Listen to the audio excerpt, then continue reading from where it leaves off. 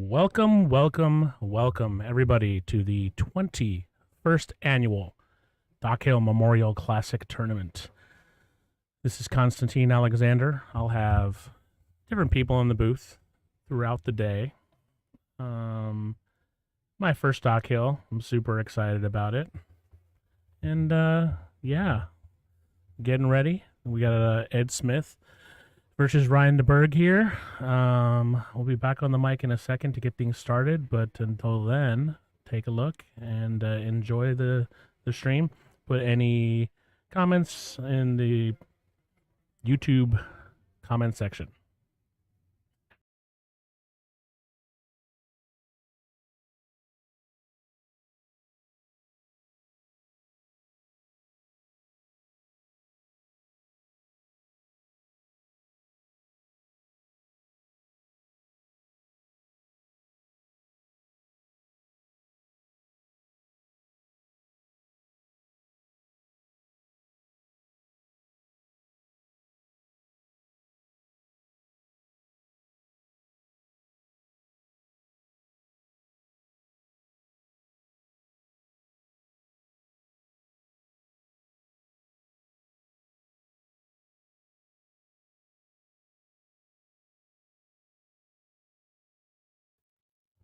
So in our first match we had today, Shane Miller played Santos, and Shane played pretty impeccably. That part of the stream is Jack did that, so if anybody wants to go back and take a look at it, go for it. But Shane played pretty perfectly. He beat Santos, I think 6-2 or 6-3. Santos didn't have many opportunities. Shane just basically ran out. So Ryan DeBerg, who ran a great Calcutta yesterday and is ready for Ed Smith. Ed Smith won a qualifier to get in here. Ryan, I think, just bought in straight. Ryan's been involved with this tournament for a long time. Tough miss there for Ryan. He's going to get, I think, fortunate-ish. Nah, not really. It's got to figure out a way to get around this 8-ball. He might have to collide into it. He could come up under it. He could try to bounce it out. A lot of new ones here. He could probably try to hit the 4 and then graze the left side of the 8 and bring the cue ball back up to the center of the table. Just got to make sure not to hit the 8 too full, which he has not done, but he's going to get away with it. Now he's just got to try to get a good angle on the 6. He wants to be right in between the 7 and the 8 here, if possible. But he's got a little bit of an angle on the 5, so it's going to be tough to hold it. Yeah, got a little too far.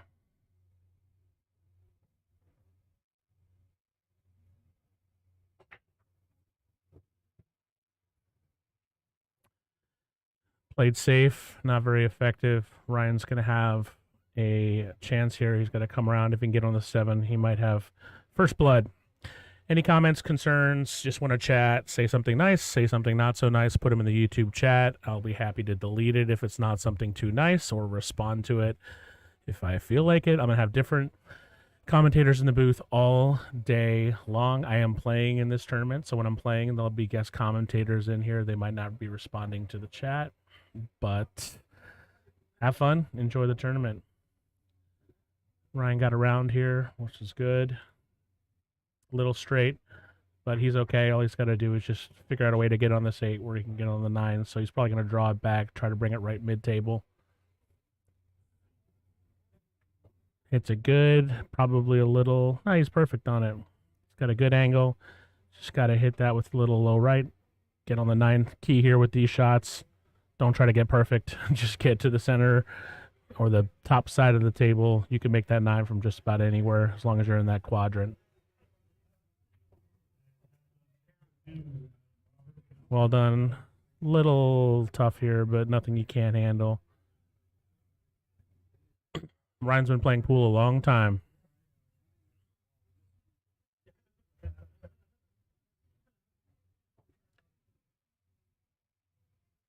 Nicely done.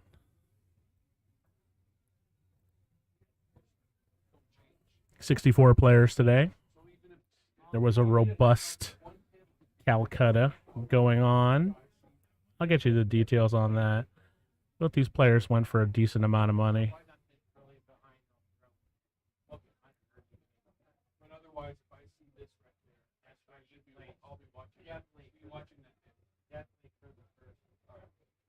DD, is it still repeating?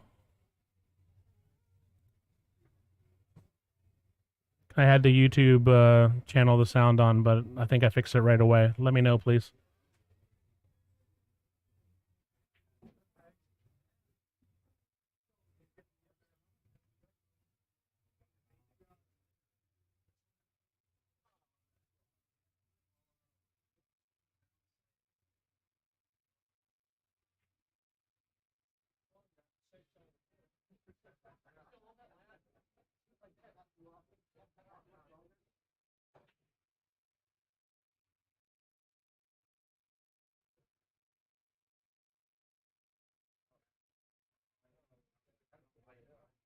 Copy that, DD. I will try and find out what's going on.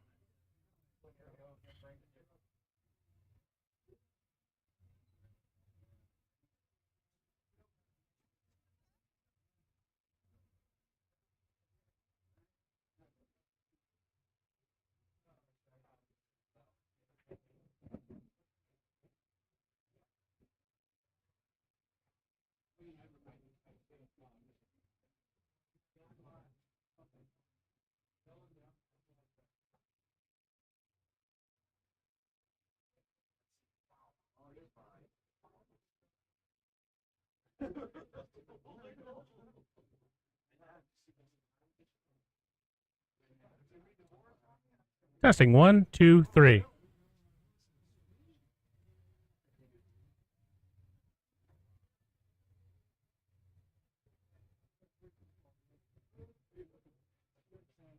Testing 1, 2, 3.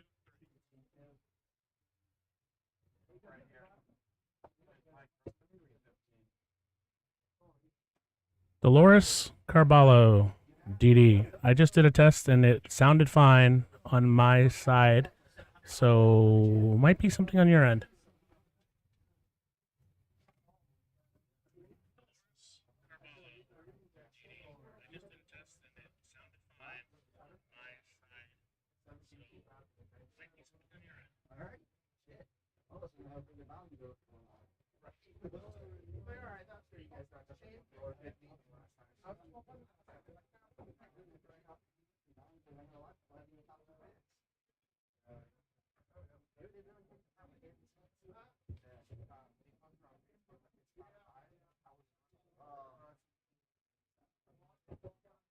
Anybody who's ever watched one of my streams before knows I'm awful at keeping score. So if you see the score not right, just put a shout out to the comments. I will not take it wrongly.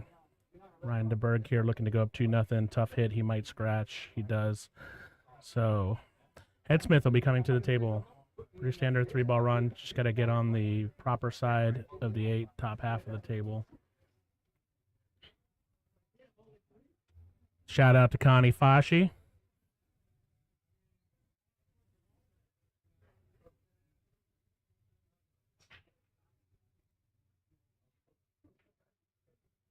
Ed did not hit that great, but he might get away with it. He's going to end up shooting it in the corner. Didn't seem to phase him. He's just going to hit this little bit of top. Got to just concentrate on making the 8. He'll be okay, which he does. Good recovery. Going to shoot it in the corner. Should be a 1-1 match. Unless all goes wrong.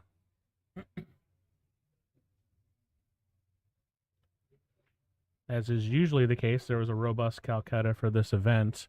Ed Smith went for $900, and Ryan DeBerg went for $300.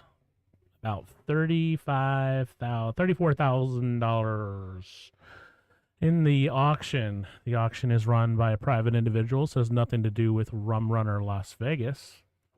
Ryan DeBerg was actually the guy running the auction. Who knows why he went so low? Who knows?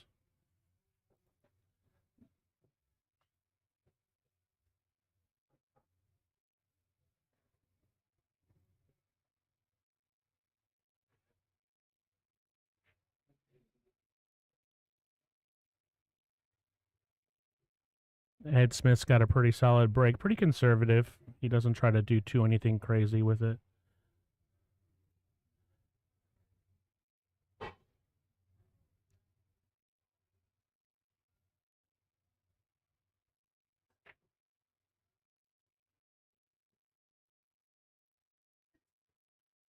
Got 3 angles here for you today. If anybody wants to see them, let me know. There's a top angle here, gives a little better view, and then I've got a side view angle.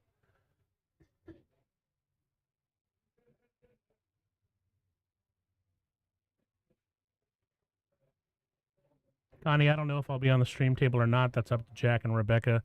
But what I can tell you is that the 2 blinds in the Calcutta drew each other. That's myself and Steve Bergan. Such is the case, and there's been a lot of tough matches in the first round with people drawing each other. Shane Miller Santos is an example of that. Mark Yago, Greg Ramser, and there's a few other ones. So a lot of top players drew each other. And Steve and I, who were the first 2 blinds, are the only 2 blinds, drew each other. So way to get the tournament started off fun.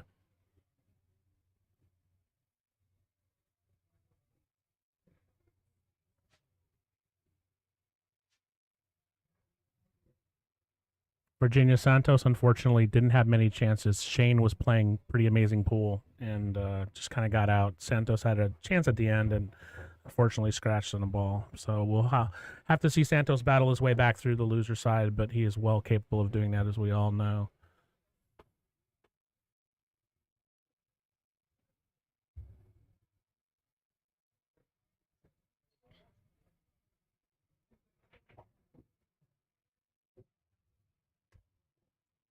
On this table, Ed Smith's just got to make sure not to overrun this 7. You want to probably place a little bit of draw, get it to right between that second and third diamond on the right long rail,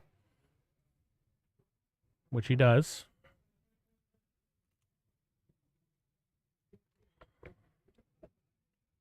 This is kind of a tricky shot for some players. I mean, it's not going to be for Ed.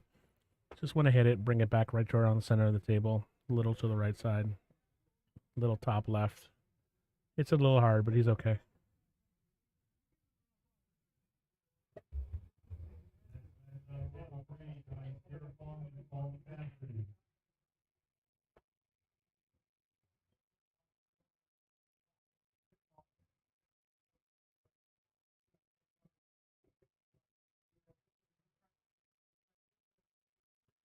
Brackets are available on digitalpool.com if you go in and just Google Doc Hill, or if you go to Las Vegas Pool Players page, Jack has it shared appropriately.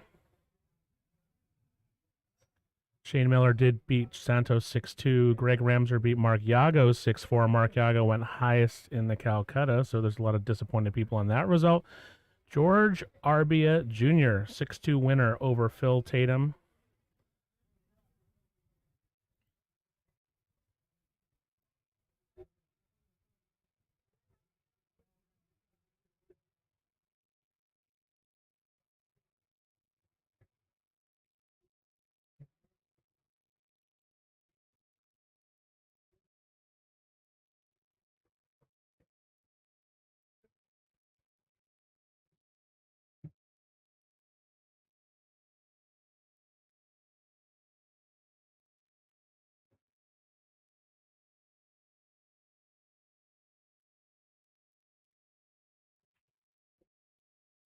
We are winner breaks here. Winner breaks races to 6. BCA, PL, CSI rules. One exception, no 3 foul. Everything else is in effect. Winner breaks. Ryan DeBerg down 2-1 to Ed Smith. Ed's played pretty well, overrun a couple shots, but he's made all of the shots, so he's in good shape.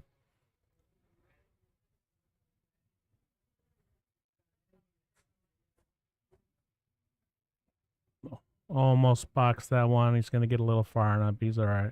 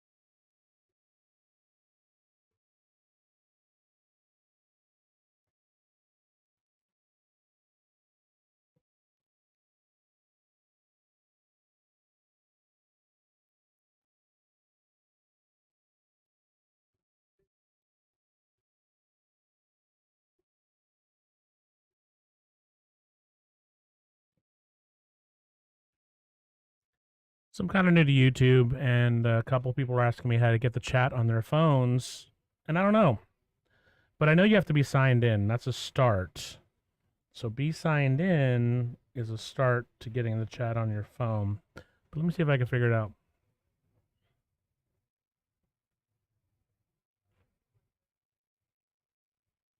Jeff Gray noting that all of the matches are predetermined, so Steve and I will not be on the stream. Jeff Gray has figured out how to use the chat. Good job, Jeff.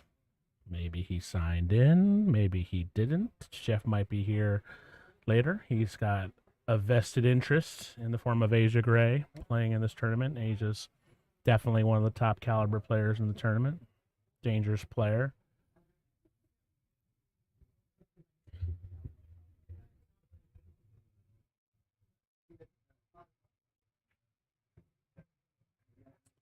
Tough miss for Ed here. So Ryan DeBerg will have a chance.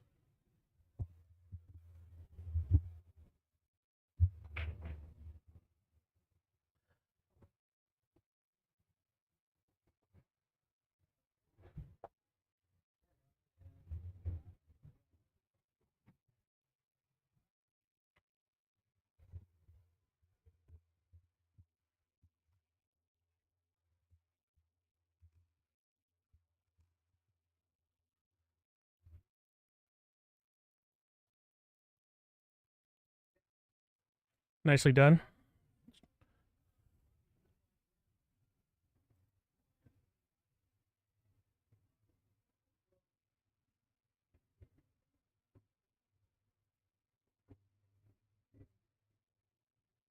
Benjamin Gomez, I think the key point is you have to be signed in. Maybe people didn't quite realize that. As long as you're signed in, you should be able to hit live chat. And welcome to the stream, Benjamin Gomez.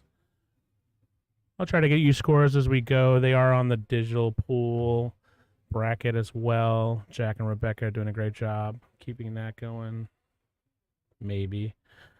Adam Roberts 1-1 versus Steve Stokes. Jerry Duke, Travis Adam are on the hill. Jerry's shooting. He's got a tough 3-ball. Hill match there. Ryan DeBerg breaking. Ryan's got a strong break. Lets it loose pretty good.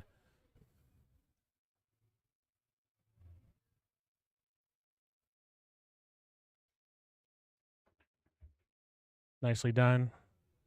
Avoids a scratch there.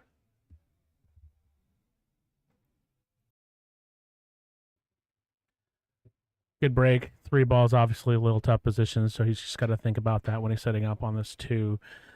Probably could play the 2 in the side. He might go for a 9-ball flyer here because the 2 would play safe at the same time. I might be inclined to do that with the position of the 3. He could play the 2 in the corner, the lower left corner. I think I'd go for the... Oh, he hit that good. Yes. So now he's got to do is just hit a little follow, get on the 3. If he gets on the 3, he's in good shape.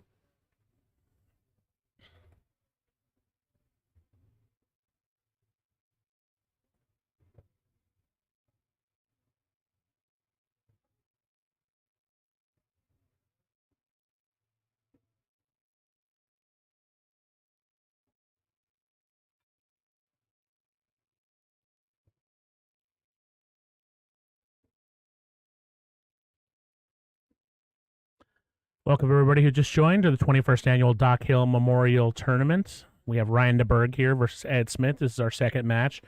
Shane Miller was on a different stream while I was getting set up.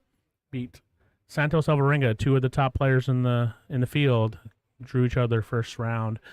And Shane played pretty flawlessly to take it down 6-2. Well, I'm sure we'll hear from Santos in the loser's bracket, though.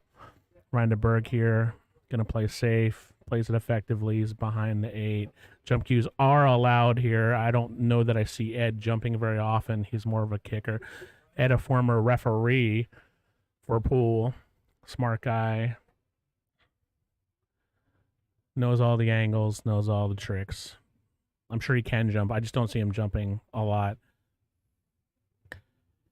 Good save by Ryan. Smart play.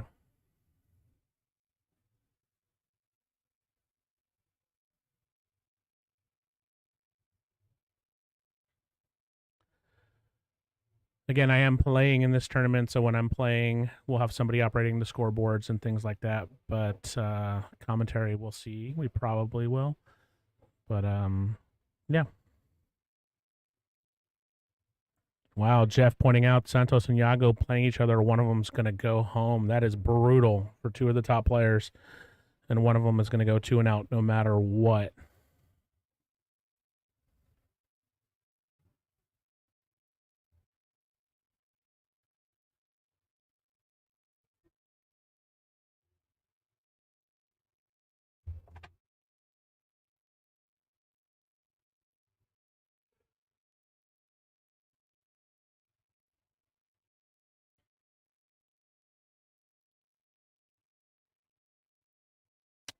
All right. So tough miss for Ed there. Ryan doesn't have any problem balls other than possibly the 7. Getting from the 5 to the 7 should be pretty easy, though. The 7, I think, does go past the 9 in the top left corner pocket if he wants to do that.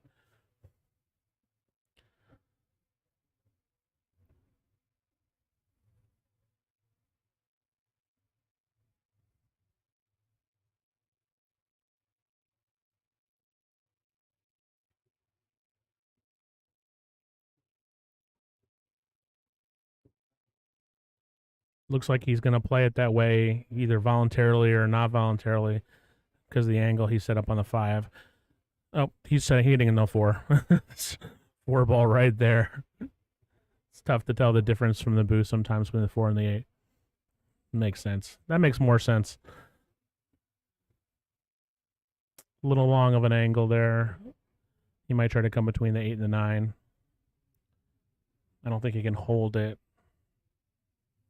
I might be inclined to nudge this 9 out of the way, but that's a little risky. Just don't want to do that. He got very fortunate there. Didn't leave Ed very much of a shot.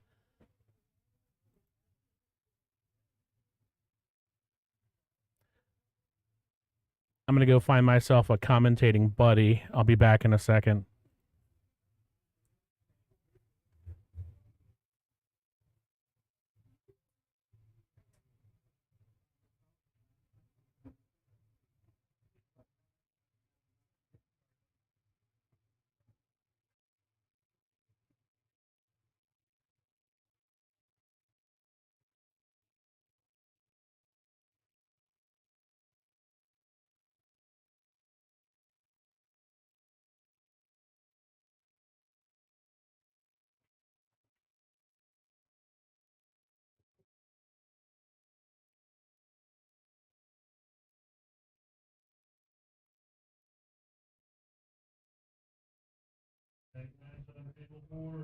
Noriega and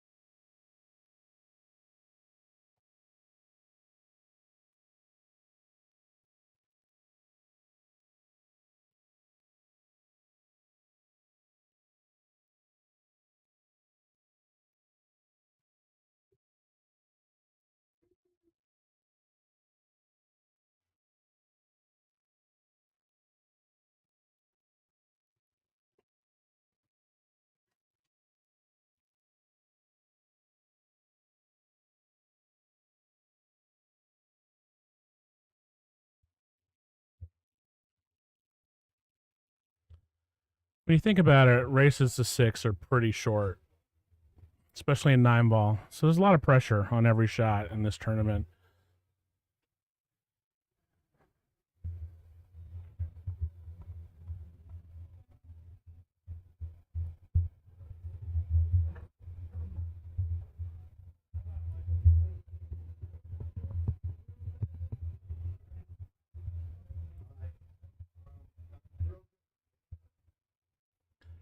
Ed Smith up 3-2, getting ready to break.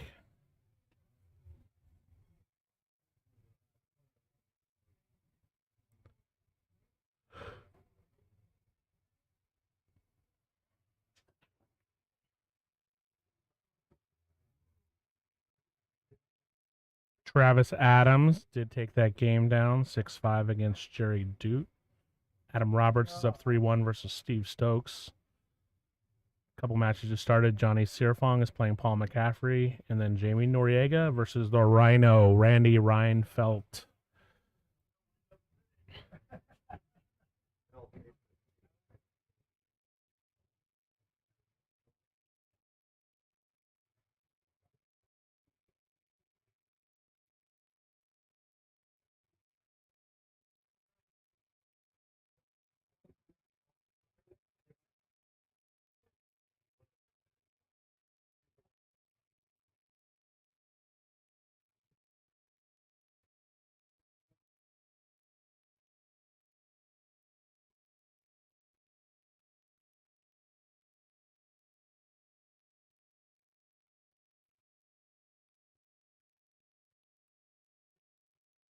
Nice shot here by Ed.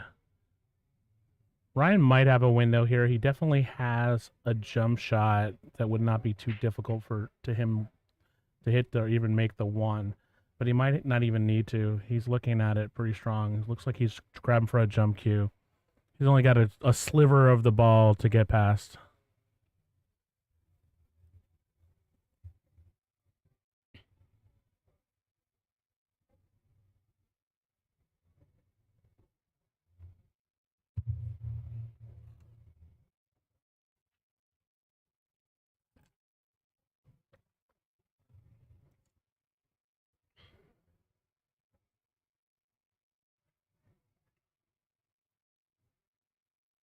And we have what we've all been waiting for. Well, she doesn't want to talk. I guess I'll keep her mic off. Or will I? Rebecca Hendricks is in the booth lurking. So Ryan's got a short jump cue here, but he really didn't have a lot of ground to carry. Or I'm sorry, he didn't have a lot of ball to jump. So you'll see a lot of top players, and I've tried to teach myself to do this, but using a full length jump cue or break cue if they can, because you don't need to have too much elevation, and you get a little more control, I feel. But Ryan took that jump and hit the ball. Just got an unlucky roll.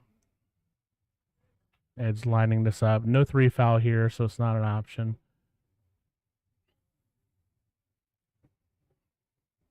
No real tricky balls here. 3 to the 4 isn't going to be... I mean, I guess the 5 ball could be called tricky. It does go in the top right-hand corner pocket. Probably goes on the side. Not an easy shot on the side, but it goes.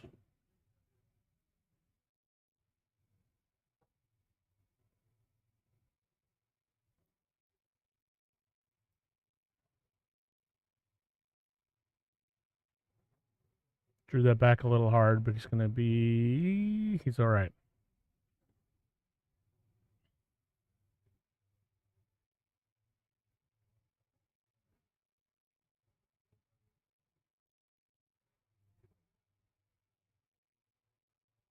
Ryan, a veteran of this tournament. I'm not sure about Ed's involvement, how many times he's played in it. So, commenting on what Jeff Gray is talking about with the felt in Virginia, I was here practicing the other day, and my break was significantly different than normal, so I had to make some adjustments. So I feel like the championship cloth, as Jeff Gray is saying, is going to play differently and especially break differently. So it took me a while to adjust my break, and hopefully that'll carry over into my match. But it plays a little different on the break. It plays real strong and true in a normal game. A little fast, but I mean it's new cloth, but it's not too slick. But I definitely noticed some changes on the break. So that's a very good point, Jeff Gray.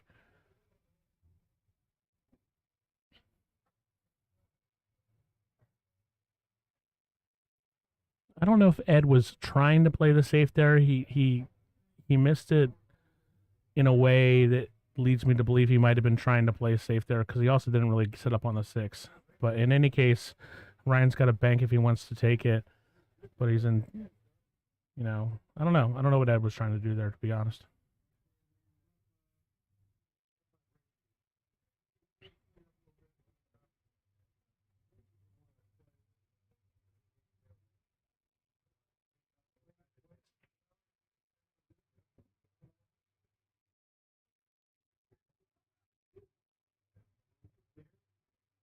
Jonny Siriphong up 3-0 versus Paul McCaffrey quick.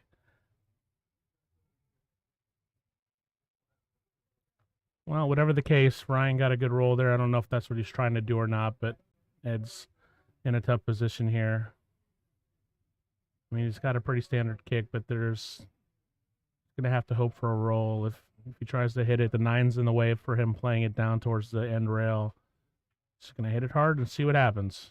And he is not too bad. Tough back cut here, or he could play safe. And I have a partner in crime, Mr. Shane Miller. Shane, I'm going to turn your mic on now. Just keep the toner part in front of you. You can pick up the mic if you want. I can get something else to elevate this more if you want. You can scoot in. That's fine. Why don't you go ahead and give me a mic check? Hello, check.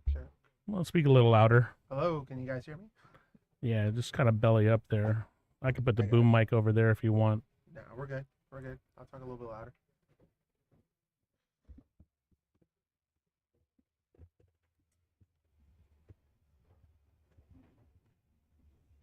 Try now.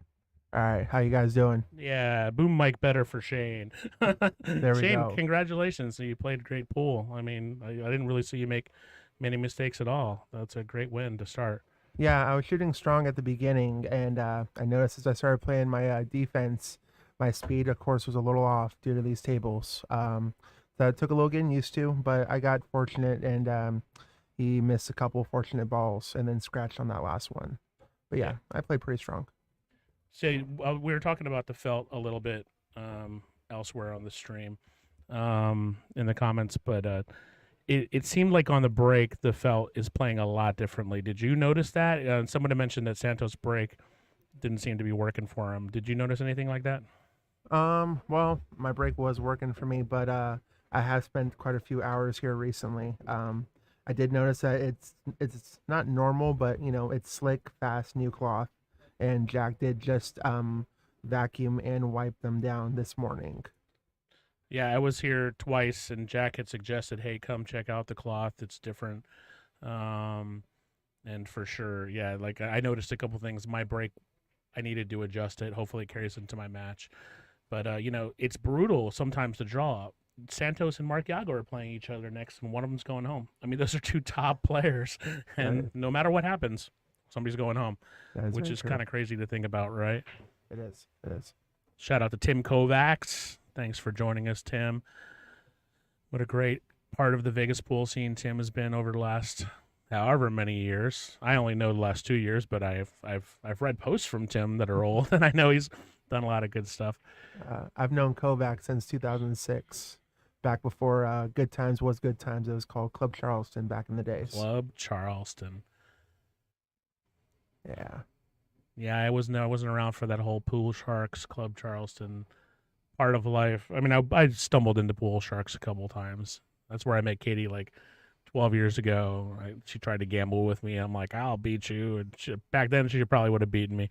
So, I mean, she could pretty much almost beat me now. But so tie game here. I mean, you've played in the Dock Hill plenty of times, right? So your nerves probably are a little settled. But I mean, a lot of these players, the nerves and the gravity of the event. I mean, it's just such a cool, awesome event. It's got to get to some people, I would assume. It is. It's a very just I'll say grand tournament, like people look forward to this tournament, and I do. I see it. The nerves are there. You see a long shot, or if it's up on the rail, you know, things happen. Shane, just for your benefit, if you need a look, we have a top angle view here, and then I've got a side angle view if you wanted to. But Okay. pretty much, we'll reference this every once in a while, but the normal view is the one we pretty much will be on. But just if you want to see it, it's there for you. Nice break. Ryan made 2 balls on the break, but he's straight in on the 2. You just got to make sure to get himself enough angle to play the 4 ball after the 3. I think a couple shots ahead. Ryan's playing pretty good today.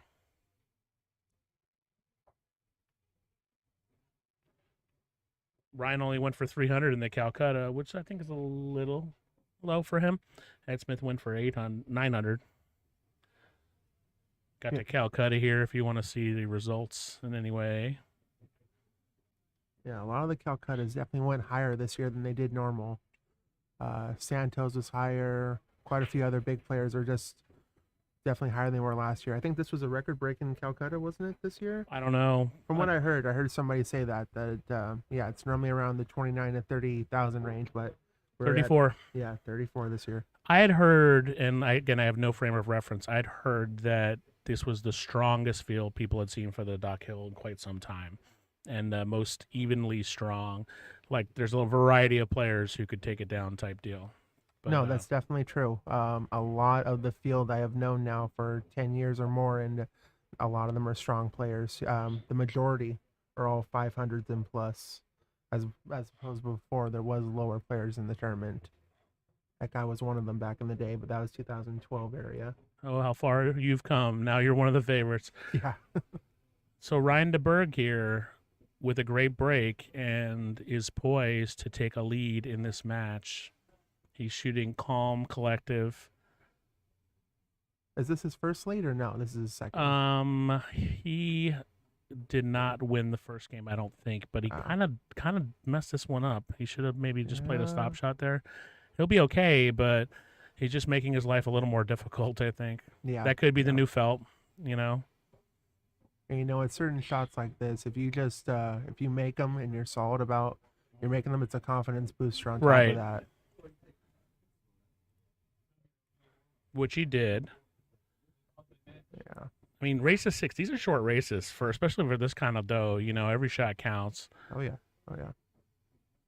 Ryan's pretty consistent as they come. I played him last year in the Dock Hill, and we went hill. He was ahead of me the whole match, 3-0 and then 5-3. But I was able to pull it out at least then. Seems like he's still playing consistent, though.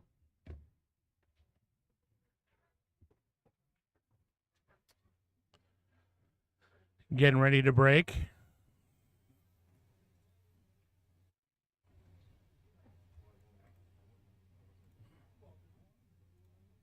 Elsewhere, Adam Roberts and Steve Stokes are tied 3-3. Johnny Siriphong is up 4-0 against Paul McCaffrey. And Jaime Noriega has taken a 2-0 lead on the Rhino. Wow. Virginia Doherty, Fife Sundara was not here for the Calcutta, but he went for $950.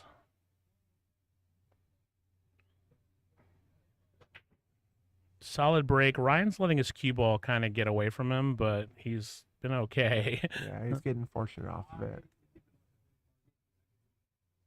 Decent shot on the 1 after this. If he can just play it off the bottom rail and up. Not sure if maybe he'll run it between the 8-4. Yeah, it's tough to thread the needle there. Yeah, it is. I might be inclined to play a stop shot and play a safe on the 2 rather than mess with all that. Yeah. He's not going to do that. Yeah. Wow. Couldn't hit it much better than that. Great shot. There you go. You got to get the rolls with it, too. Yeah, I mean, sometimes you just got to get it in the area and hope that it's going to pan out. Yeah. No question. Well, you can really make a lot happen with most kind of shots, so as long as he gets in the area. But this is still a bar box. Slide us off angle and, you're trying to make something happen. and that's when mistakes happen. I don't like the way he played this. I think he probably could have come between the 3 and the 9. Yeah. But he's all right. The 4 ball's kind of in a tough position now, and he's got almost no opportunity to get shape on the 4 effectively.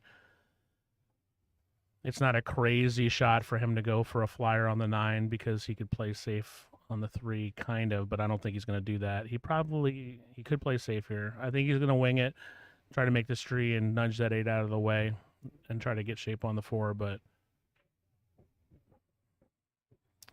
he is going to snicker himself maybe or scratch. Yeah, he just got a bad angle on that 3. If he had played it on the top right, long rail, and come around for the 3 on the side, it might have been a better, but such is life. Ed's going to have an opportunity here. Yeah, I don't know too much about Ed, but I have seen him play these Dock Hills a few times before. He's a former referee.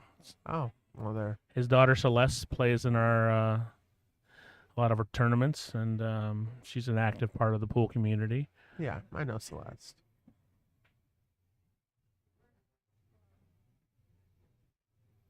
Just got to avoid this 8 or hit it on purpose, one of the two, which he did.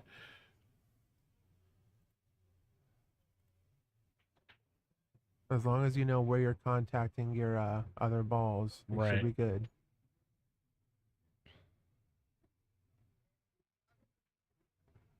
One rails it out. That's going to scratch. Oh, jeez. So DeBerg makes a costly mistake, and he is gifted this rack by Ed Smith. Obviously, the key here is to just play a stop shot. Don't get fancy with it. He might try to play it on the side. That's not a bad way to play it. Yeah. Keep it simple. Keep it simple. Minimal cue ball movement. Don't try to get fancy with anything. Shots like this, you got to concentrate. Obviously, it's still a missable shot, but he nails it, and he is one step away from taking his first game in the Dock Hill Memorial Classic. Thanks for stepping in the booth. You're welcome to stay as long as you want, or if you don't want to stay, it's fine. Hang out for a little while. Yeah, for a little bit. It's good having players who are part of the tournament in here, especially players who know what they're doing. I enjoy it. I've always wanted to do one of these. Jeff Gray said that he believes Ed is a certified billiard instructor. Wow.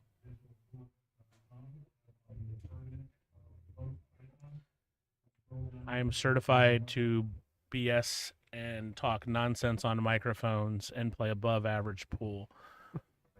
5-3, Ryan DeBerg. It's like I said to you, this is probably my only shot at playing in this, so I'm trying to make the most out of it. And just what an awesome experience it's been so far. Yeah, it definitely is. I doubt next year I'll be able to take, entire 4 days off to play pool, but we'll see. All right. He did better with cue ball control on this. He did, and he didn't get rewarded for it. Yeah. You can see the 1. So lots of options here. Yeah, he's thinking offense. I think he's probably banking. It's not a bad shot because he could leave it down towards the top rail on the 1 if it doesn't go in. Ooh. Not quite sure, but he's going to get lucky.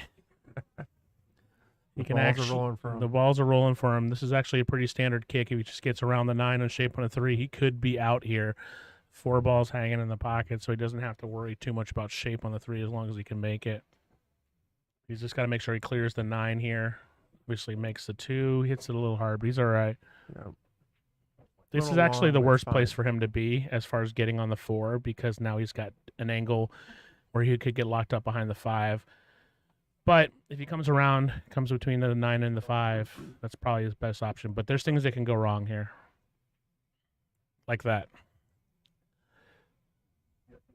That was a tough shape to get on that 4. That was the one place he didn't want to be.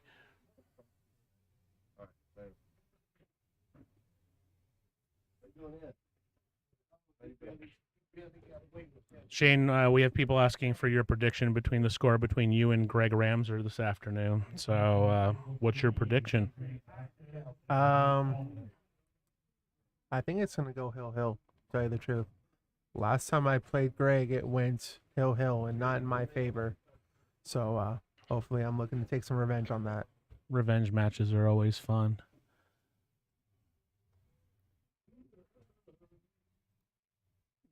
Ed can slice this in. He's going to play safe instead. Maybe he couldn't slice it in. Maybe he just thought it'd be safer to do this. It's a decent safe, though.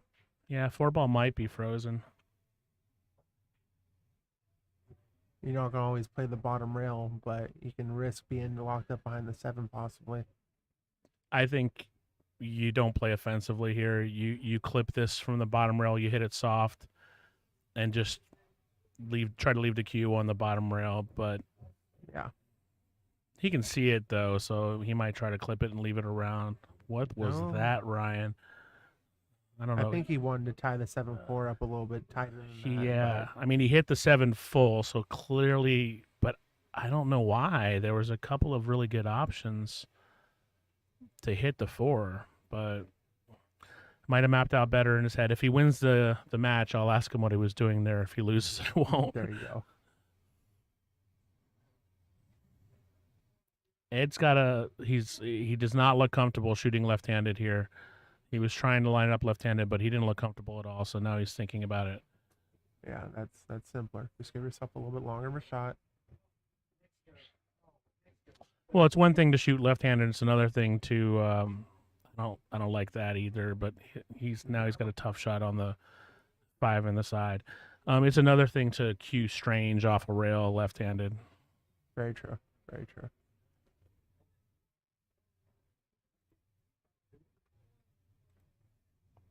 Copy that, Virginia. I took that down a couple minutes ago, but thank you for reminding me. Ed's not making it too easy on himself, but it looks like he's straight in-ish on this in the corner.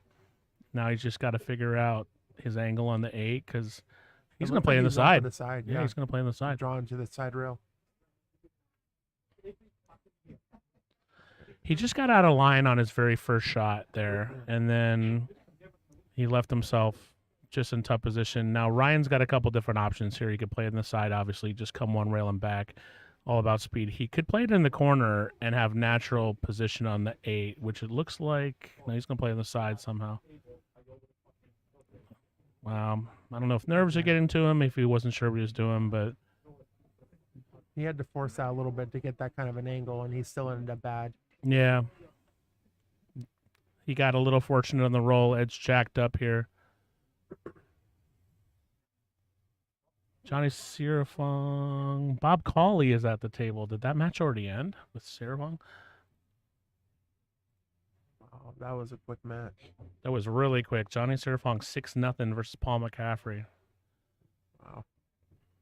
Back on our table. Tough shot by Ed Smith. He nails it. He's going to get good on the 8, yep. I think.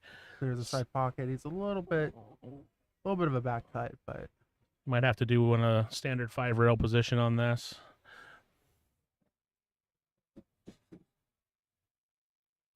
Ryan had his chance this rack. Ed's going to make this, but he's going to be a little funky on the 9. He'll be all right, actually. Yeah, short Ryan side. had his chance. He'd missed the 7 ball. He'll have some more chances. Jaime Noriega up 3-0 on the Rhino.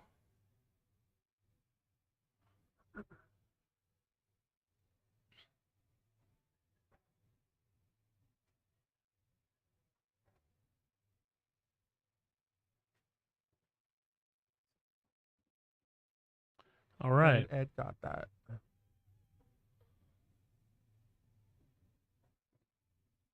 Five, 4.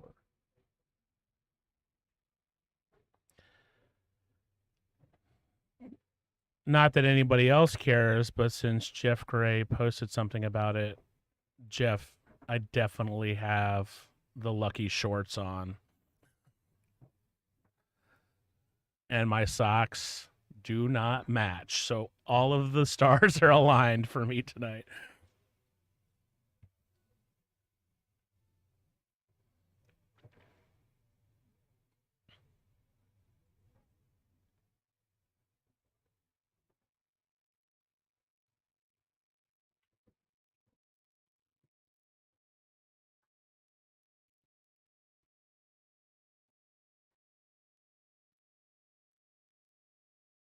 There's no requirement to rack the 2 in the back, but I think a lot of these guys are just used to doing it anyway. Oh yeah. And most of the other tournaments and Katie's weekly tournaments, it's always 2 in the back. So yeah. I'm not sure too many players here at the level where they can control what's going on with the racks or pattern rackings anyway, but yeah. You see a couple that actually do try the soft break on it to try to control it better, but right. It's a mix up, half and half. Sometimes it will be, and most of the time it won't. Nice break by Ed. Controls this cue ball well. This one ball's going to come around. He's going to get a shot. Not a great one, but yeah. Tough shot on the 3 afterwards. I think it goes by the 7-8, or he can play it into the other corner. When's your next match, Shane? I believe 5 o'clock. So you got some time. Yeah.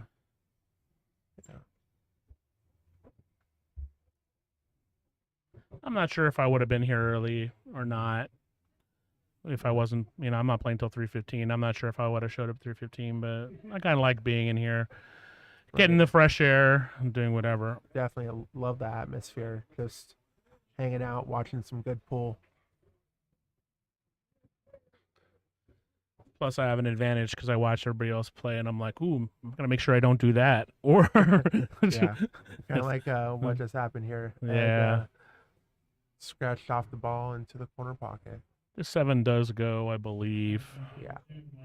He's looking at it right now. One thing I've learned just from my own personal is never look at see if a ball goes from the pocket view. Always look the other way. I don't like it. I like from the shooting angle. I always I've just made that mistake a couple times, and then I'll look at it the other side and I'm like, wait a second, that goes. It's different perspectives on it. Yeah.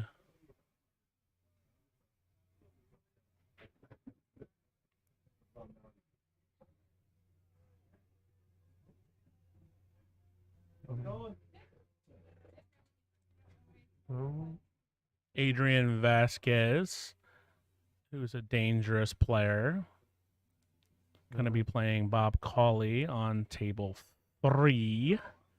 Looks like Adam Roberts did take down Steve Stokes in their match. I don't know Adam, but apparently he can play. And DeBerg came up fortunate again. Was he not playing a safe? I looked away for a second. He just missed? Yeah. Okay. Well, he didn't have shape on the 7 anyway. No. So, yeah, he got really lucky.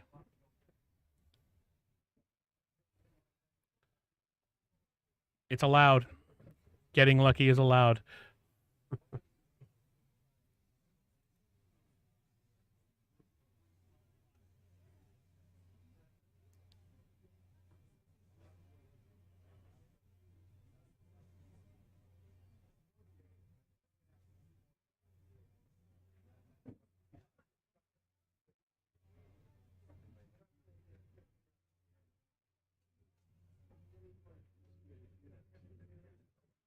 Nice hit, and he's going to get a good roll. Yeah. It's a decent shot.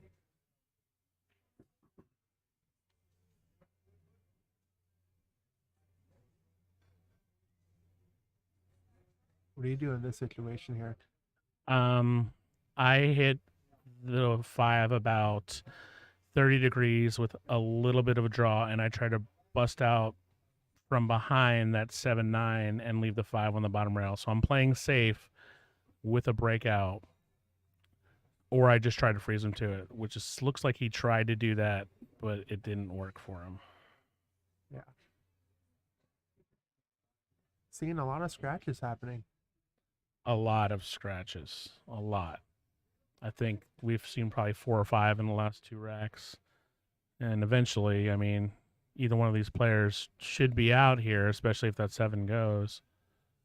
Yeah.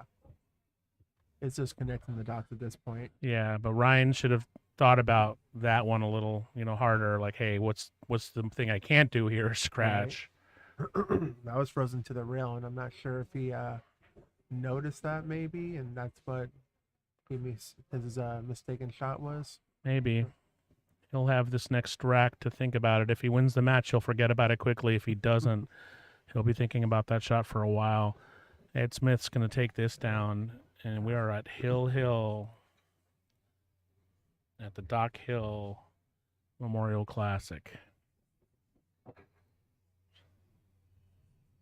Yeah, there's certain shots where you don't play how you thought it was going to go, and they kind of stick with you sometimes. Yeah, I mean, we all have those shots, right? I mean, I definitely established a shot I'll never forget in the Moby Dick that I could have played differently and things could have done differently, but you got to move on. But, I think on that shot, Ryan probably had an idea for what he was going to do, and he just maybe didn't execute it the way he wanted to. Yeah, but he also hit it really quick. I think that's a shot you need to take your time on and really think and, look, where's it going to hit, the 7 or the 9, or what's going to happen? But, yeah. We're all B-level players here. We make mistakes. It's part of the gig. A little good like fist bump or hello from Ed Smith. He's breaking Hill. First round match of the Doc Hill.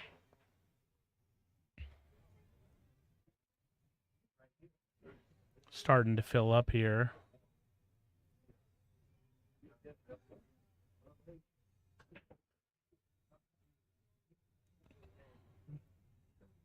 Looks like it's a fast game. Could be. So, no pressure. But if you make this 1 and can see the 2, you're probably going to win this game. There's not much thinking to do here. You just got to make the 1. You've got natural. I mean, you got to try to get shape.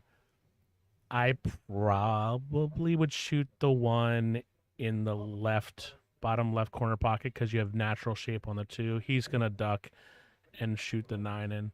Oh, he's pushing. Yeah, he's going to make him the 9. That's not a bad move here. This isn't a high percentage shot on the 1. Oh. Although I would have, well, I mean, it's not a bad move. You're basically saying, okay, am I going to make this 1 and get on the 2 for the whole game? And it was a tough shot. I mean, no doubt. Very true. I hate pushing, and I would have taken it. Yeah, but it's I a would tough say, shot. tell you the truth, I tend to go for them sometimes. But you know what? With it being Hill, I can definitely understand being a little bit more cautious. I just don't like giving my opponent a chance to shoot. But yeah, I get it though. And if I am pushing, I'm going to push into a kick.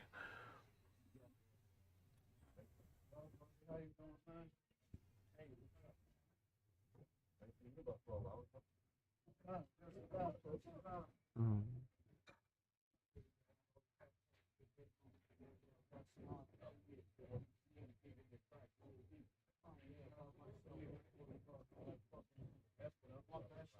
Jaime Noriega up 4-0 on Randy. That's a surprising result, but who knows how that'll go.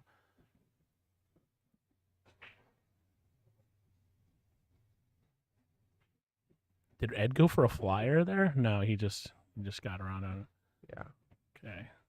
Long shot on the 3 will ward him pretty decent shape on the 4. Just get the cue ball right in the center of the table. Yeah. He hit it a little soft, but he's going to be okay. Yeah. It's the right side of the ball at least. Yeah, just don't get behind this 7 and you're home free most likely. Yeah. I might come around the 7 here, but which is what he's done, Yeah, but he's going to too. scratch. Oh no. So Ryan just needs to take his time. This is a run out you do just take your time. Make sure you don't get too funky on this 7. I just stop shot it. Stop shot. That's it. It's a stop shot. Stop shot on the 6. Draw it back a little for the 7. You could even play a stop shot on the 7, Yeah.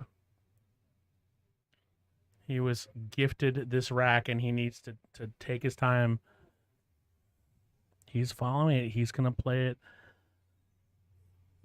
I mean, that's what he's comfortable with. That's fine. I think he's straight in now. He's straight-ish. He's got a little bit of an angle. Yeah.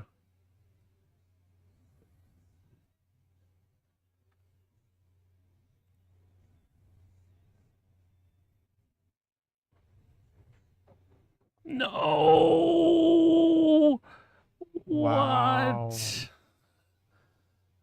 Oh my goodness, his nerves must have gotten that. There's nothing I can say. He's got to think here. He could jump, but if he was left-handed, he might try a jump here. Yeah, but that nipple's still pretty close. He could try a masse. He could try a 2-rail kick. Yeah. It's just a tough position to be in.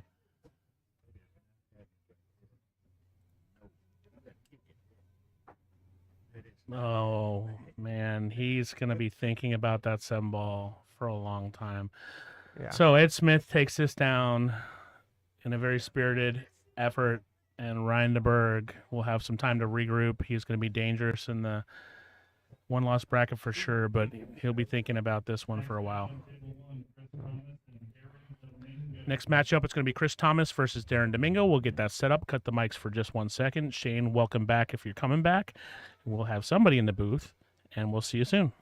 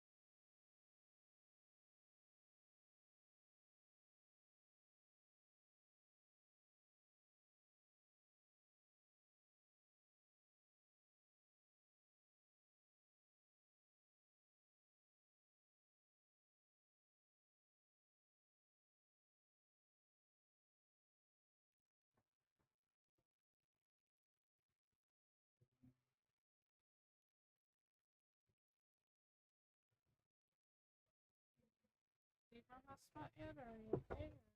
Do you need my hotspot yet, or you're okay? I would just get the.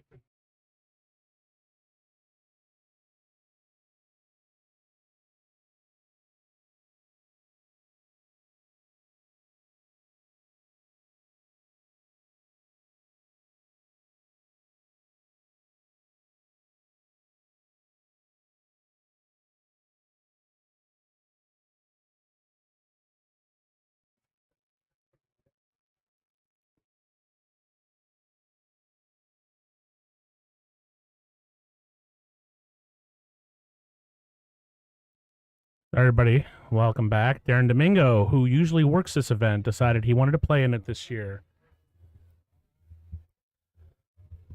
which is a commitment for him. Can you just screenshot it? Send it over here. What?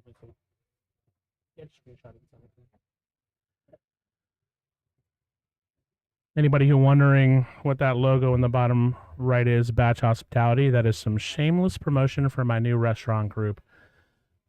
Take a look at Batch Hospitality Las Vegas. We have our website set up, and we'll be announcing our first restaurant venture soon.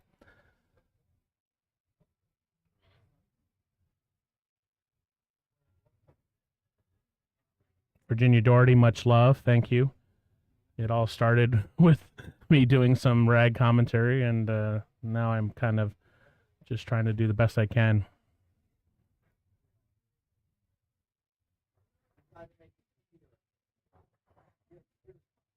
Shane had to go pick up his kids, so I'm going to be alone for a little while. I might go frolic around the Rum Runner for a bit.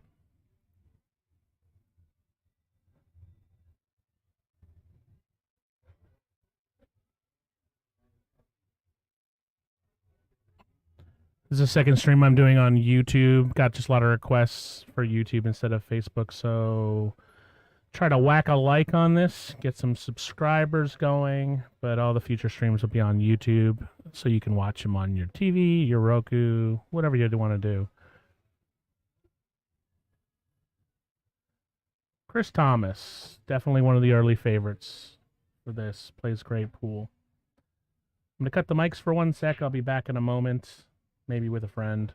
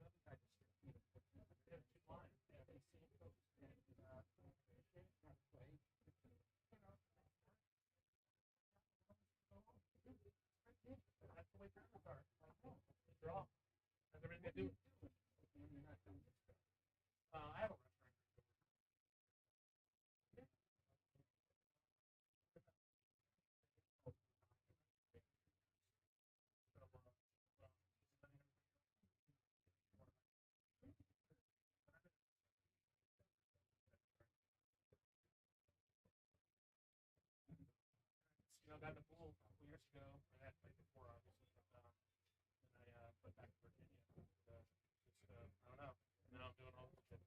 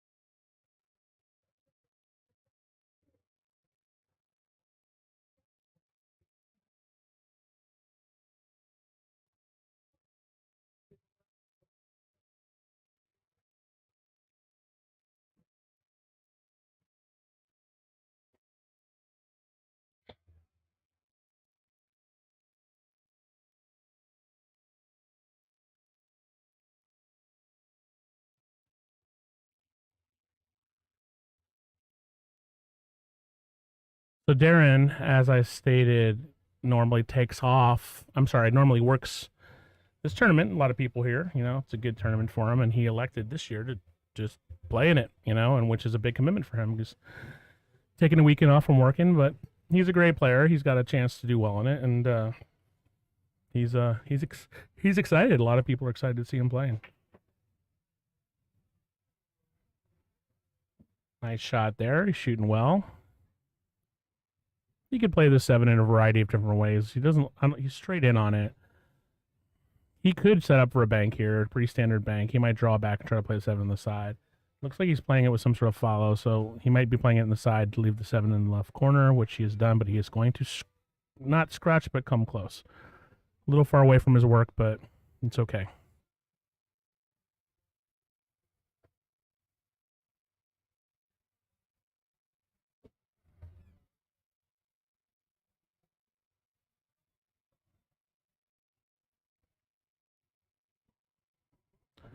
Well done.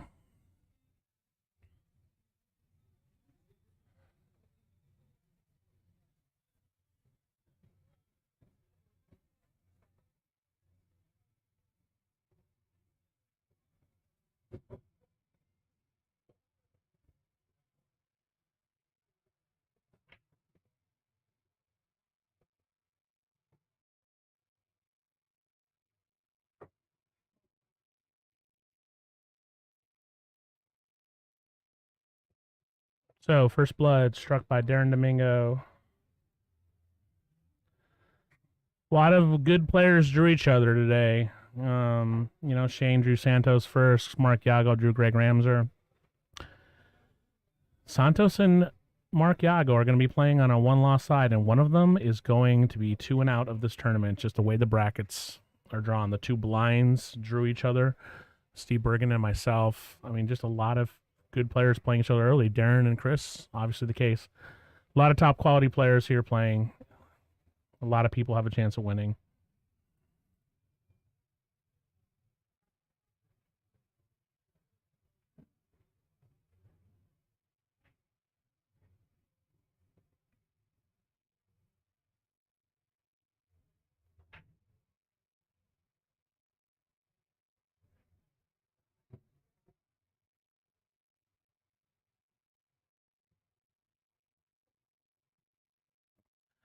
So, troublesome break here. What do you do with the 2? There's no real open shot on it. 3-9 combos available if you can get to it. No real safe on the 1. Best shot here is probably to play the 1 and bring the cue ball back maybe around where the spot is and give yourself either a bank or elect to play some sort of safe on the 2. He's got options here. He got it to the right part of the table for sure and give himself options on what he wants to do. He's got the wrong angle for a bank because he's going to double kiss. He could try to play a corner bank. It's not crazy. He could play safe. Clip to 2, leave it around the left bottom long rail, and then try to maybe bring the cue ball to the top short rail. It's possible. Probably what I would do in this position. He's just going to make the 2. What a great shot. He is shooting confidently to even go for that shot. That's awesome. 5 ball should go past the 9. Can't really tell, but I think the 5 ball goes past the 9. We're about to find out. Although he's going to have to really juice this to get it down there for it. Could play a carom on the 9. That could be what's in his head. I don't know if I like that shot, but he's going to get there. Sometimes you just got to do what feels right. So there's a carom possibility here for sure. The 5 ball, I think, does go past it. No idea what he's going to do. Let's just take a look.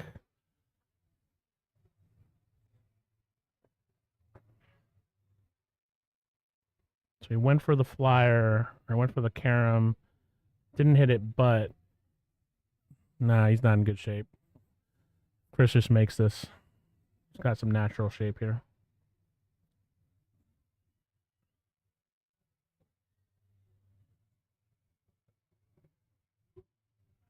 Hit it a little long, but he's going to be all right.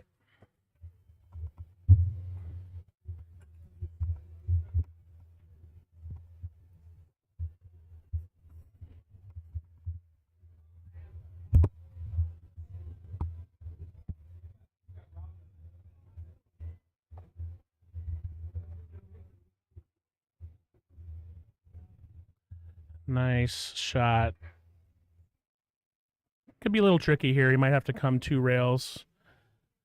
Go left and right, then come back for the 9, but nothing he can't do. He's a great shooter.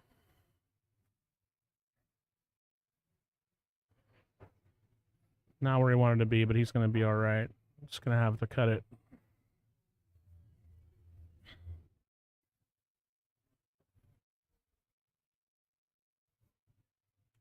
Randy Reinfeldt's racking over there, so I'll get the score update in a second on that.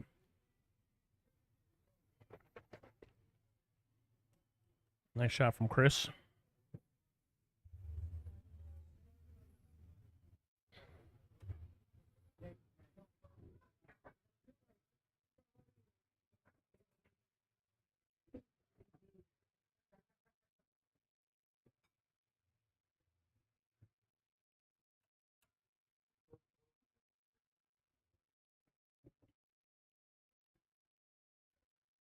Looks like Randy Reinfeldt has won a couple games, but he's still down 5-2 against Jaime Noriega.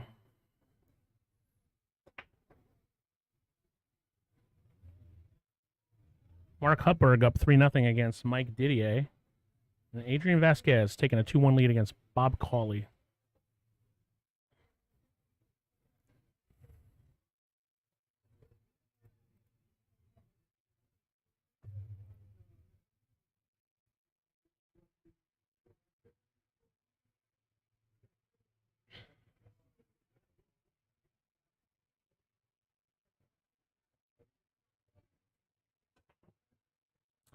So nice break, obviously, but the cue ball got away from him, went to that side. He made the 9, which wouldn't have counted anyway.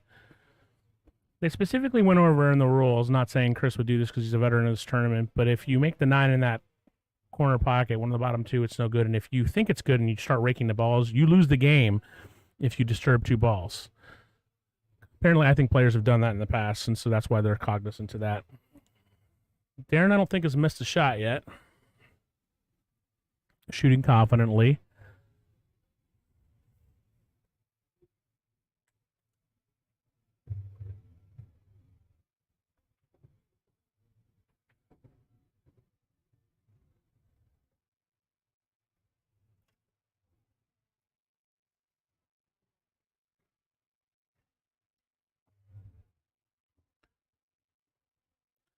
Set up here for a safe if he wants. There's no real offensive shot.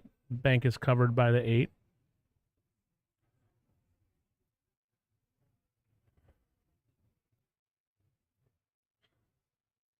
Couple of things to do here. You want to make sure you don't, if you hit it too full of an angle, you could have it come back and knock the 9 out of the way if you want to play safe. But I would just tap it, play safe behind the 9, maybe draw it. He went for it. That's a peculiar choice. It didn't work out for him. So, first mistake we've seen from Darren. Chris is going to have a real opportunity here.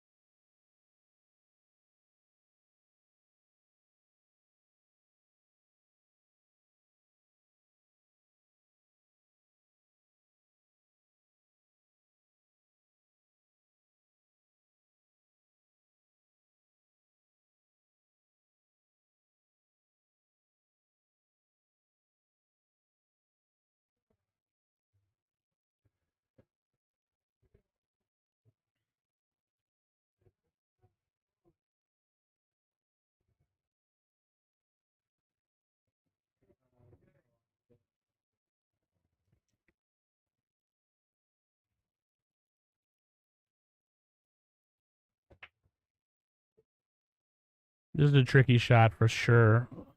He could play it in the side, but he's going to have to really be careful to control this cue ball, especially on this new felt. Playing it with an inside English is not a responsible way to play it. He could, but I'm going to just concentrate on making it, and probably the natural position is going to be to have the cue ball come right around to where it is if he hits it right.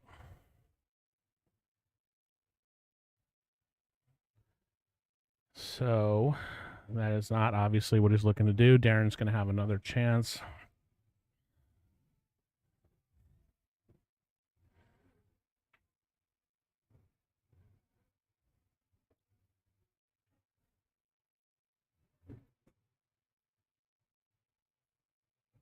Randy Reinfeldt took another one. He's down 5-3 now. It's a game over there. He was down 4-0 versus Jaime Noriega.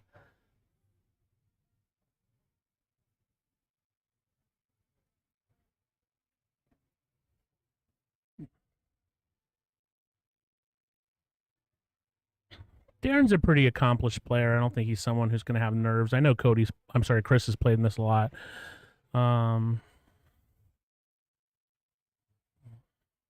started off on a tear, but he's made a couple of mistakes here. Is he going to get a roll? No, he's not.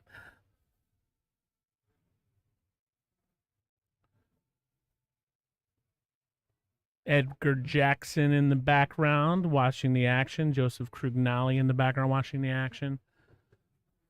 A couple different players. Tim Harris, shout out to you. Derek Lorcher, 2-time Doc Hill champion in the background, sweating the action.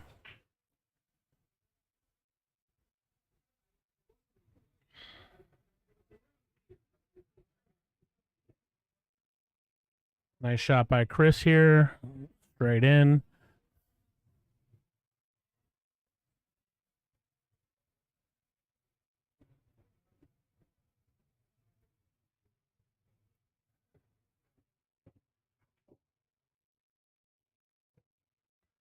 Big shout out to Jack Murray and Rebecca Hendricks for running this tournament. Of course, big shout out to Gino Hill for conceptualizing this tournament, running it for all these years at the beautiful Rum Runner Las Vegas.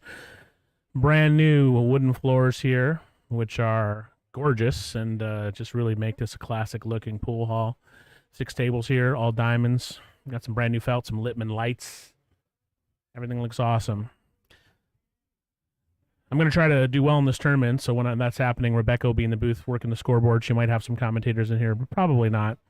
So I'll be out playing some pool. Till then, you're stuck with me. I'll have some guest commentators coming in here and there. A couple people expressed interest.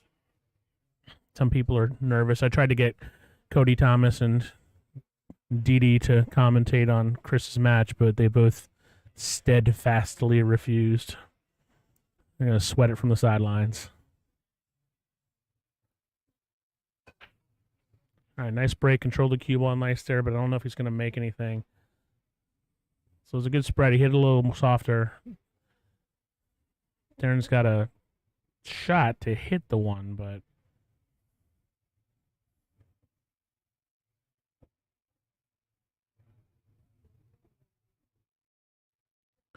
probably a safe opportunity here.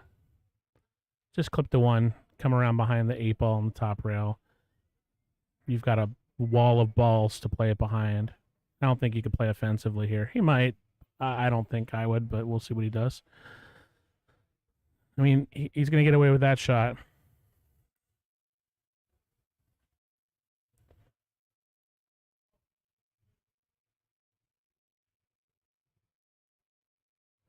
A couple different options here, but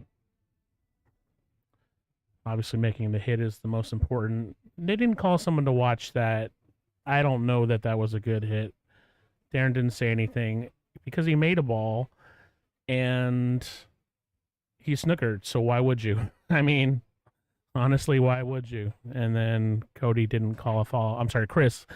I'm sorry, these guys are brothers. That might be not the last time I did that. But Chris isn't going to call a foul on himself because he's giving a ball in hand. So that being said, I don't know if it was a good hit or not. It didn't look like it was, but all is well in the world. I think maybe Chris is an honest player. If he wasn't snookered there, I don't know. He probably would have called the foul if he thought it was a foul, but it doesn't matter at this point.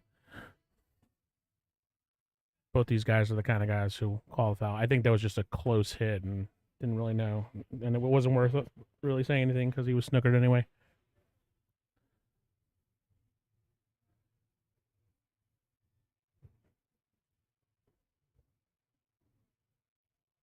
Seven ball might be a little... Nah, there's no real problem balls here. Getting up on this tree might be the only challenge, I guess. Which he did not.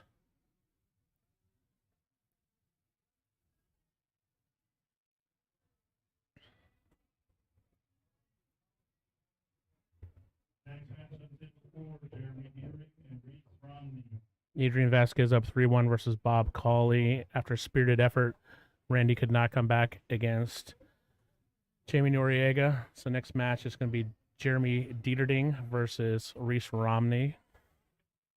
Reese a great player, but Jeremy can definitely shoot. Nice shot by Chris here.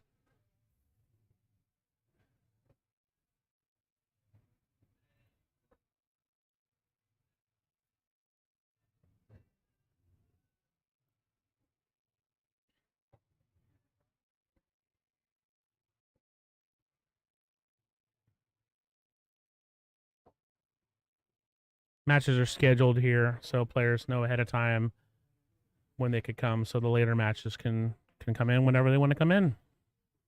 They can go somewhere else and practice. There's only one practice table here. They can hang out. They can run streams. They can do whatever they want.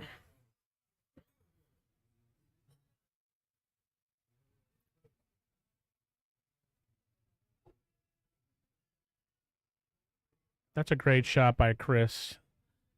He just nudged the 7, got it out of the way, and great shot.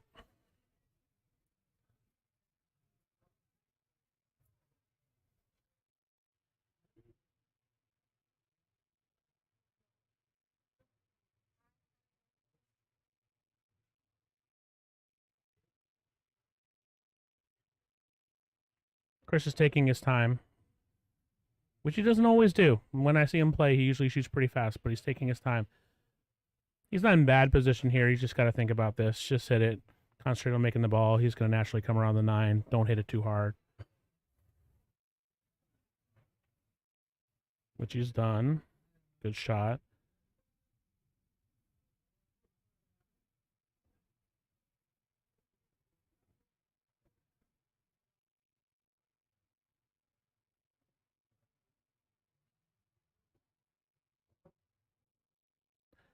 Chris Thomas, halfway there. Darren Domingo, shooting well, made a couple mistakes.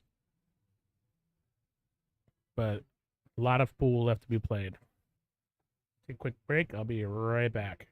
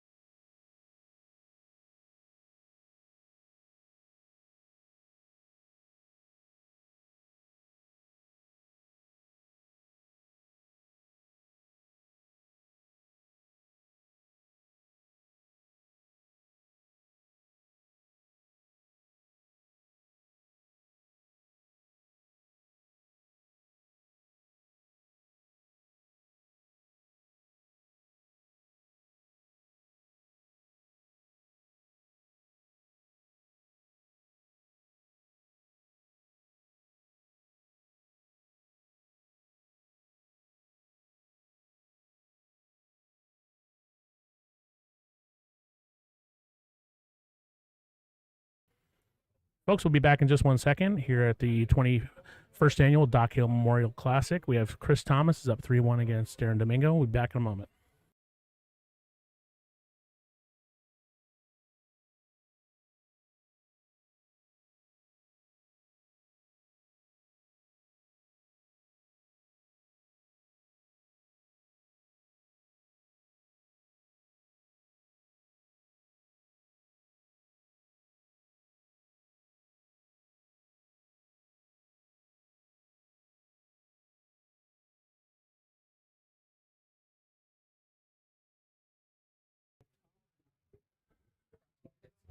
All right, everybody.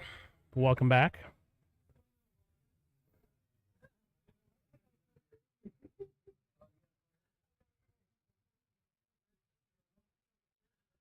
Got any comments? Put them on the YouTube page. Papa C Productions, whack a like if you can.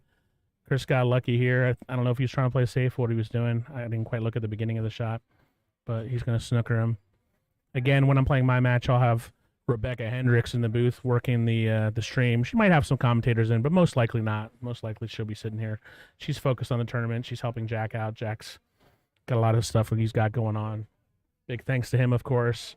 Gino Hill, Rebecca Hendricks, everybody involved with this tournament. So, successful venture for Cody. Chris, I'm sorry. I'm going to do that like 20 times today. Brothers look alike. So Chris is going to really just get on this street. It might be worth taking a flyer at the 9 here, but it's a tough shot, but probably not. Not the smart way to play it. He might go for a 3-4 combo here. Looks like that's what he's doing. So, again, if there's different angles that...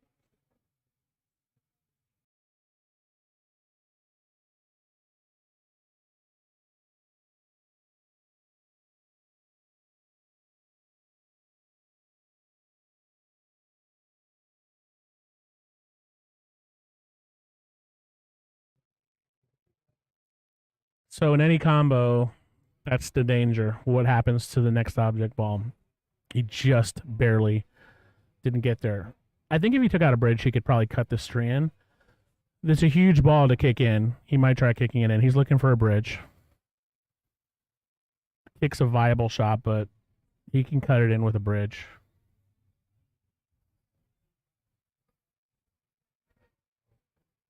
Key here is getting that bridge out of the way. You see he's obviously comfortable with the bridge where he's holding it. You got to get it out of the way or else the cue ball can come back or either hit your cue or hit the bridge. He got lucky. He missed it, but he got lucky. It's allowed. Part of the game. So Darren, kind of a little smile on his face. Rolls are part of the game. He might have, Cody, I'm sure Chris might have played it like that, though. It's possible. He said, hey, you know, if it doesn't go in.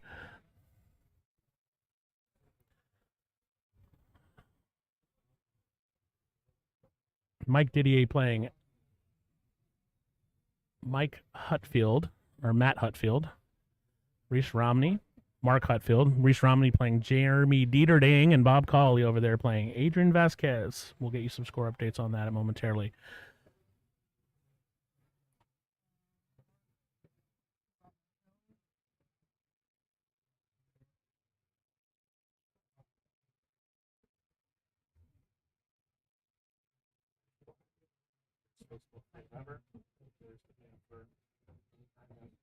What's up, Tanya Klein?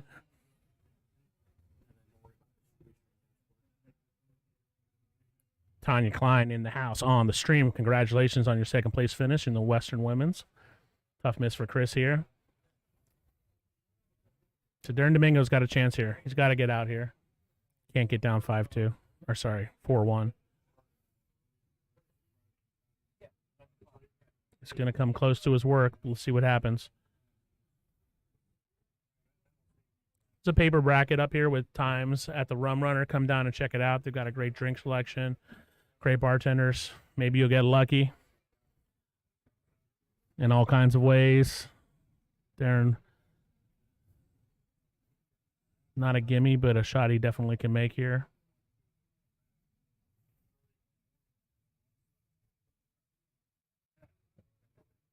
He missed it. Good opportunity for Chris here. No bank is easy, but this is one he should make. I'd bet a piece of my lucky shorts that he takes this bank.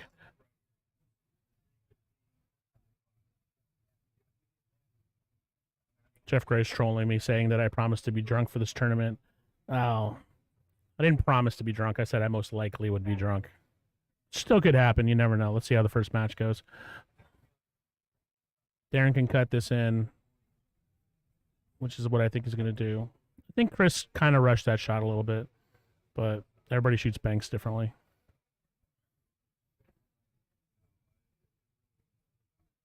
Well, not a bad result. This is a tough shot, but Chris can make up for that.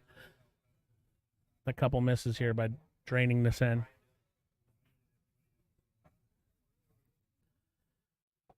So lots of good players drew each other in the first round. Of note, next match on the loser side, not next match, but at one point in time, Mark Yago and Santos Alvarenga, who are definitely two of the favorites, is he going to get lucky and fluke this in? Wow.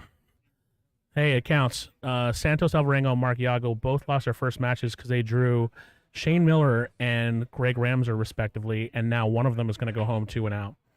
The two blinds drew each other, Steve Bergan and myself, and a couple other matches. Just a lot of these good players. Lots of great players in the tournament today. Darren and Chris, another example of this. Just really excited about it.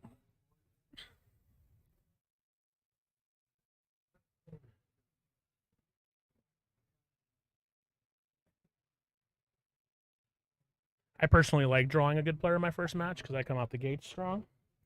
But not everybody's the same way as I am. You're going to have to play him eventually anyway. So you might as well just get him out of the way.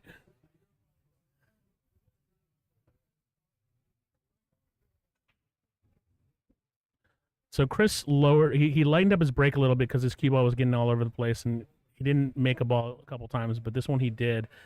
Doesn't have a viable shot. He might go for a flyer on the 9 here. I think that might be the best shot. He could play safe and hit the 1 and have the 1 come down behind the 5-9 and stick the cue ball to the 7 or just leave it in the stop shot. That's the safe shot to do. It's a little hard to control the 1. If you go for the 1-9 flyer, you just got to make sure you don't scratch, but the 3's kind of blocking the scratch on the side. You could even play a 2-way and have the cue ball come to the top rail around where the 2 is. I think that's the shot to take. He might get someone to watch this, but I think it looks like it's a pretty clean hit. I think the 1-9 is the shot to take, though. Which it looks like that's what he's going to do.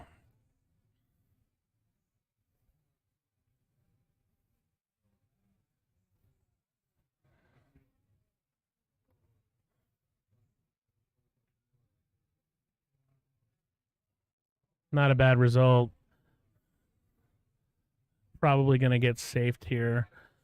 Standard safe would be to hit the 1 with a little bit of top right English.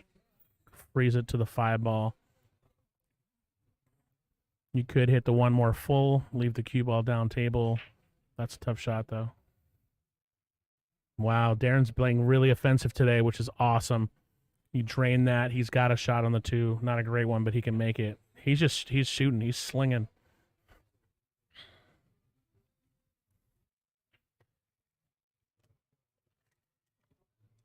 Nice shot. Very aggressive play from Darren there. I like it.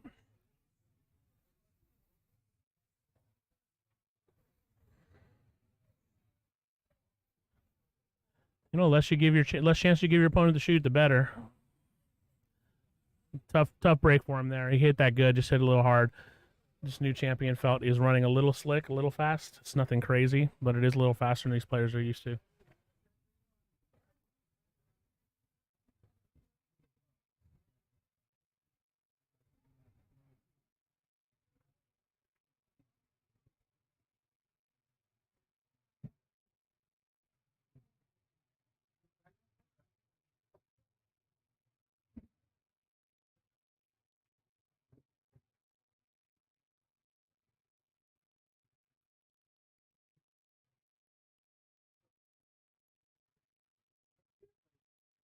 Adrian Vasquez up 5-2 on Bob Cauley. Mark Hutberg up 5-1 on Mike Didier. And Reese Romney up 2-0 on Jeremy Dieterding.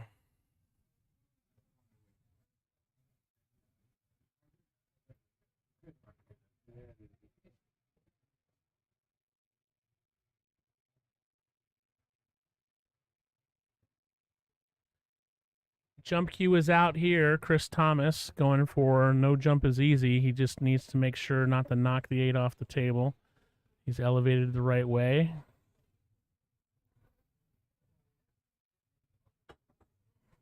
And Darren Domingo, assuming he gets out on these, which is a fair assumption, Chris is going to just go ahead and concede. Was able to get that. It's tough when you're that close because you want to hit it hard enough, obviously, to clear the ball, but you knocking the 8 off tables. That's a nuanced shot for sure.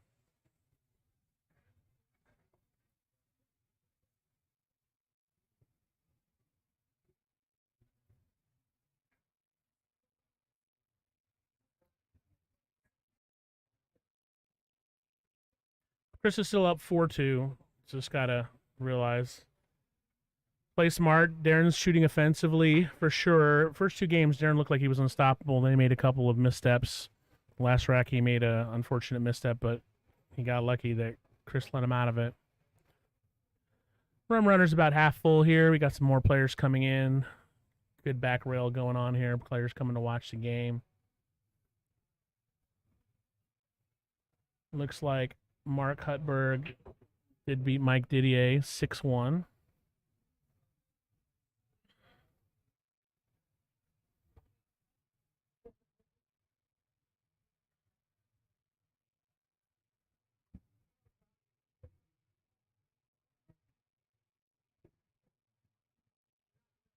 Next match on table 2, Bill Thomas and Justin Cotto.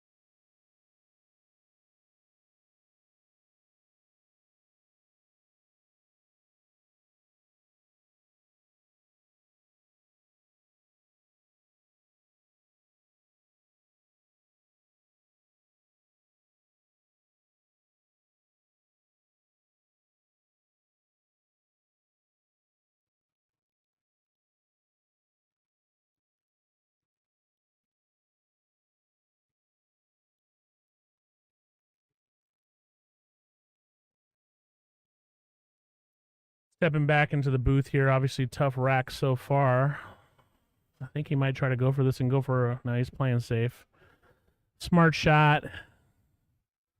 He's just barely going to have that 7 blocking him, I think, but I can't. He might have a shot.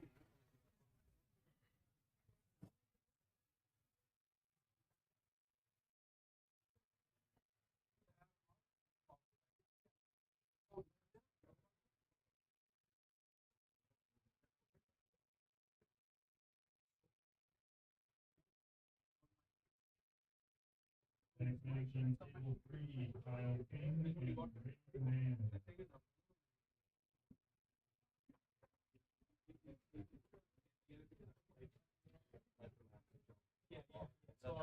Justin Cotter and Bill Thomas getting ready to play. They just flipped the coin. Looks like Justin won the flip. Kyle King just got called against Ray Man. Darren's going to get a favorable roll here.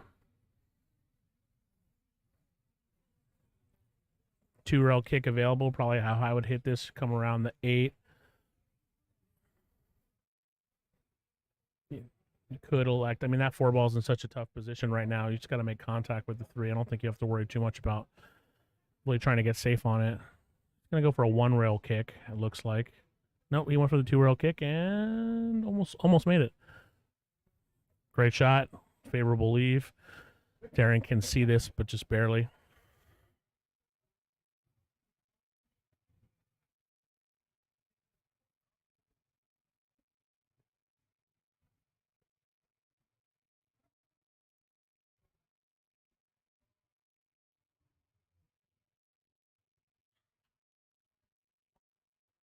Darren is going for a lot of shots, and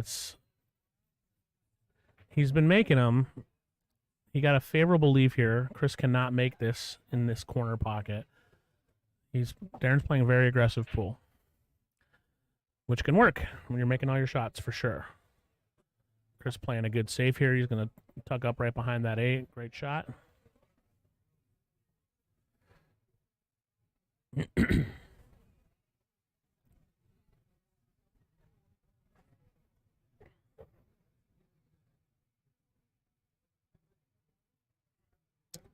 So if Chris can see this 3, which I think he might be able to, he actually has a breakout opportunity on the 4-9.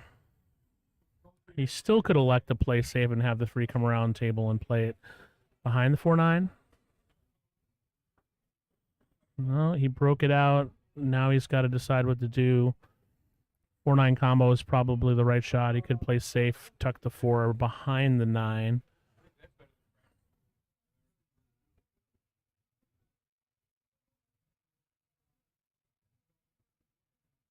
He's looking at all the different options.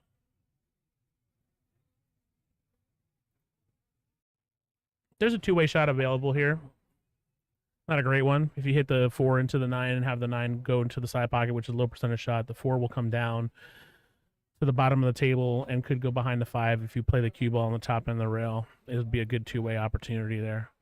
Looks like Chris might be playing safe, though. Shot here might be to hit the 4, go for a 4-9 combo, have the 4 come down around where the 8-5 is, play the cue ball on the top rail, but he's going to play safe. And he got a lucky nudge. I think he would have gotten behind the 9 anyway, but the 4-ball nudge to 9 made it better.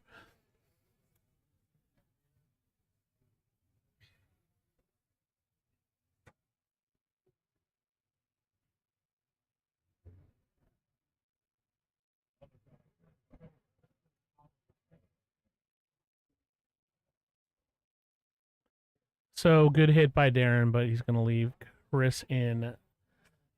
Gotta just focus on getting on this 5, and then he should be out here. He's going to come dangerously close to scratching, and he's scratched. Tough break.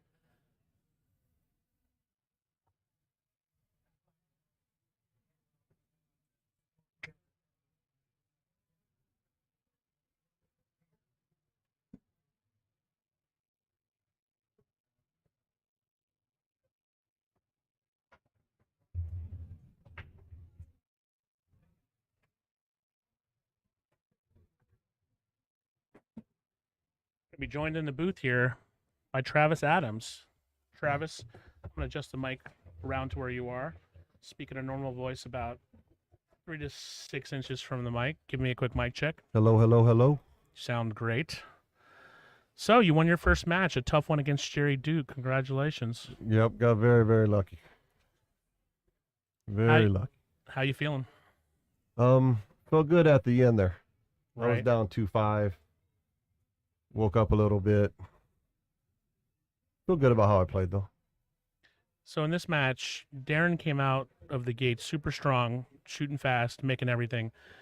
Chris has come back.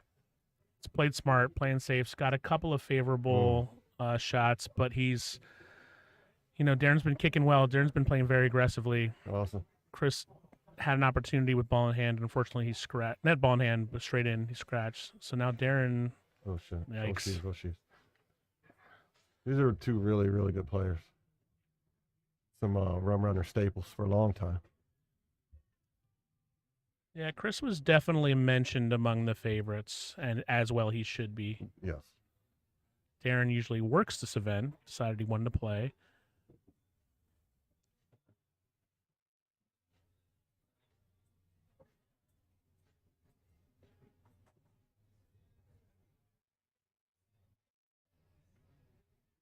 So, Chris Thomas on the hill. All right.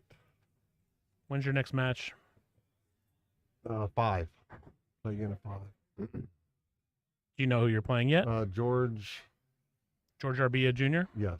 All right. Should be a good match. Yeah. George is tough. That's what I hear. I've never seen him play. Know who he is. He's a shot maker. He Okay. goes for a lot of shots, but he makes them. He makes his banks. His position play is good, but his real strength is as a shot maker. Okay.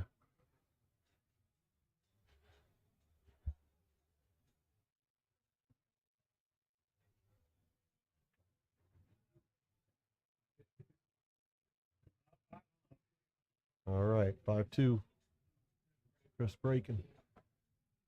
Chris has lightened up his break a little bit because he was losing control of his cue ball. I think he lost control again. Got a He lot broke of little top hard. on that.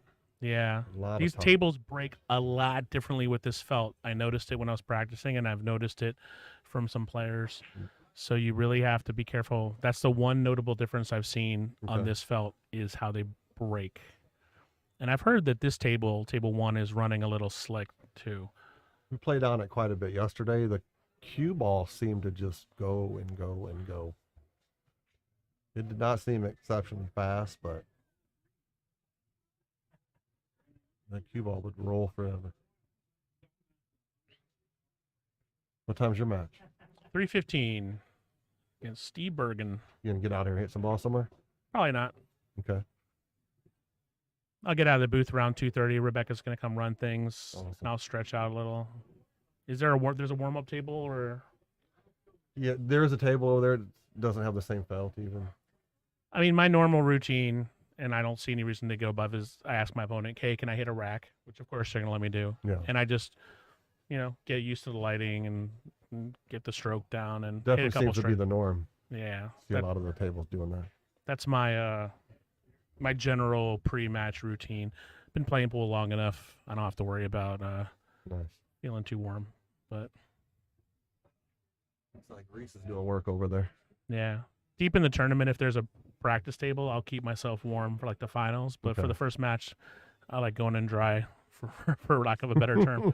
It seems to work out for me. Hey-o.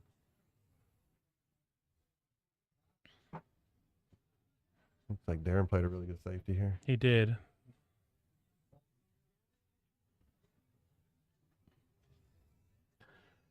Reese Romney racking again. He's playing Jeremy Dieterding, who he would be a significant favorite against, but Jeremy's got some game. Chris Thomas just fluked that 5 in.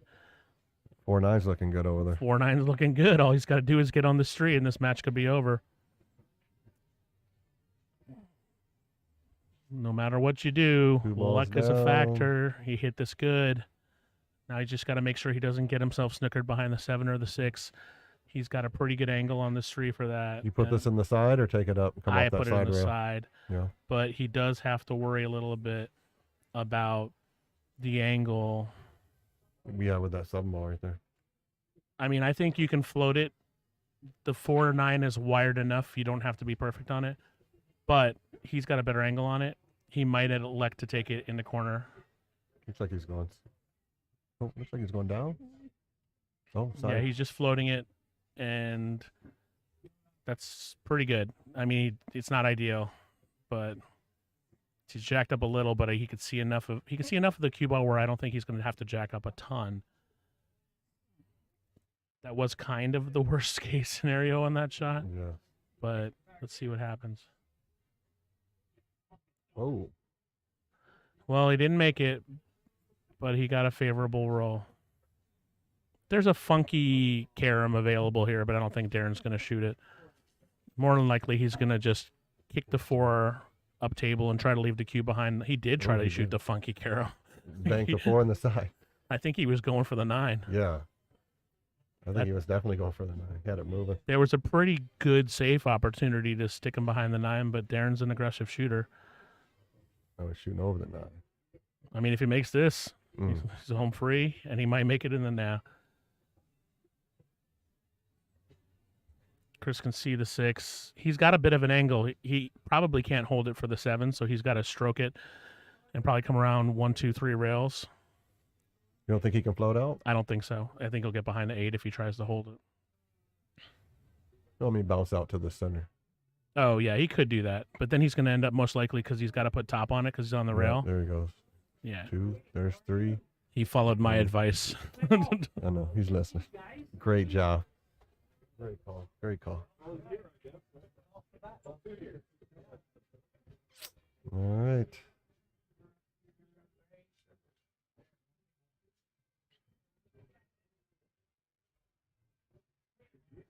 Hmm.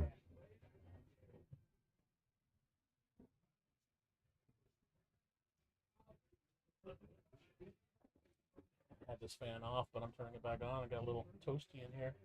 Uh-oh. Gonna have a weird angle on this 8-ball. Yeah, but he's fine. He's just got to make sure not to scratch and leave it on the center of the table for the 9. This match should be over. He could hit it with follow. It'll come around the second diamond. He could draw it. Lots of ways to play this. Nice shot. Nice shot. He's a little risky shooting it the way like he did, but he's all right.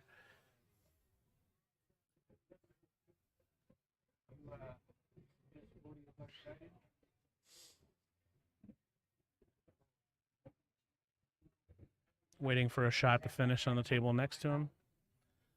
He's not going to take this shot for granted. For the win. Well done. Great shooting, Chris Thomas takes it Great down. shoot.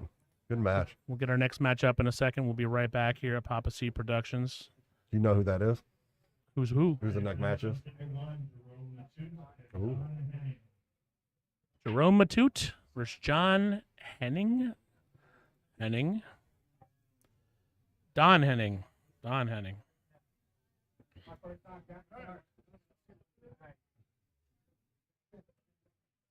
think I've ever really seen Jeremy shoot. Jeremy Dieterding? No, or is it Jerome? Oh, Jerome. Yeah, I don't think He I've seen shoots about Jerome our shoot. speed. Okay. He shoots good. He's very he's kind of freight trainish, like he gets on a roll. Okay. He definitely likes taking shots. He's not he knows how to play safe, but he's more of a slinger, in my opinion. Okay. Super nice guy. He's a nurse by trade.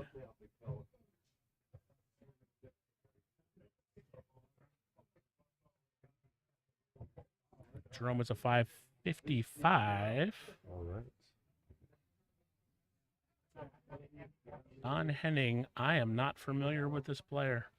He is an old school Vegas player forever. Along the lines of Alex Pernas, Bobby Butler. Don Henning, a 521 Fargo. Relatively established. I haven't seen him shoot in a long time. Looking forward to this. Jerome's got the specially made glasses for pool. Don Henning. Round 1. Dock Hill Fight. 21st Annual Memorial Tournament.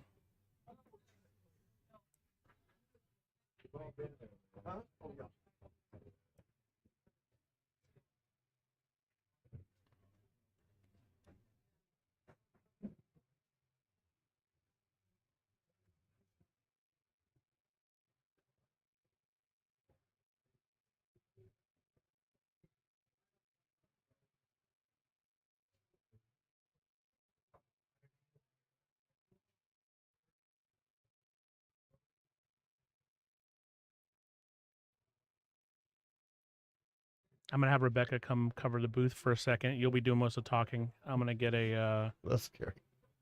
Oh, wait, actually. I just need to get a power bar and a Monster Energy drink eventually. I'll wait. I thought it was 1:40 for some reason. I've got my timing planned out. Travis, just so you know, we've got 3 different angles if you want to look at them. Okay. We've got a side view angle if we want, and then we've got a top view angle. That's a really good angle, I think.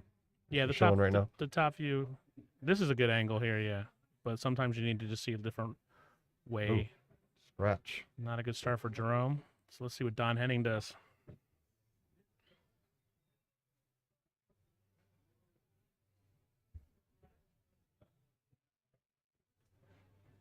How'd you feel? You've played in this before, right? It's my second time. Second. Second time. Did you feel nervous at all? I was a little nervous, and then I kind of shook it off and started shooting.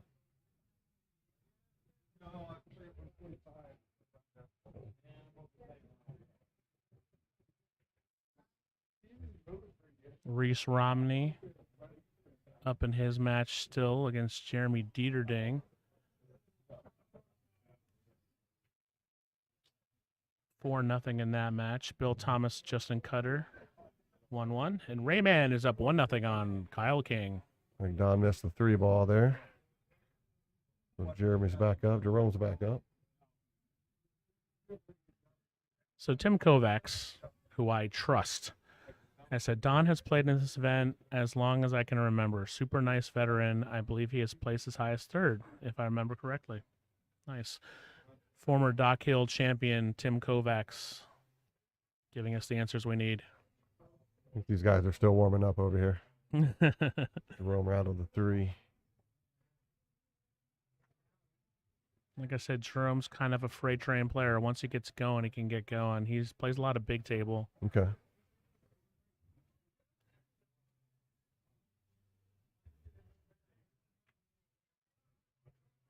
Did Don just Uh-oh. miss that straight in? Yeah. Oh, was that a kick? No, it was straight No. All right. in. It was straight in. I find it's best in these situations just to let the rack materialize. Yeah. Not much to say.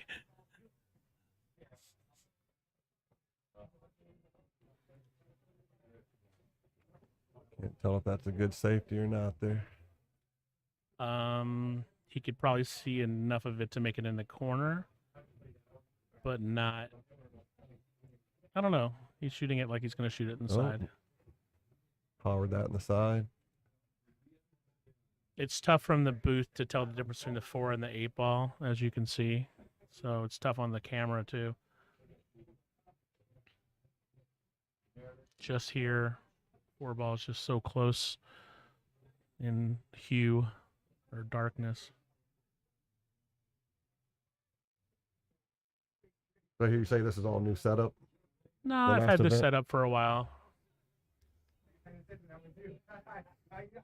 This booth is courtesy of Reno Provine, and we used it for some UPA stuff, so now I'm just using it, but all the equipment's mine.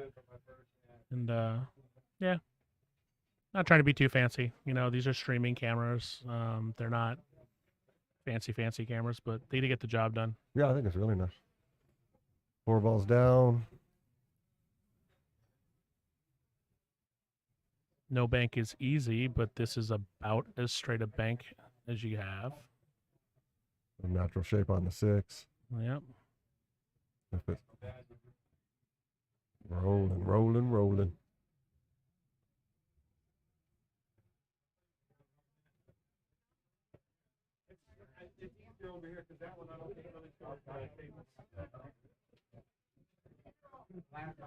Ooh.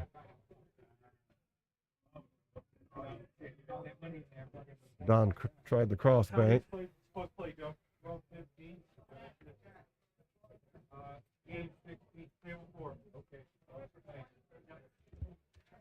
right, Jerome ball in hand on the 6. You want anything to drink? Take a Coke. I'm going to go get you a Coke. Thank you, sir. I'm going to take my Diet Coke. I know, I took a sip of it. You got something in there. That's all right. My mic's off, your mic's on for a moment. Okay.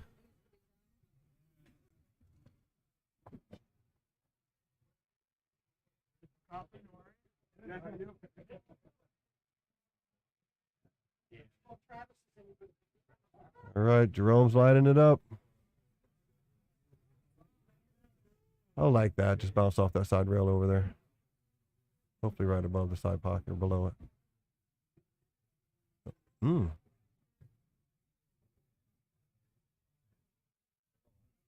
All right. He likes that long shot on the 7.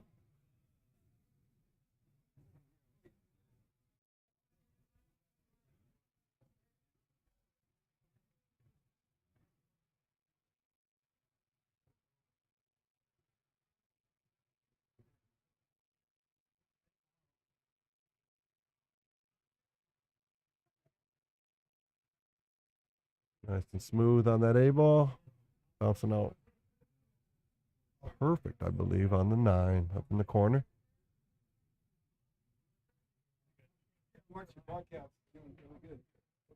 All right. Jerome with game one. You know, it's good to have people come back and look at it, put the effort, you know. Got a good one in there. He knows.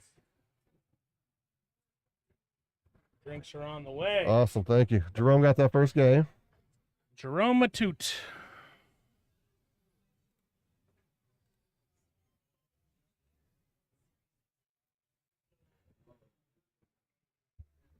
I've played Jerome plenty of times in tournaments. Okay. Know how he plays. I've seen him play really good pool before. I think I've heard a lot about him. Yeah, I mean, he likes to gamble, you know, calls out some matches. Yeah, I know during the when COVID first started happening, he was running games at his house. He was, yeah. I know he played Solid break and here. beat a lot of really good players. It's the only way you get better. Yep. I played him on small table, and I beat him pretty handily, and then we played on big table, and he beat me closer, but he beat me. So. Okay. But, Reese with the 9 in the corner for the win over there, looks like. yeah, Reese is up 5-0, or he just won the match. Yeah, One he of the- just snapped the 9 on the break. So he just won. Okay. 6-0. Oh, thank you so much. Awesome. Thank you.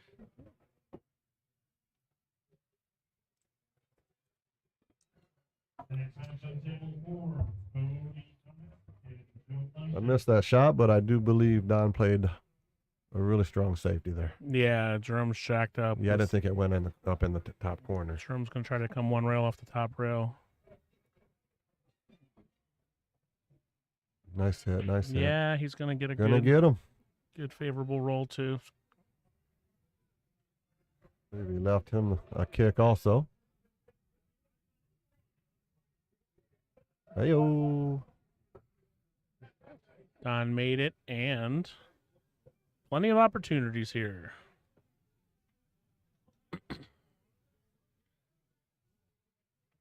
Oh, I got to Vegas in '94. Played in a couple BCA leagues. Oh, looks like Don scratched. And Don played with some. He was also amazing, but just some really, really strong teams. So look forward to seeing him shoot right now.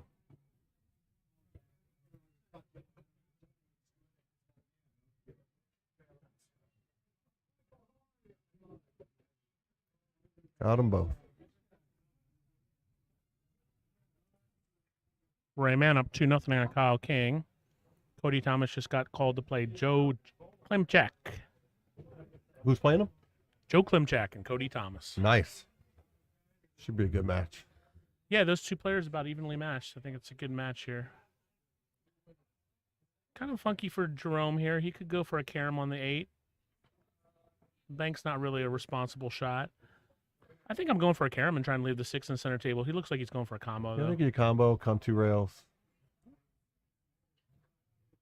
That works. Good, great shot. Well done. Get your angle on the 7.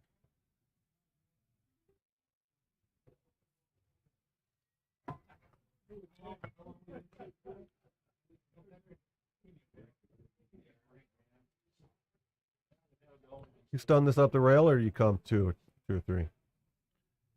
I stroke this and go 3 rails for the 9, but Jerome played it differently, and he's not going to like where he lands, I don't Did think. stun for the short He's all right. side. He's Yeah, all right. worked out great.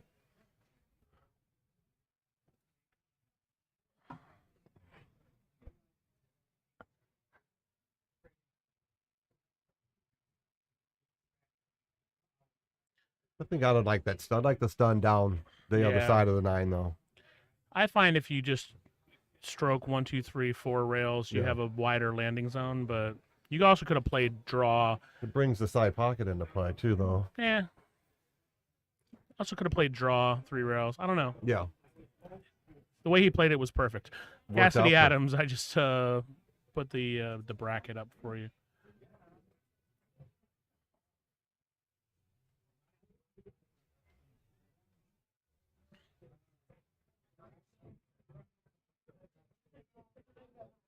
#21st annual Dock Hill Memorial Classic. What an environment this is.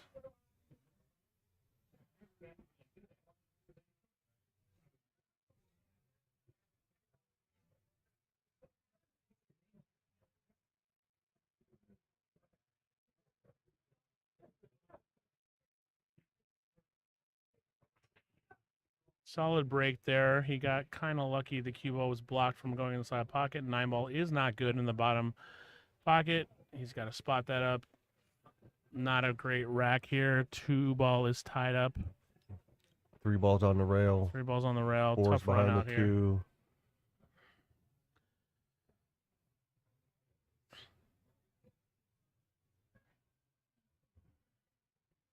I think I'm playing safe on the 1 behind the 8 ball and trying to leave the 1 for a combo on the 1-9. Okay. Just try to stick it there. He has elected to bust out the 3, which is effective if you can make the 2. Looks like the 4's a little further off the rail, right? Yeah, he Yeah. might go for a carom. So like I said, Jerome, he just goes for things. I mean, that's he's a very aggressive player. It can do well for you. He got That a worked good out roll. well for him. Yeah, he got a good roll on this one for sure. Great shot.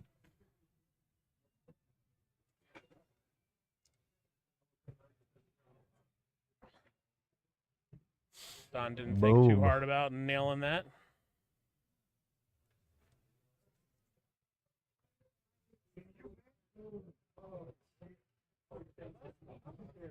Jerome can cut this in. Getting shape on the 3 might be tough. Might be. Will be tough.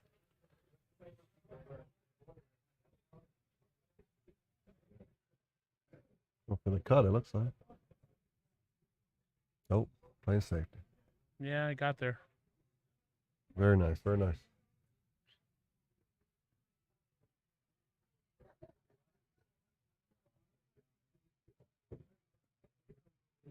Don's been around the game. He doesn't put too much. 2-9. He knows what to do a lot of times. Yeah, the 2-9 is definitely the shot with the 4-5. Yeah, with there. the 4-5 tied up in the bottom rail. 2-9's always the shot. You got a 2-9 combo. Nice. It's the shot. One of those guys. That's right.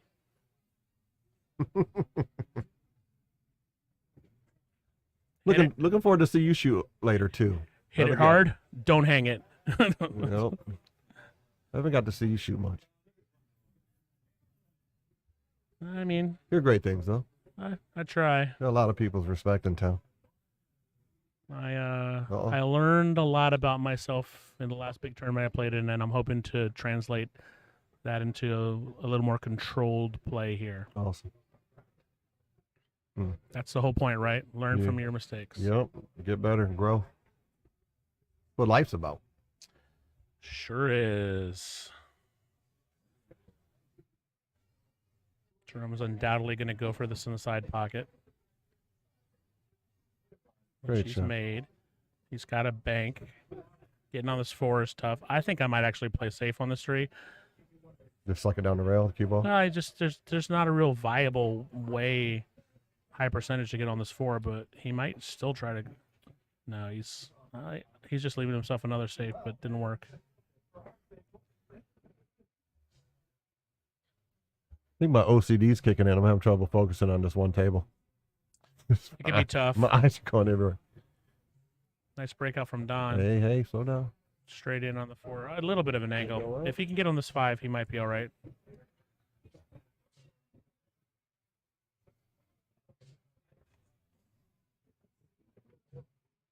Boom. He put a stroke on it. Yeah, it was a tough shot. That close to your work. Yep.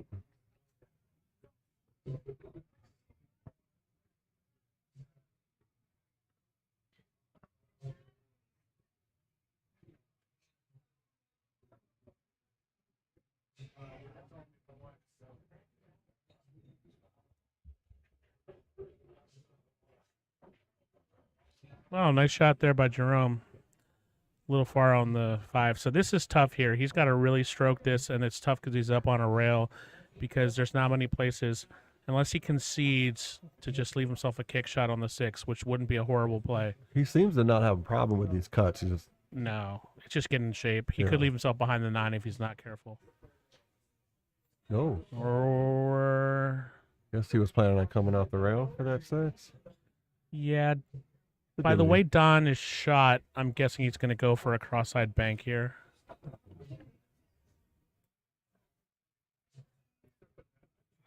Almost nailed it. Tied that 6 up a little more.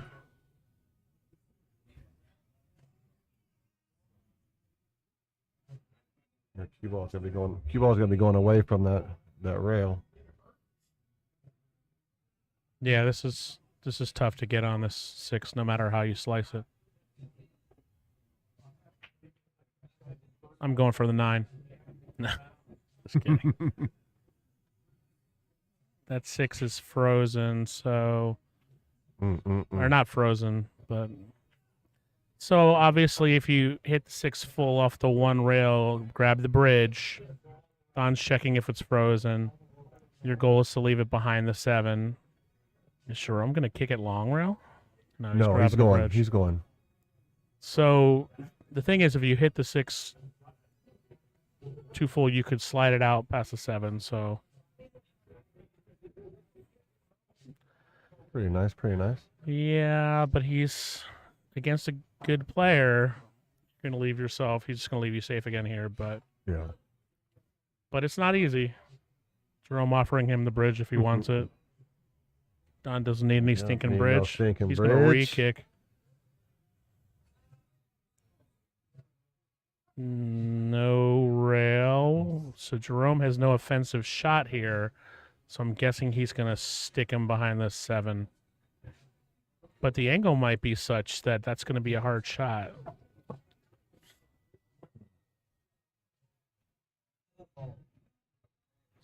Gonna sneak it around there. Nice. Yeah. Very nice. Very nice. I think it would have been hard for him to freeze him, but that's obviously an effective save, so Oh, yeah. you don't have to freeze everybody.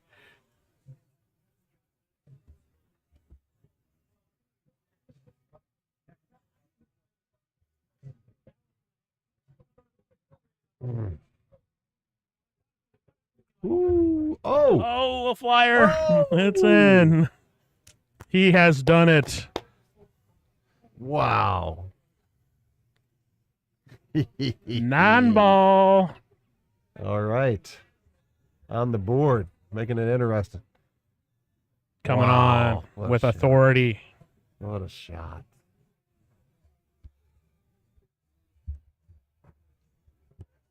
I mean, we've all been playing this game for a long time. You just hope that kind of stuff doesn't happen, like on the hill or something. but Oh, yeah. but it happens.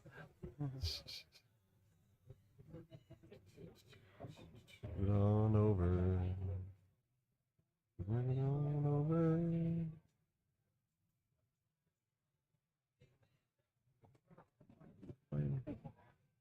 Boom.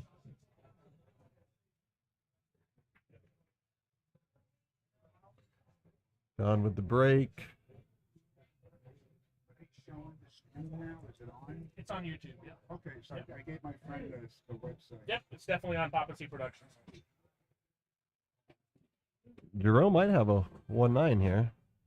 Doesn't have much else, I don't Do think. it. Do it. Sweep the leg. Do it now.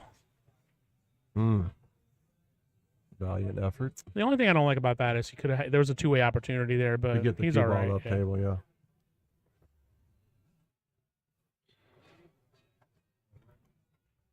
Cassidy Adams, if you look at the bracket for Boom. digital pool, you have as much information as I do as far as who will play on the stream table next.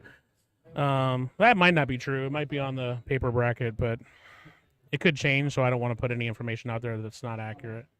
So, short answer to your question is no.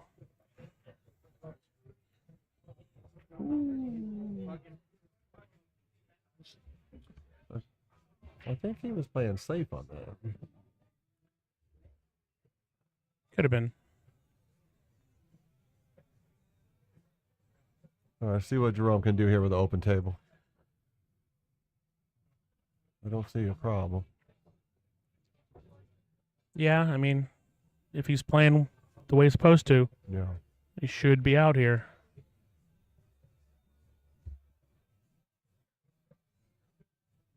That ball kind of slid off on him. But it was all right.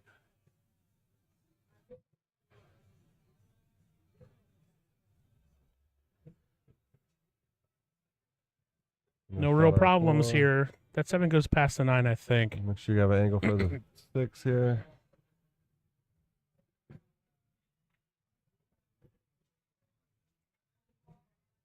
It's a little straighter than I would like. I think he's just stopping it though, looks like.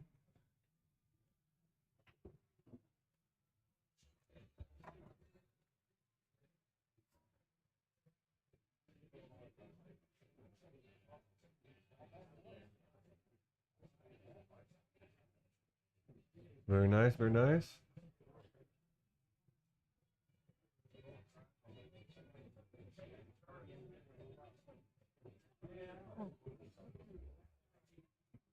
All right.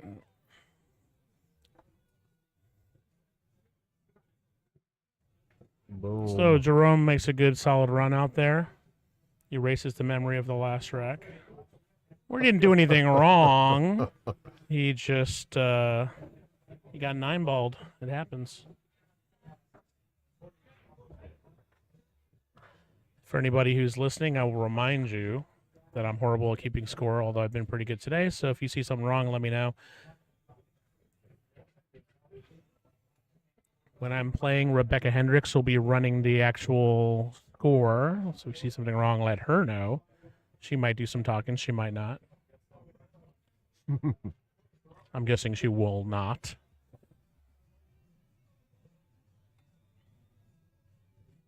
She's not a big talker.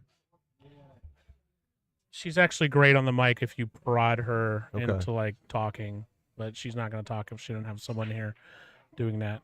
Jack might jump on the mic though. It's Nice. you don't want to just sit there all day, and Jack's good on the mic, so it's actually great on the mic.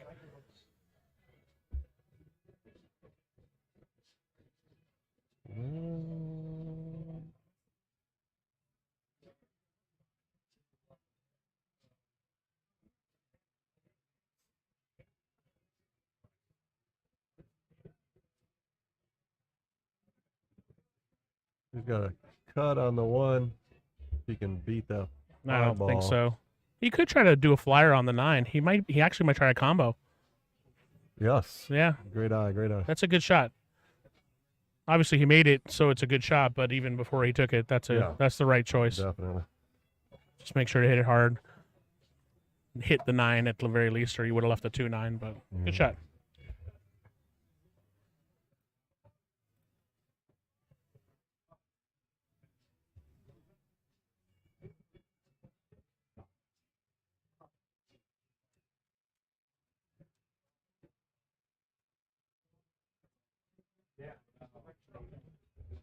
Got an update from the Andy Mercer. Warren Kiamko is out.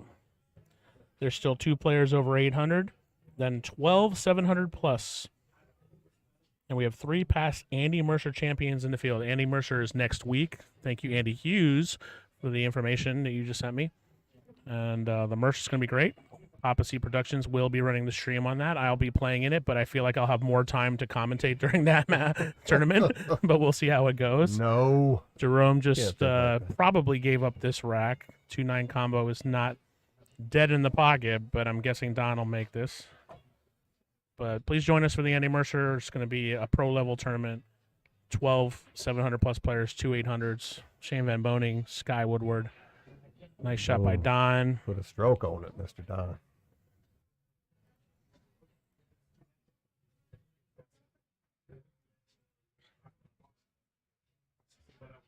Mm.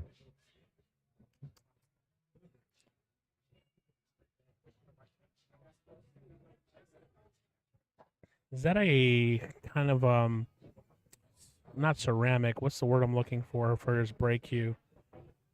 What's that made of? It's not carbon fiber. Composite? I don't think I've ever seen one like that.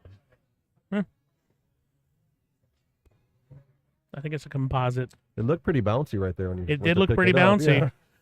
Let's see how it breaks.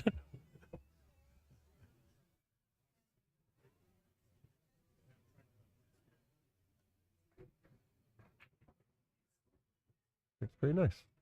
Not bad. No shot on the one. Look at the one. Push out is available. We're playing BCA PL rules, CSI International rules, with one exception. There is no 3 foul. Everything else is on. Push shot called by Don Henning. I have a feeling Jerome will be shooting this. Jeff Gray, I don't know if there's open spots in the Mercer, but if you're not playing, you should. Andy Hughes would be the one to ask. Kiamko's out, but I think there was a waiting list. I don't know though. Andy Hughes, that's the guy to contact. One is down.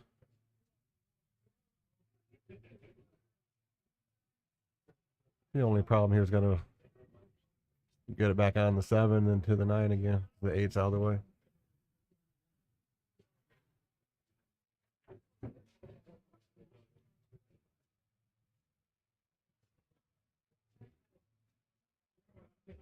Might move that 7 right now, maybe. Oh, nope. 3 is down.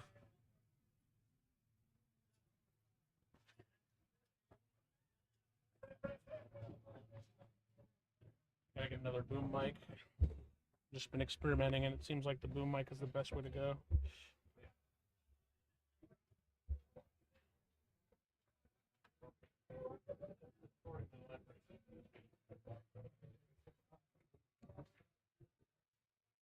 It's an interesting choice. A decent leave out of it. Looks like Bill Thomas is up 5-1 on Justin Coder. Bill plays good, but I'm kind of surprised at that result. Yeah, me too.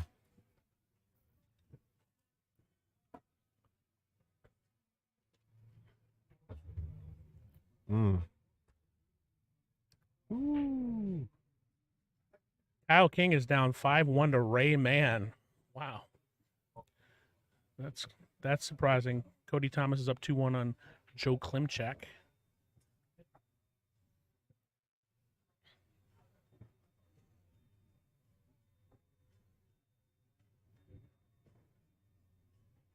Boom. Nice That's kick, going nice in. Kick, nice kick. Yeah. All right, Mr. Henning, here we go.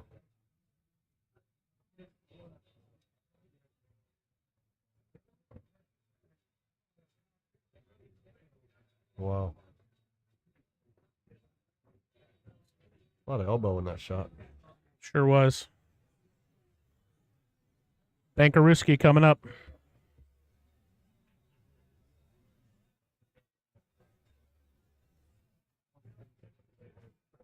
It's going in. Money. It has been confirmed they're reaching out to Jimmy Mattia to commentate for the Andy Mercer. So what a treat that'll be. That guy is a wealth of knowledge and just a hoot and hollering, hilarious guy. I can't wait to sit in the booth with him. Hear some good old stories about everything. I can't wait. I'm not sure about the top on that. Yeah. Left-hand bankaroo. Hey-o. It's going. Hey-o. Hey-o. Don kind of giving the commentator's booth a look. He's just kind of like, what are you going to do? What are you going to do? I mean, it's all he's looking up, but he's like, what are you going to do? Throwing him some thumbs up. Jerome's laughing now, but we'll see. We'll see what On happens. the outside, he's laughing. Yeah, he's laughing on the outside, but he's also cognizant to the fact that it's 4-3.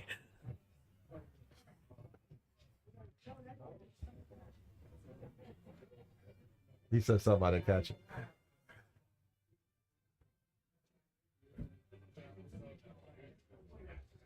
I think he said something along the lines of, "How you like that, boys?" I think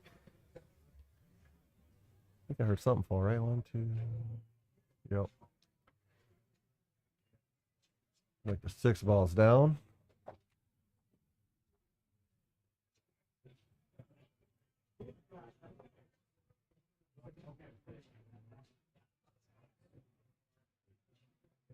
Well, a little surprised we didn't see a safety right there. He had a good opportunity to tuck it behind the 7 or the 4.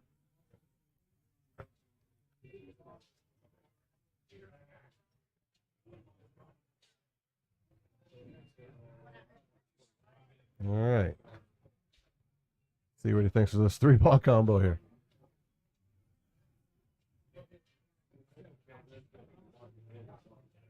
Oh. Tried to bring that one off the rail to the 7, it looks like. Left Don shooting over the 4-ball.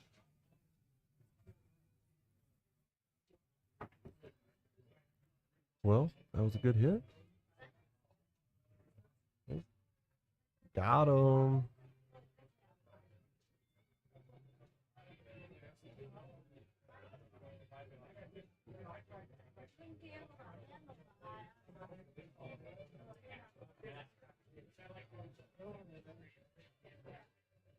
Nice kick, nice kick.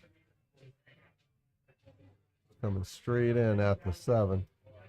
So I got bumped there.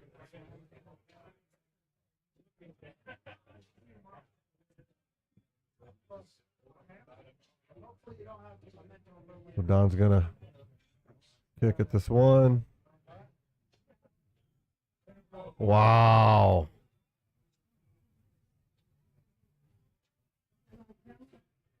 Yeah, we got that on camera, Don. That was crazy.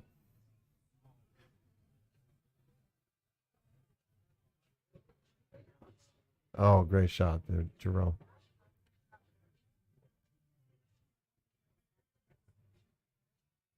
Okay. We'll stun it up. A little funky angle on that.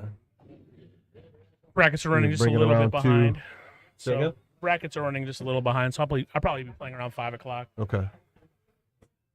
What was it scheduled for? 3:15. Not bad. Okay. So he chose not to come around 2 rails. Got hit behind the 7.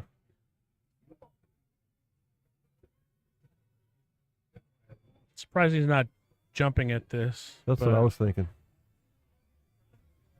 He must not like jumping. I don't like jumping. To be honest, I don't think he does like jumping. Nice hit. Wow. Wow. Nice shot. No, well done. Well, yeah, if you can do that, you don't need it. He knows how to jump, Yeah. but he's not. It's not his favorite thing. Yeah. As you can see. I spent a lot of time practicing jumping, and I feel good about it now, but it took a while. Oh, nice. He's in a hurry. Phifer. Someone's got dinner plans. On that one, too, don't you think? Some top left? Kinda Yeah. came around and got that back in the side. I mean, here he's just got to concentrate on making this. Probably come back for the corner. He can't really put much mojo on it because he's on the rail.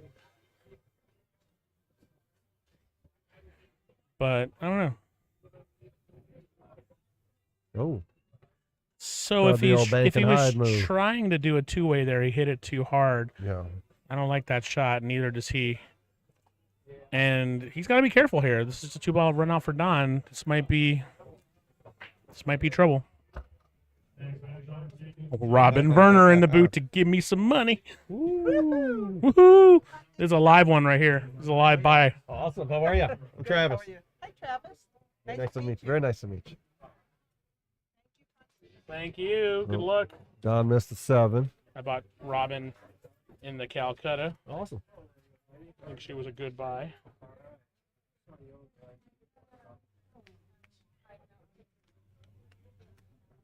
What do you think about that? Is it Yago and Santos match? It's crazy. One of them is going to go 2 and out. That's the draw, man. Yeah. That's these tournaments. The draw can go any way. And they've never thought of seeding up the Calcutta? I mean, I don't know. That's a question for Jack, maybe, Yeah. or Gino. I mean, it Seeding, definitely seeding brings, off the Calcutta might be an interesting way to go about it. I mean, But it definitely brings a new aspect to it. And they've been doing it that way forever. Or well, I so. mean, there's that match. What about Steve Bergan and I? The 2 blinds are playing each Yeah. other. You know, I mean, so it's the same situation. All right. Jerome tried the bank on that 7 there. Looks like Bill Thomas is done with Justin. Yeah, that was a quick match.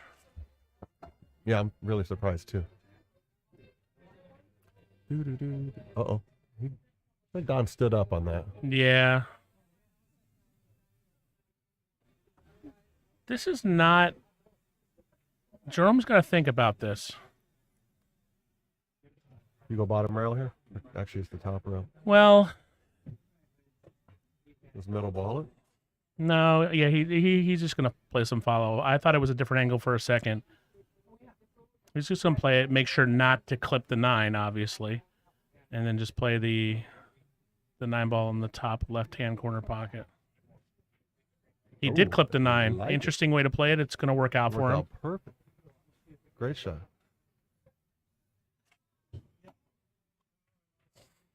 Mm.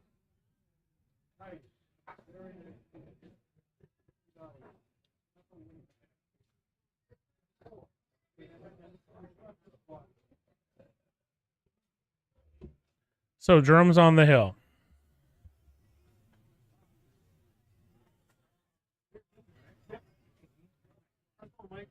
I'm pretty impressed with this play.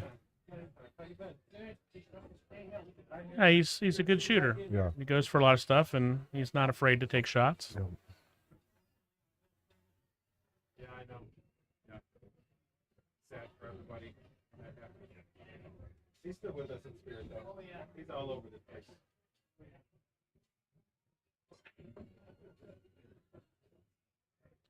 Solid break. Straight in on the 1. It's his match. He's got a little much angle here. If he plays a stun draw, maybe brings it back to where the spot is for the 2. That's a tough shot. He could try to come one rail and back. This is not as easy as it might look. He could just kind of tap it and hope he doesn't get behind the 8. And that's so easy for players of this caliber and our caliber to do. You're so focused on the position, you don't look at the shot. You're already looking at the next. We all do it, and that's a tough mistake. But it's that was a hard angle to hold. it was. He You're so definitely- concerned about controlling the angle, and you just miss your shot. Yeah. Do it I mean, all the time. I've missed shots that are 5 inches from the pocket because I'm just like, what am I thinking? Yeah. It's part of the discipline. What do we have over there? Esteban and Esteban Barrera playing Tim Murphy.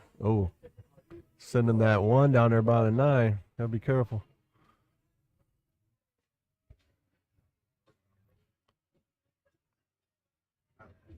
No kick and stick action. Chris. Nope. He's gonna send it right back down.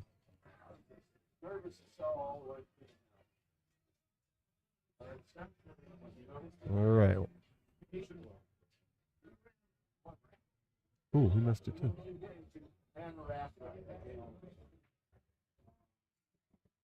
Just gotta go. Okay, got there. I don't like that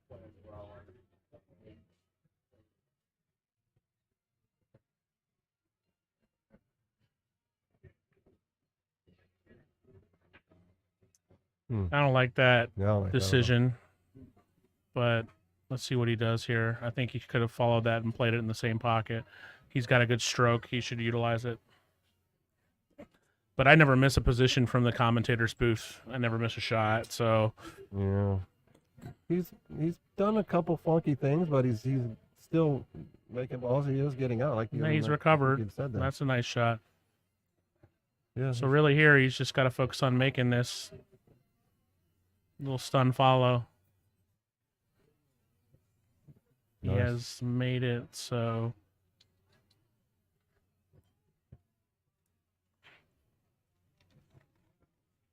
Boom. I don't like that shot either, but he must have had a reason for doing it. Actually, I do like that shot. He must have been worried about getting the cue ball away from the path of 9. A little bit of a tester here. That but was pretty smooth too. I thought he was going to come to and spin back into that angle. yeah, but he wanted to be a little closer, but he's got a great stroke. This is Yeah. no problem for him. He's working him out. Great Yeah. shot. Great stroke. All right, so Jerome's going to take this match after a little bit of a scare from Don Henning. Yeah, great shoot, Jerome.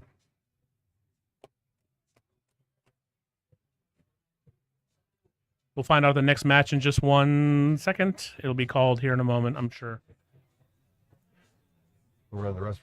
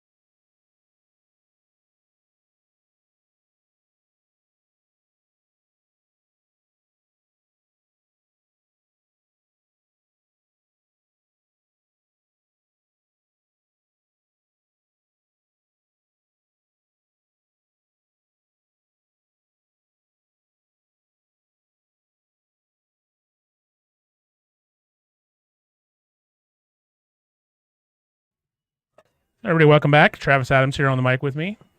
Jean-Francois Chavanel versus Mike Caseman Sr. You know these guys? Yes, I know both of them. Francois shot in the Friday Night Tap League we did. When he's on, he is really, really good. He said he hasn't been playing lately.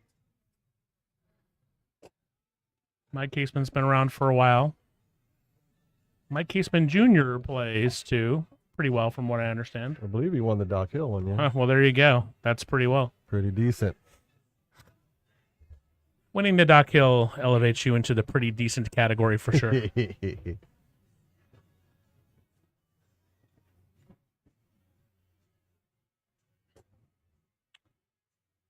Mike Sr. plays really well, too. He plays in our Monday BCA league, the 3-man league with us.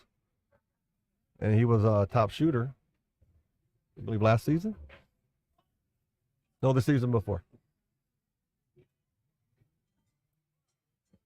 Top shooter.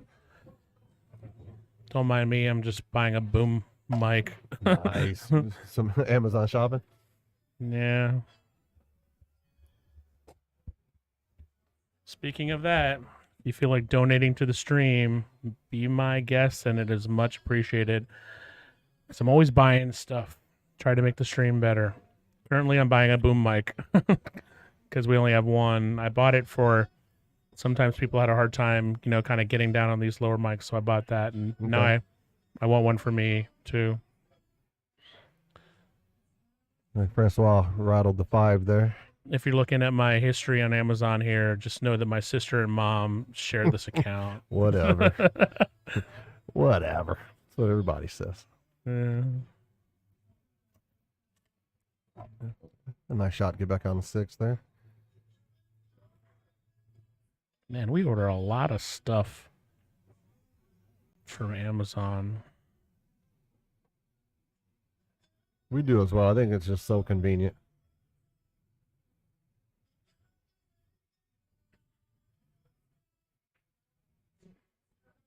That'll float up there nice.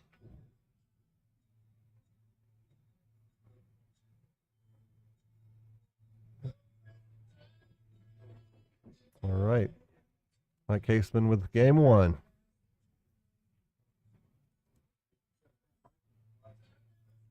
Yeah, my boom mic won't be here by tomorrow. Fiddlesticks. I'll just order it later. I was looking. I'm like, 2 more days. well, wait a second. If I change the delivery to Vegas, because right now it's set to Kremlin, Colorado, Oh, that might help. people at home don't care about any of this. Let's call this match. Could you check like Best Buy and do a pickup? I could, but forget about that. Get that noise.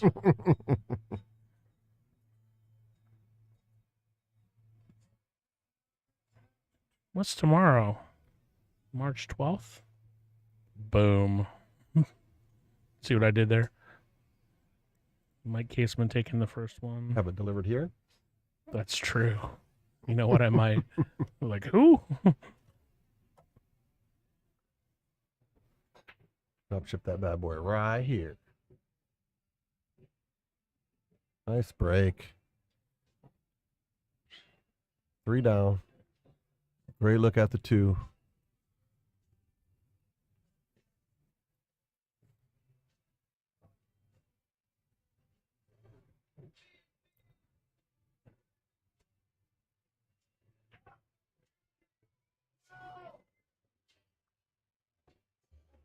Two is down. Go straight on the 3.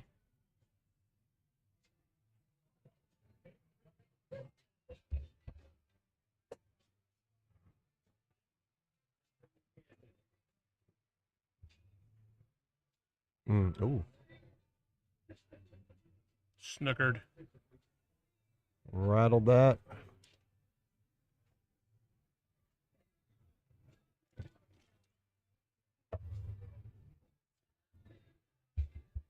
Kyle King coming back. Now it's 5-5 over there. Rayman was up 5-1. Esteban Barrera shooting on a straight in 9. I'll get you a score update on that in a second. So Kyle King was down 5-1. Now it's 5-5.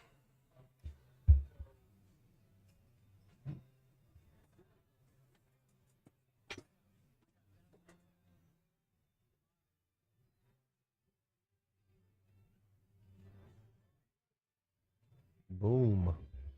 Joe Klimchak just rocketing in On the hill. 9, and he's on the hill. Versus Cody Thomas. That's one of my dogs. You got him? You bought him? I got Klimchak for cheap. $160. He got 3rd in this one year. I got Klimchak, Robin Verner, Randy Reinfeldt, Anthony Davis. And then I blew a wad of money on the big blind. Legend. Here's all the thing if you want to look at it, if you're curious about who's going for what, who went for what. So I got it all. Thank you for Rebecca for putting that one together. Ryan almost had a big win for you. Ryan. You have DeBerg, you said? No, I don't. I Randy Okay. Reinfeldt, the Rhino. Got it. I got him for 300. Get all my Randys mixed up.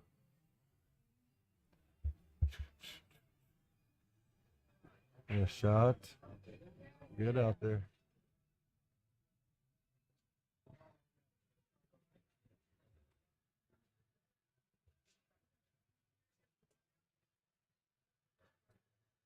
I've never seen John Francois play. I mean, I've heard him and seen him, but I've never really watched him play a lot. But it seems like a pretty straight shooter. He said he hasn't been playing much at all.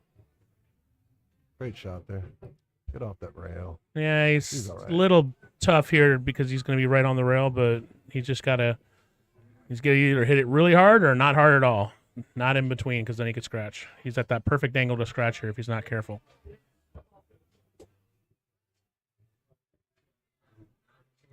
So it looks like he's hitting it hard. Nice. Good shot. Yeah, he's fine. Yeah, you're okay, bud. Looked a little concerned there.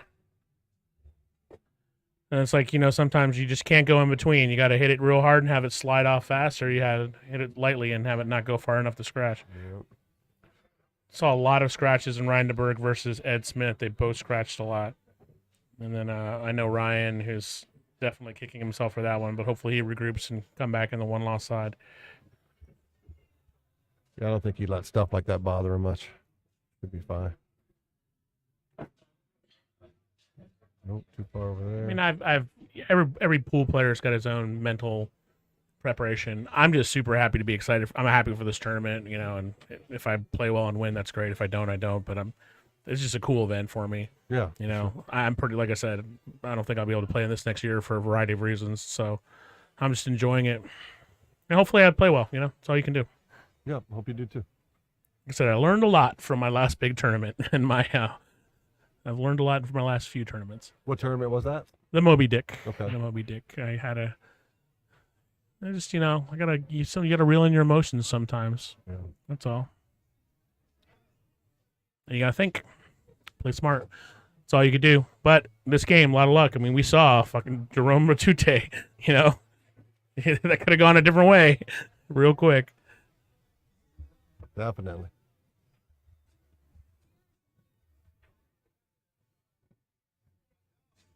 All right.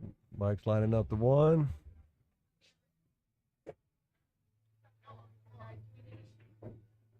Nice stroke. That's a great Wow. shot. Great stroke there. Might have an angle to get down there and bust that 3 out.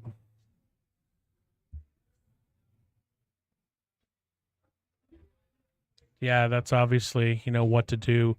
Setting up for a safe would be smart, but there's so much traffic that you might not even be able to kick that 3 out of there. Oops. A little too much bottom on that.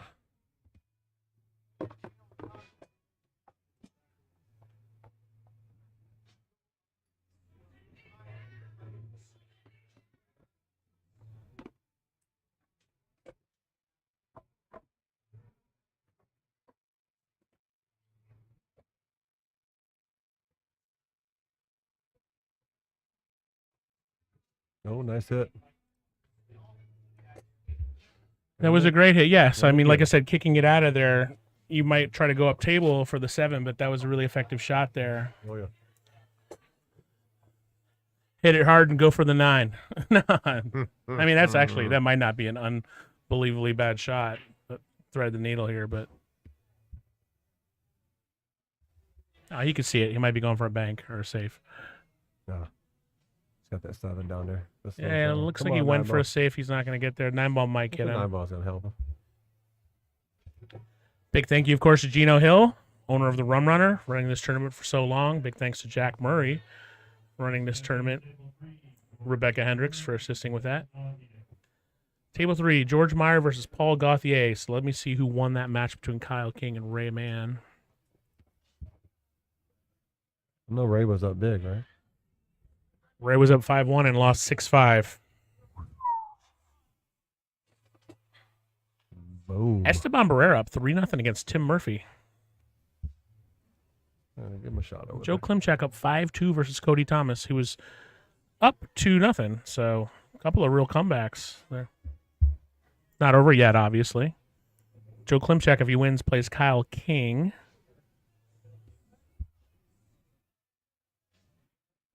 A little surprised at that. At the Joe Klimchak, Cody Thomas match. Yeah, that match could go either way, though. Those are very similar players. Yeah. Well, Joe's been playing a long time as well. Gonna be pretty. He's been crafty. playing a long time, and he knows a lot about cues. Ton.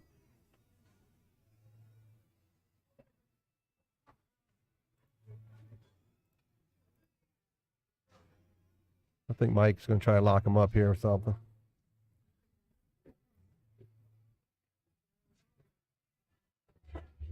Buddy Jesus, the Calcutta last night was run by Ryan DeBerg, and then Gino Hill did the last part of it.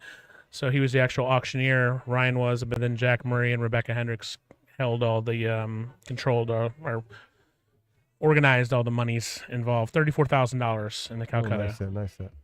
Oh, something happened.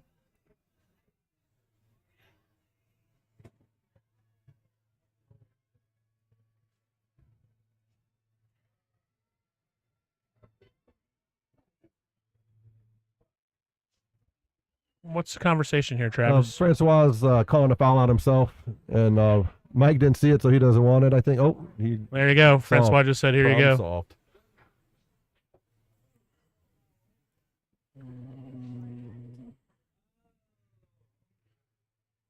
So Francois hit the 9 with the cue ball.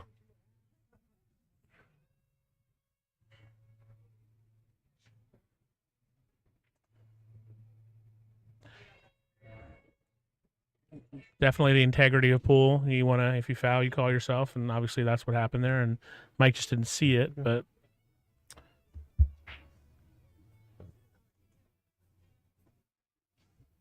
we had an interesting match at the Western Women's where a player shot the wrong ball. The other player didn't say anything, but that player didn't realize it either. Then shot the wrong ball again, made it, left themselves snookered, and then realized it, but were snookered, and then they just cleared the 9. It was just wacky. I've done that, and I was like, I did that. Jeff Gray and I did that one time. We both shot the wrong ball. We laughed about it. Wow.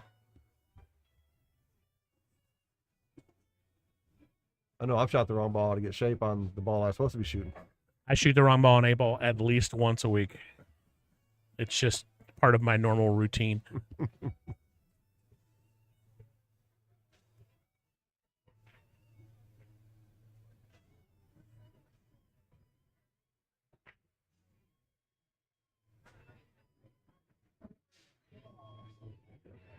Mike's in a hurry here. Made 2 balls at once. Boom.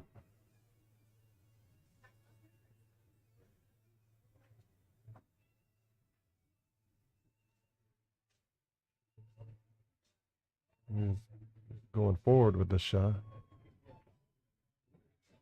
I think that's going to take off. Yeah.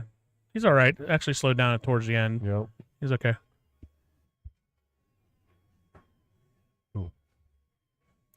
Got to kind of thread the needle between the 9 and the side pocket here because he's got a pretty good angle on it. He can't leave himself behind the 9. I don't think he can hold it with this angle and just leave himself center table, but he's got too much angle for that, so we'll see what he does. Come up just above the other side of the side pocket and bounce off. Oh, yeah, he tried to hold right it, and in the side it's pocket. too much, yeah. It was too much angle. You got to plan on coming too. Right, however you do it. You could even draw it and go 3 rails back. Well, he missed a 6 anyway, Yeah, so I don't know. but he could have drawn it too and come around a few rails, but tough shot. Yeah, he's got to be careful here. Right now you're crossing the pocket line of the 7. Unless he's going to try to bounce off this other rail also. I think on this shot, if you just get it up in center of the table, you're going to be great. I don't know if I like the way he shot that. I would have shot down towards the top rail, but I mean, give yourself a longer landing path. But it's all right. I mean, he's got a bank here. You can cut and come to as well. Yeah.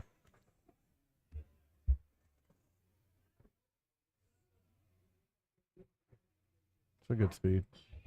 Yeah, he hit that Well, get pretty out of good. there. Oh boy. That's well. All right, Mike Caseman Sr. getting fortunate there after giving it up.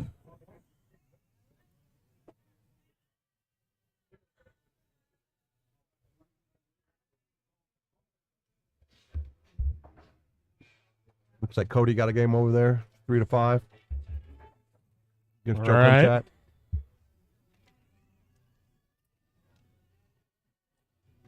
You guys doing okay in there? Do you need it right now? You guys need anything? You want a Coke? Okay. Team? Take another Coke. Gotta take another Coke. How you doing, buddy? Good. How are you? All right. Mike Caseman 2. Francois 1. Sorry, Jay, Mike is breaking. You're both though, right? I'm not talking rating until Right. But they buy around. Right. You see Ray? Yeah, he was at 5-1. He must be sick.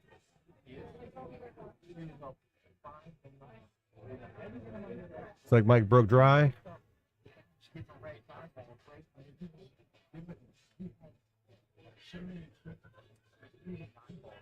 That's crazy.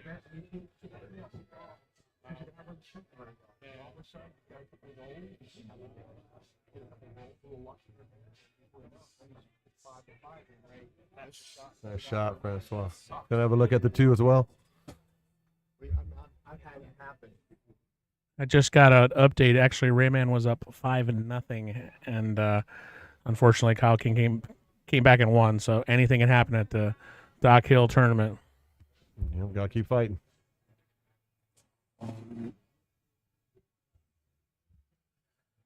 Back on our table, Jay Johnson stopping by to say hi, gave me that negative information. Back on our table. Oh. Flirting with disaster. I think he might be snookered. No, he can see the 4. Yeah, you should have a look at it. There's like there's a little gap there on the pocket. So try to work around that 9. Or get to the rail early and beat it, huh?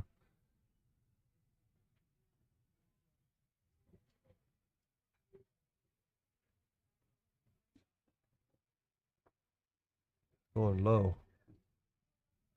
Go around it. Nice hit. Yeah, you're never going to hold that for the side pocket on this table. Tough break, tough break. Yeah, so this is new champion. I don't know what it's called, but like champion, not 860, but something felt. It's good felt, but it's new. So it's not as slick as new Simonis felt is, but you're definitely going to have the balls going. And we've seen a lot of scratches on this table today. A lot. Yeah, that's true. So I will take note if I play on this table. Yes. Oh, come on, Cody. Get around there, 8-ball. I like Cody, but I obviously have bought Joe Klimchek in the Calcutta, so you know where my heart lies on that match.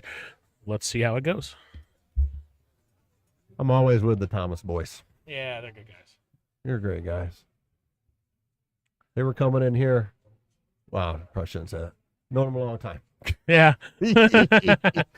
We Duly noted. buddy of mine really helped these guys, and I take some pride in knowing I helped get them going in their pool life. Tough shot from Mike Caseman there. He kind of went in between. If he'd hit a little harder, it would have been perfect. He might try to cut this all the way up. Side pocket's not really a viable shot. Let's see what he does. Might just send it down to that bottom rail. He could. That middle He diamond. could also try banking it, leave himself real far, but Well, he's going offensive, it looks like. he might send it down to the bottom rail. And push through it. Look at that. That might come. That might go. It might go, and it might leave a problematic. That's actually a really That fortunate lead for is- him. That's gonna work The out corner bank is great. not really there.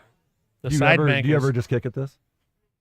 I personally don't. I mean, if it was in like a little close to the pocket, maybe, but I don't. But I've seen players who will. Yeah, if I'm goofing off, I'll kick at it. Yeah, in a real match, like if I was like, I would be finding some way to play safe. I probably graze the 9, leave the cue ball at the bottom rail. He's going. He's gonna go for a cross bank. side, yeah, gotta watch out for the scratch, obviously. Oh, great. Wow, did he hook him? Did he hook him? I hope. I don't think so. Oh, not I hope. Still a tough shot though. Yeah, That's such a tough position to be in for Yeah. Jean Francois. I'll tell you what. I don't love these angles either on this. I can walk up and nail it.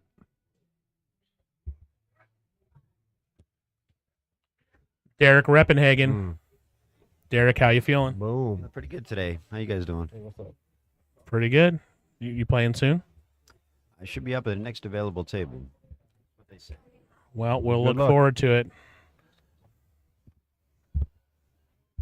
What did Leave. Derek go for in the Calcutta? I wonder. I think he went for quite a bit. 600. Cody got another game over there. Is it 5-4? 4. Yep, 5-4. You want to go have a talk with your horse? Nah. So the average player in the Dock Hill Calcutta was $531. I don't know if I should feel offended that I went for less than that. I or think not. you should feel happy. Should have bid more on you. I'm glad I was the first name. I mean, Yeah. it's hard to judge the whole Calcutta on the first one, so I think I was lucky there.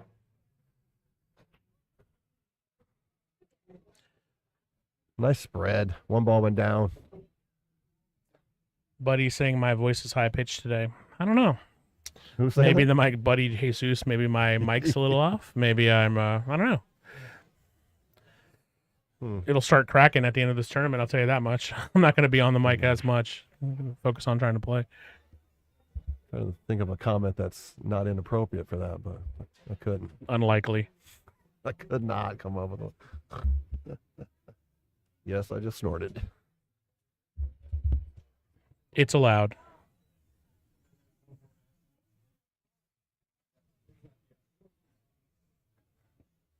Get up there, baby. We got Mike Caseman at 3-1 lead. Thank you for reminding me about the score. Nice, nice. I don't know if he's gonna like where that's gonna end up at. Oh, there he goes. Man, these tables are so fast. That cue ball rolls and does not stop. Yeah, table 1 especially. See if I carry him from the 5. I don't think there's a. He's looking at it. Yeah. I don't know if it goes or not.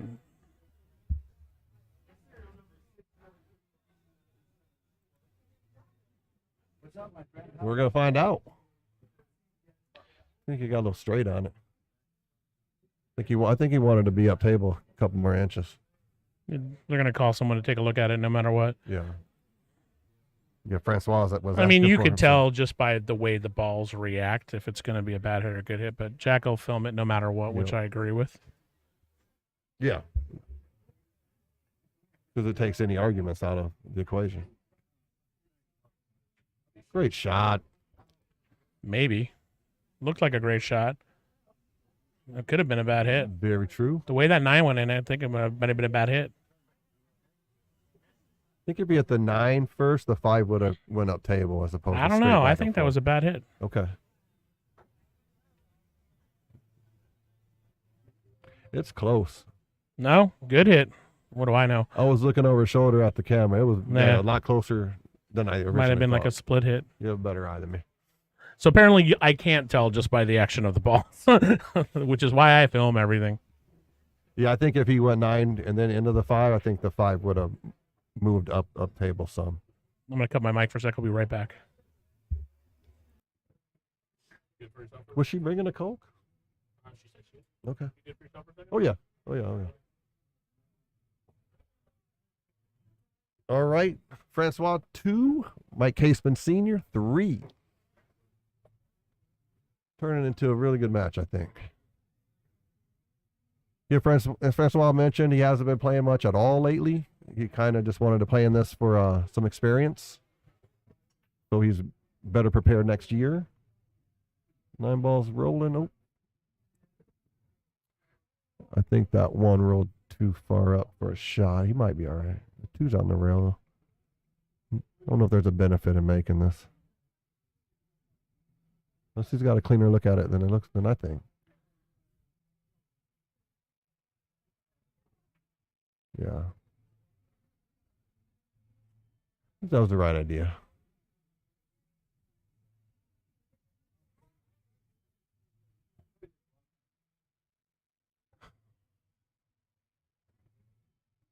I'll play with Mike on the Monday night leagues, the 3-man teams here out of Rum Runner, and a really, really, really solid player and a really good guy.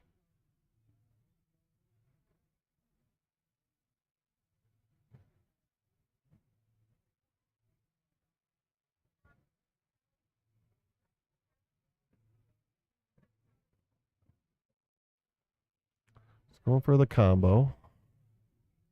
Got a little off edge.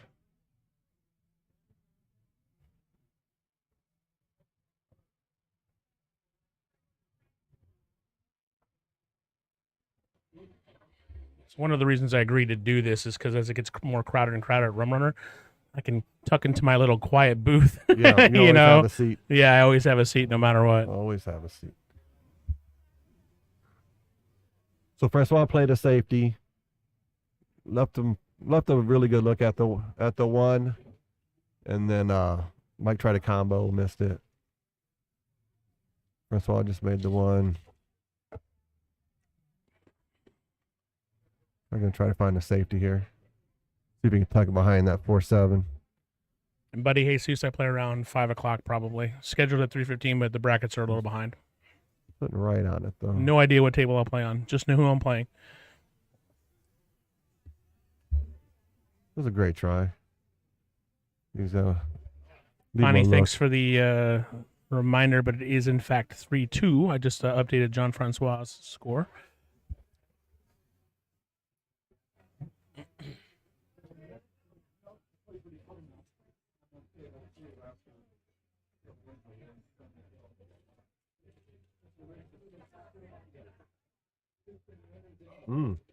Wow, what a shot. That was a great shot. What a shot. Mike stretches his lead 4-2. So post-production, I'll have these matches notated on the YouTube stream, and as far as you could just click on the names and the times, and it'll go right to the matches because it's a long stream, so everybody's aware.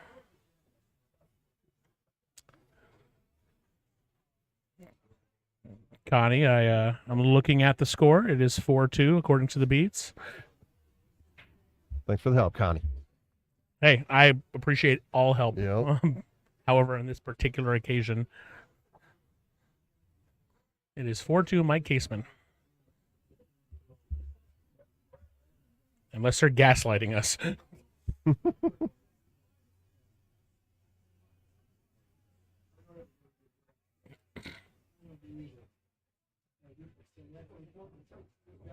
Like the dilemma. Cody and Joe are still playing, huh? Oh, yeah. Looks like it's 4-5 there. That's Bombrera up 4-3 against Tim Murphy, and George Meyer has just started playing Paul Gauthier from New York.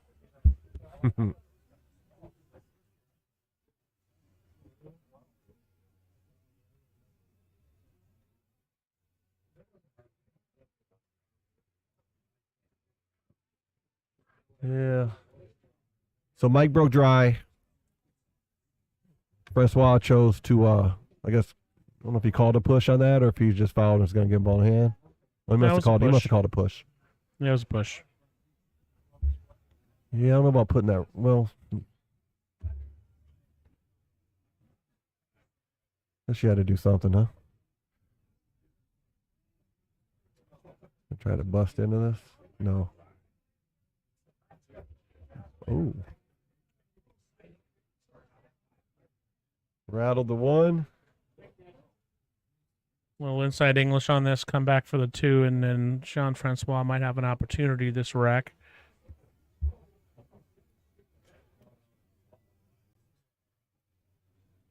Klimchak just cut the heck out of the ball. Klimchak gonna bank this like a pro and get out, or he's gonna hang it. Giant table four. He Oh, banked he it like a nailed pro. it. He nailed it. Is he gonna get on the short side? It's rolling. It's rolling. It's He's rolling. gonna get it's another rolling. bank. Talking about game on table 4 Joe's a freight train player. He's gonna cut this. on the hill. Oh, nothing like jumping up. Wow. Joe Klimchak just made a crazy cut, but he What a scratched. heck. So now we're Hill. Cody Thomas breaking over there. Francois misses the 2. I think he was trying to get on the other side of that 3 though. Yeah. Not a good carry, man. That was a big pocket too of that 7. You hit the wrong side.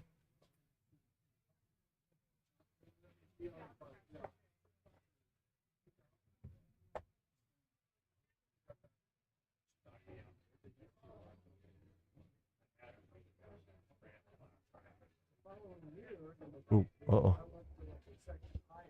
2-9 coming. Nah, it's all right. That might lock him up though. Yeah, he is. Oh, my goodness. Locked up indeed. Oh, my No, goodness. he might be able to see the edge of that too. You think? I'm checking the angles here. Yeah, Maybe.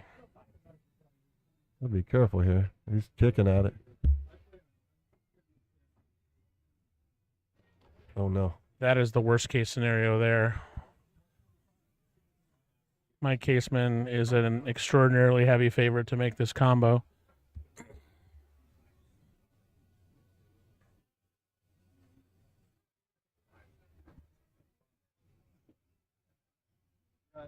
Yep, there he is. Mr. Mike on the hill. Francois 2.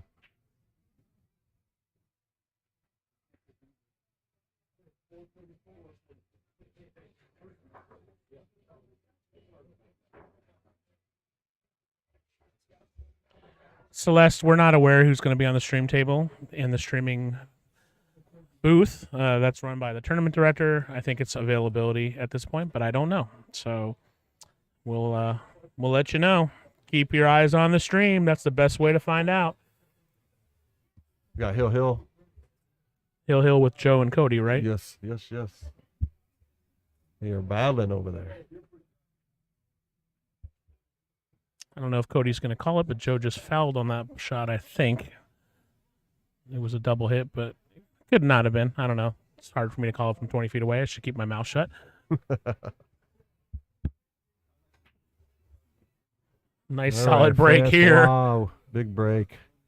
Mike Caseman making 3 on the break, straight in on the 1. Oh, that's right. It's his game. Case on the hill. Kind of a funky angle here. He might have to collide into this 4, but let's just see how it plays out.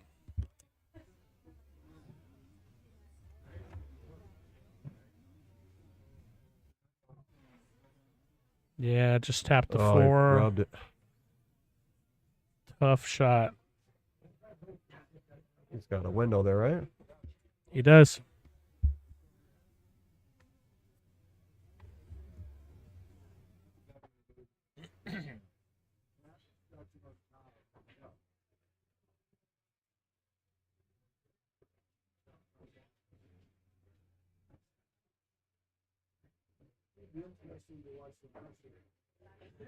Yeah.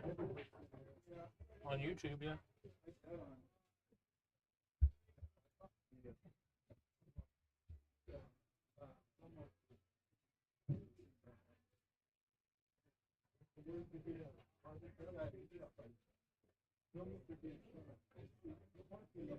So the text is right here. You want to look at it? Okay. Got it. But I'm keeping an eye on it and commenting.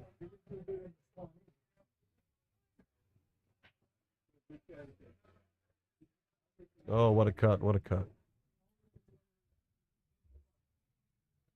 Well, he's got to beat this 9 ball. Yeah. I think he needs to get hit lower. He could scratch her if he's not careful. Yep. Oh, He almost did. Great eye. Almost did. He's going to not get a good roll. So Mike Caseman yeah, he needed is some going to bottom come back on to the that table not most hit likely. Yeah. It That was a would've- tough it ball would've to came come around. I naturally. think if he had hit it with follow and come and intentionally collided into the 9 and come back, would have been the better way to play it. But such is life.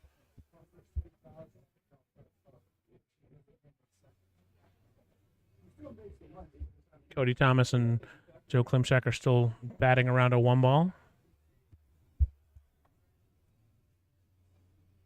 Boom, what a hit. Yeah, nice try. All right.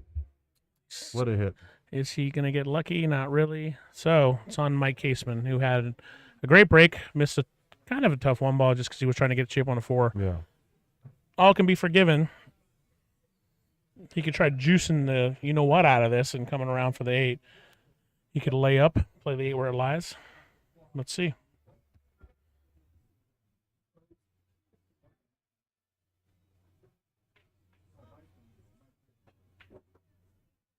Nice.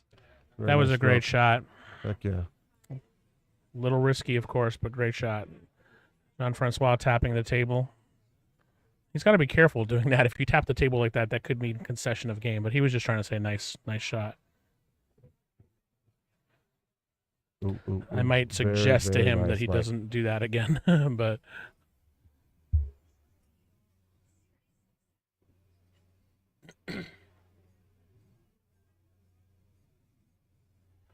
One ball's finally down over there. yeah, so now Mike rolling into 9 for the nice W. shot. Nice shooting in general by Mike Caseman. Good job. Yeah. very good I'll have our play. next match in a moment. We'll be right back. Next match on table 1. Larry Long. Larry Long and Jimmy Sweeney are going to be the next matchup. We're going to take a quick break. We'll be right back.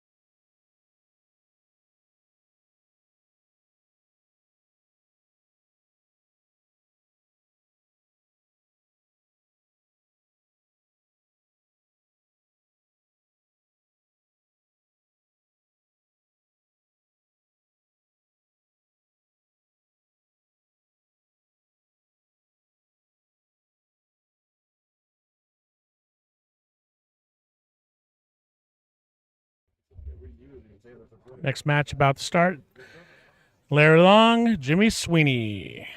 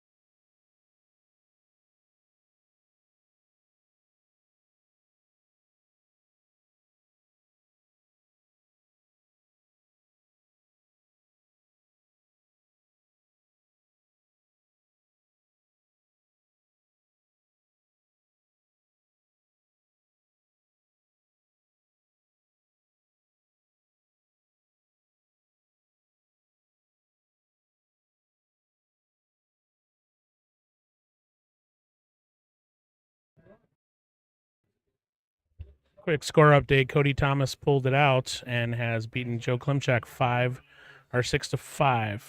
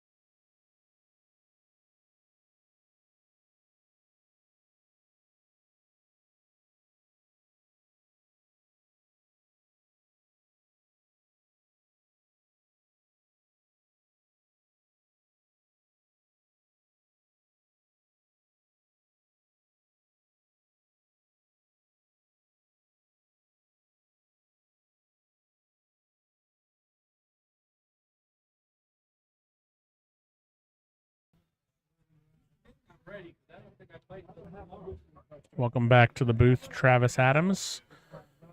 Larry Long, Yeah. second highest Fargo in the tournament, I believe. Maybe tied with Reese Romney.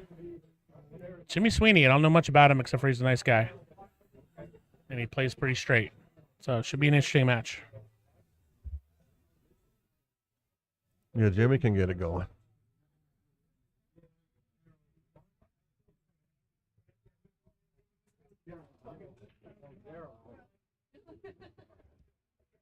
Looks like Esteban, let me double check, might have taken that match up there.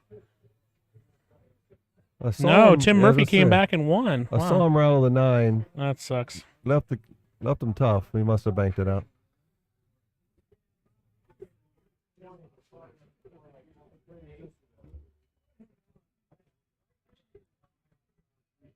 So Larry with the push out after the break. Think he'll be getting it back. Go ahead, Jimmy said.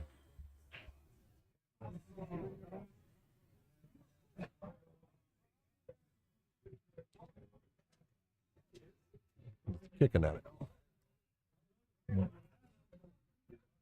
That was Nice kick, precariously nice kick. close to that 9 ball.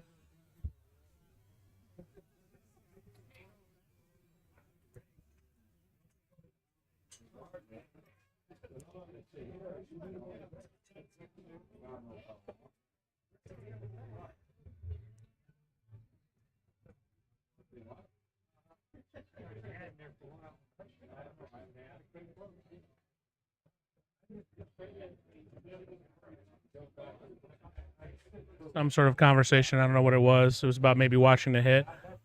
But the way Jimmy's kicking at it, it's probably not necessary, but I guess better safe than sorry. He's going straight at it. Oh, okay, I thought he was kicking at it for a second.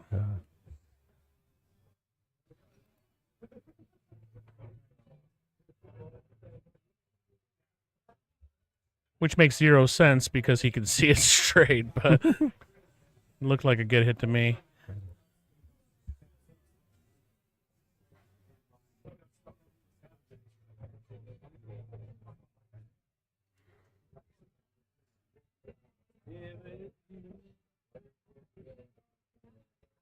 And Larry straight up the rail with the 1.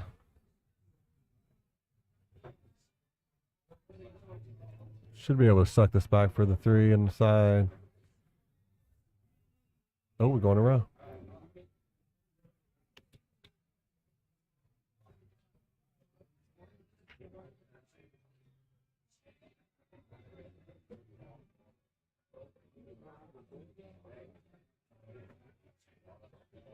Oh, we'll miss the combo.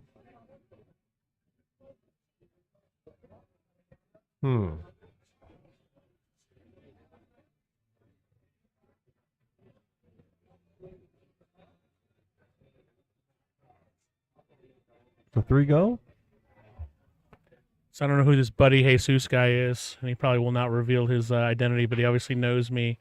And the answer to your question, Buddy Jesus, is it was all a ruse, a cunning attempt to trick everyone. It was also a warning if I didn't get myself in the Calcutta. It was a warning, because who knows how the tournament will Yeah, go. you made but sure you got yourself. yeah, I did my best. It worked. Part of the problem is it's hard for me to get drunk. Anyway, enough about me. See what he chooses to do here. All right. I didn't know if he'd try to hold that angle. Yeah, I mean, I don't think the 4 would've been goes tough. past the 5, so I'm not sure if he likes this.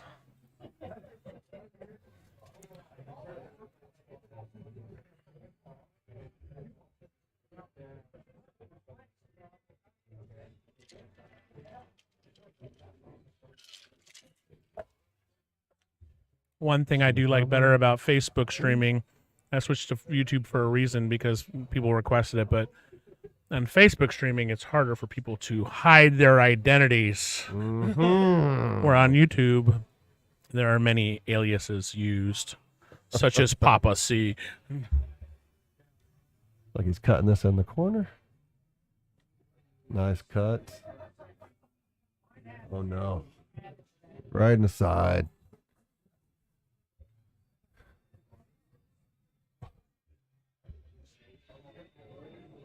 Jimmy not looking happy right now. How could you be? I mean, that was a costly mistake and one he shouldn't have made. Just like that. Larry Long shoots straight, plays good position, doesn't make a lot of mistakes. You don't want to get down 2-0 to him.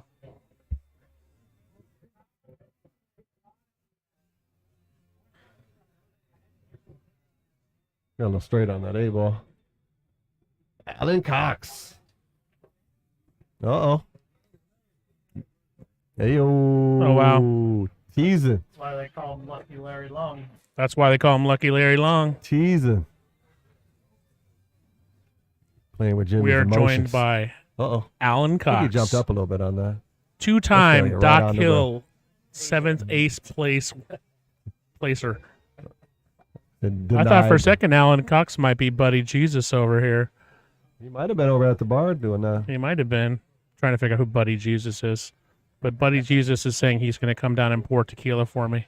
He or she. Tough shot here. Can't bank it. I don't think without a double Can't be kiss. teasing about that, can you? The opposite spin this in? I don't think so. No, it's a lot of angle. There's a lot of angle.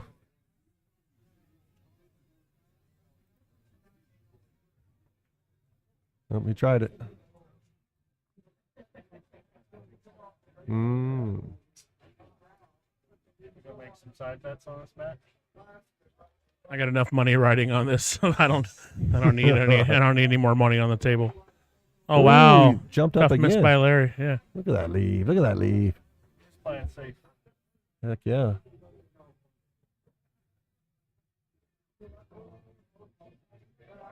Jimmy with another crack at this 9 ball.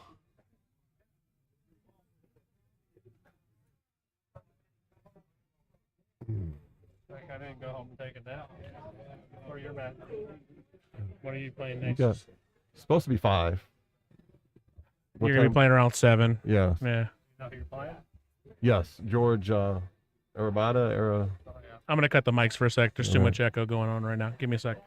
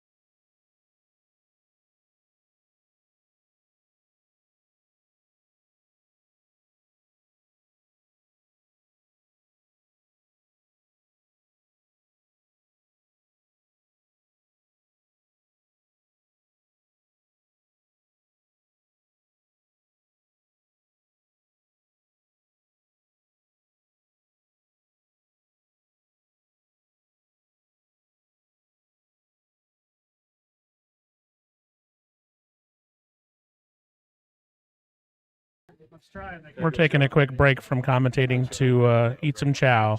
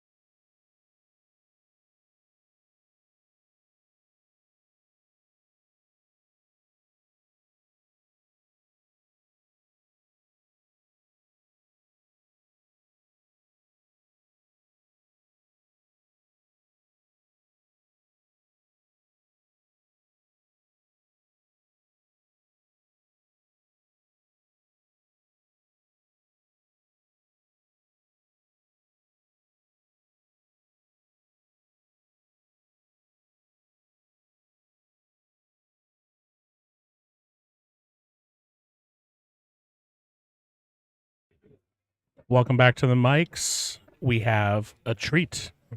David LaRusso on the mic. What's going on, David? What's going on, Constantine? Heard you were drinking already. Nah. Last night, yeah. So, how are these guys shooting over here? Larry had a couple of lucky rolls, his second rack, but he's overall shooting pretty well. Jimmy's missed a couple of positions, but Larry seems in pretty strong control of this, although he overran this a little bit. So, been some upsets today, huh, Constantine? Couple, yeah. It's crazy to think Santos and Mark are going to be playing, and one of them's going home. In the first round, I lose. Yeah, that's the draw with tournaments sometimes. So, who surprised you most so far? I don't know. As far as the matches you've seen, because we haven't even got through the first round yet, so. Can't hear me? Just speak closer to the mic, so.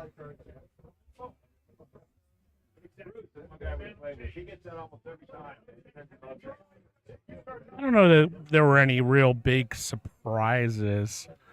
I'm looking down here. I guess I was kind of surprised Jonny won 6-0 versus Paul McCaffrey. Also, Adrian and Ben Colley. Yeah, Adrian plays good sometimes. Ben That's for Rayman sure. was up 5-1 on Kyle. 5-0. 5-0. So how'd that turn out? I don't even know. Kyle King won 6-5. Wow. Crazy, race sick. Wow. Yeah, I just got here. It was just relaxing, waiting. I figured we'd be a little behind.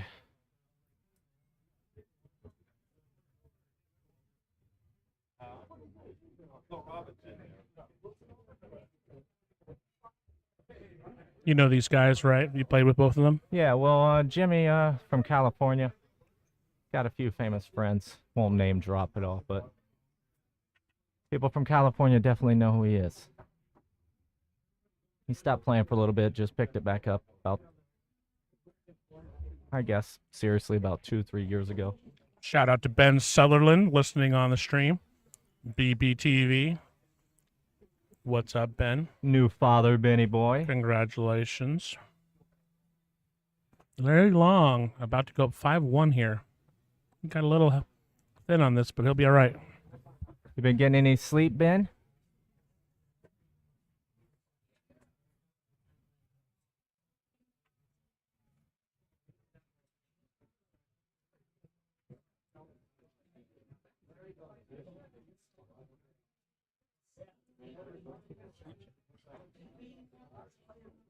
About 50 right now. 52. It's been anywhere from 45 to 60. Yeah, the toughest part about this tournament is like taking a while and just slow and not. Yeah, the only reason I agreed to do this is because I always have a place to sit in my quiet little booth. And if I don't like who's next to me, I just kick him out. All right, see you later. Yeah. Uh, So I'm guessing you did not go and play in the putter tournament yesterday? heck no. No, Went it's home, slept. Woke up this morning, had the breakfast of champions, a slab of ribs. sounds like my breakfast.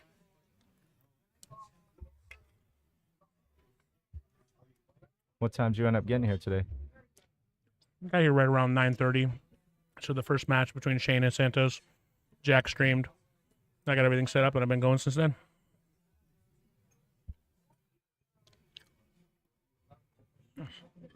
Thanks for the shout out, Ben. Ben said he's got about 10 hours of sleep in the last 9 days, which sounds about right.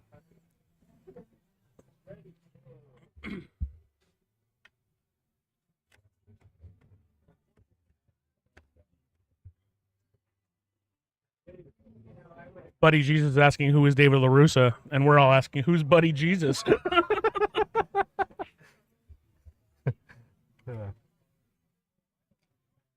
That's funny. This guy must be somebody we know well. Yeah, but I'll still block him. Yeah, I feel like I've heard that name before. Could mean anything. Look, you can put people on timeout in the chat It says, put user in timeout. That's funny. Might be coming for Buddy Jesus. All right, enough about this. What a safety this is here. Or wait. Yeah, we probably should commentate on some pool. What'd you do here? Probably a 2-rail kick. Come around the 2. I can't see because this guy makes a better door than a window. So I think what he's trying to do is look through. He's going to masse around. Maybe. Massey off that second and third diamond over. Yeah, I got this top angle too if you need it. Just let me know.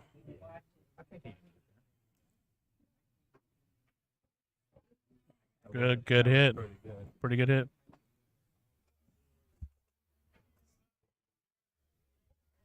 So Buddy Jesus says, you know me, you beat me all the time like big bully. I don't know. David LaRusse. The chat's going wrong.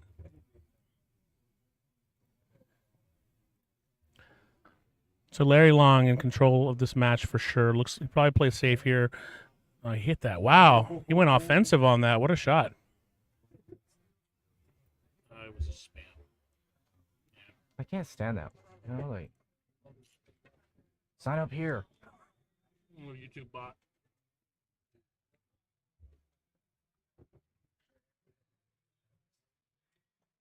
Thanks, Yeah. Gary DeBerg. Shout out to you. Wish you could be here, but thanks for watching on the stream.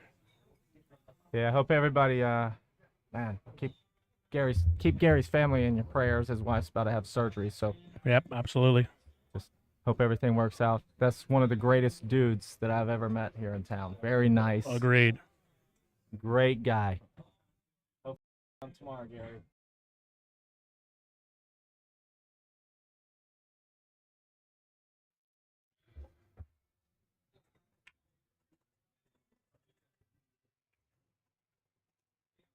It's a pleasure practicing with you this week, Gary. That's for sure.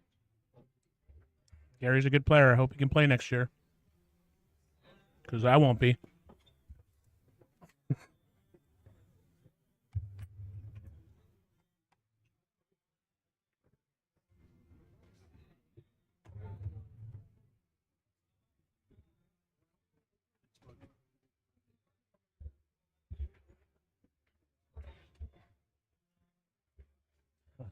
So Jimmy Sweeney got a chance to get back in line here in the match, and obviously he has to.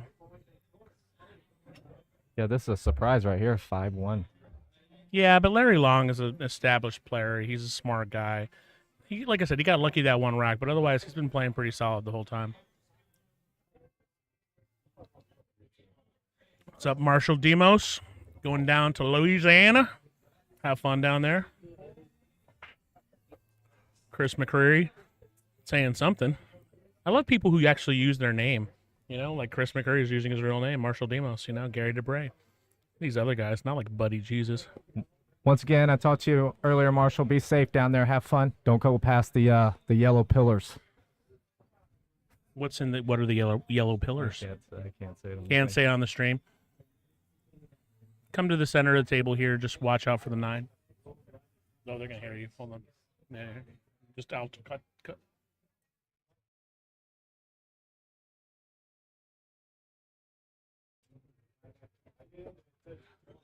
Nice shot. He's gonna come right perfect for that.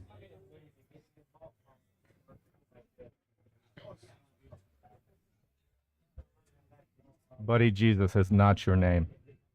Let's just stop addressing Buddy Jesus until he tells us who he is.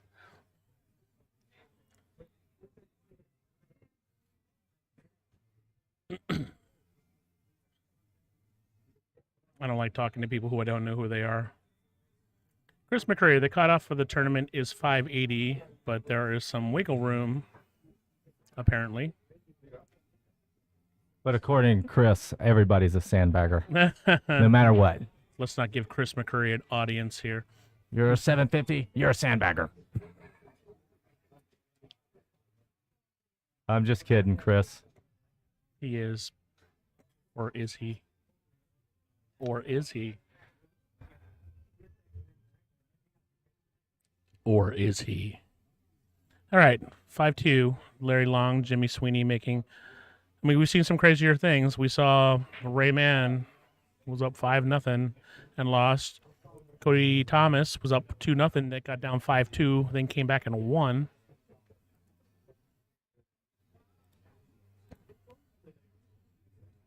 Ryan DeBerg was up 5-3 and had a wreck he's never going to forget, and ended up losing, so he'll have to come back through the one-loss side. What happened in that wreck? I mean, I'll tell you off mic, not to recount it, but he should have won. Let's put it to you that way. This table's playing fast. There's been a lot of scratches. You know, that's what I was telling somebody yesterday and a couple days ago.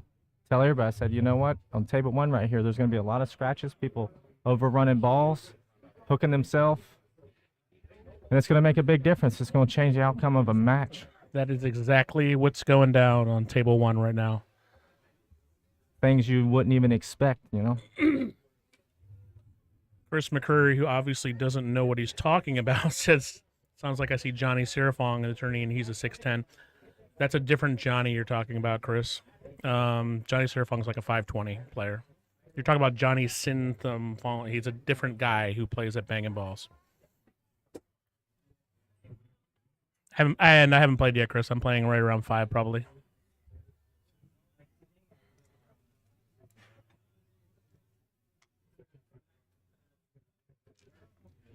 So with this right here, Constantine, do you have it to where they have access to the bracket from this stream, or they No. have to get out? I could post it, though.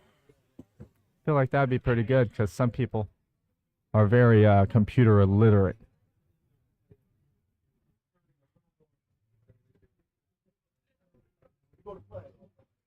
I posted it before. I'll post it again.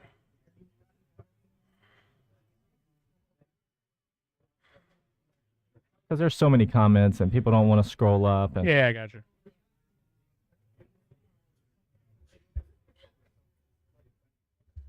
I'm no longer responding to Buddy Jesus until he tells me who he is or she. give us a hint. Well, I don't like talking to people when I don't know who they are. Oh, there it's is to it. okay. I'll talk to him, Constantine. Good cop, bad cop. Ben, I am playing in the Mercer next week, as are you. I'm excited about it. Hope so, Chris McCurry. Hope so.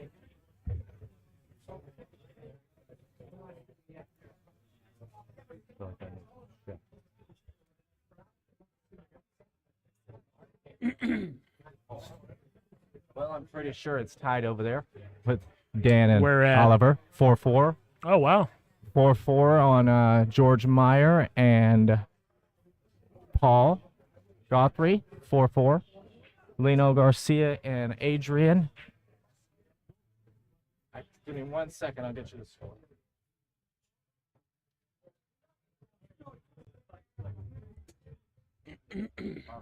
Lino's on the hill, 5. Adrian Reyes has 3.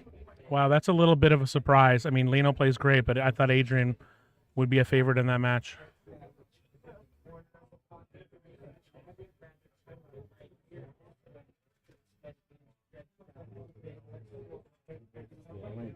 Watching the stream. I like when I'm watching the stream at home that y'all give updates Yeah. on the other tables instead of having to click out and go Yeah. and live scoring. It's part of the commentating game. Larry Long, what to do here? So this 5-ball, I think he's going to go pretty offensive and go for a bank. He had that really fast. Yeah, he did. I think he was kind of scared of hitting the 7. Maybe. I don't know. It's Jimmy should be out very here. weird.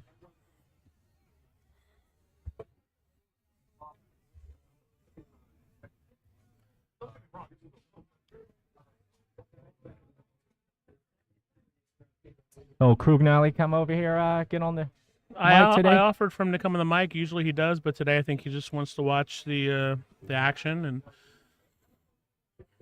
I guess I hurt his feelings last week what'd you say? when I was commenting on the stream.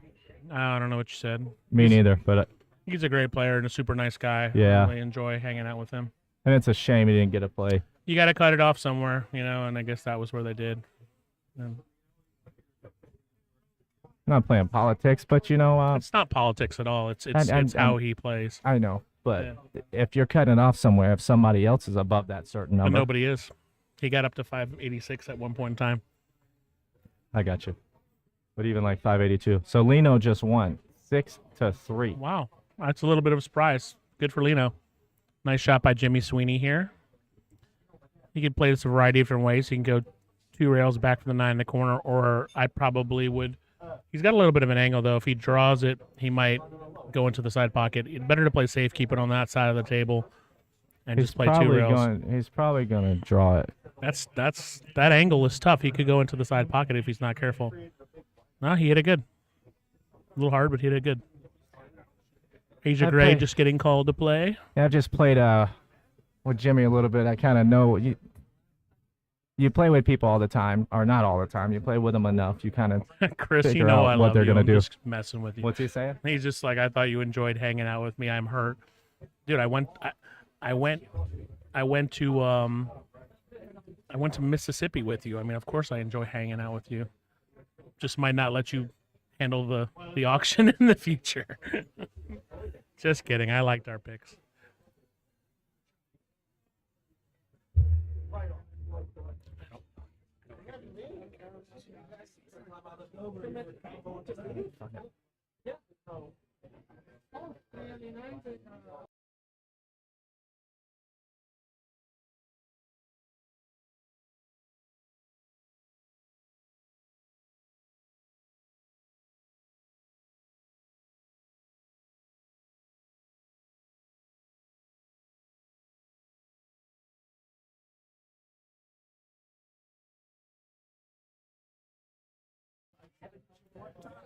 Nice break here.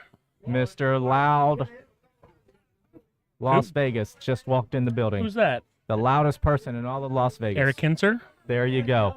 You get 3 guesses. The first 2 don't count.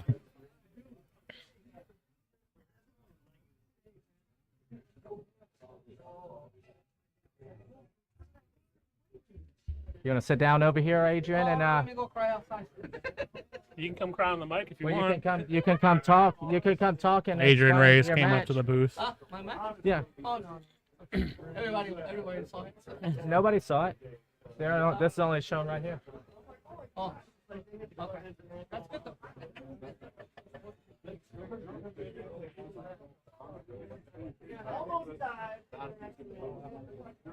Jimmy giving this a good thought process. Obviously, it's an important shot. He can play safe behind the 8.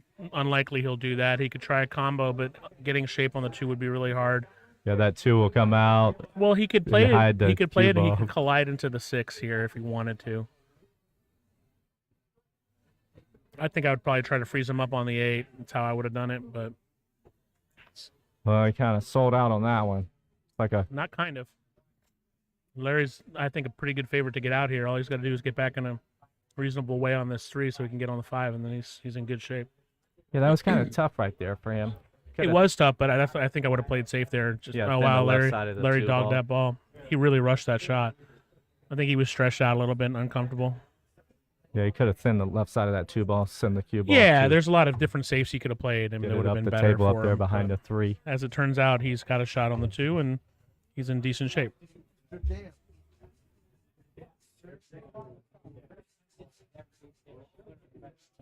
Well, we had 2 shots in about 5 seconds. Took his time on that one. Yeah, Look at that but table. he's scratched. Well, that's not the table. That's a bad angle. I mean, he hit that bad. Well, I don't think that ball scratches on any of these other 3 tables. It doesn't scratch if you don't hit it into the pocket. You're right, Constantine. I mean, let's call it what it is. If you don't hit it into the pocket, it doesn't scratch. Well, at least he went dead in the pocket. There was no rail. There was no doubt. Look, if anybody wants to put up a big streaming platform and make fun of me on streams and whatever, go for it. But until then, I'm the one who's saying everything. No, I'm just saying about people talking smack about how you shoot. We're not. Never mind. I was just saying, I could give people a hard time because I'm the one who put the thing together. Well, I've never I been wouldn't on one of Ben's streams, so I wouldn't expect anything less from anybody else if I do something stupid or. Yeah, I mean, it's just a tough shot. There's just certain things you could blame on the table. I don't think that was one of them. Jimmy needed to play that differently. He's got a shot here, though. I'm gonna Just miss. seems like Larry's energy has changed and his Yeah. demeanor has changed since I'm gonna mess Jimmy with won that the second game color a little bit. See if I can highlight these balls because it's hard to tell. at the other end of the table. Well, actually, even right there, I can't even tell that's a 6 ball. And that looks like the 7 instead of the 5. You know, play with the color a little.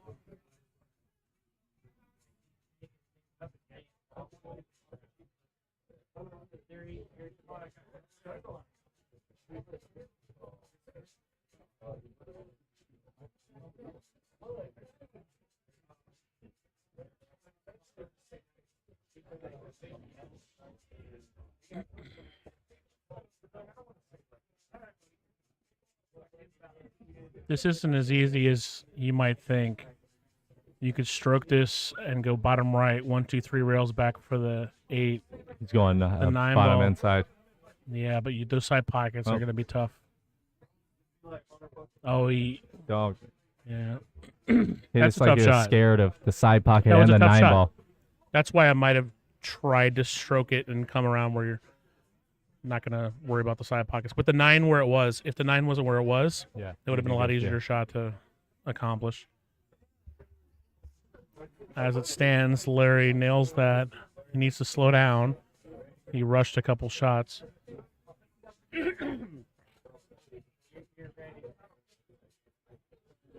And he got lucky here.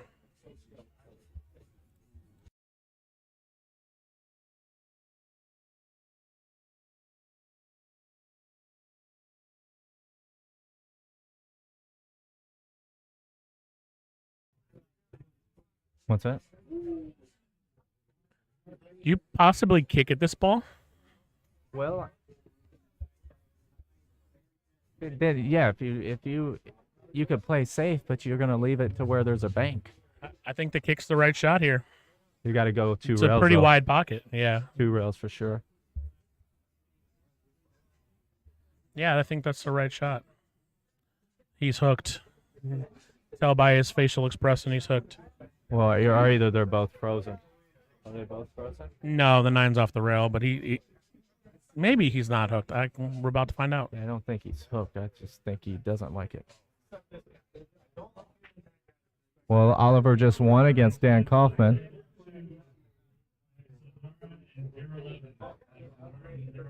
Fife Sundara being called to the table against Daryl Evans. Nice shot by Jimmy.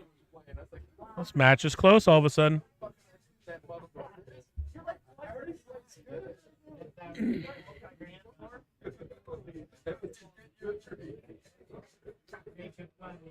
What I don't understand is why they're skipping some people. I don't know.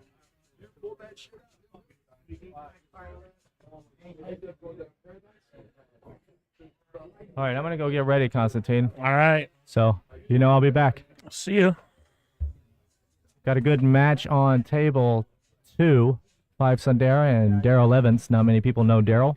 Not many people know Fife unless they play TAP APA. He's very strong. Won the last qualifier. Good luck in your match, David. Yes, sir. Thank you, sir.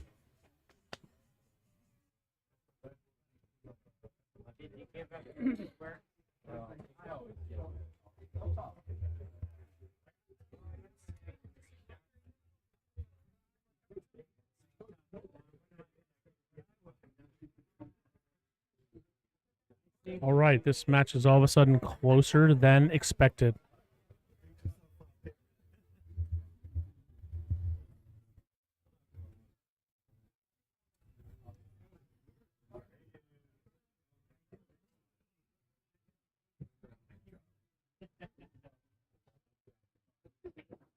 Nice solid break. Almost got that cue in the side pocket. He's okay. Can't really see the 1.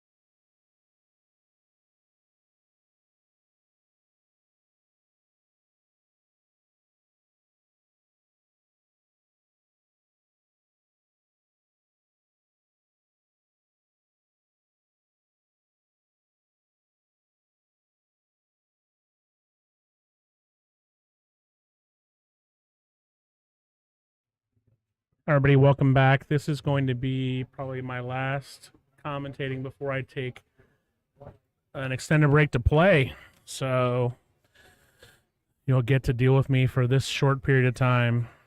I'm not sure what our next match is, but we're about to find out. Looks like Robin Verner against Gary Phifer. I lied to Robin and told her I would not be commentating on her match because she's nervous on the stream. But what she doesn't know won't hurt her. So I'm going to talk a little bit about her. She's a great player. I'm excited to see her play. Adrian. I didn't know you brought a Coke in here.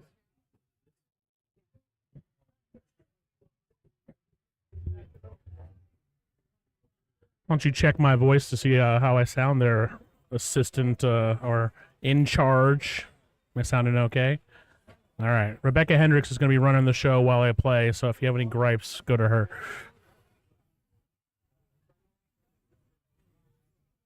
The good old quarter in the corner pocket trick.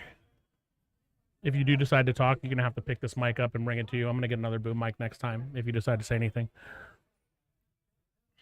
You got to turn it on first. It's off right now. Yeah, why not? Yeah. I'm only going to talk for another maybe 20 minutes. I'm going to grab my cue and commiserate with the people at the Rum Runner. Yeah, it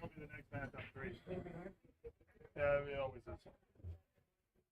Just to give you an idea time-wise, Dave LaRusse's match is the next one up on 3. You will be after that on 3. Great, thanks.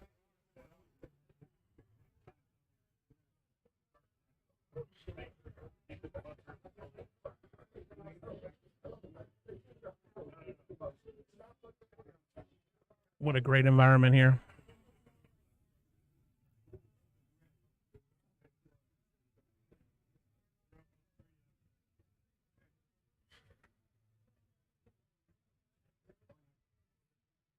Hey, Keone Berequatro is here. How goes it? Are you Buddy Jesus by chance? Huh? Are you Buddy Jesus? You would know. There's some guy named Buddy Jesus who's been heckling us. Oh, We thought it was you for a second. No, I know. Don't change my name. Yeah, I figure you're an open heckler. Oh, who is it?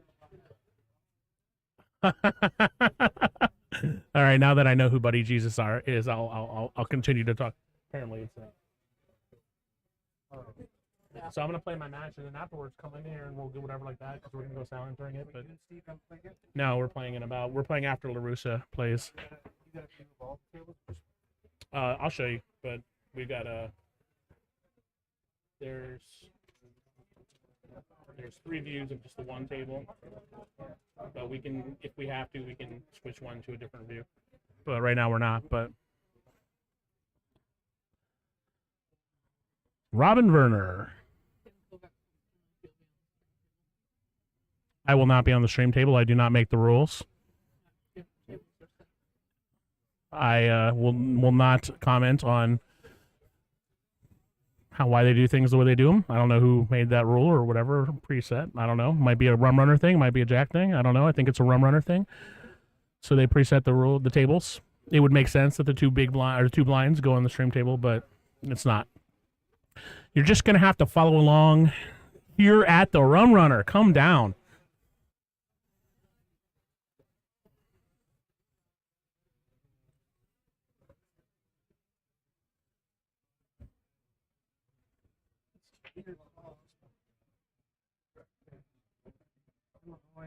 North Carolina.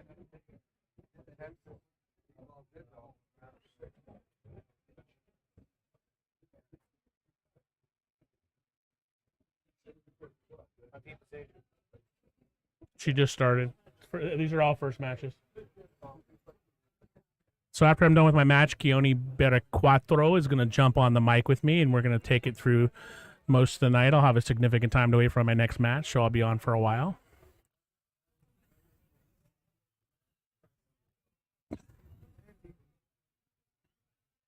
Keone, a wealth of knowledge in the Las Vegas pool world. He is. Not yet. No, we'll wait till afterwards. Get him acclimated to everything and in the booth doing his thing. Rob Azevedo playing Asia.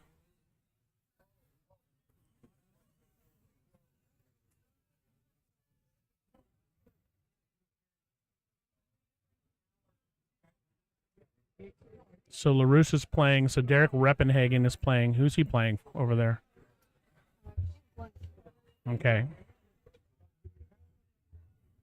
Robin's going to be mad at me because I lied to her. Told her I wouldn't be commentating on this match. Sorry, Robin. I believe in you. I bid on you. Use this if you need it for whatever reason.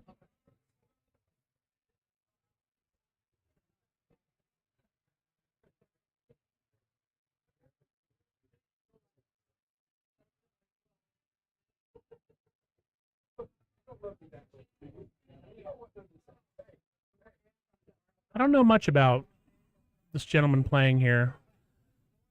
Is he playing leagues, do you know? Gary Phifer? No? I've seen him around. I don't know him.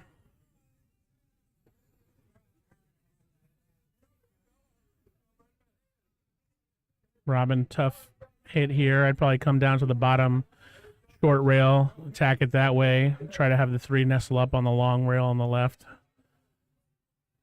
No real reason to get anybody to watch this. It'll be obvious if it's a bad hit because the 4 will move and the 3 won't, but clearly a good hit and a good shot. She left the tough. You said you think she double tapped it? Oh, okay.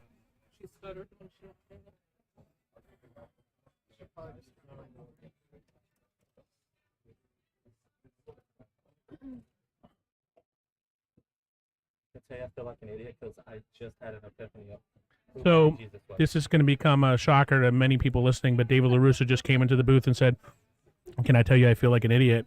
And because he knows who Buddy Jesus is. I know. Yeah, I know. No, we know who you are, Buddy Jesus.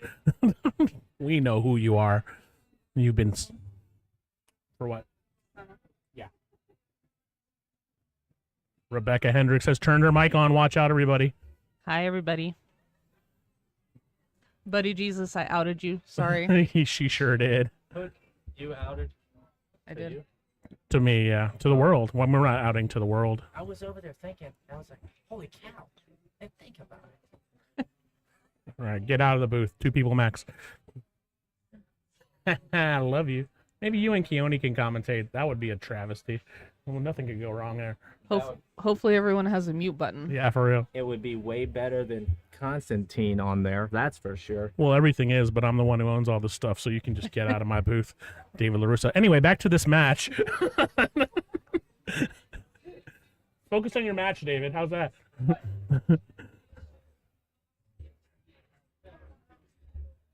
Make sure you check how you sound. I want to hear how I sound. I gotta get another one of these. I'm gonna get another boom mic. I almost ordered one, but I couldn't get it by tomorrow. Oh, another boom mic. Yeah, just because it's too. Yeah. You know Robin. You play with her every once in a while, right? I have not played with her. I've seen her play before, and I know who she is just because she used to be really involved with the Western Women's Tournament. Right. Not this year.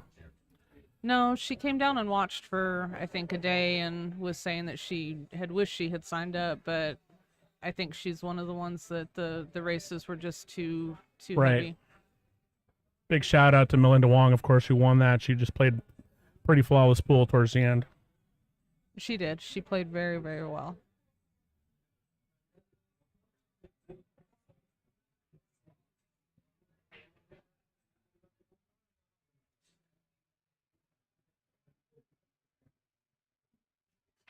Robin was actually on the alternate list until, I believe, yesterday even. Gary DeBerg dropped out, right? Or somebody, yeah. Yeah. Robin plays smart pool. She's got a good stroke on her. She's a good shot maker. I mean, I think she's a live option to do well in this tournament. I think someone told me she went pretty deep in it one year. That wouldn't surprise me. I know she's been a really strong player.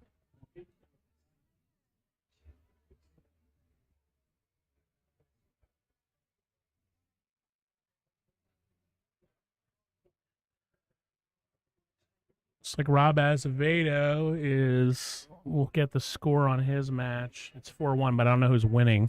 Rob Acevedo's winning. Oh, really? Against Yeah. Asia? That's a little surprising. Rob Then plays on good, though. table 2, we have Daryl Evans, 4-1 over Fife Sendera. Wow. And I believe Derek Rappenhagen is up 1-0 over Glenn Kiddo.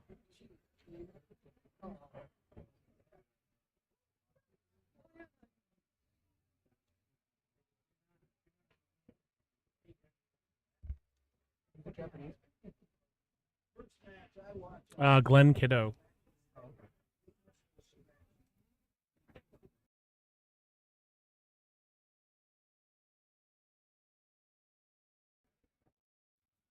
Doesn't matter to me.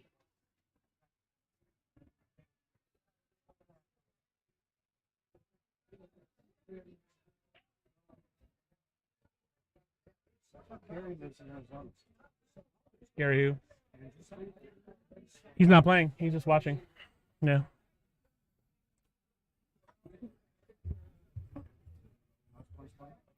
Jason can't play. He already won the Doc Hill.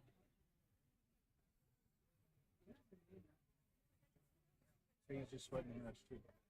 Jerome's in it though, right? Well, that's Joseph Crugnali next to Gary DeBerg. Jerome won his match, so he's still in it. The back rail there, that's David LaRussa waiting for his match. He's with Jimmy Sweeney. A lot of people here. Basically, a who's who of pool. Who's just playing Smitty? Who's LaRussa playing, do you know? He's not playing yet. No, but who's he? I think someone there you know. He's 568 or something. Brian Koba. Brian Nicoba. Solid player, yeah. LaRusse have a chance. He has a chance. Everybody has a chance. Everybody has a chance. Brian's a solid player, though.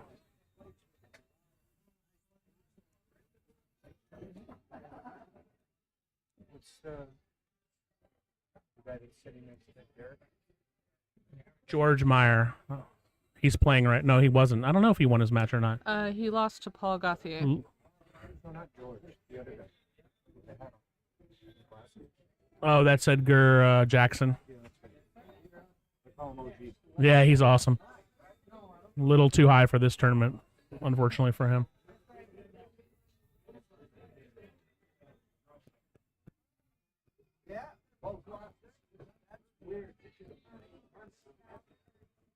What does that mean? Just we're good. Thanks, Skinny. Just That's not what I heard. go here and just remove it. It's a YouTube bot. Okay.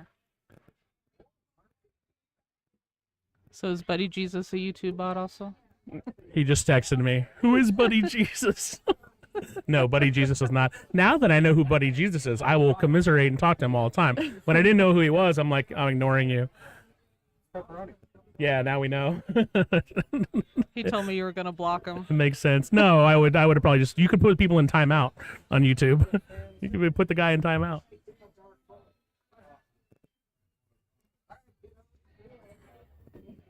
Nice shot by Robin, although I don't think she's going to get on this too.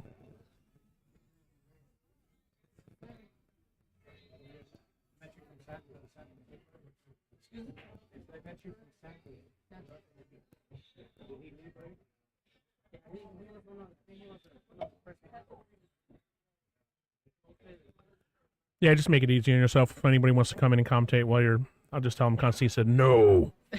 He doesn't let anybody do things when he's not. He's a control freak. Well, Keone can't get in here because he'll call me mom on the mic, and that's just weird. It's up to you. Just make sure they sound good and they talk into the mic. That's the biggest challenge, is getting people to actually speak into the mic.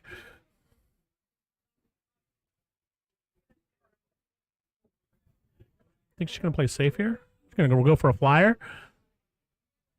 Oops, Nice safety save. play. Yeah, nice shot. So Asia is up against the ropes against Rob Azevedo, down 4-1.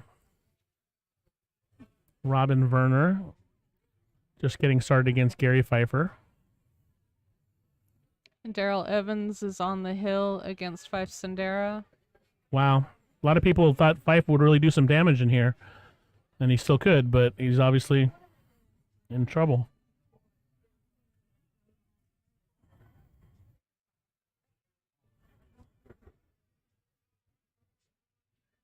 I don't know Daryl Evans. Is he are you familiar with him? I'm not familiar with him either. Daryl Evans, a 536 from Las Vegas. Pretty established. Race to 6, anything could happen.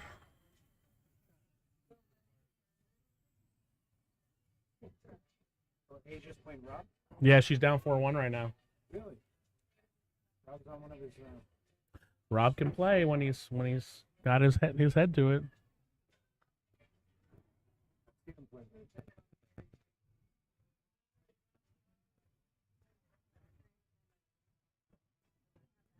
Buddy Jesus, stop pouting. Like Why don't you three get other down here, buddy Jesus?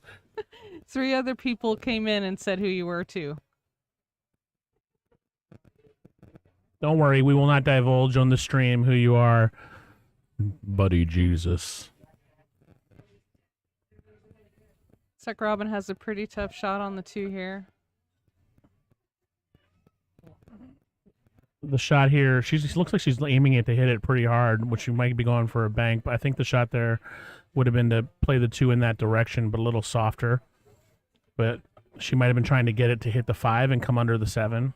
In any case, Gary is in a weird position here because he can't really draw back for this 3 because the 8 might be in the way. He could figure it out, and following the 5 balls in the way, it might be smart to just lay up here and give yourself a tough shot on the 3, which you could either play safe or he looks like he's trying to angle up on it. So nice shot.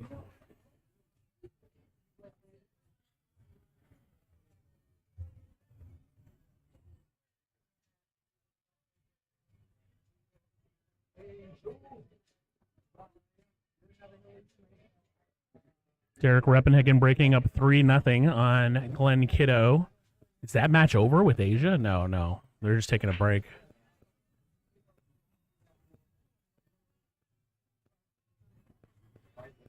The Asia match is 4-2 to Rob. No, flyer. Boom. Heyo. 1-1. We've seen a lot of scratching on this stream table. I'd heard yesterday this table's playing fast. The cue balls tend to go, and we have seen a ton of scratching today. It is. The cue ball travels quite a bit on it. Yeah.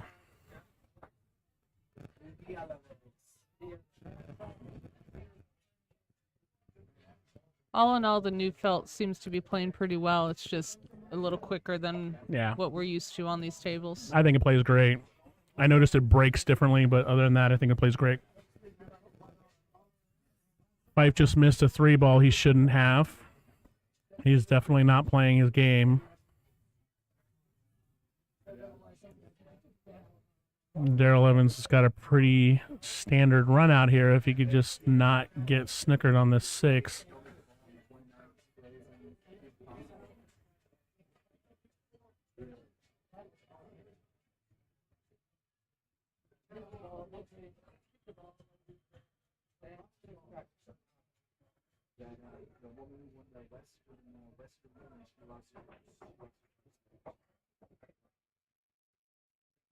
That cue ball just keeps going and going and going. It's going to go into that pocket. That's crazy. Yeah. There's no way that ball should have gone in there. It just kept going and going and going. Like you said, Energizer Bunny. We've seen that a couple times today. Well, you just got to be cognizant of it. You know, obviously on the break you can't really, but just don't get a ball tracking towards the pocket at all. You know, that's what you got to do. Can you put it on the YouTube so I can read the comments, please, Rebecca? It's just Buddy Jesus saying his weekend is shot now. Good. I'm glad we ruined your weekend. Robin Verner sizing up what to do. 5'9" is wired. It's a race to the 4 ball most likely.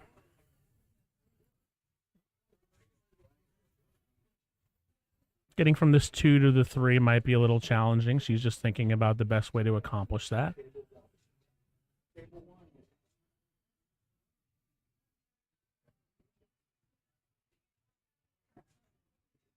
We're playing BCAPL rules, CSI International. One variant is there's no 3 foul. Everything else is by the book, by the rules.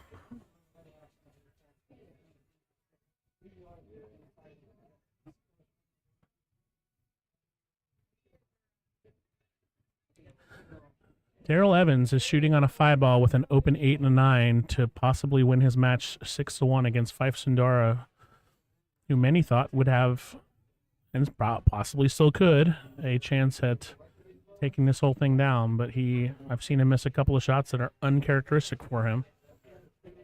He just may have a longer road. Yeah, I mean, look, sometimes you got to get it out of your system and come back. I mean, look, Vilmos won that Andy Mercer. He lost his first match, came back, and that's the hard way to do it, but sometimes. But this Daryl Evans is playing good pool. You know, he's got a lot of opportunities, but he's playing good. He's running out where he's supposed to run out. He just almost missed the 9, but he beats Phife Sundara 6-1. Anthony Davis, Justin Rogers just a call to that table.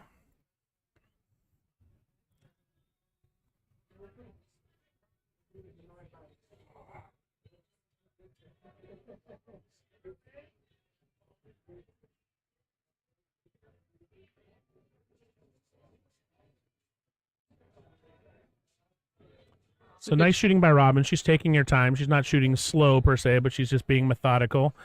If she makes this 3, she's got to just make sure she gets on the right tangent, right side of the 4, or right enough that she can play the 5-9 combo, because playing the 5 in the corner is not a very viable shot to split the 9 and the 7. So she's looking at it. She's taking her time. Is she jacked up a little bit on this? Nah, she is. So this is a tough shot. She might have to lay up, unfortunately, in which case she'll have too much of an angle on the 4, and then she will have no choice but to not play the 5-9 combo. Vicky Carter, they are not using the box for the dock. That's only for the Mercer. Yeah, the dock is winner breaks, break from wherever you want. The Mercer's using the small box alternate breaks. So if she can stomach trying to draw this back for the 4, then that is the shot, but that is a tough shot. She's jacked up. She could disrupt the 5 if she's not careful. Let's see what she does.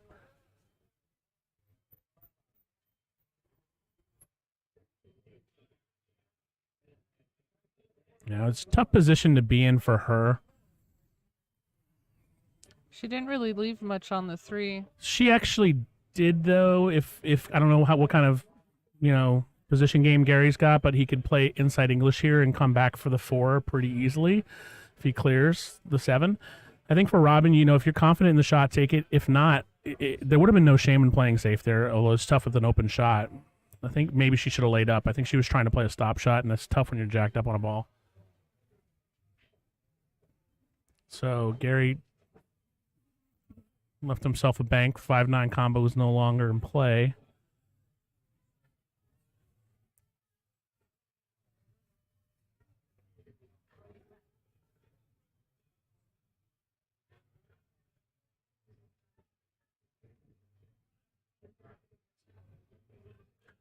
Asia's trying to storm back in her match. She's shooting on a straight in 5 with a pretty reasonable run out. She's down 4-2 against Rob Azevedo. Not the result we would have expected from the match, but Rob definitely has the game in him. I've seen him shoot great pool before. Nice shot by Gary.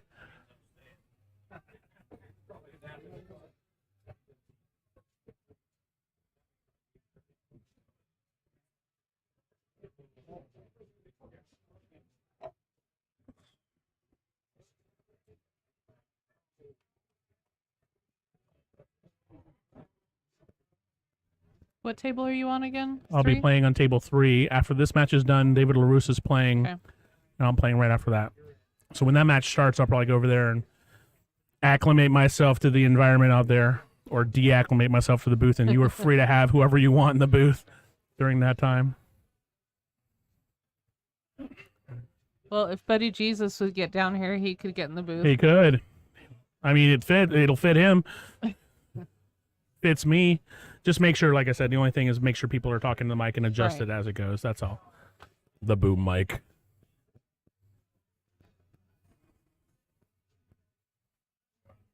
if for some reason you pick up an echo, just turn the mics down a little, but I don't think it's a problem right now.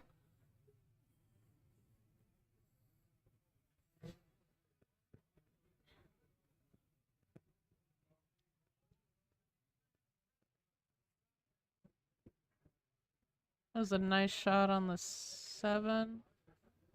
It was a nice shot. This is a pretty decent run out that Yeah. Gary's putting together here.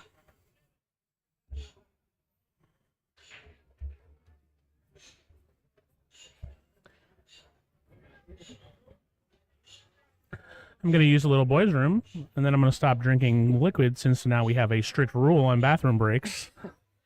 What happens there? What if, like, you just can't hold it? You have to go when your opponent's shooting? I honestly have no idea. I mean, like, whatever, you just run over there when your opponent's shooting and hope he doesn't run out? I actually didn't see if that was part of the rules. There's a rule about it, 1 3-minute break per match. Then But that's not enough. I mean, sometimes, you know, if you're I hydrated. understand. That's a rum runner rule and from past stock kills. So Oh, I get it. Trust me, I get it. Like I said, but yeah, I'll be all right. In any case, I'm going to step out for a second. You leave my mic on. Do whatever you want. see if I can remember how to turn you off. Hit the actual This one? This one? Yep. Okay.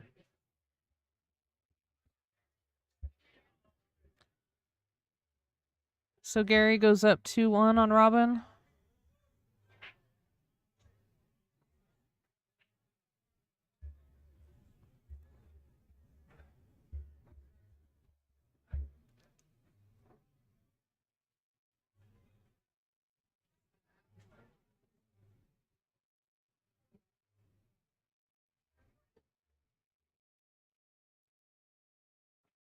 Looks like Asia has brought it 4-3. Derek Reppenhagen is up 3-1. And Anthony Davis and Justin Rogers have just started.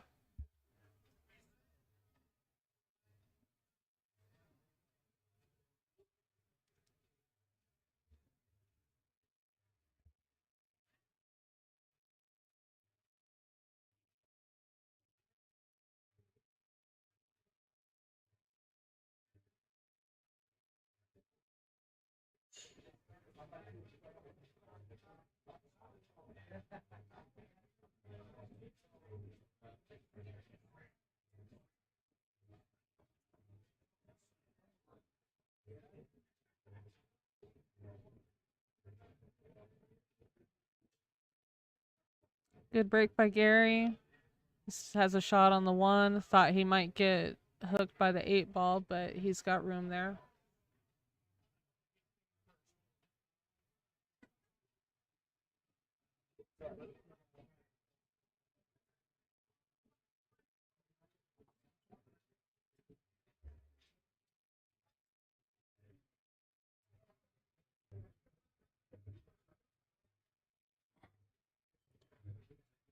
Asia won her rack, so it's 4-3.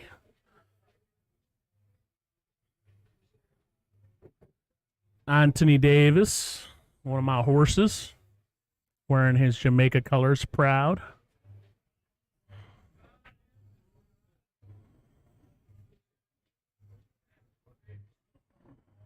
Derek Reppenhagen going for a flyer on the 9, and he scratched and did not make the 9. He left a straight in 5-9 combo.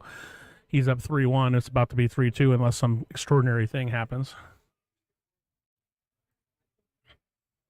Here, this 4-ball's tough. You mean the right way to play it is probably play a combo here, but getting on it is not as easy as it should be, actually.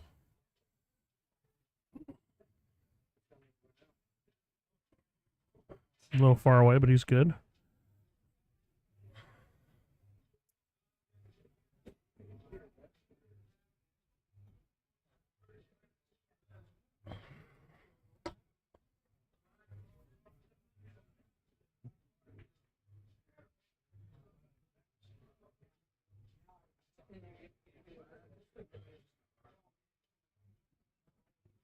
Nice shot. Couldn't control the 4 here, though, so it's tough. I feel like that's one of the biggest problems with the combo.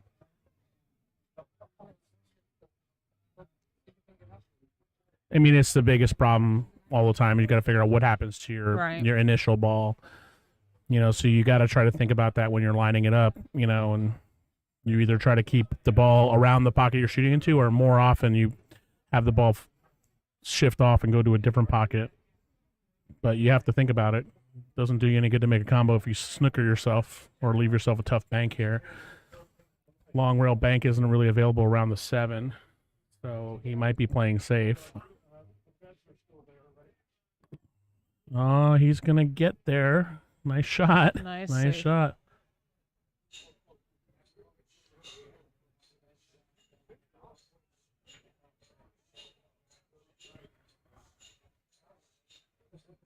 Interesting song coming on. I think they've got it on satellite radio. I don't think the jukebox is on right now because I've heard just basically all the same kind of music playing, which is a good thing. I want to keep the environment kind of classic rock. Not sure about this song. No idea who that is.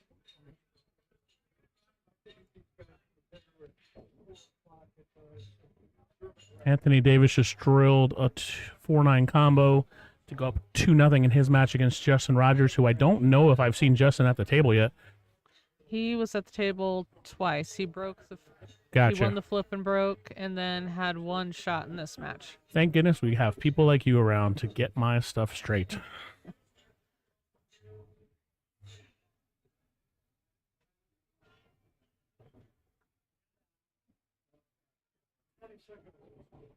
Robin's kicking at the 4. She made. Oh, I thought she made it for a second. Not a bad lead for her, but the 4 does go in the side. Yeah, that's actually not a good lead for her. If he just makes this and avoids the scratch, he should be out here. Right.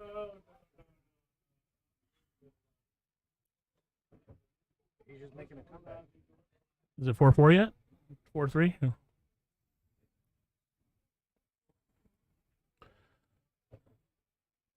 Race to 5. 6 on the winner and loser side. Alternate break. Winner breaks. Winner break. His work's not completely done here. Natural angle is to bring him into the 9. Could scratch, but it's unlikely. So he's just got to draw it back, but he's on the rail, so it's not that easy. But if he can just stun it with a little stun draw, probably being a 1 rail, which he looks like the way he's shooting it, it's going to be tough to control this cue ball. And yeah. So he's got a bank. He's got a cut, an extreme cut, probably a scratch shot if he cuts it.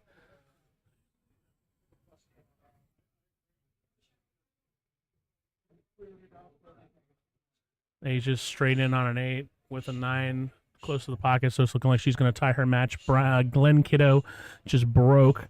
I don't see the bead move, though, so I don't know if it's 3-2 or if it's 3-3 now. Anthony Davis up 2-0 against Justin Rogers. And here, Gary Phifer is looking at a tough bank. Try to get out of trouble here.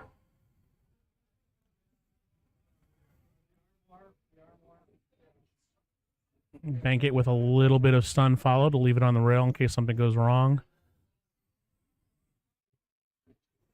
Oh, he cut it. Cut it well. It's got to stay out of the pocket. These cue balls going. Oh. That is a great shot that he did not get rewarded on. 4-4 in Asia's match versus Rob Azevedo. So she's coming back. She was down 4-1 at one point in time there. Justin Rogers shooting a 9 ball. Anthony must have missed the 9, so it is now 2-1 over there. Like I said, I saw Glenn Kiddo breaking, but I haven't seen the beads move yet. It still says 3-2 on his speed, so I'm not sure what the score is there. Well, hopefully Jack is keeping up with the live score since I'm in the booth with you. And he has it as 3-2 Derek Rappenhagen. Well, yeah, that's what it's. I mean, like I said, maybe they took a break, and I just thought Glenn won a. Maybe he missed. You know what? Glenn might have missed the combo that I said was a gimme. Maybe that's what happened. That's probably what happened. There was a gimme combo, and I assumed Right. that he made it, and he didn't.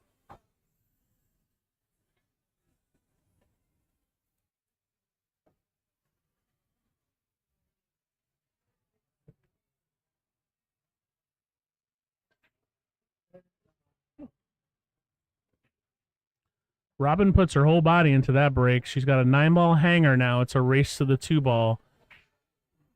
Lots of things she could do here. She could play safe behind the 3, which would be a very conservative shot, but most likely effective.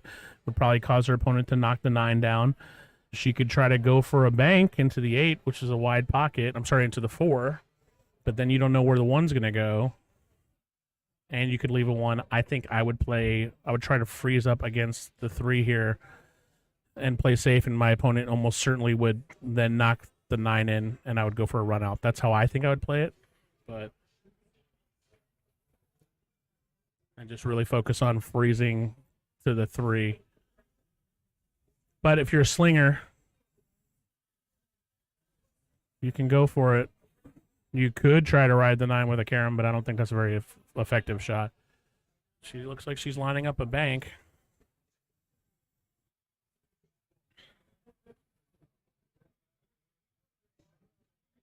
If you hit the 1 right to the 3rd diamond on the right long rail and have it come up, and you nestle behind the 3, you take away a possible kick with the 5. Right. You just got to make sure you hit the safe. If you miss, obviously. She looks like she's winding up, though. Nope, she's doing what I said, but she just didn't hit it good. Yeah, you got to hit the safe there. Now there's a combo on the 9. So if she had nestled up behind the 3 or blocked it, but he can actually see the right side of this 1 enough to go for a flyer, which is a low percentage combo. But it's enough. And he could, if he misses it, leave a 1-9 combo. There's all kinds of stuff that could happen here. I think you'd almost have to go for it in this case. You almost do have to go for it. There's a possible safe behind the 3. That's a tough shot. I don't think either one of them are going to do that.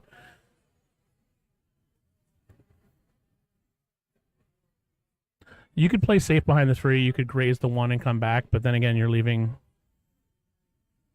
Well, he went for. Is he going to get the roll? Is that what he tried to do? Maybe we'll never know.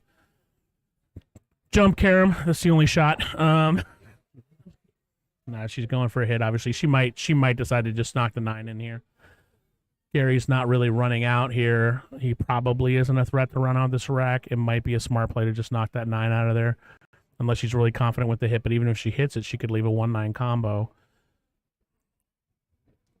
I'm probably jumping this ball, but I don't think Robin is going to.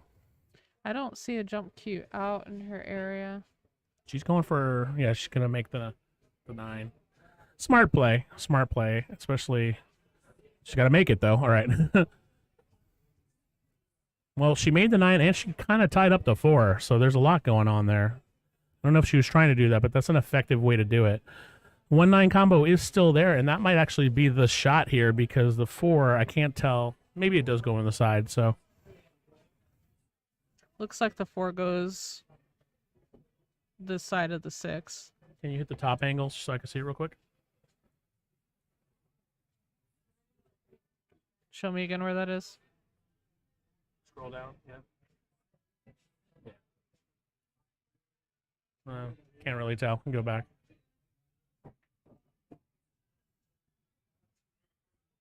So he's going for a run out.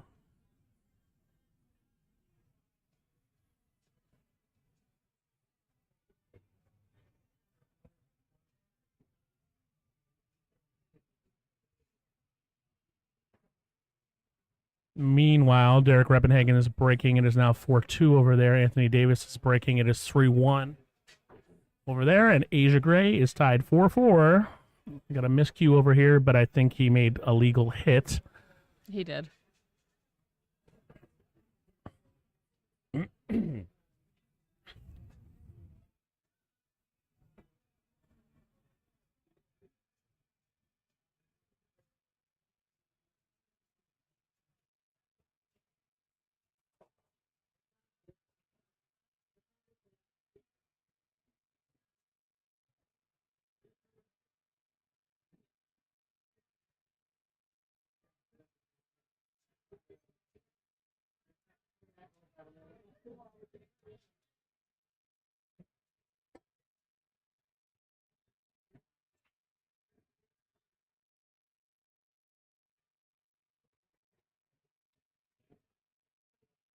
It's like Robin decided to play it safe. She's. Or I attempt think to she's save. timid about the speed of this table because she missed that safe on the 3, Right. and then she just hit this one too soft. She was trying to get him behind the 5, but I think she's just a little too cognizant to the speed of the table. So seems like she's hitting him just too light, which is understandable when you're seeing people scratch on this table all day and doing whatever.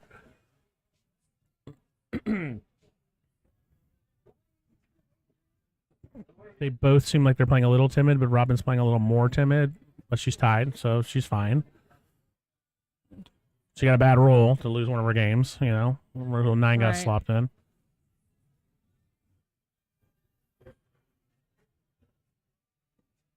Rebecca Hendricks, could you hand me my case, please? It's down to your left.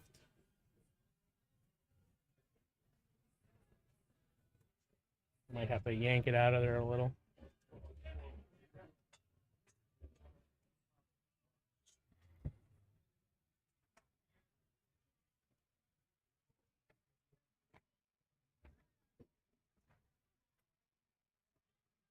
Watch out, world. The case is coming out.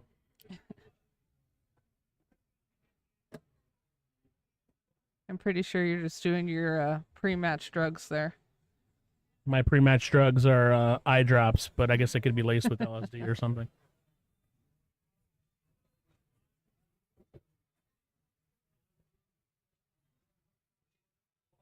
So I actually don't know if the 4 goes from this angle. I think it does go, but She's going to have someone watch the hit. yeah, as she should.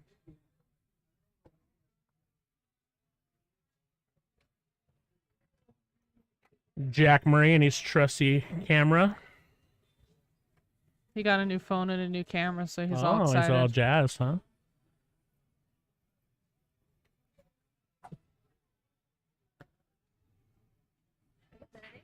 Hey, what's going on? Not much. How are you? Awesome. Oh, No missed the good. 4. I'm gonna head out soon. I gotta get curtains hemmed before the store closes at 5. Are you hemming them yourself? Curtains. Blackout curtains. Oh, yeah. Well, from baby. We got them for our room.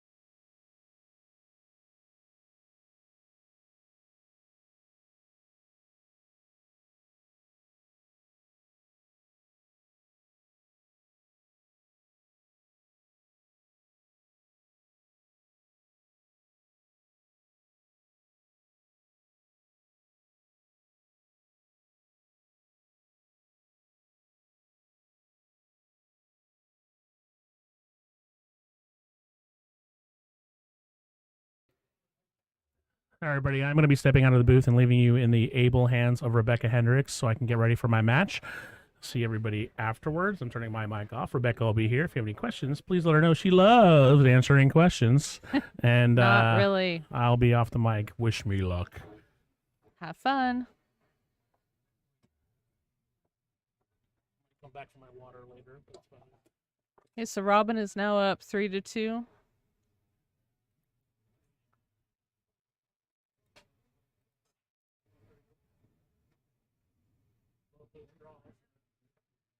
Couple score updates. Anthony Davis is on the hill against Justin Rogers.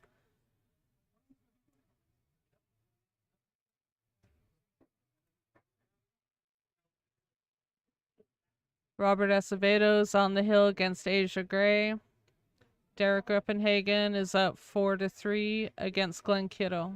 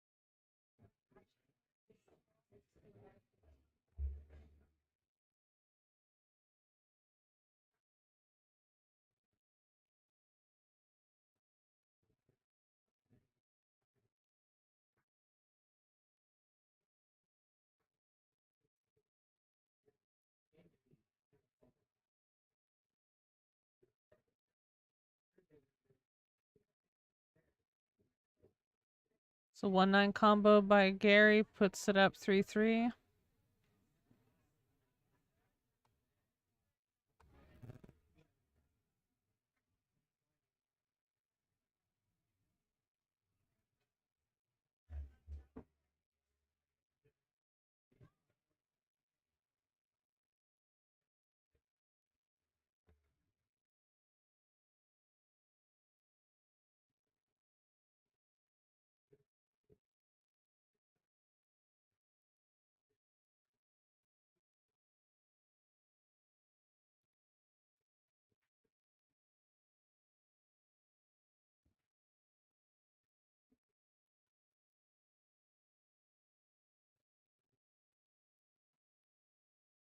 Hello. Mr. Keone is going to join me in the booth. Let me turn down this mic. It looks like I'm a porn star with this mic like this. Can I say that? Is that because you're short? Yes. I don't have your mic on yet. There. Okay, there we go. How long are you in town for? Just a few days. Good evening, everybody. Here at the Rum Runner in Las Vegas. The Dock Hill. Can you hear me? Can you hear me now? Is Pepperoni still out there? I think he's mad at me, so he's ignoring us. Oh. Shout out to my wife for letting me come here. Miss Kimberly. Did she come with you? No, she didn't. Oh. She's at home. Some of them have to work. How are you, bar mom? I got a tab up there waiting for you to pay for. You're funny. I'm kidding. You've been talking to Jack. Do you remember how that came to be? Me calling you bar mom? Not 100%. No, you don't. By the way. So Rob Azevedo has just defeated Asia Gray. This is the front of it. Oh, that's the toner. The toner. That's the toner. We just had a I'm mic changing lesson. my name to Debbie because I feel like I'm doing Dallas.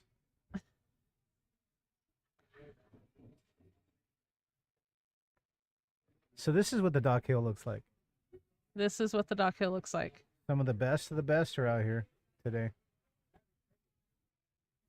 You missed a heck of a Calcutta last night. That's what I heard. I heard a lot about it. We had a lot of fun. And I assume Mr. DeBerg ran the Calcutta. He did. Ryan did ran a- the Calcutta. Did a and stellar job as usual. He did a good job. Gino, actually, just for That's a tradition's great sake, save, by the that way. is a good save. And Gino Hill did the last player. Oh, okay.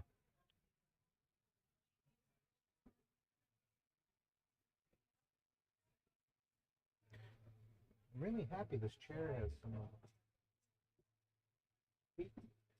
feet placement things on them.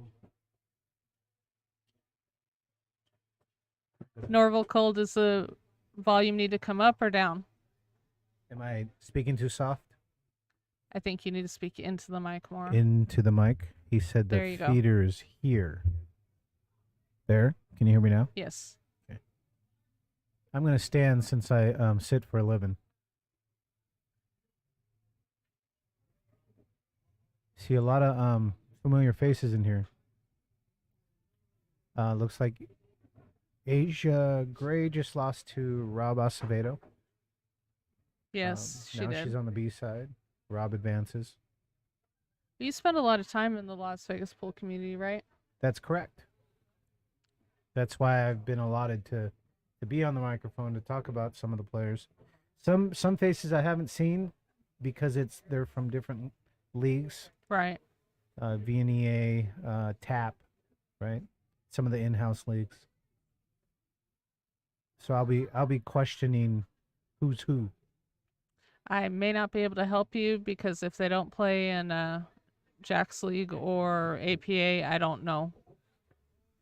So during the pandemic, in case you guys didn't know, because BCA was not qualifying anybody in California, because most of the pool halls and bar establishments were closed. I made the trek to Vegas. I was retired for a bit. Now I'm back to work. But I got to engulf myself in this great community over here. Second to none, this community. We do have a really, really strong pool community. Right. Looks like Anthony Davis has beaten Justin Rogers. That's quick work. That was very quick work. He just started about a half an hour, 45 minutes ago. Well, neither of them play very slow. They're both pretty quick players. This is true. Me and Anthony go back and forth like a ping pong match. Yeah. I think if I'm correct, I'm on the win side with him. Good job, Rob. Rob's checking his bracket right now. See where he advances to.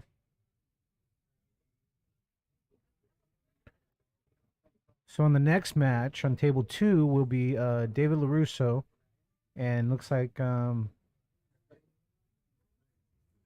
Brian Medina? Brian Makoba. Makoba. I think so. We've had a little bit of lag on some of the brackets, so it looks like Jack is maybe bumping a match because that Okay. one took so little time. So just to kind of catch up at least one of the tables. That makes sense. Like in any tournament, there's no, they can put a time on it, but it's not going to run Right. on the same time. It's every match is based on the players of their ability. Some play more safeties than others. Some like to get it done. Right. Not meaning that the safety play isn't a good thing. Oh, Robin just missed a pretty easy 5-ball. Robin Verner, correct? Yes, Robin Verner.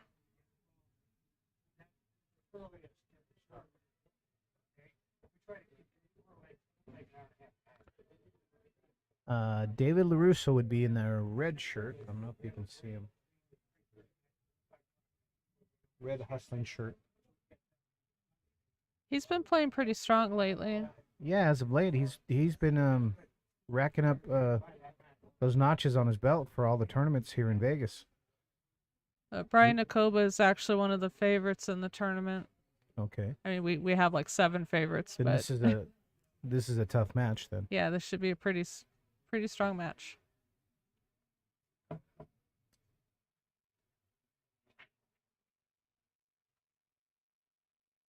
This is 9-ball though. It should go pretty quick. Race to 6. Winner breaks. Winner breaks.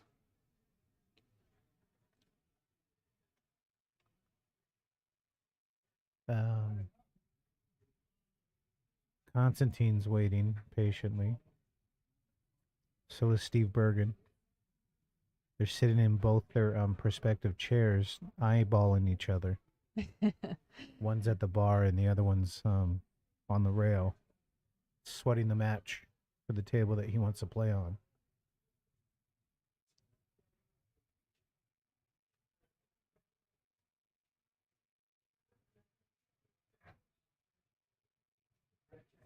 Four, Robin Verner and Gary Phifer.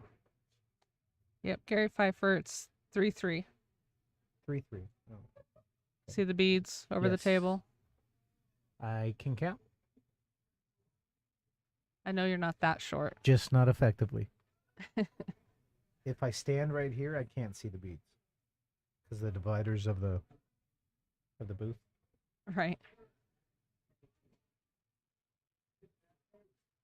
So Robin should have a pretty good run out here. You should. Depending on the angle, I can't see from here because I'm a little height deprived.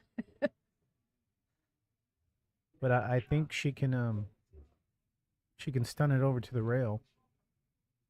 There's a little bit of angle there. You cheat the pocket and stun it over to the rail to the left. And shove a straight shot at the 8-ball. There you go. It's a good shot. Very good shot. Not much to do here but to make the ball. Center of the cue ball brings the ball straight to the middle of the table. Just a good pocket speed. It's my understanding that these tables run fast now since the new felt's been on it. They do. We've seen several scratches and ball travel several inches further than you thought it would. Mm-hmm. And the angle she's got on it looks like she's opting to push it forward and come back. Straight in. Oh, on the rail. For a person of my stature, that wouldn't be a problem on the rail because I live my life rail by rail.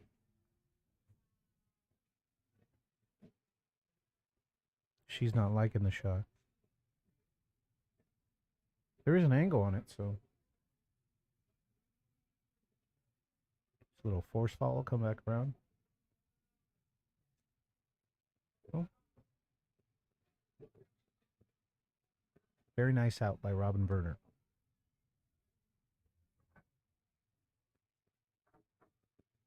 What kind of cue is she using?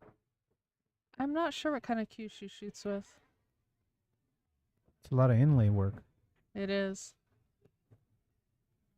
It's very pretty cue.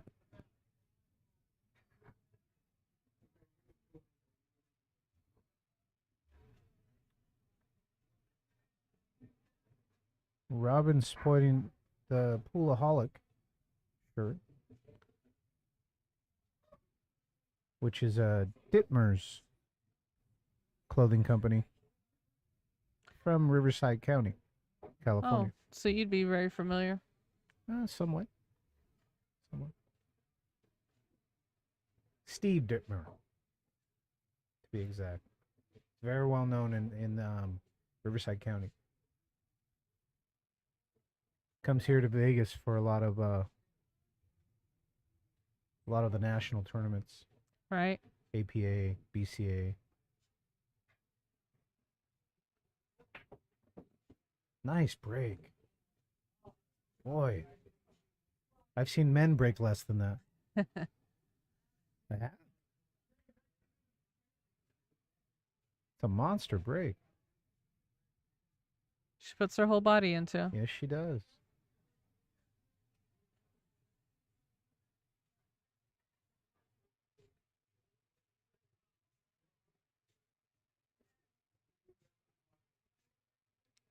Here we go on the table 2. LaRusso with the first break. He actually broke and ran the first rack. Oh, he did? I think it was an early 9, but he's now up 1-0. Oh. He made And very quick again, work of it. vertically challenged here. The Lippmann light is in my way. Very nice. Safety play. I don't think she got it. No, she didn't. She left a shot. There's a shot open there for a carom or a combo. Depending on what Gary wants to do with it. I personally would follow it off the top of the 1 ball. Or excuse me, the bottom of the 1 ball. And let it carom slightly off Carom the 1 into ball. the 9. Yeah.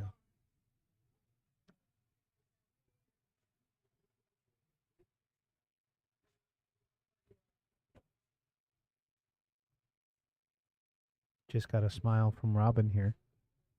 She's doing a little stretches.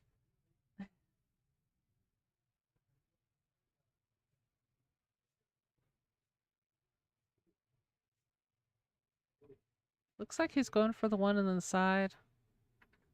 Yes, Yeah. he is. Straight shape on the 2.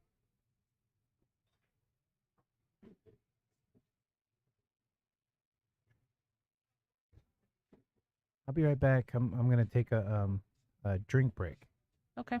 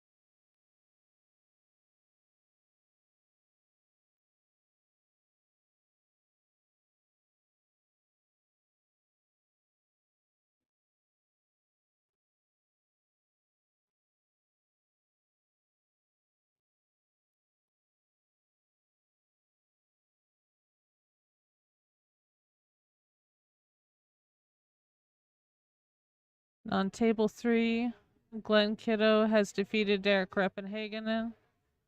Had a pretty lucky shot on the 6th ball to put him straight in on the 9.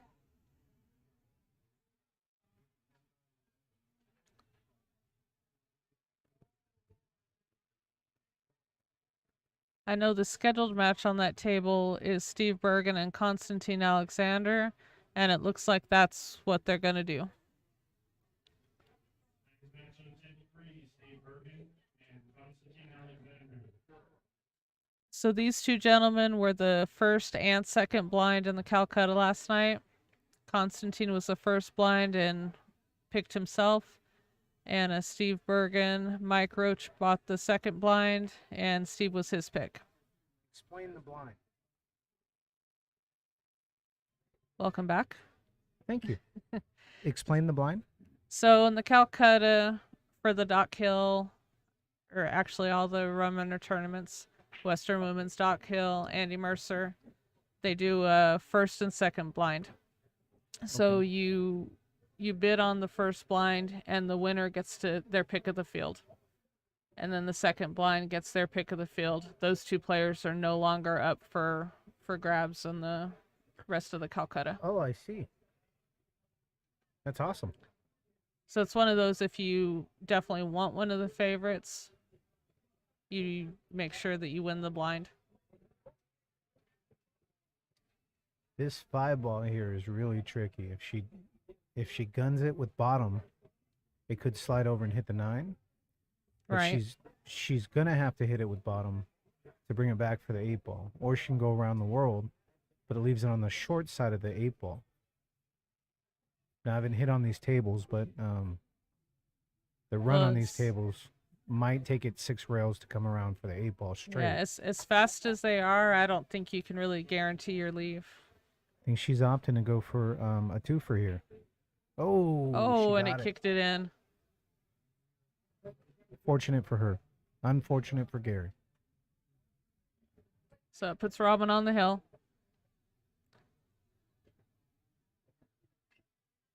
David LaRussa is up 2-0. And he is motioning for a drink. I am not the barmaid, but I am the person to tell the barmaid to bring it. Apparently He's he coming. thinks you are. And looks like Robin opted to take a little break there. That shot might have had her a little excited. There for a second it didn't look like it was going to go, and then the cue ball came back over. It was a triple kiss, not a double kiss. Good, he got his drink. And you didn't even have to move. Absolute. Constantine's warming up on on table 3 right now. Bergan's sitting down patiently on his stool, looking stoic as usual. I think Man that's of the only few look he words. has. Yes, man of few words. So Steve plays on my Friday APA team with me. So we've gotten to get to know each other a little better.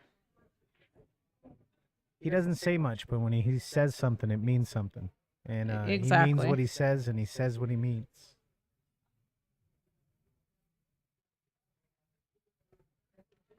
Very, very stand-up person. Yes, he is. I call him Uncle Steve out of respect. In Hawaii, where I'm originally from, all our elders, we call them Uncle and Auntie. Aunt and uncle. Yes. Yeah. And He and Ja- Steve has earned my respect to call him Uncle. Yeah, he's a great guy. He and Jack have been good friends for quite some time now, so Absolutely.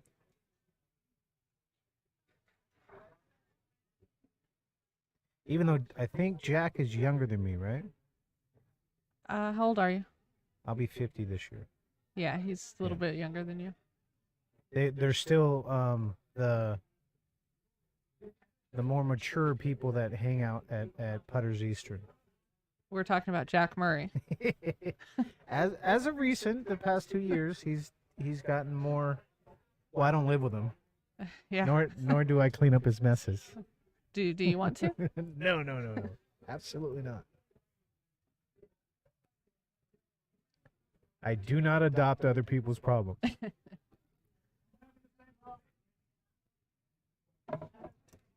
So Robin's having a little issue with the rack here. So here's the problem with the racks, and this is my theory only. once you use a certain kind of balls, not all balls are the same.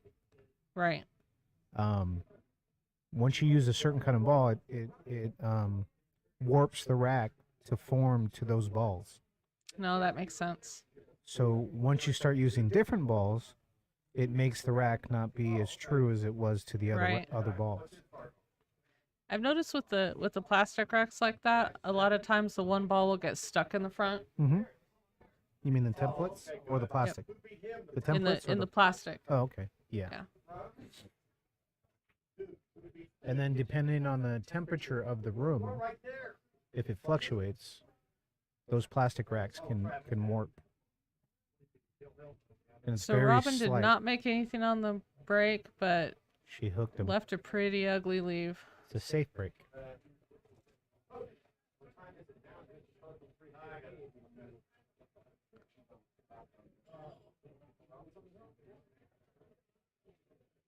Gary's kind of in a tough way here. She broke. He's looking for where to play safe. But he Or can also a push. to play push. Yeah. So we've had a couple of upsets today. The main ones that I can think of off the top of my head are Jaime Noriega over Randy Reinfeldt. Yeah, I heard about that. The runner got taken out crazy. by a 458. Yep. And then Oliver Gonzalez over Dan Kaufman. Good for Oliver. He really played strong. And the Noriega guy. I was pretty impressed with him. So Jaime I know from APA also, and he took about 2 years with the pandemic off from playing pool, and then came back and started playing some BCA and tournaments, and just has really grown in his game. Good for him. Now I know I'm not defending Randy Reinfeldt, but he does have a lot of medical issues, so that might have played in the fact of his play today. Yeah, he didn't really play badly, like off. Jaime just played really good. Best way to win a game is not to let your Right. opponent get to the table. And Randy did come back. I think at one point he was down 5-0, and he came back and it was 6-2 or 6-3 at the end. Randy is a person that likes to play 8-ball and prefers to play Yes, 8-ball as opposed yes. to rotation. He'll avoid it as much as he can, but the Doc Hill is one of the best B tournaments. And I say B because of the skill level cap on it. All right, we cap it at 580. In this community.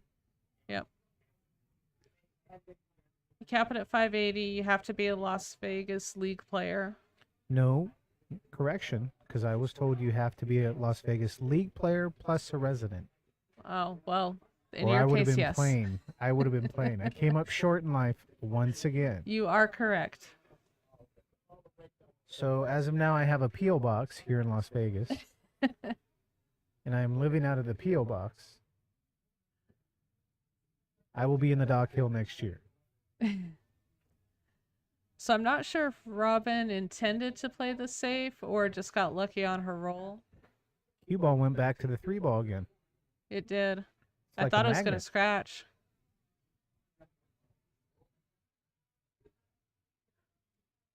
So it looks like Steve Bergan won the first rack. In snappy fashion too. Oh wow. That was a kick, 2 rails cut shot on the 1 Wow. ball. Carom off the 3-ball. I can't tell if he has a combo. If the 9 goes past the 7. It does not. Okay.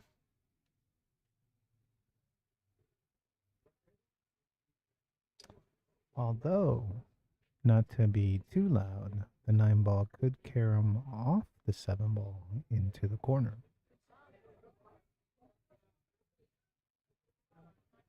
That's a lot of movement, though.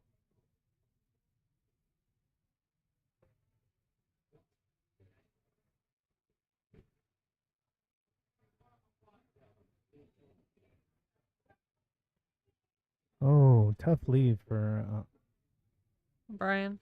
Brian. Looks like he has a shot. Yep, side. Oh, side pocket. He got it. Looks like Gary opted to take a safe. I think he left a little piece of that two ball. I think she can see just the edge. Probably just enough to make it. She right-handed or left-handed? I believe she is right-handed. So she might have to use a bridge.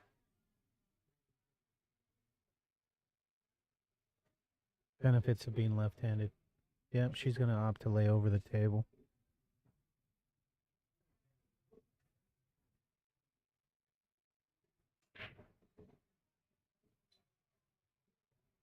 So, Mom, how much you want to bet? Because Bergan wore the same outfit for the Arizona Stop 1, Uh-huh. that he's using the same outfit now.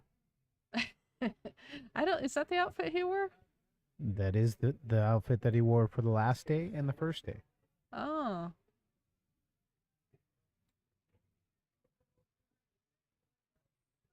The bet Same- is, does he have suspenders on? Bergan? Yeah. No, he doesn't have suspenders on. I gave him a hug. He doesn't have suspenders on. I checked him. You patted him down. I patted him down. Constantine, although, is wearing his favorite plaid checkered shorts. These are his lucky shorts. So he claims.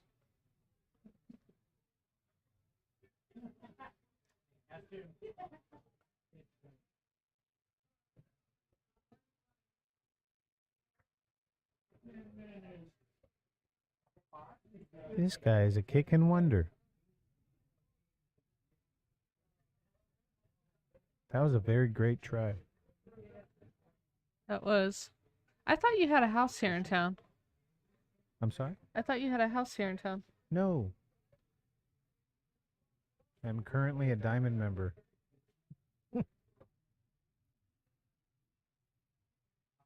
I also have family and friends that live here, so. Oh, okay. Shout out to Eric Teets and all my cousins that allow me to crash on their couch. Which I'll be over the chip tournament later on tonight. Yeah? Who are you playing with? I'm playing with Eric Teets. Okay. We took 4th in the silver division 2020, I believe. In the 8-ball Scotch doubles. Nice. It was very rewarding. It was we could have made 3rd place, but it was a failure on my part. Oh. Came up short, did you? Life story. Life story. It just keeps running into me, even if I buy lifts.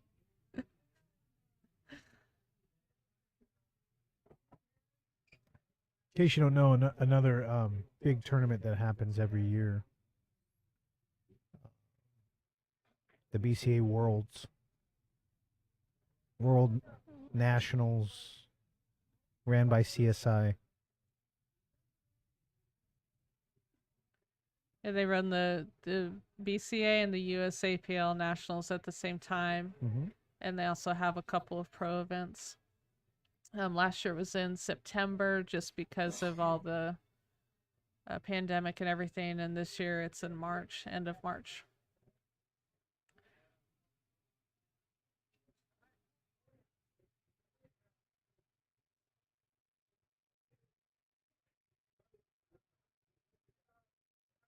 So Robin missed the 3, but got extremely lucky with her leave.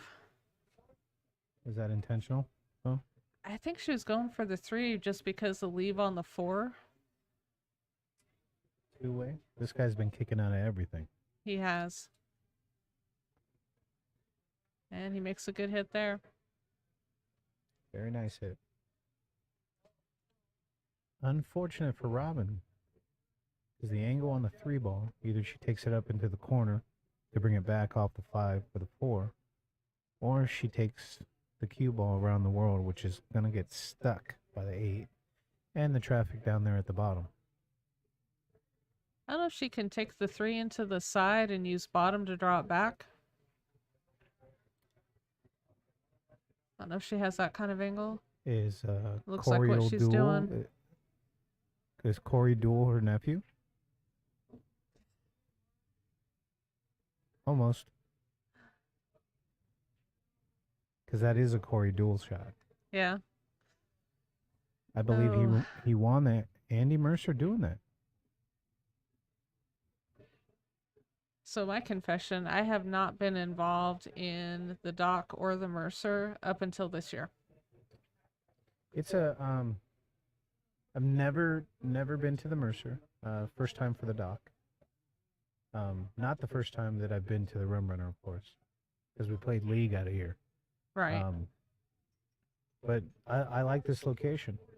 Of course, it is a Green Bay Packers bar, so you have to understand and know that it is. I'm a Packers fan, so that just works fine. Good for you. And that's why I'm wearing my Raiders hat. We're not going to talk about that. Las Vegas Raiders. Oh, unfortunate very scratch. unfortunate. He made a great kick. The kick master, Gary Phifer.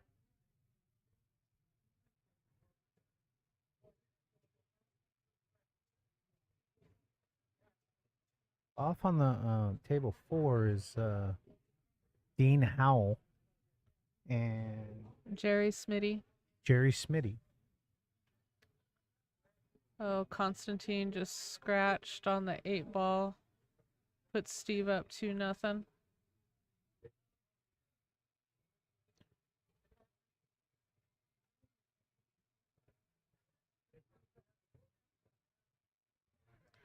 Wow.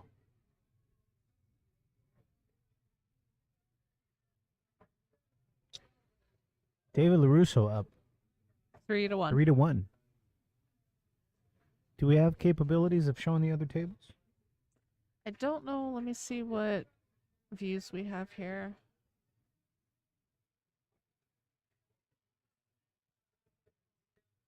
I think they're all of the table 1 here. So we have the top angle and then the side view. So we can kind of see a little bit of table 2 Nothing if for we table keep it 3, here. right? Nothing on table 3.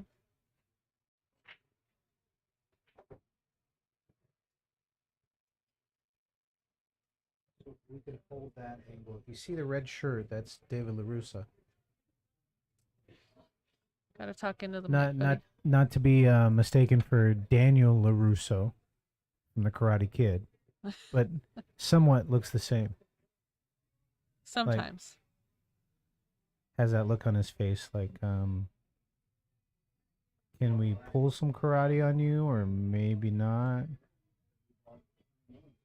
Does he So you're own? saying we need to get him one of those headbands? Yes.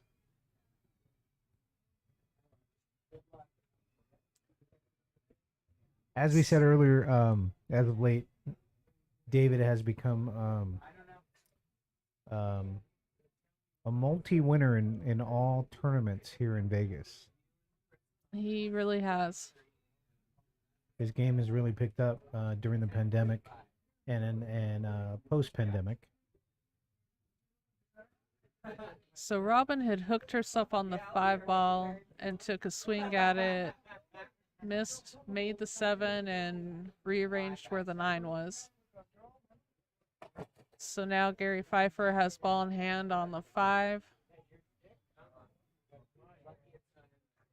Reminding everybody that Robin is on the hill.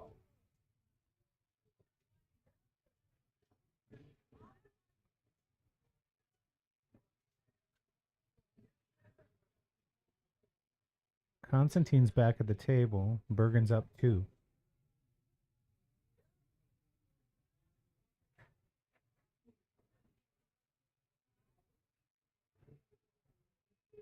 Shot the 4 ball and Karam did the 9 ball. Yep. So now Now 2-1. 2-1. Steve Bergan.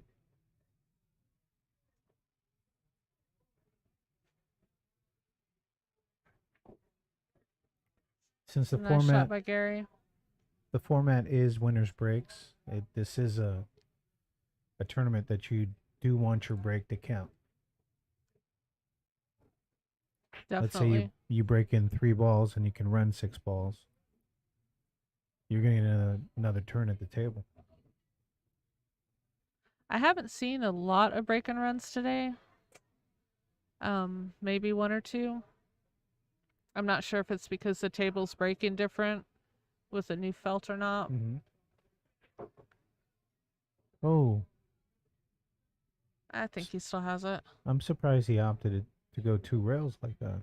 Right? I thought he would just Just slightly Drifted followed a up. little bit. Yeah.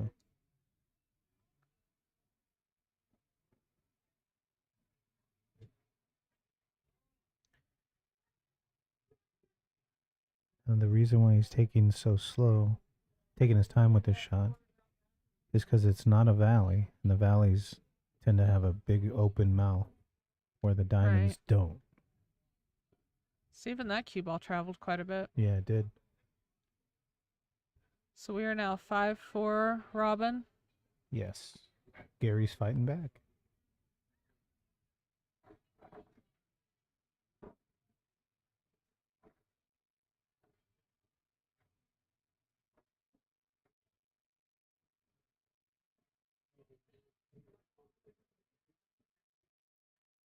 May I say that Gary's kicked more than Bruce Lee has in his lifetime in this one match. rack. Yes.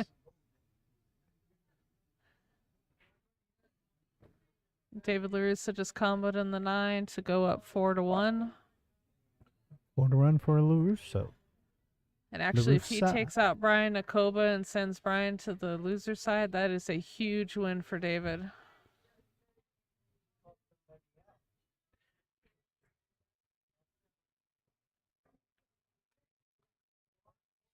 David's very confident in his play these days, as he should be.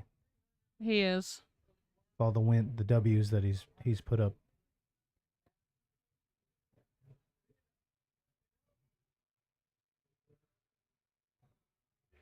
And so Brian Nakoba was one of the handful of players that went for over 1,000 in the Calcutta.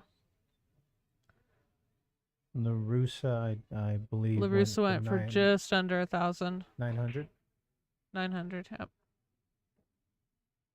So Gary made looks like the 6 ball. Trap behind the 4 ball for the 1.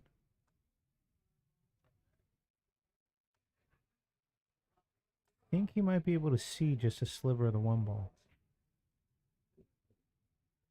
And it's where he wants to place Maybe the just cue a ball little. after.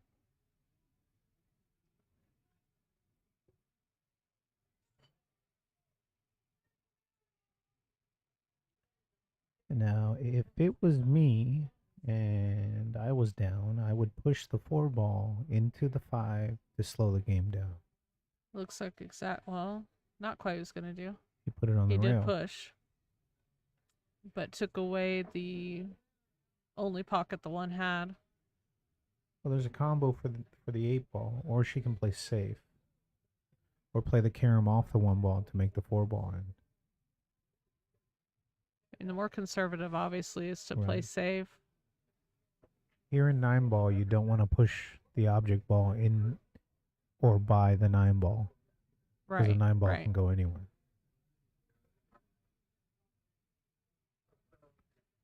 So she could force follow the 1 ball, bringing the cue ball underneath the 8 ball, pushing the 1 ball out. She got a rail. Just got a rail. This safe we call a APA safe, because you can still see the ball, but you really can't go anywhere with the actual Right. object. There's not really a pocket for it. So you're either playing another safe or you're taking a flyer and hoping that something goes in. Absolutely. You just saw the bottom half of Jack Murray there. Tournament He went director. and watched him shot for Steve Bergan.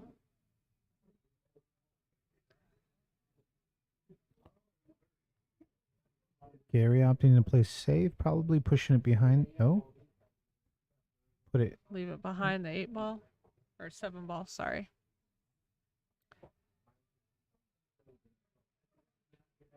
I think the only shot she has a contact is to come between the 2 and the 9.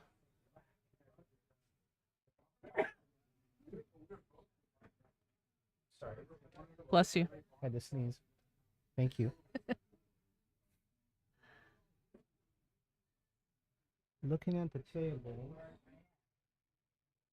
looks like Schmitty's up 3-1 Into 3-1 the mic. against Dean Howell. Table 3 with Bergan and Constantine Alexander. Steve's up 2-1. David LaRussa up 4-1 against Brian Nakoba. Nakoba. Nakoba.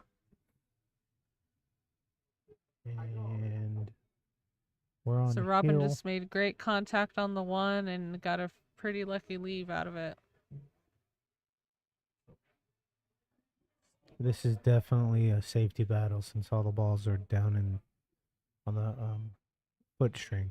It's right.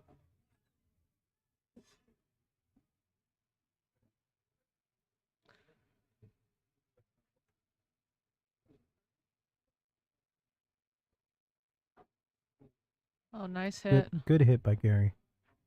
Left it on the 50-yard line, right on the second dot with the 1 ball.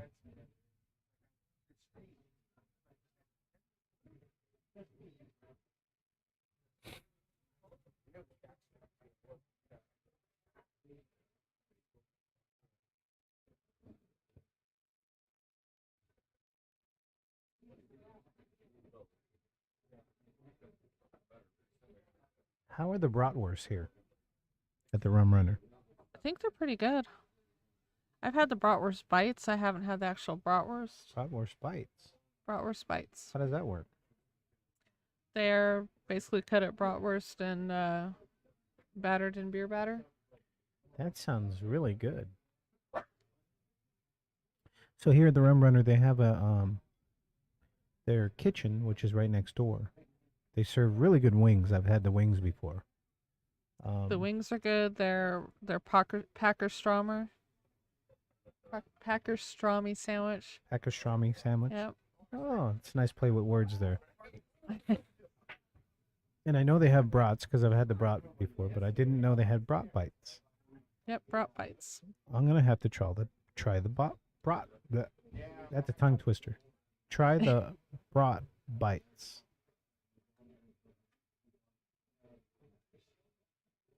A nice shot on the 1. Nice bank by Gary.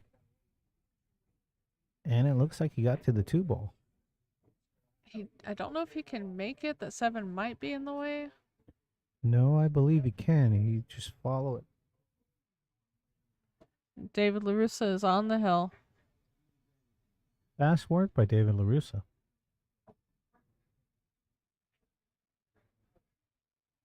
Might be the barmaiden's fault. He needs another drink.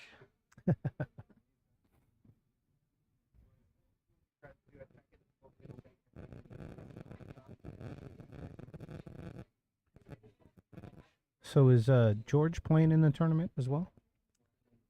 George. Washington, is it?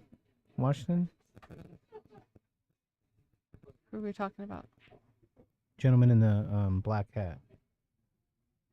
Sitting next to the speaker underneath the big- Edgar Jackson? Edgar Jackson. Yeah, There. no, he is not. He's above the Fargo. Oh, okay. Is he Pretty really? sure. He's above the 580? Let's look him up.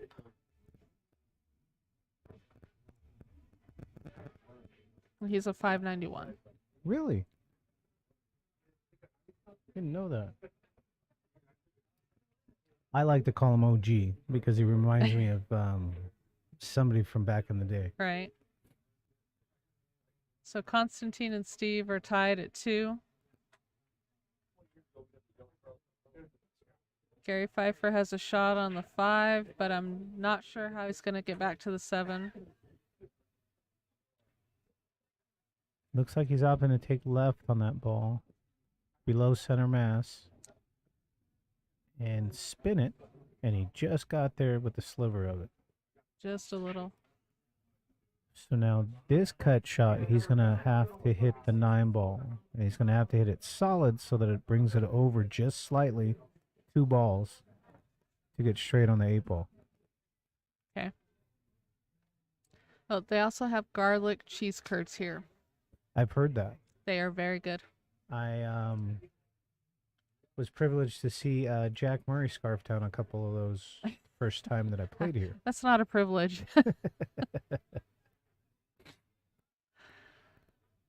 Oh, I give Jack such a hard time.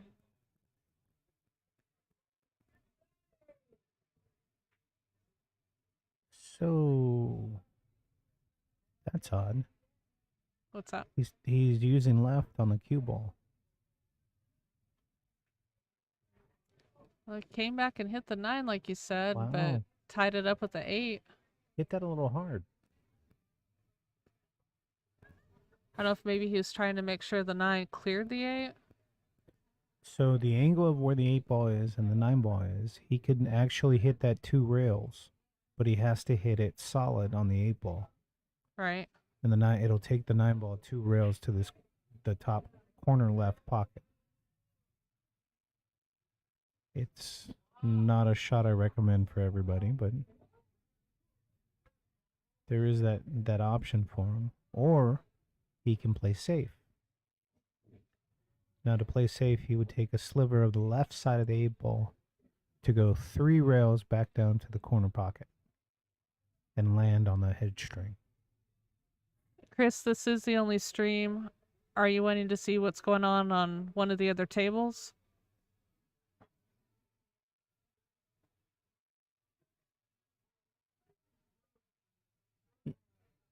You know, Mr. McCreary, the best thing to do would be to come down to the rum runner.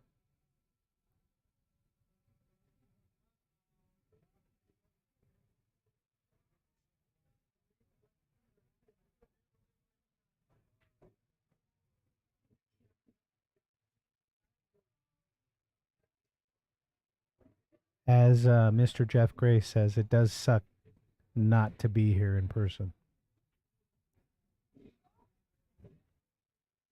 Gary made the 8. He's Oh, look. going to have a good shot on the 9. Buddy Jesus is back. He's still ignoring us. Hi, Pepperoni.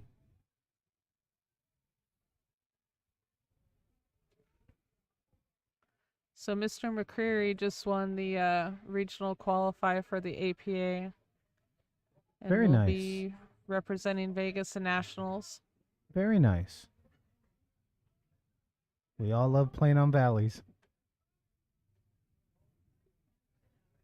So we are Hill, Hill, taking and a break. a quick little break.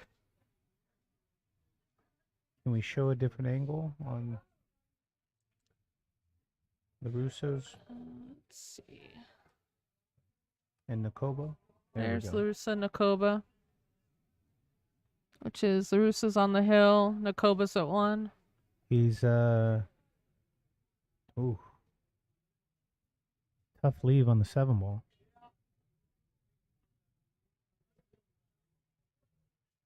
It doesn't look like the 7 ball go. He can't be, can he? Yeah, looks like he's gonna He's gonna try and combo reverse that. bank.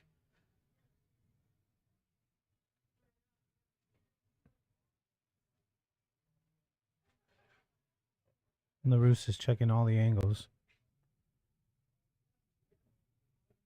Talking to himself He talks to himself without playing all the pool. time. It's scary when he answers. Very nice shot. Beautiful shot. Very nice shot.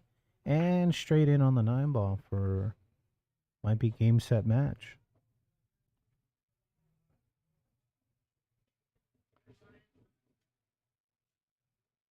Tim, the score on Bergan and Constantine is 2-2. It's a ballerina match. They both got a 2-2. And LaRousse just won his match. 6 6-1. 6-1. Celeste, your dad won his first match this morning, so he's waiting on his second. His match did go hill.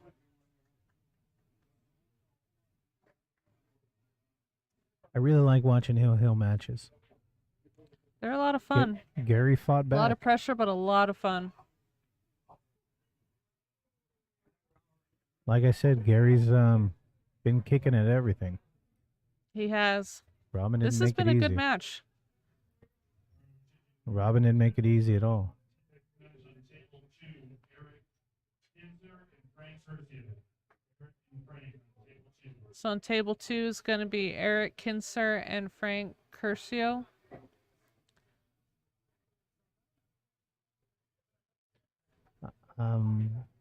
From what I understand here on YouTube, you're not allowed to Curcio. Curcio. Is that Curcio. correct? You got to watch your language. That's a dad joke. Yeah, you've been hanging around Jack.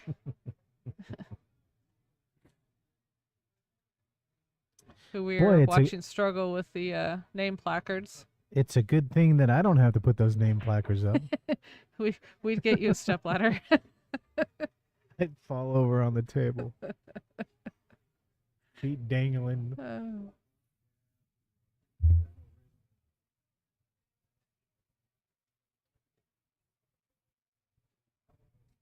This is exciting when it goes to Hill.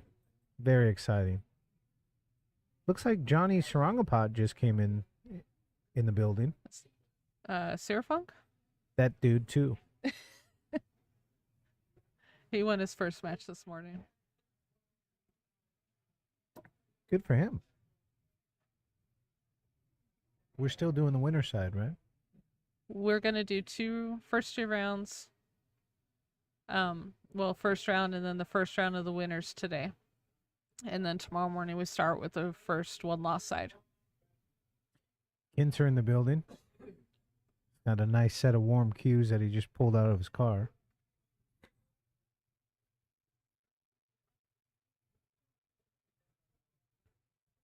Johnny's standing right next to Kinzer. It looks like Mad Max Beyond Thunderdome.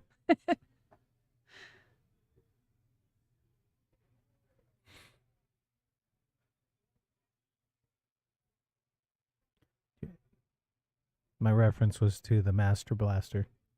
All he needs to do is put Johnny on his shoulder. Oh. Do you remember the Master Blaster? I actually don't think I've seen that. You haven't seen that movie? No. One man enter, one man leaves? No. Eric is slowly making his way to his table. That's because he has to talk to 5 people before he gets there. Yep.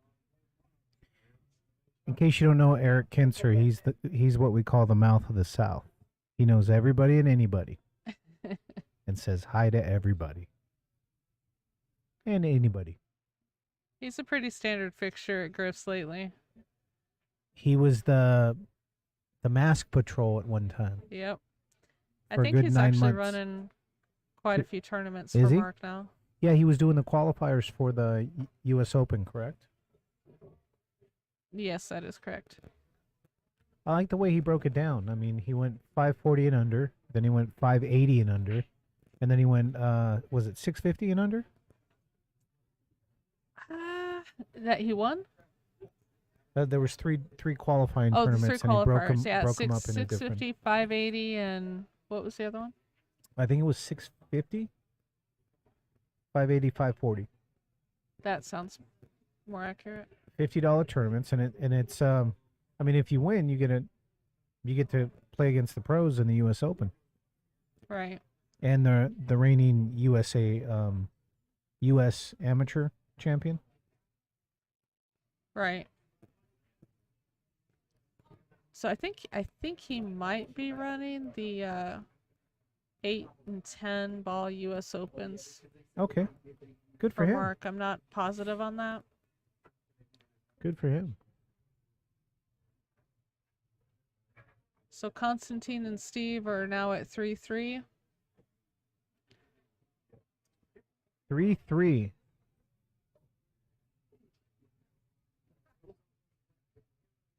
What do you think Robin's going to do with this 5-ball? The 5-ball? I know what I would do. I would opt to cut it. Not people like to shoot this shot. Not many. But I do. Cut it in the left or the right? In the right pocket. Okay. Because, well, maybe their left, my right. Because it goes 3 rails or 4, or it could go 5, depending on how hard she hits it. Now, a lot of people like to use English on this. I just opt to use the middle of the ball, hit the foot string, come back to the side rail, go back up the forward, and then come behind the 6 ball. But that's just me. Everybody plays different.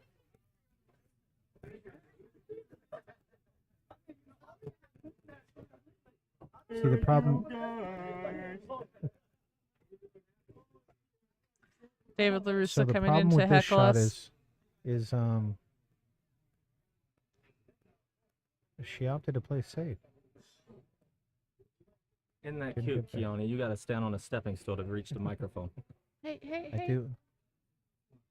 That's 2 people in the booth. David LaRussa there. Congratulations on your win, by the way. It was luck. Stellar. 6-1. 6-1.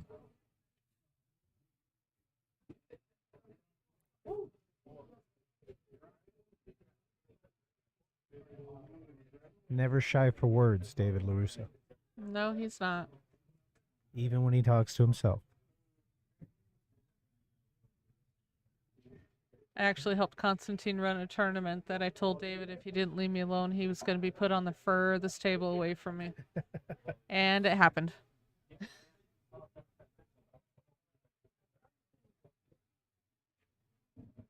I really like how Gary takes his time with his shots. I need to learn that, to have patience. I sometimes shoot too fast. Rush it. Yeah. Jump Yeah. up to look at the ball.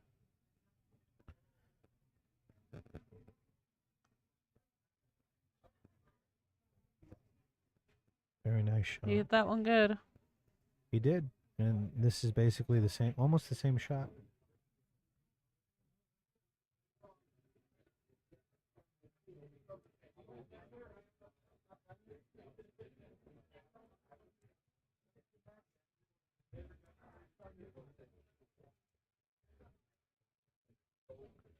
Tim, Kovacs, are you going to bless us with your presence today? Are you working or coming after work or?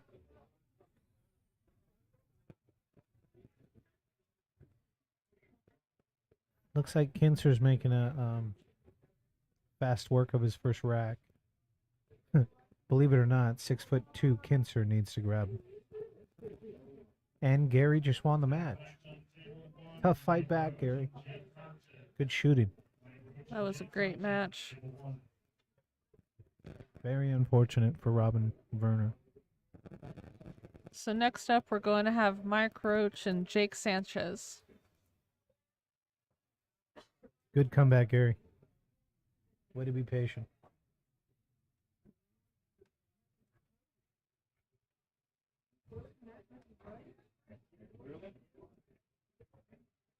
Gary kicked from every angle in that game. He did. Every angle.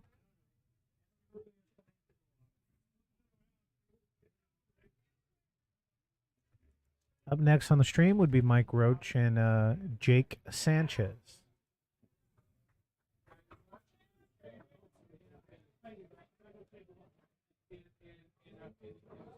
Is that Mike Roach in another Raiders hat?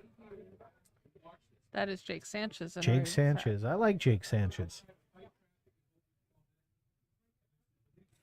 Of course you do.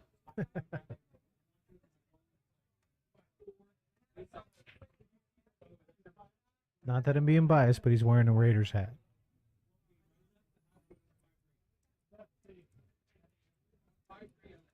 Mike was very active in the Calcutta last night. Okay. Yeah, I believe Mike Roach is the one that bought Steve Bergan. He caught the first blind. He did. Second blind. Second blind. Second blind.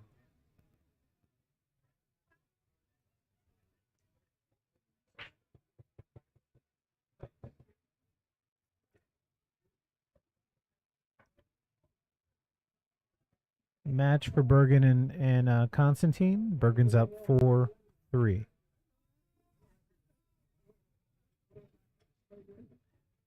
Kinser's on the second rack. Broke. He won the first match. I believe he broke and ran.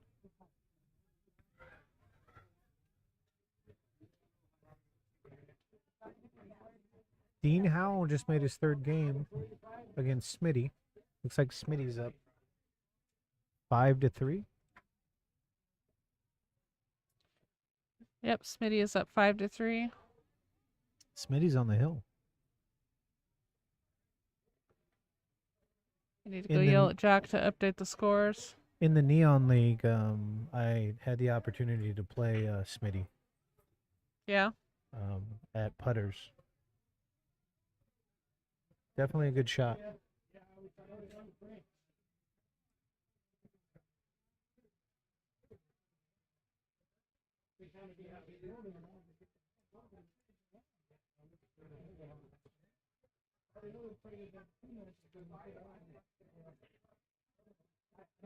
Hints are just picking apart the table.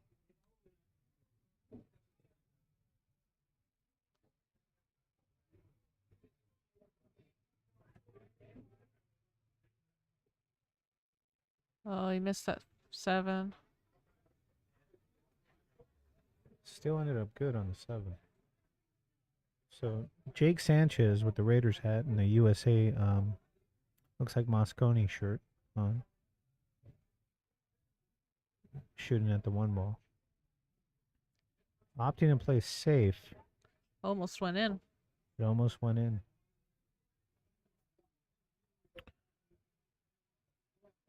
Two balls in a bad way.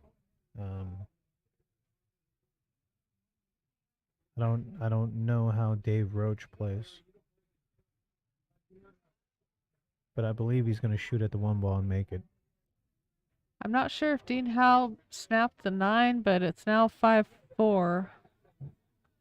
And he's breaking again, so must have. And in this tournament, the 9 does not count in the bottom 2 pockets. Okay. But it does in the top 4. Nice.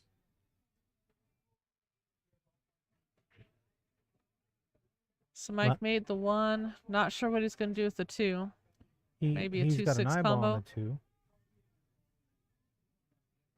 Oh, he opted to play safe and come behind the 6 ball. Going 1 rail above the side pocket.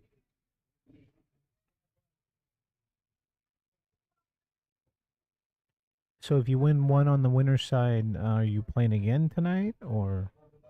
Yes. Okay. So 2 matches today. If Yep. you're If on you the win your winner's side. first match, you'll play a second. And then come back on Saturday to play 2 more.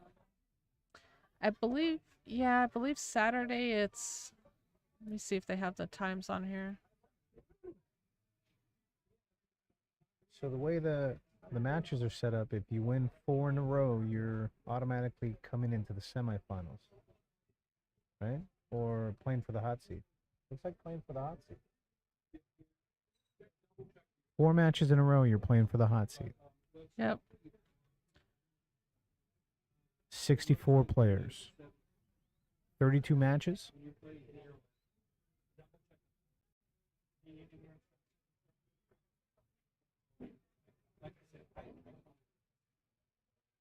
Constantine's taking a break. It's now 5-3, Steve Bergan.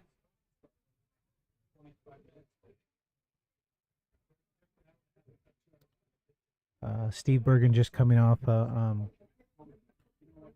good appearance at third place finish. Third place finish at the second amateur Arizona. Was it the second or the first? I believe it was the second. The first one was in Arizona.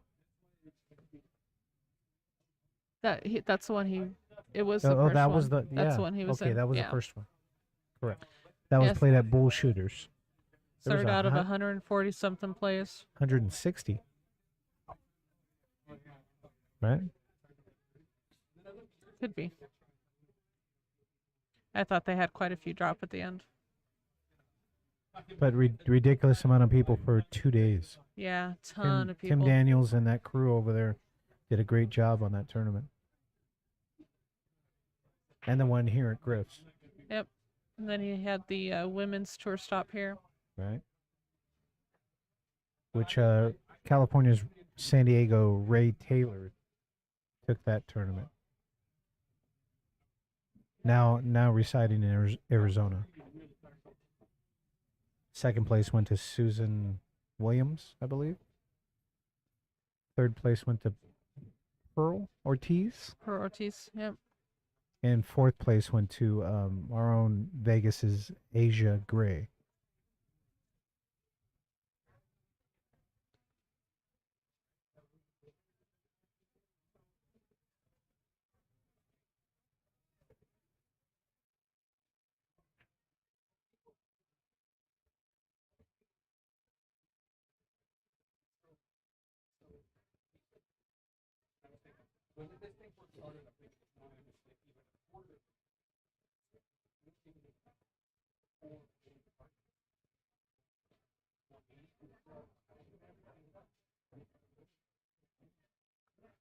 Looks like Frank Curcio has won his first rack. 1-1. So 1-1 with Eric.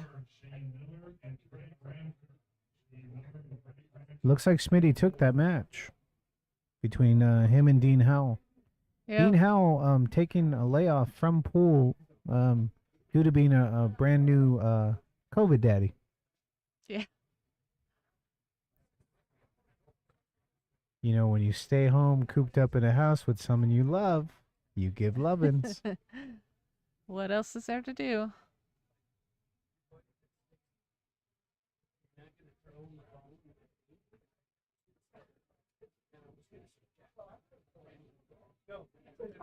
Prior to that, Dean Howell shot a really good game. I don't know Dean Howell. That's the first time I've seen him.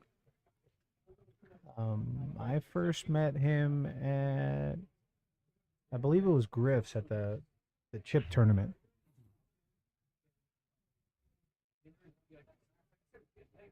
And then they played the 4-man tournament over at the Q Club. Okay. Was him, Scott Bush, and 2 other people. I forget who. That was a long, grueling tournament. Was that the shoot face? Is that what that's called? I don't know. That Kovacs and his crew took that with Sean Forte, the other Smitty, and I forget who their fourth was.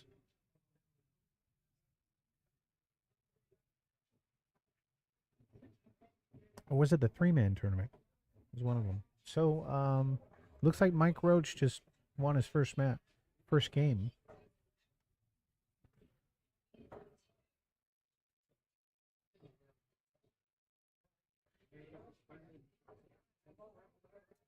Can't see over there. What are you looking at? So it's 5-3, Steve Bergan. Steve's on the hill.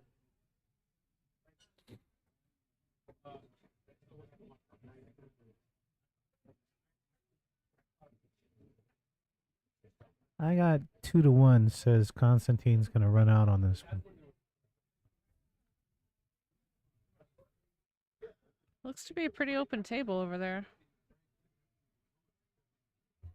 He has to get good on the 5 ball. The angle's there. He'll have to squirt over from the 3 ball to get over there, because it doesn't go by the 6. So table 4 is Shane Miller and I believe Greg Ramser. And this is the first of the second round of the winners. Ramser, I believe, is a 570 something. He's close to the cap, right? Very close to the cap. Well, Miller is as well. So Shane Miller's a 582. Oh, great and shot. Greg Ramser's a Constantine. 558. 558? 558. They're just warming up over there. Constantine just hit a great shot off the 4 ball. to go head to toe and then back down underneath to bounce off the 6 ball to get a straight shot at the 5. Oh wow.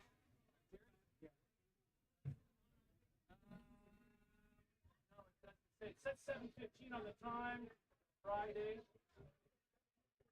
I don't know what the table says. Constantino draw this back. Perfect leave. Yeah, that says Friday, 7:15. Oh, it is today. All right, 7:15. So they don't have a table number yet, but Nice try, Jake. That was a good try. wait a minute, where are you? No easy task to get out here. 7:15. Get back to the 2 ball. Constantine's shooting the 9 ball now. And Drops it, so now- 5-4. Yeah, 5-4.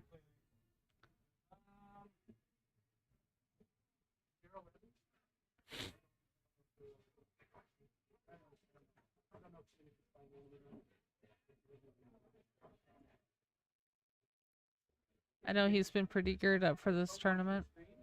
Constantine. Yeah.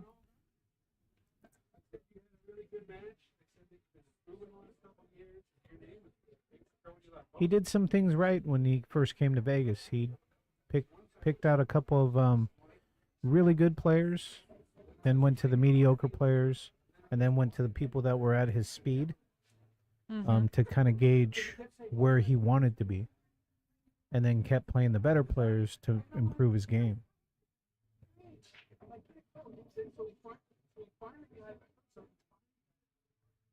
I think he's been in Vegas quite a while. He just hasn't been in the pool community. Couple years, right? A couple years, Yeah. and you know, with COVID, he was not working, so he was able to play more.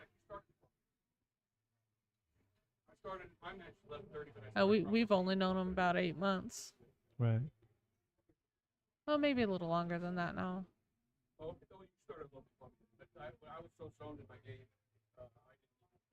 Darren was playing over here, but I was playing, and I had no idea that. Mike Roach is playing a really good finesse game here. Not really moving the ball too much. Cue ball's just getting to where it's supposed to go. I think he's been here playing on these tables quite a bit this last week, so he may have the speed down.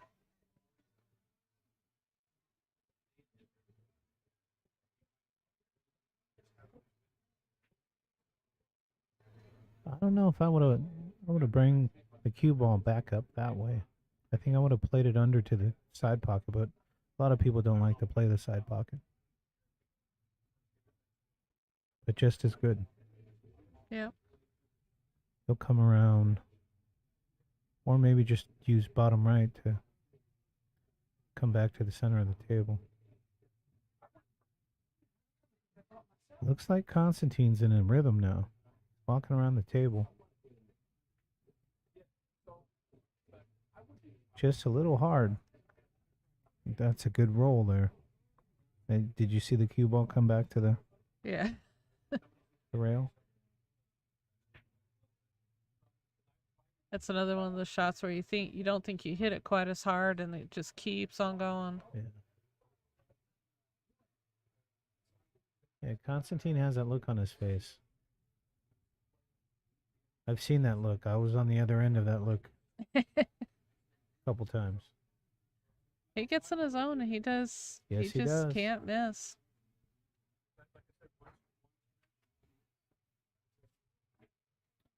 Mike Roach out, great out. That puts Little him or up less to effort. nothing. He's up 2-0. Little or less effort. Sticking to the old adage, keep it simple. Mm-hmm. Nothing too much, nothing too less.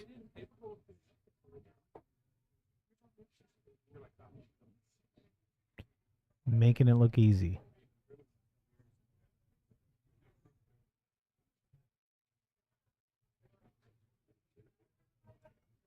I'm gonna risk the commentator's curse here that Constantine might have a break and run. Uh-oh.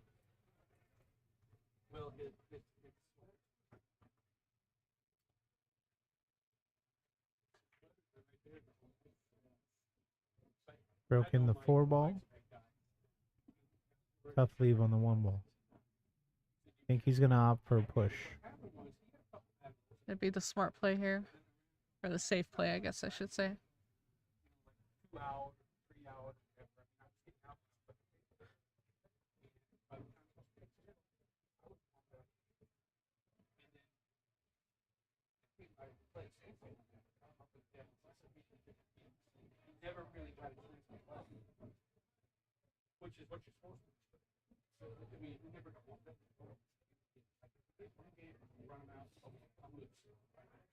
Oh, I shouldn't have said anything.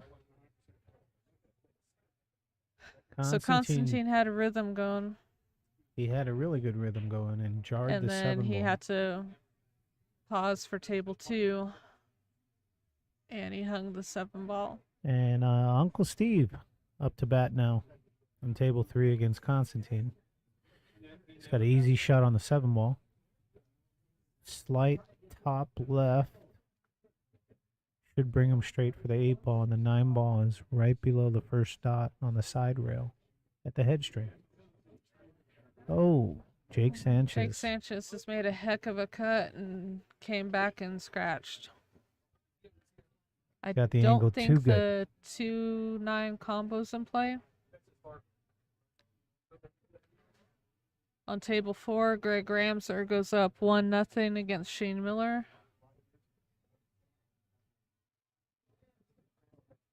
And on table 3, Steve Bergan is on the 9 ball for the win.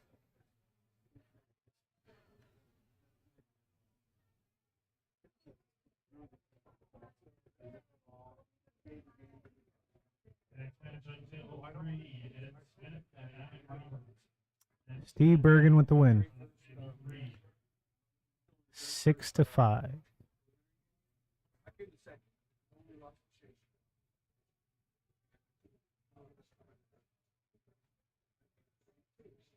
Brian Parks, if you're watching, I won. Oh, is he your new sweat better? Jack doesn't give me action no more. I don't know why.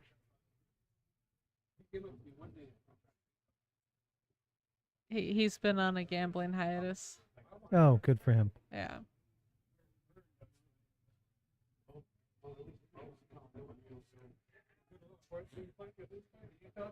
This is going to be the mushy commentary here. He's really cleaned up his act the last couple months, so Oh, good. pretty proud of him. I'd give him a hug if he was next to me. He's probably sweaty. You don't want to do that. You mean he was sweating just reaching for that? Yep. I think I would too. Yes.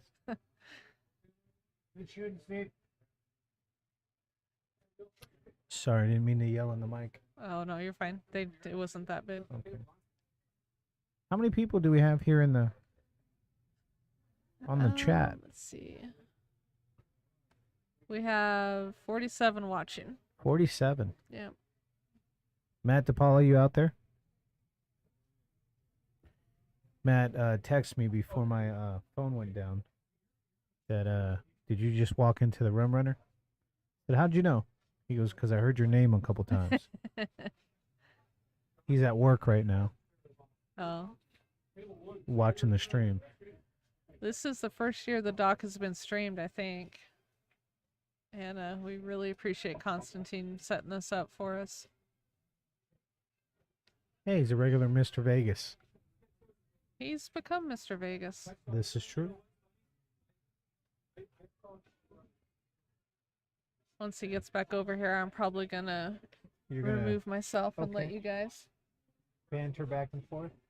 So I'm gonna cut the mics for a little bit, and thanks Okey-dokey. everyone for joining us.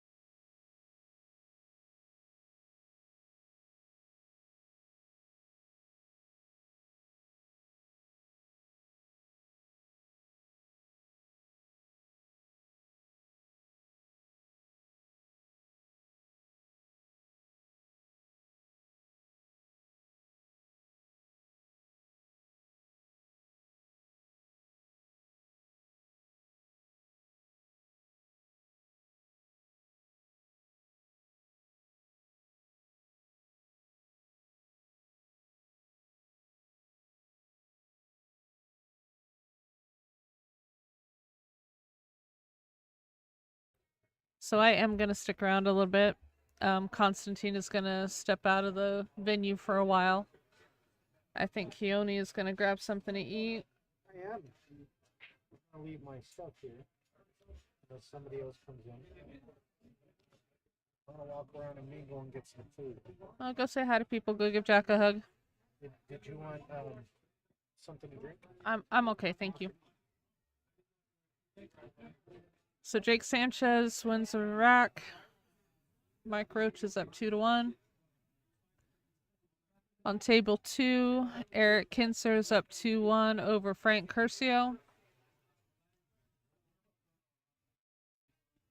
On table 3, we have Adam Roberts and Ed Smiths just starting their second match of the day.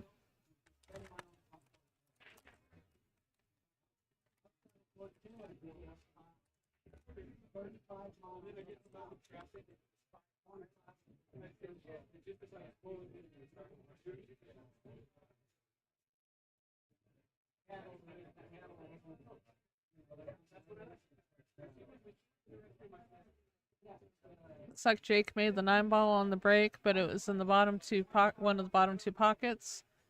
So the 9 spots up and is still his shot.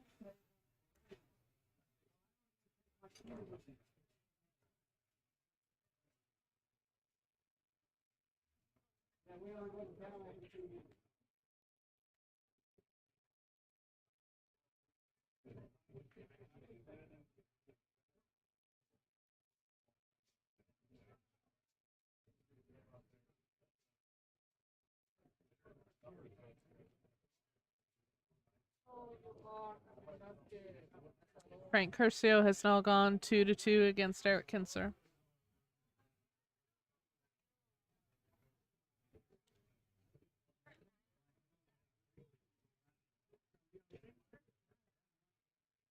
This is from Mr. Murray. He says you have to have it.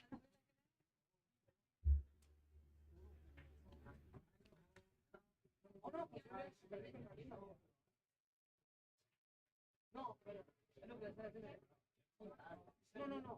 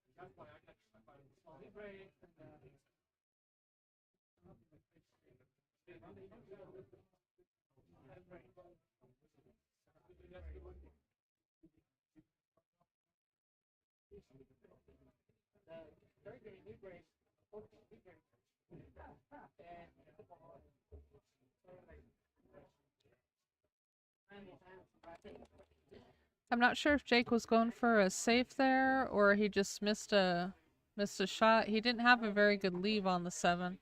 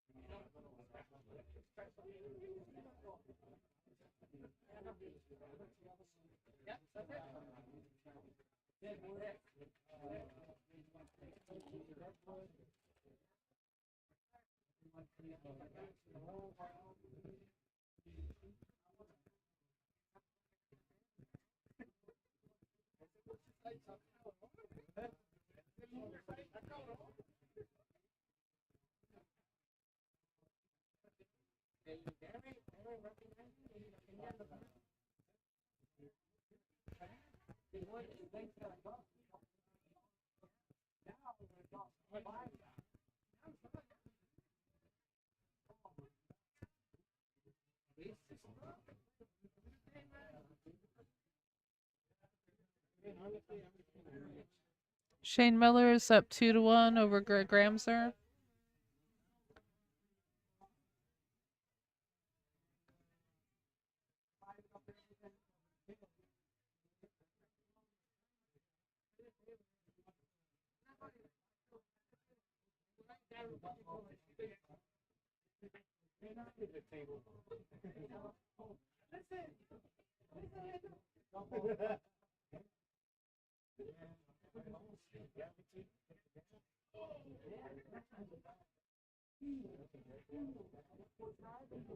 Adam Roberts has just won his first rack against Ed Smith.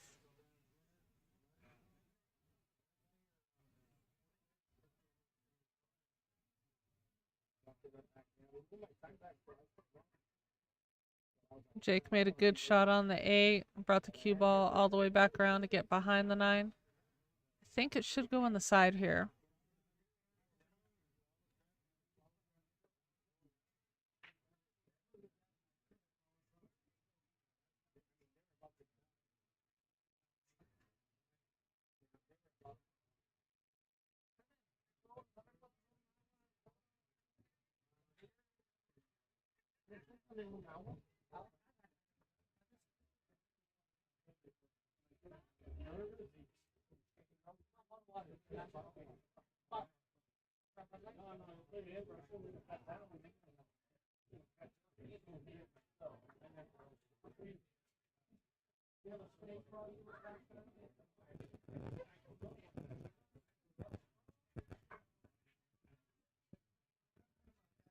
So Mike Roach is up 3-1.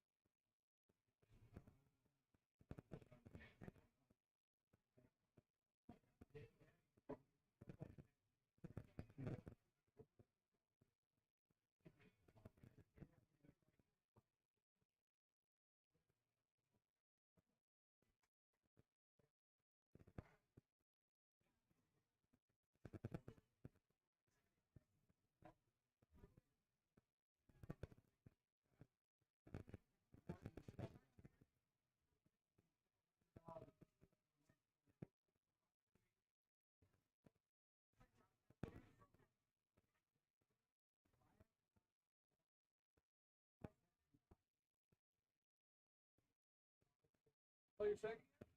No. We're way behind.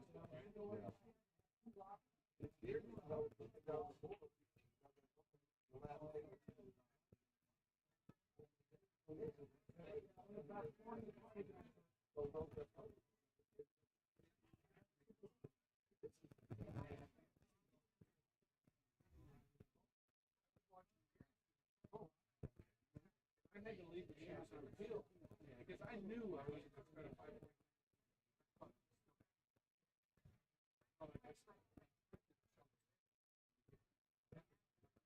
Yeah, so I said I should have stayed at the relax. It was really good. I was going to lie down in bed. I couldn't sleep. I actually put my seat pulled over the top of the see that close. I'm at so I left the house around 4:05. And I forgot it's Friday. It feels like a Saturday. But I was lucky because I was able to see they ended up coming back for 5. Monday night is showing up. Huh? Monday night is showing up. Maybe one day. These are our tables.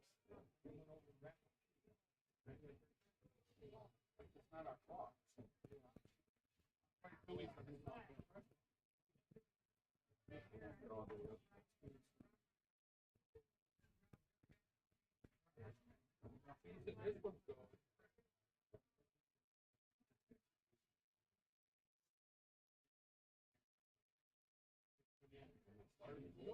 That's what I'm saying. So maybe I will have to wait. Eric Kinser's up 3-2. Mike Roach just made a nice bank on the 1.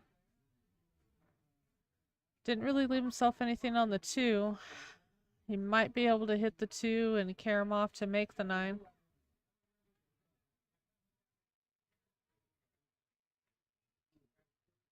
That's what he went for there. Little delay to that. Puts him up 4-1.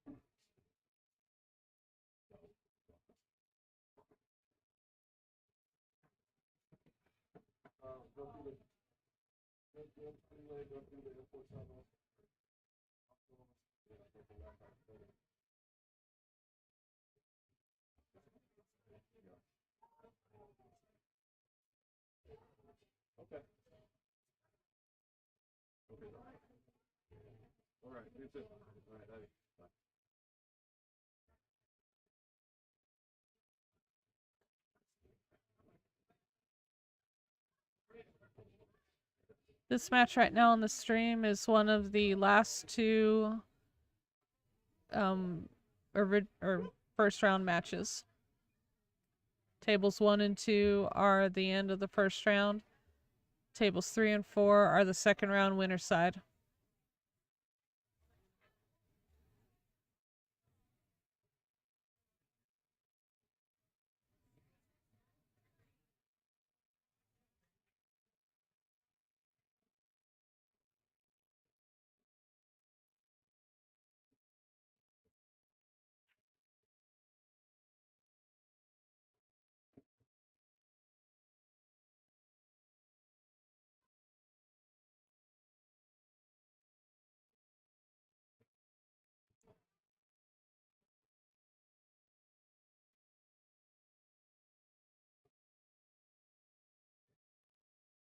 Oh, Darren.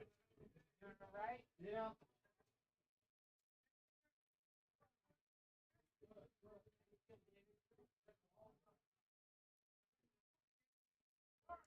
Ed Smith and Adam Roberts are now 1-1.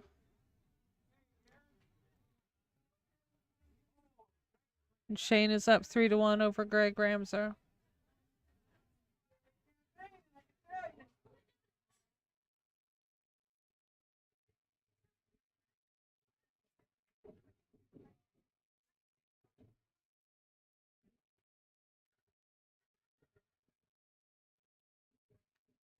If Mike can make this 5 ball, he should be pretty easy on the 6 to bring the cube ball back up for a 7-9 combo.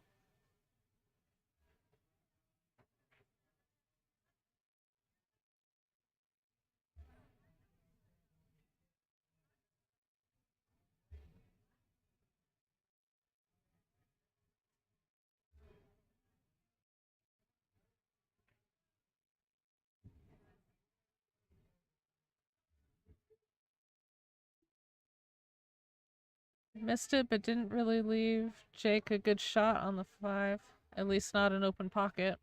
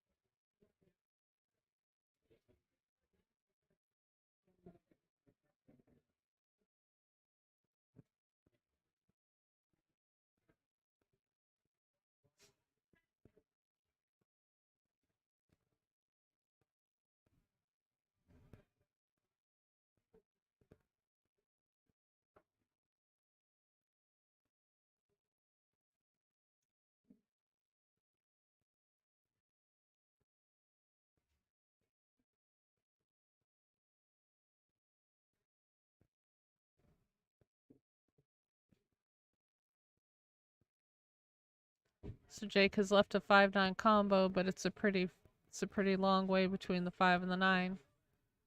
Supposed to be 5:45, but they're kind of behind.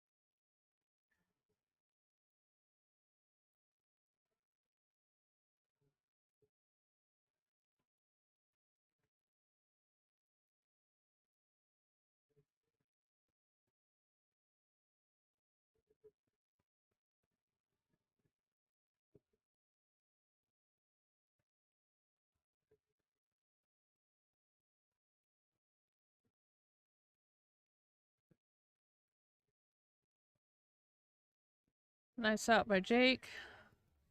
Greg Ramser just made a really nice bank on the 9 ball to bring it to 3-2. You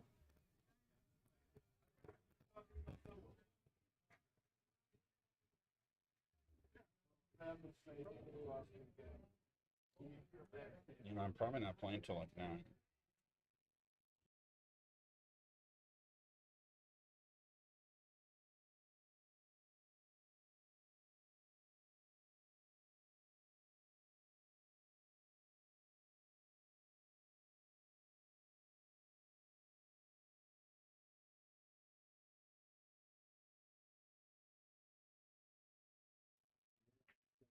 Steve Bergan just stopped in to give me a hard time. Eric Kinser is up 4-2 over Frank Curcio.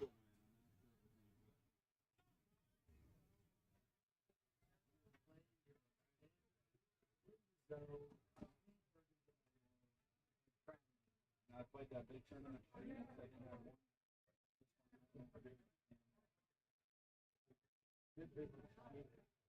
Adam Roberts is up 2-1 over Ed Smith.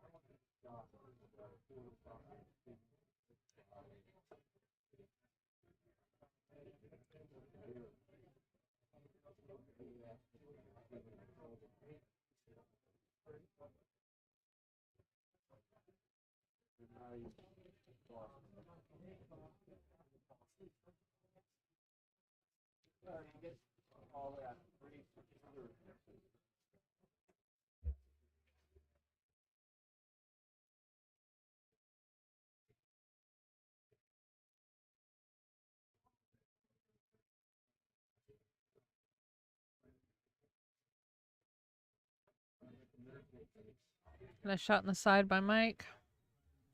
Should be able just to roll the cue ball up. Make the 8 with pocket speed. The 9's pretty well just straight into that corner pocket.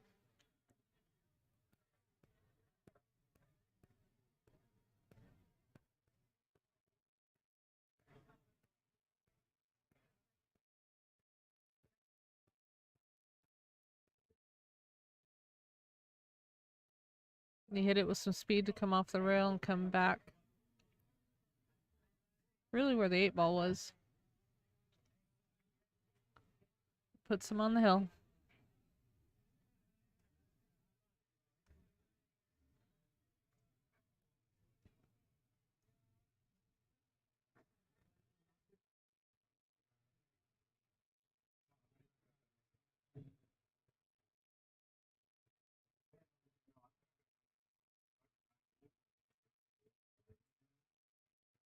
Who's got to deliver it? You pick it up and take it over? It's like my guy, Jerome, with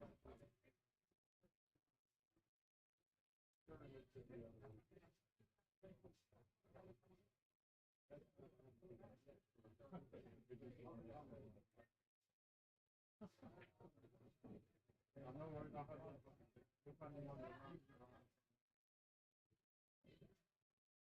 okay.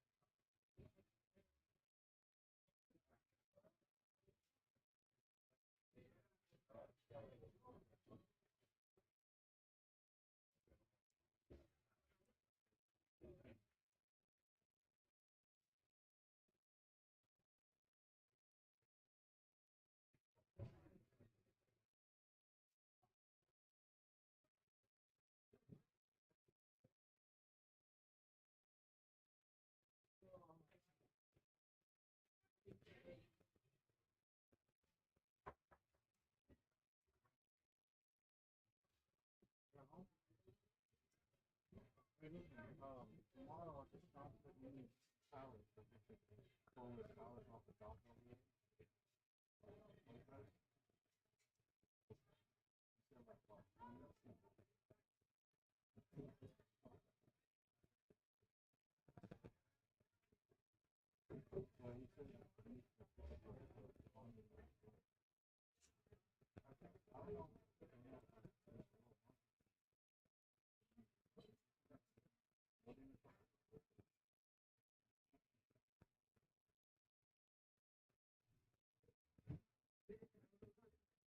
Celeste Ed Smith is down 2-1 against Adam Roberts.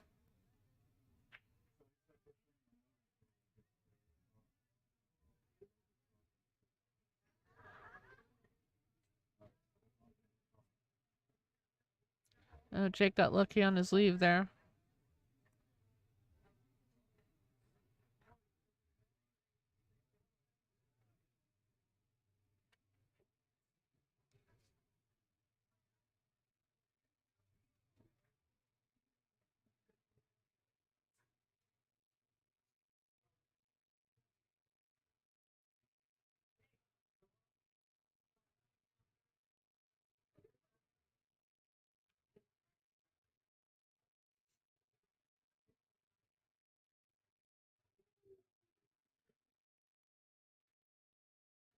Mike made a good hit and got rewarded with a unintentional combo on the 2-3.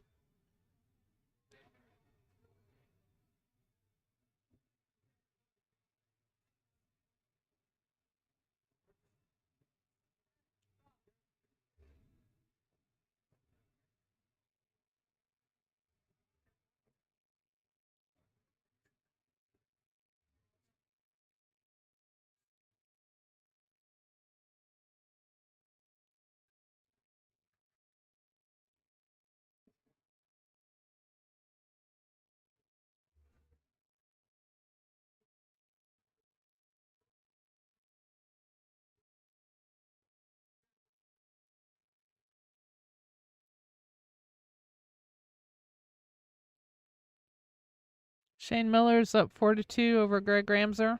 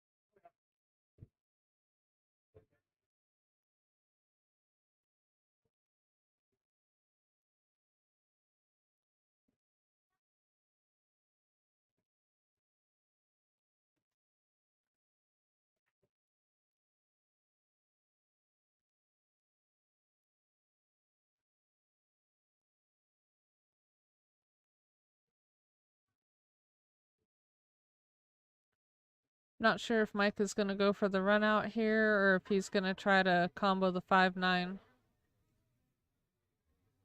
It's going to be the 5-9.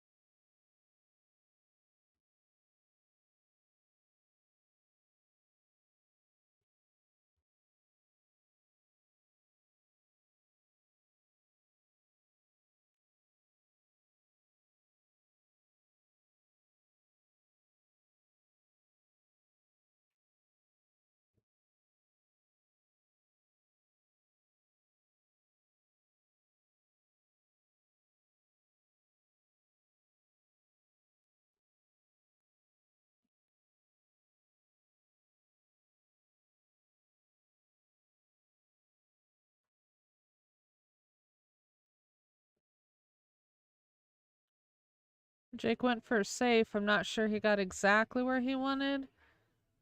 I'm pretty sure Mike can cut the 6 down the rail.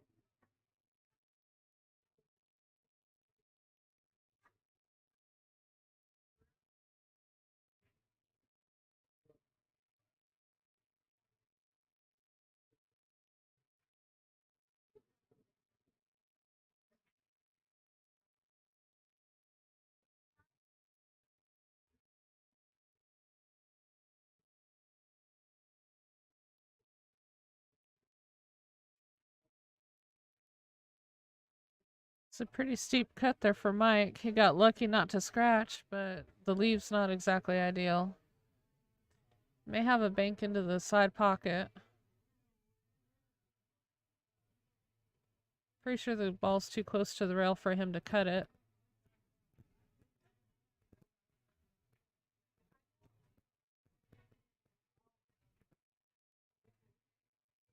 And went for the bank and did not make it.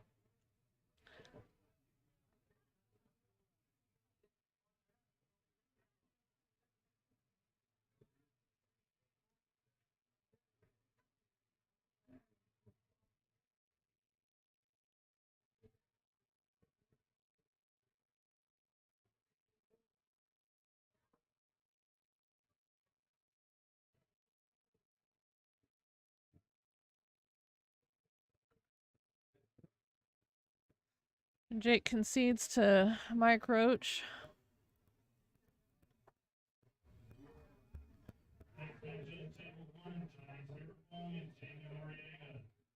So up next we have Johnny Siriphong and Jaime Noriega.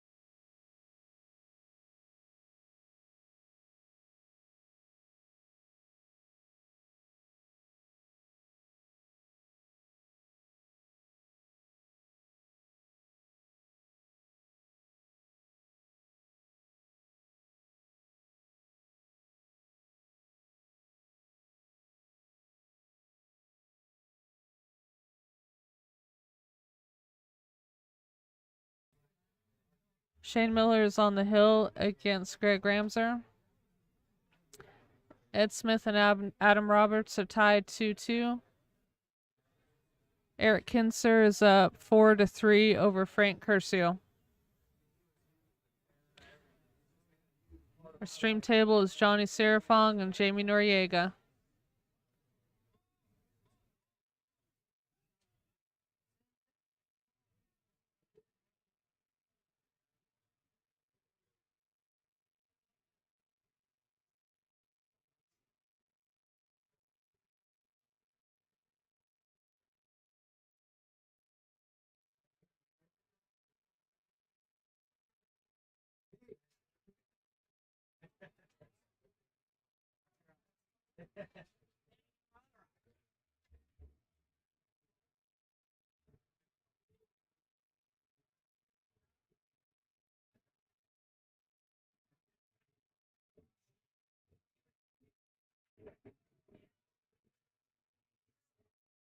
Oh, unfortunate scratch by Johnny. That 9 on the side would have been a win.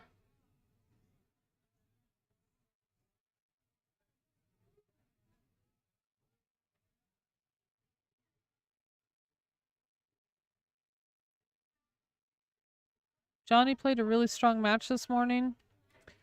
I think he won 6-0 over Paul McCaffrey. Jaime Noriega won 6-3 over Randy Reinfeldt.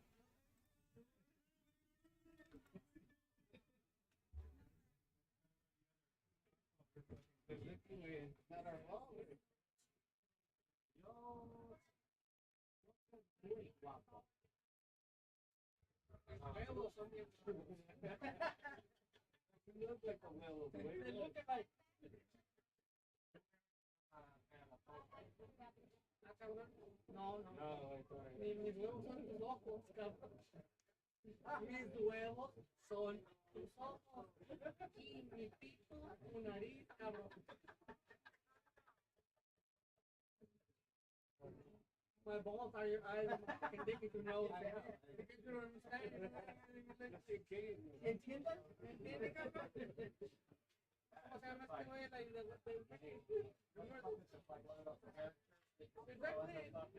Bear or something? Can I talk? Bye, Felicia. I'm coming this way. No! You're the big one! I'm coming.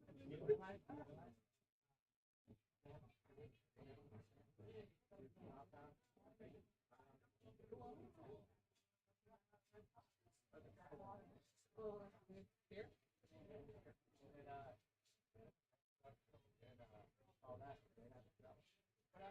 I saw it on Verner.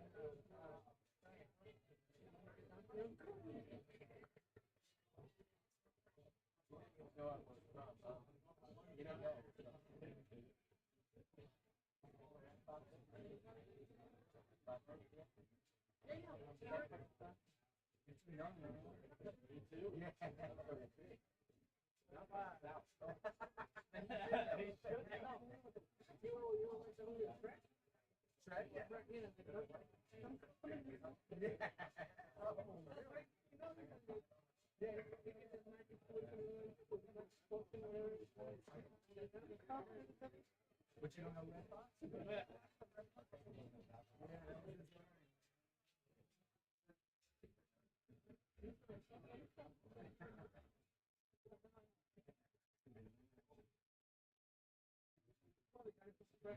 Yeah. 36. 46.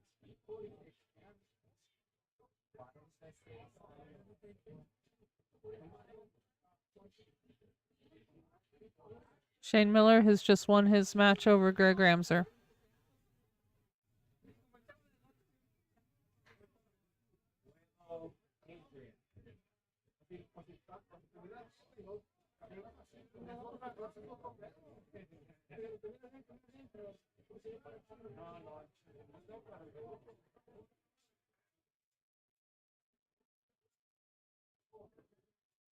Next match on table 4, Chris Thomas and Mark Wilmer.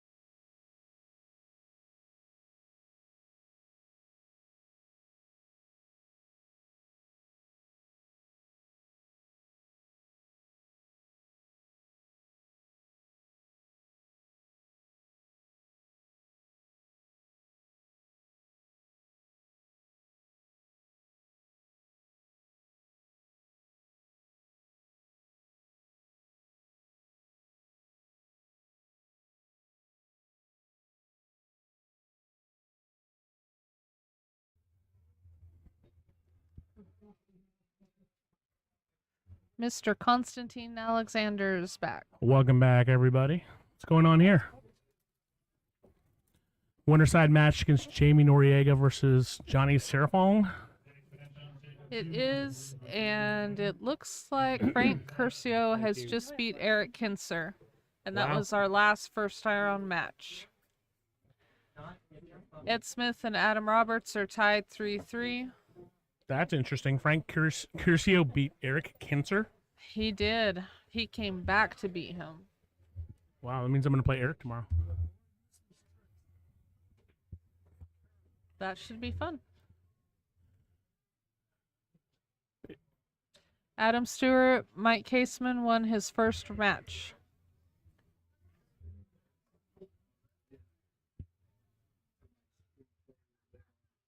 What's the score here? 1-1? 1-1. You want to switch and I'll handle that. What do you want to do? You want me to move over there? No, I just want to put this on them. Ready? Here we go. No. Have my name in there.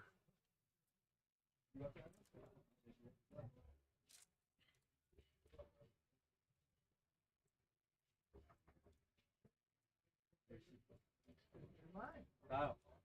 Jesus. Man. Enjoy soon. Yo soy una. And Rebecca Hendricks.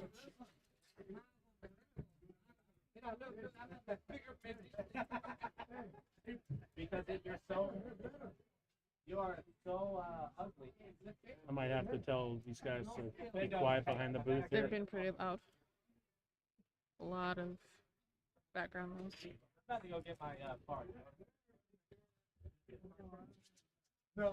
We might have to keep the stream cut until we can get this group of hooligans out of here, but we'll keep going. It's fine. So Jonny Siriphong calling it in the side pocket. I think that's what he just did. Called the one ball on the side? I don't know. That was weird.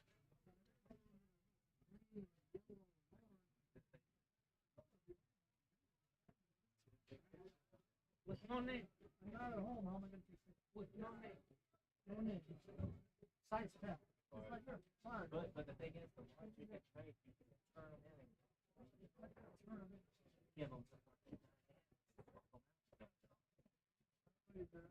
Yeah, but y'all like the miss. Well, I got so many that you went in the turkey. Then it stole. They left the phone talk one day.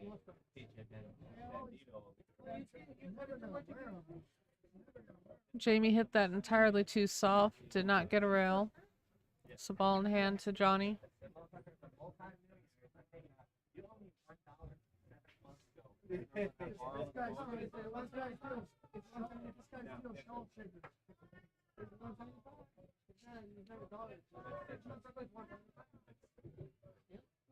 He always looks like one of those people that go into the Goodwill donation bin and comes out with new clothes. Yeah. Seems like it's just noise in the background. That's fine. I'm listening to it. It's all right. Okay. A bunch of morons behind us, including David LaRussa. Who wants to be in the booth with you? What's that? He wants to be in the booth with you.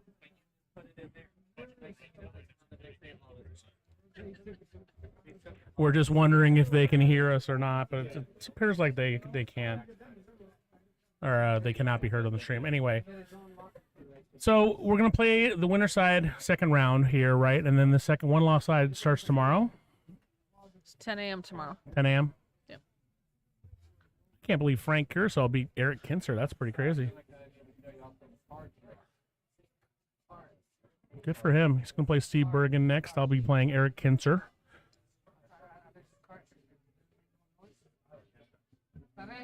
That should be a good match for you. Eric definitely beat me. I got to think about it. That's for sure. I mean, I don't know how he lost to Frank. Frank's a nice guy, but he's supposed to win that match. That's for sure.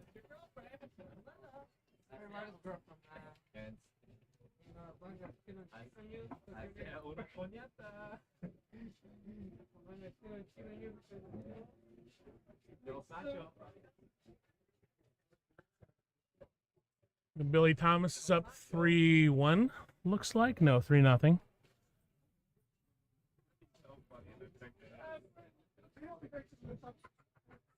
Travis Adams' match. He's just getting warmed up and started over there. Ed Smith and Adam Roberts are tied 3-3, and in our match here, we are 2-1. Jonny Siriphong.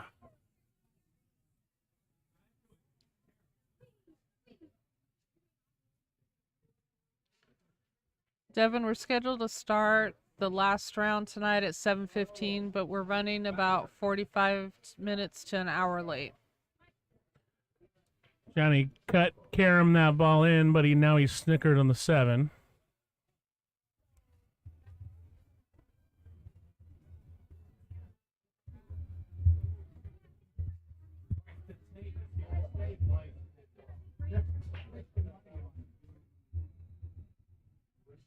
Billy Thomas has shot pretty well today. He's a good shooter in general, but yeah, it seems like he has shot a little better than normal.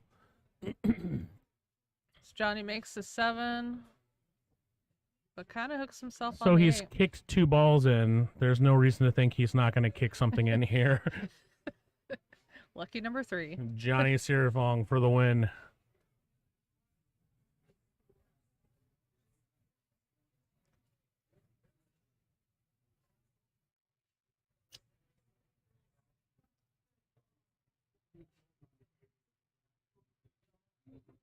I just went and ate a big old bowl of ice cream topped with marshmallow cream and Oreos, so I feel better. Where'd you go? Yogurt Land. Is everyone close by? It's on Eastern and 215, so close enough. I was going to go home. That is not close enough. That's way down Well, I there. was going to go home and just like drop my cues off and, go scream at a wall, but then I was like, Yogurt Land. And then, so I got Yogurt Land instead. Kind of a peculiar shot for Johnny. I'm not sure what he was trying to do there, but Jamie's going to be straight in with angle to hit this in. I should have had you go pick up my cues since you were going that way. You should have asked me I to. have league tonight. You have league tonight? I have league tonight. And you're going to play? I'm going to be late. Just don't play. You're running a tournament. Technically, I'm filling in wherever needed. I'm finishing up this season for APA. I really like my APA team, but that'll be it for me in leagues. It's just too much commitment. Well, you have a lot going on in general. Yeah, I mean, I go back and forth with leagues, and every time this happens, and I'm just like, it's too much to. You don't want to let your team down and this, that, and the other, and it's just, Right. But I like my team a lot, actually, but. So Johnny goes up 3-1.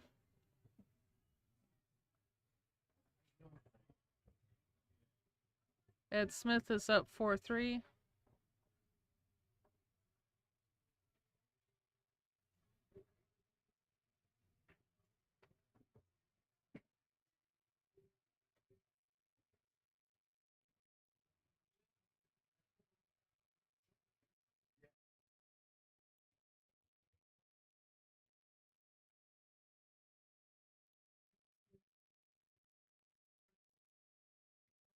Cody Thomas taking a game. It's going to be down. Now it's 3-1. Jonny Siriphong. Winner of this goes into the round of 16 on the winner's side. And will sleep easier tonight. Losers matches start tomorrow. A lot of people are going to be going home tomorrow. Their hopes and dreams crushed and destroyed.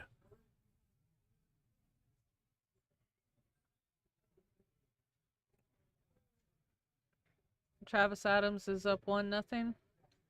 I can't believe you're going to play a league today. That's ridiculous.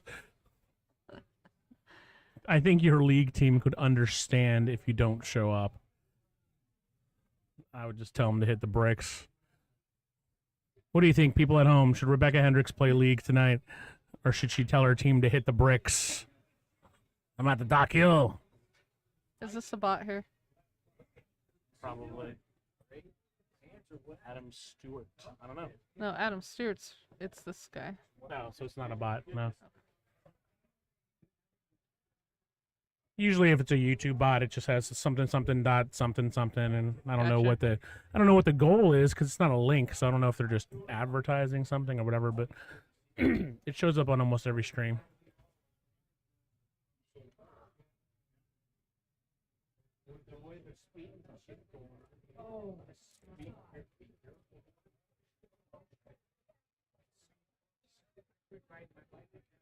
I did too.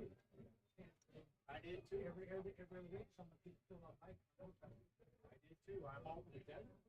You were fine over there, but now we're all here. All right, buddy. I'll see you this night. I'll see you here.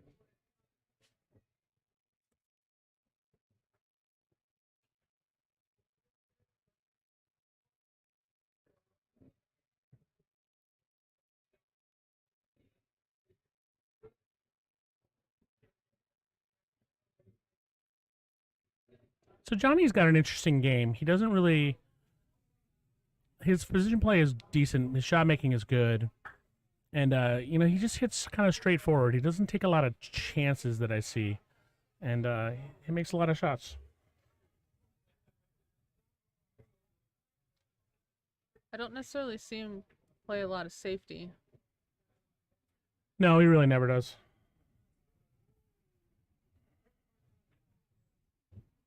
George Arbia just made an early 9.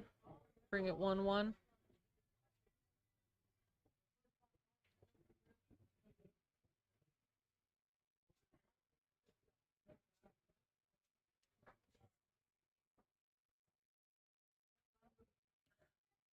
George Arbia playing Travis Adams. George is a pretty good shot as well.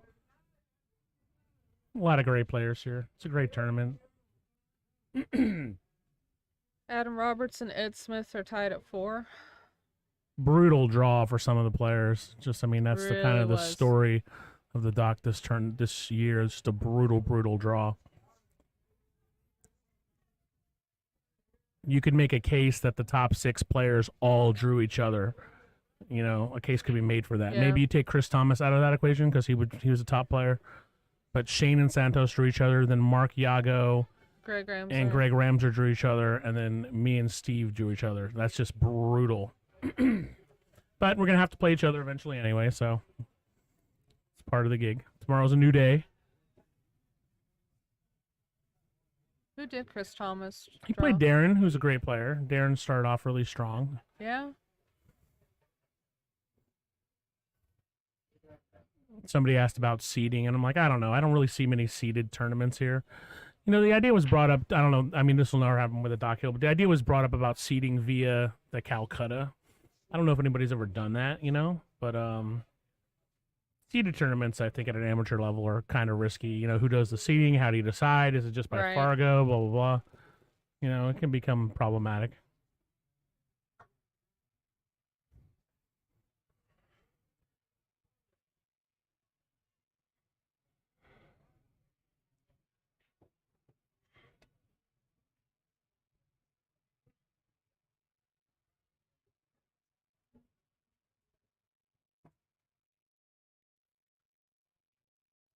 I feel like every time the draw is random and the top players draw each other or get an easy draw even, there's always a question of, was it actually random? Was it seeded? Did something go on?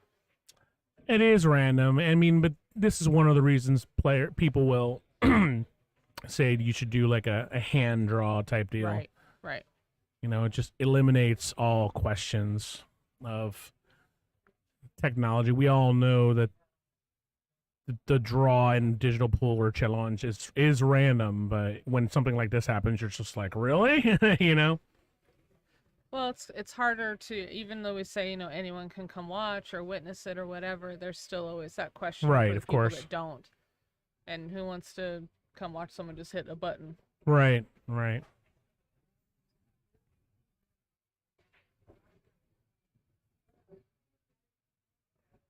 That's the champion corner. You're allowed to sit there anyway. Randy Reinfeldt asked me, is it Champions Corner behind it? And I just said, you're allowed to sit there anyway. Who'd you lose to? Oh. At least I lost to someone. No. Yeah. Hey, just come back on the loser side. That's the way real men do it, Randy. You're fine. The continual heckling of Randy Reinfeldt. Randy the Rhino.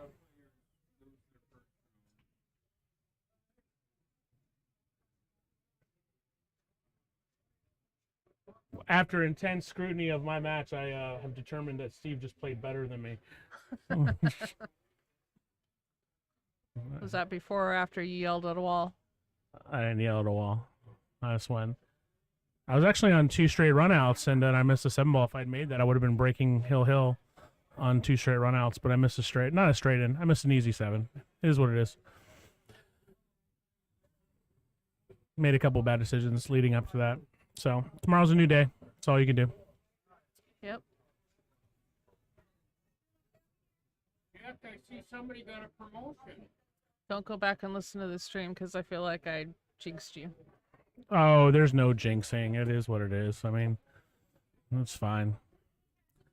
If I had made that 7, the 8, I mean, look, it is what it is. Tomorrow's a new day. You got to move on. Can't win every match. Yep. Steve played great. It's not like I lost to some chump. Thank you. I am going to step away so I can eat. Sounds good.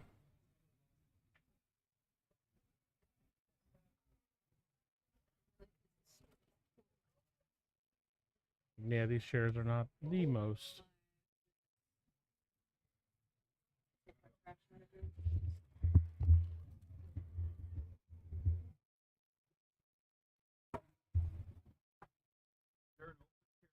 Sure, Randy, come on in. Well, the world is ending. Randy Reinfeldt is going to step into the booth. What could go wrong?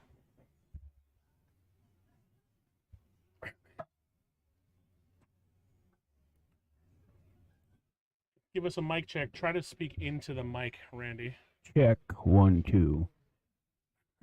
You sound great. I just want to jump off the 95. No, you got to speak up if you're going to talk.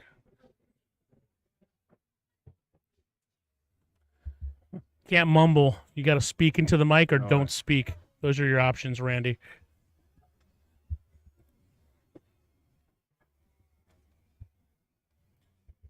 Randy's here to watch Jaime Noriega, the man who sent him into the losers bracket. Loser side? Are you drunk, Randy? No, I've been working. Oh, you went Drove out, to work. and drove around a little. Been busy. Busy. Gas prices. Oh, we got a raise. 45 cents per haul. It's not bad. All right, Randy, I'm going to force you to talk about pool if you're going to sit here. So, Uh-oh. 3 down. Can you hear it?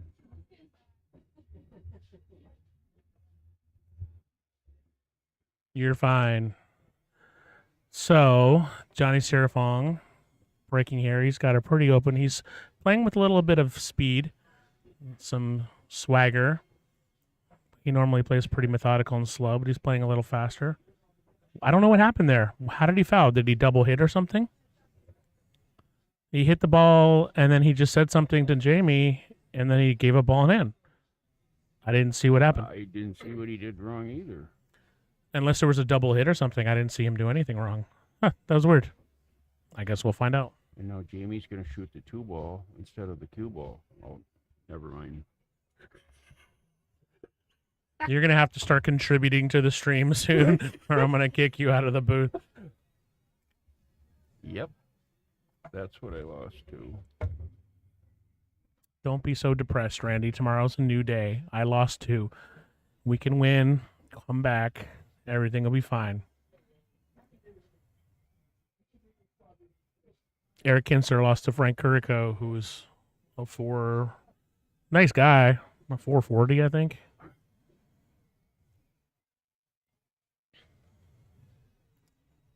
guess. Sun shines on a dog's ass every once in a while.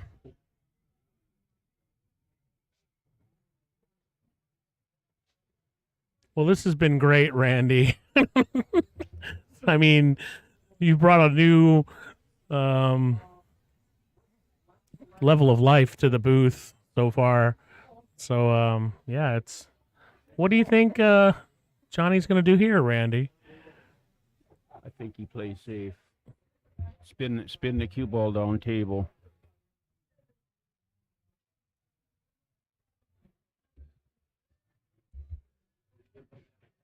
But he is playing a little loose.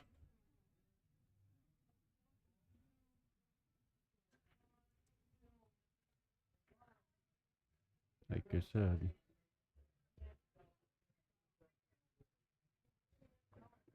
When you get shaped like that, you can play that loose, I guess.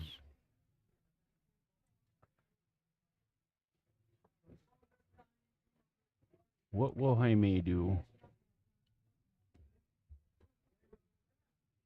I think he can get around that 4-ball.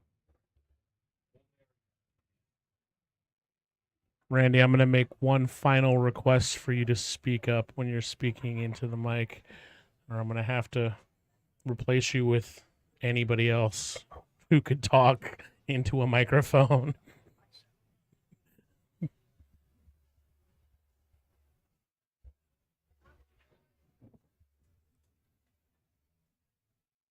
Ed Smith up 5-1.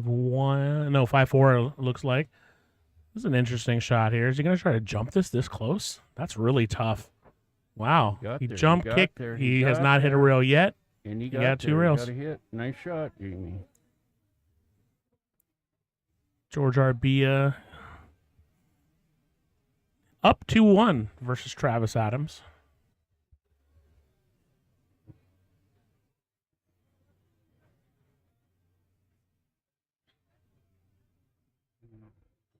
Three over there on table 4. Who is that playing? Is that Chris Thomas over there? Yeah, it must be Chris Thomas playing. I will look on the thing and see. Mark Holtberg, I believe is his name. Holtberg, yeah.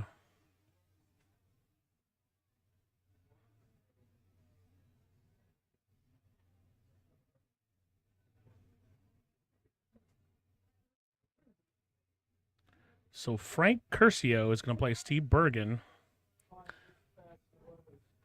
Nice job. Anthony Davis is going to play Mike Roach. Jerry Smitty is going to play David LaRussa. Gary Phifer going to play Daryl Evans.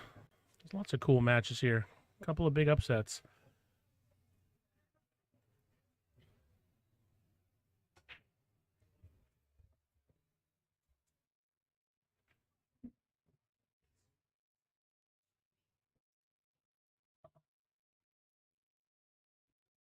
No 3-foul here at the Dock Hill. Johnny Siriphong trying to figure out what he wants to do here.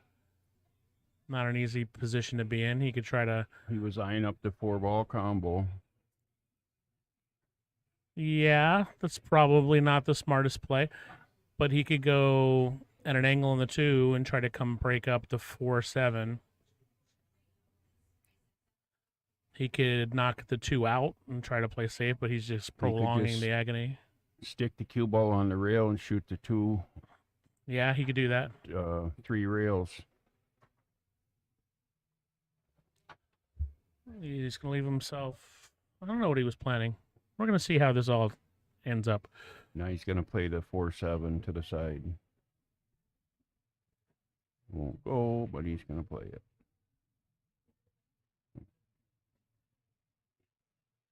Unless he can... I don't think he knows what he's doing, to tell you. He's just kind of... Bacon. I don't know what he's going to do. Oh, he's playing a combo. Wow. 4-7. What do I know? Johnny's playing loose and confident.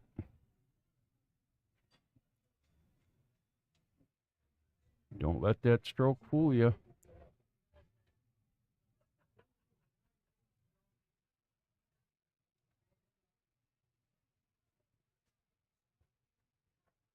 Well done, Jonny.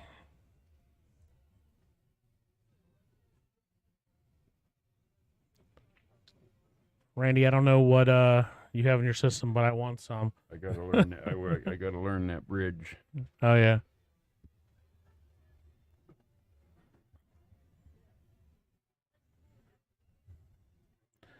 So kind of an odd run out so far, but effective if Jonny makes this. So now Jaime has got a chance, but he's going to be jumping at this, or at the very least swerving at it.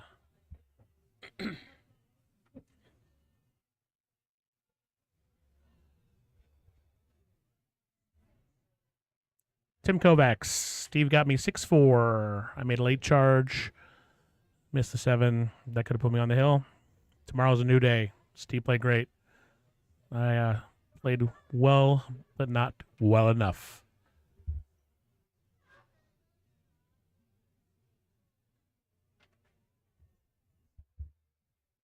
Going for a jump, it looks like.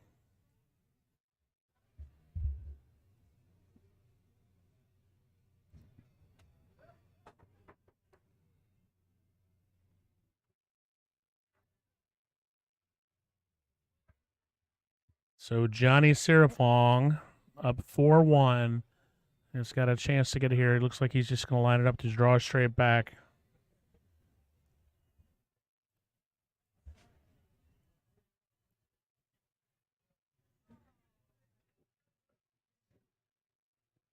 Hits it a bit hard. Table's playing a little quick.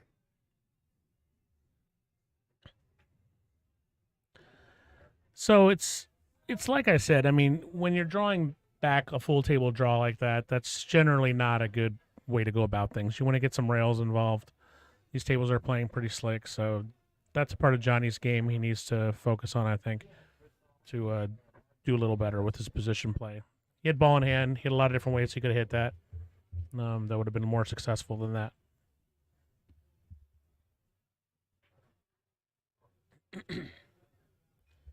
As it stands, Jaime is down 4-2. And got to get some work done here. George Arbia sizing up his game. He's down. He's up 3-1. Wow.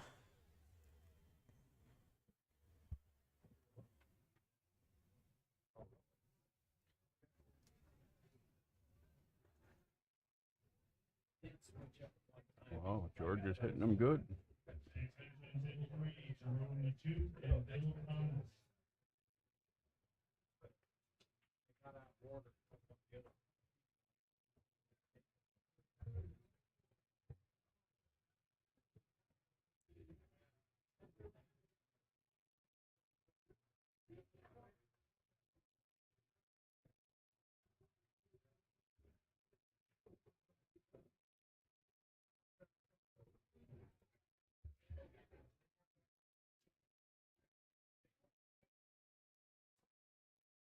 Jonny can play a stop shot here, leave himself the 2 in the top right corner. He could try to draw it back for the 2 in the side, which is not advisable. He leaves himself a stop shot. He can get himself in a position to play either the 3-9, which is not what he wants to do, or he could put himself in between the 5 and the 6. Here, he's in a kind of a tough position. He could draw back straight between the 5 and the 6, or he could set up for a bank. Got lucky there. He really got lucky. He thinned into that 5. But it worked.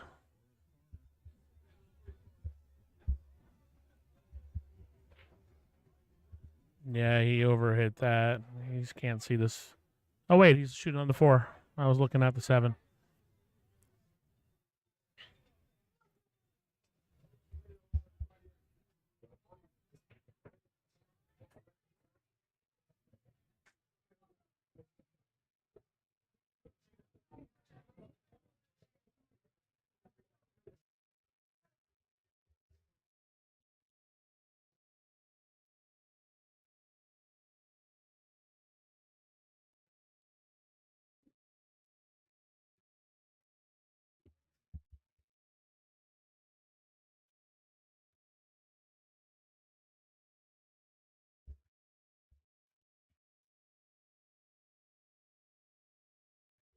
Yeah, well, a little bit.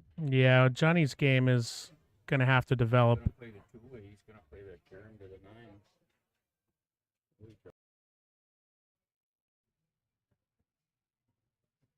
Wow, did he go through the 7 and the 9? He just missed it. Missed them both. Yeah.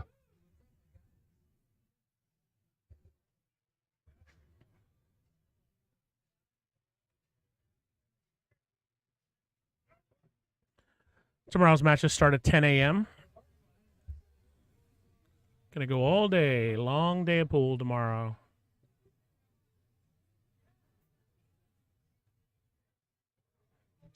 We'll thin the field down for sure. First round of matches. Half the players are going home.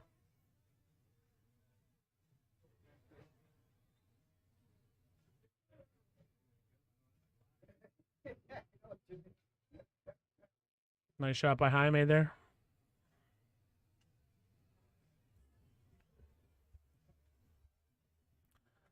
So here, he's got to leave himself just a little bit more of a cut on the 8 than he wants, but there's no, he could try to hold it, but he wants to get an angle on the 8 anyway. So shooting with a little left and just maybe tapping it where it comes above the 9.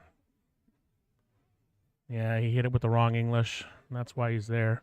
Maybe he didn't feel comfortable. Coming down back up. Yeah, but he didn't have the right, he didn't have enough angle to come back and down back up. He just should have hit that with left English and, you know, followed it a little, follow left. But as it stands now, his best shot here is to try to play safe maybe, which is a tough shot, but tuck the cue ball behind the 9. I'm not sure if that's in his repertoire. Lining up the way he's lining up, I'm not sure what he was trying to do, but that was not looking like the right thing to do.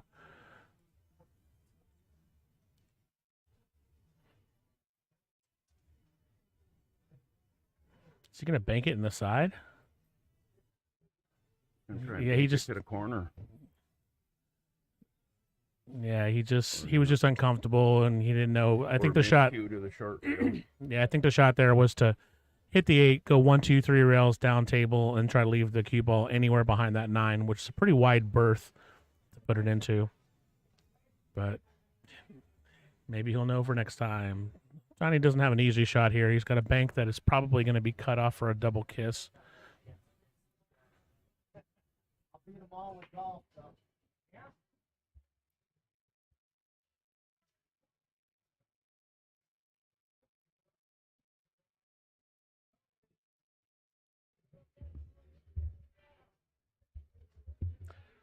Long 3 days at the Dock Hill. You can play all day and just play one match. Tomorrow, I'm sure we'll have a lot more matches as players start to drop. But they've been doing it for a long time. They've got it perfected. I'm sure it'll all work out. All right, so Jaime's got a real opportunity here. And he's got to capitalize on it. He's just got to play a stop shot here. Don't try to get too fancy. You don't have to get straight in on the 9.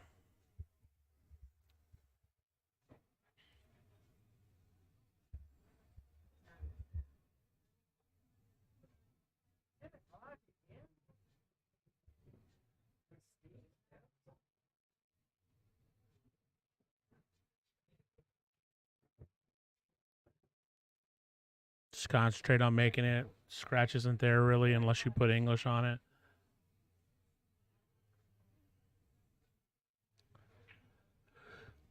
Well, actually, he might have to put a little outside English on it. Scratch could be problematic.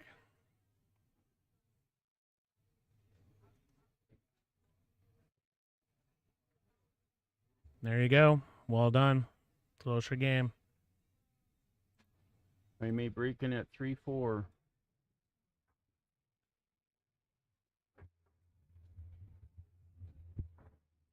Yeah, put your mouth down there, Randy.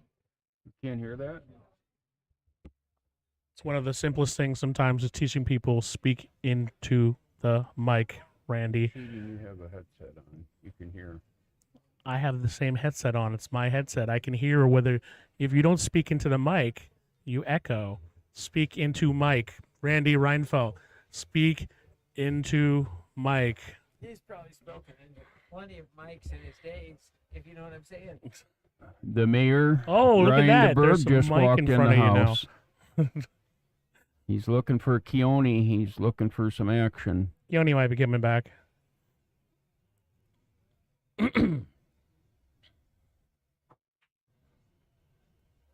play anybody after that pathetic performance earlier. You must have been watching me on the other table. That's horrifying.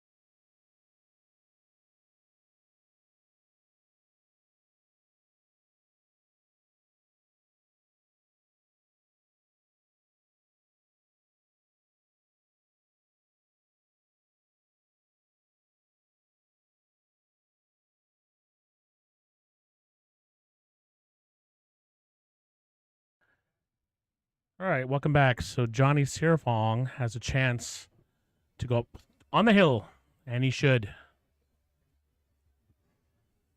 He could play this with a ton of right and have it come around the 9, but he's probably going to play it the 9 in the opposite corner pocket and just hit it with a little follow, little inside follow. No, he could do that too. Wow. Left himself a little bit of an angle, but he's looking good.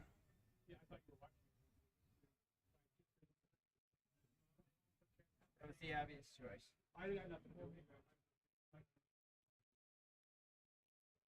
I don't know yet. Johnny's Nice on shot. the hill. Johnny is on the hill. Got it. 5-3. Lucasi cue. But he just picked up some random cue off the streets. He's been playing great. He's been playing great. He plays a lot.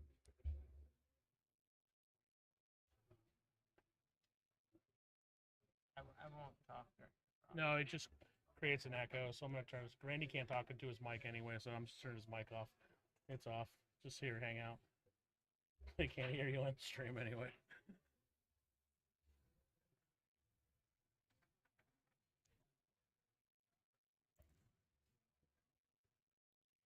Not really an offensive option here. Probably could play safe, shooting the one. Up table near the third diamond on the right long rail. Tuck the one ball. Johnny's an offensive player, though. Looks like he's going to go for maybe shooting it up in the... Wow. He got away with it. I don't know. This is a tough jump.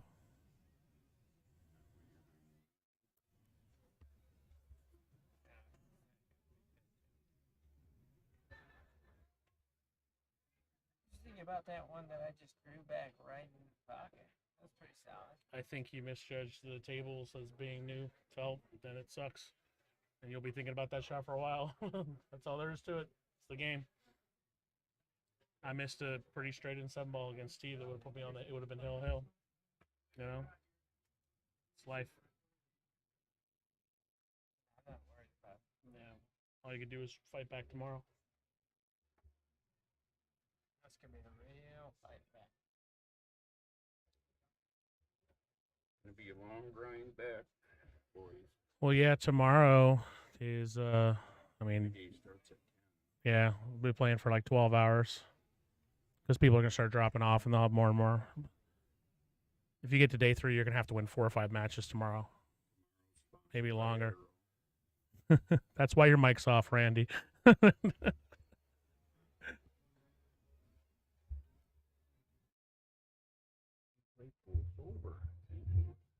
I'll just take that mic back from you. You don't need it. Don't eat it. Oh, boy. It's a weird little cave you've created here.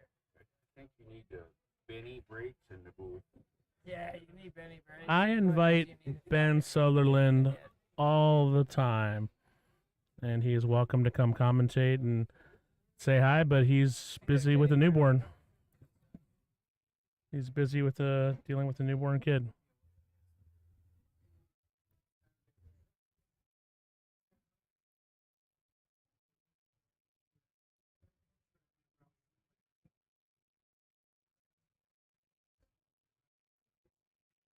Johnny Siriphong on the hill.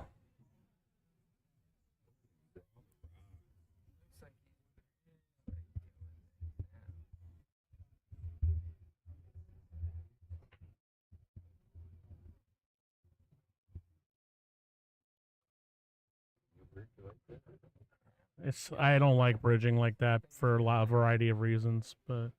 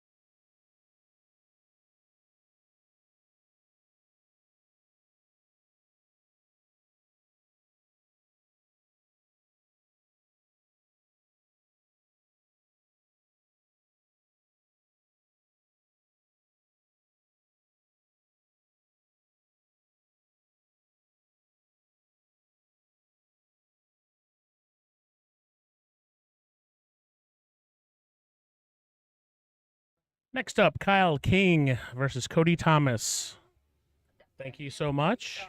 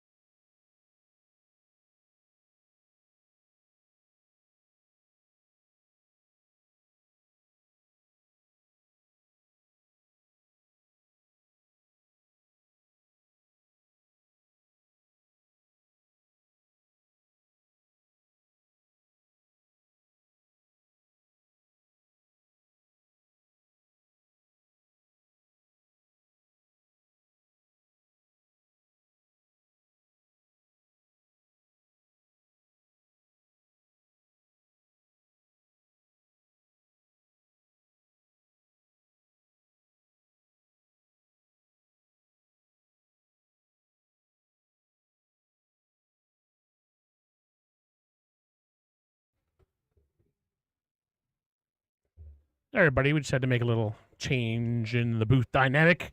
Welcome back, Rebecca Hendricks. Constantine likes me better. Yes. It was fun for a moment, but now we're back to The dream team. I'm pretty sure they're tired of hearing my voice today, so That's all right. I've been in They've been tired entirely of too hearing. much. They've been tired of hearing my voice for a lot longer. Most people just turn off the commentary anyway. Every once in a while, we Mute. get a couple people. That's why there's a mute button. So it looks like George Arbia beat Travis Adams. That's kind of a surprise. I mean, George plays good, but I like Travis to beat him. But that's a kind of surprise.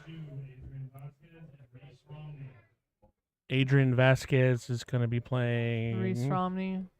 I don't know who Reese Romney is. You don't know who Reese Romney is? Oh, Reese Romney. Okay. Reese is a pretty big favorite in that. He is. It's a 581, and I don't think Adrian's over 500. No, I he's could a be 480 wrong. and change. Yeah. Nice shot by Kyle King here. It's going to be a good out by Kyle. So Kyle was down 5-0 to Ray Mann, who apparently just imploded. I don't know what happened over there, but yeah, either Kyle finally got warmed up. He hasn't. I don't think he's been playing as much pool. And he's a friend of ours, and he's got a baby on the way and been planning for that, so he's kind of cut back on how much pool he plays, but he warmed up finally, and I'm really glad to see him out. I know Kate's watching, and I think her family and Kyle's as well are watching, so. Good stuff. And he's here. That's awesome, playing Cody, Yeah. and that's what the Dock Hill is all about.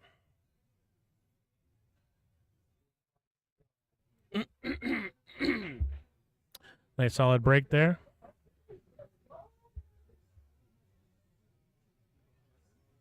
Now, Joseph Crugnali is just a student of the game. He's been sitting there all day long just watching I the haven't matches. seen him move. I've seen him eat, but I haven't really seen him move. A whiz. Has to have, right? I mean, he has to eat. He just loves the game. He's obviously getting ready for the Mercer. I asked him if he wanted to practice. You know, us normal players, the break was designed to give us a better chance, but we still got to learn the break. It's Right. Breaking from the small box, so it's going to be different. Was that a push?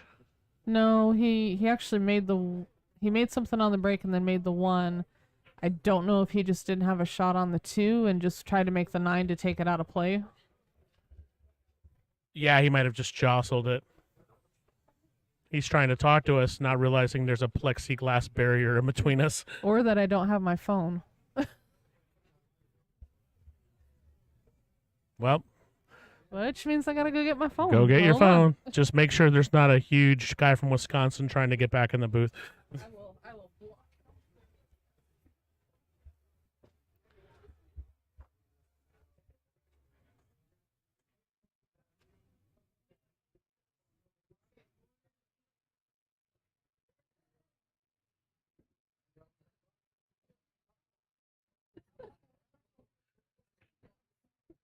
I think I just snorted.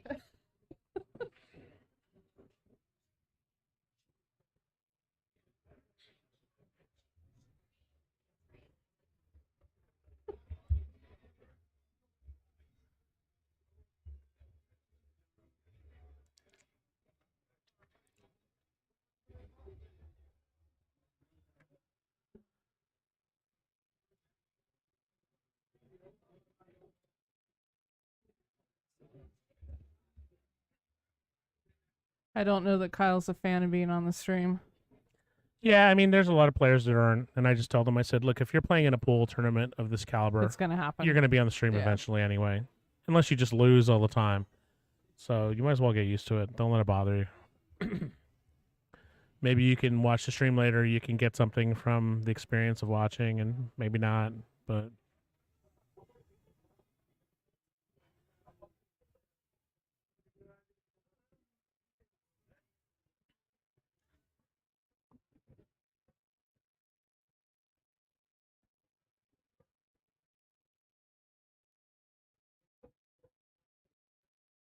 Not an easy bank on that 8-ball. no, it's just about frozen too.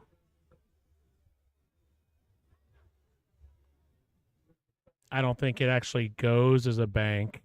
not in the corner at least, unless he back cuts it and banks it in the same pocket where the cue ball is lying. That's a tough shot. Play here is probably to play safe, hit the 8-ball to about the second diamond on the right long rail and leave the cue ball on the opposite long rail and try not to leave some sort of crazy bank combo on the 9. But there's not a lot of good options here for him. You definitely shouldn't try to cut it in. If he does, he's a maniac. Unless he makes it, then he's a hero. So he tried to back cut it, which is a reasonable shot. Left cue on the rail. Copy that. Thanks, Devin. I even looked at it and knew it was Kyle that had it, but for some reason marked the wrong score.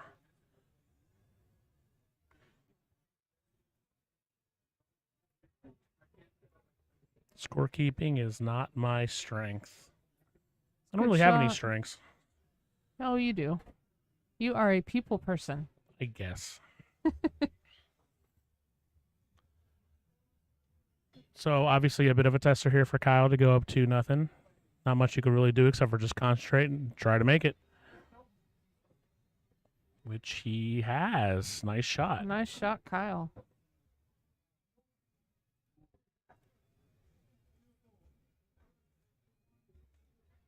Any stories of players being really annoying today?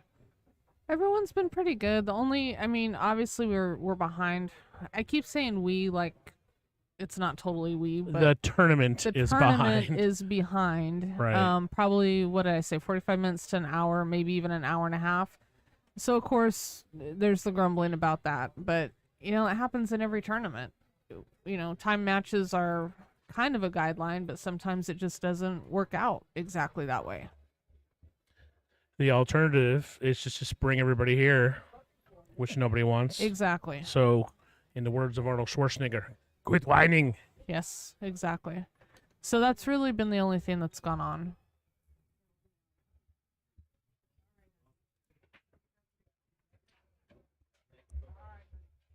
The scratch on the break.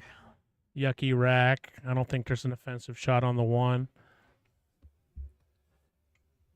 There might be.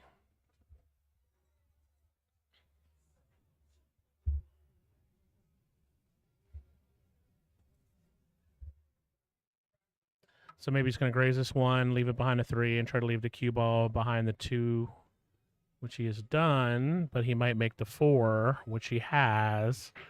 So he played a great safe on himself. That is unfortunate. It's something you just have to think about when you're shooting those kind of shots. It's an experience factor that Cody, Right. Needs to think about. If you're going to play a shot like that, where's that ball going to go? Exactly.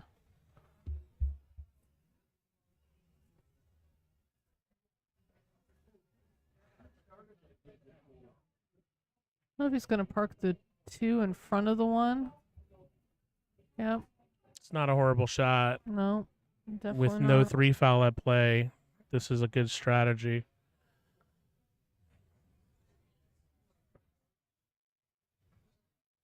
So we don't see many stalemates. We're probably not going to see one in this rack, but that is an option if no player is making forward progress. But usually that happens when balls are just tied up completely. Right. I don't see that happening here. I think the only way for that to happen is for Kyle to give Cody ball in hand and go back and forth. I don't think that's going to be the case. Well, if they just start giving each other ball in hand, then it's an automatic Yeah. stalemate.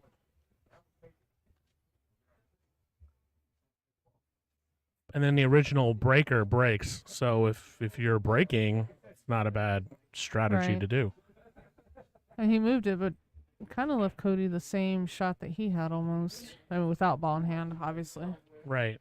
But at a certain level, getting to re-rack and break again is a huge advantage. Right. So maybe I should start doing more of that. That's the ticket.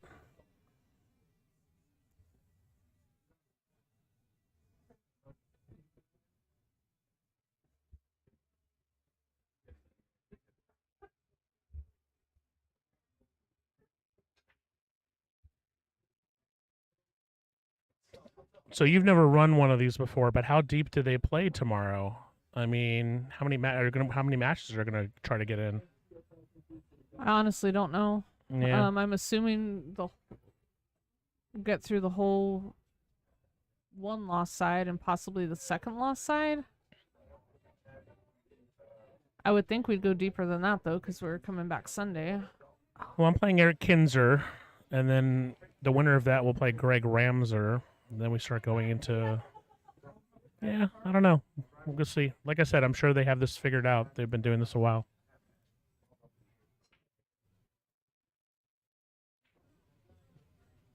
I do know the match times and table assignments are all mapped out for the rest of the weekend, so.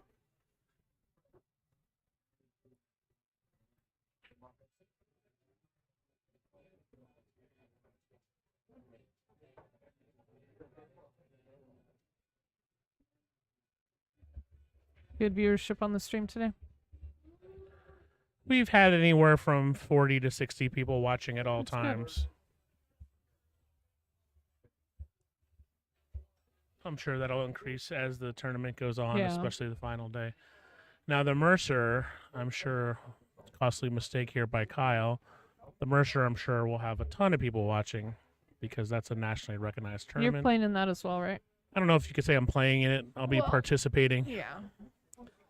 But the thing about it, you've seen me play. I rise to the occasion, and I usually play better against better players, so it all depends on the draw, you know? Hopefully I don't draw the first big blind on that one. Shane Van Bonen. Yeah. Oh, great. What a great experience for me. You know, what are you gonna do? But I think a lot of players my speed, you know, we enter the Mercer for the experience. and Right. maybe we'll get lucky and win a couple games. And you know, Jason Osborne cashed one year, you know, so it's possible.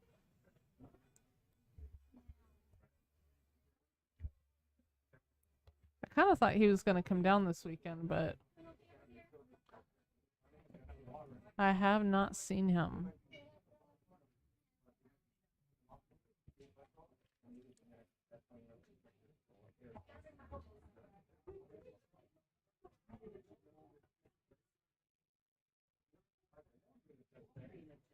Cody returns the scratch favor.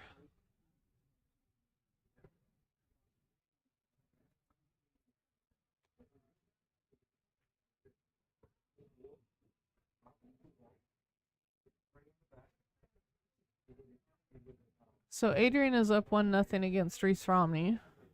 He kind of came out on fire. Adrian's a streaky player, and when He he gets on really one, is. he came one game away from winning in that Moby Dick qualifier. I mean, where nobody thought he would win. He drilled Santos, and then he drilled Amy Kane, and then he came one game away from beating Mark Miller. Wow.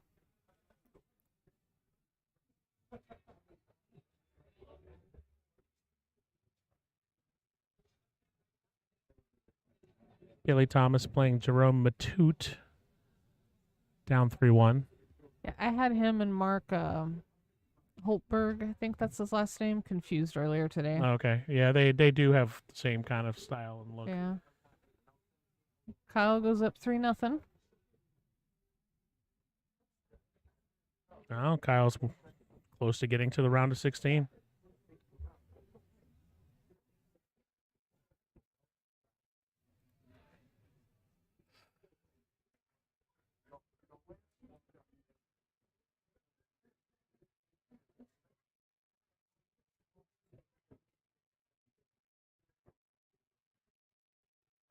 So do you think 580 is the right cap for this tournament as a B level?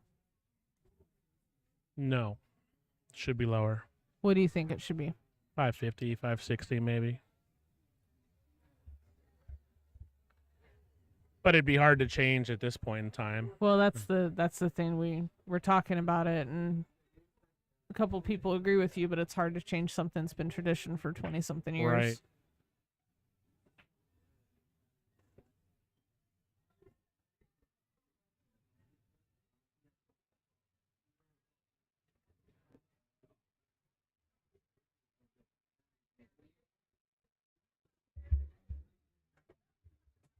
It's tough though. I haven't seen the past tournaments.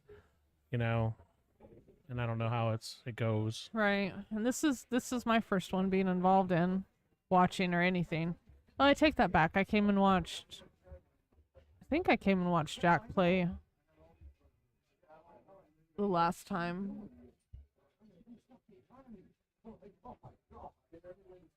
Kyle going for the flyer there.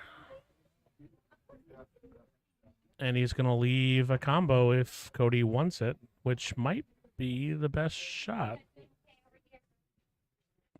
Because if he goes for the combo, hits at the right speed, the one ball could come to the top rail safe. And he could draw it into the 3. There's a loosely constructed two-way shot here, but the 1-9 combo is probably the right shot. Looks like he's cutting it, though. Almost a little timing shot there. Yeah, almost.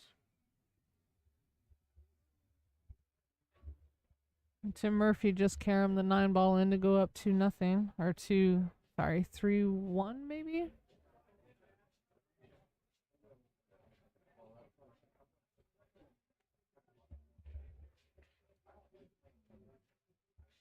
Nice shot by Kyle That was a there. heck of a shot.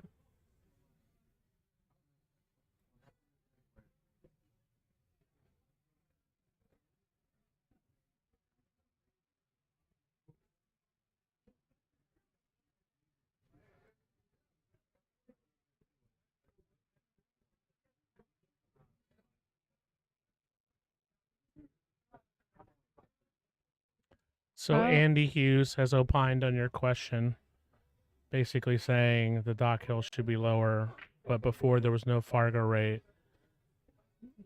But in general, in the past, there would not have been anybody over 520 in the in it. past. So curious, Andy, before there was a Fargo rate, how did they determine who played and who didn't? We shall wait for your response. And honestly, this is me being ignorant of Vegas pool before Fargo because I was always an APA player, so I don't know what rating system was used here in town.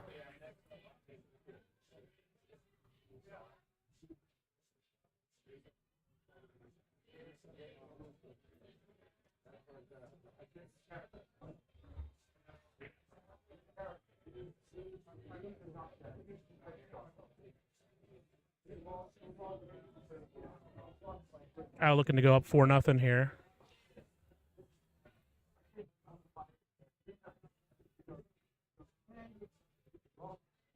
He's playing good pool. He's about to be playing in the very round of well. 16.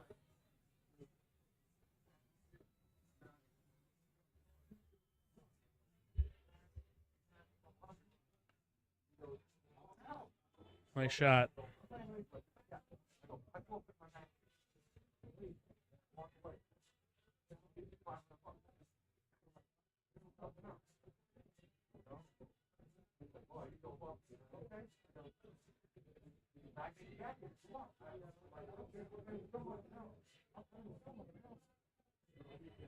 I think it's 3-3, Caseman and Murphy. Yeah, that's what it looks like to me. Reese Romney is tied 1-1 with Adrian Vasquez. Jerome is up 4-1. Yep.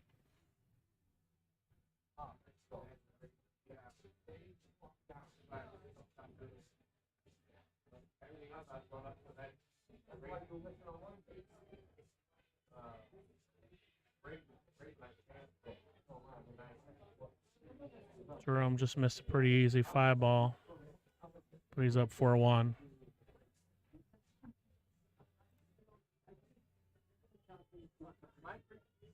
Reese just played a good save or a decent save on Adrian. I think he left him a bank possibly. Yeah. Kyle's breaking solid here. 9 ball goes in, but again, it does not count in the bottom 2 pockets, so it comes back up. Andy Hughes's response said they basically went by Southern Nevada 9-ball league play. No Diamond or Bear division players could play. Then they would do it by judgment. Now in the brave new world of Fargo, Am I? Just keep talking. Sorry. It's all different.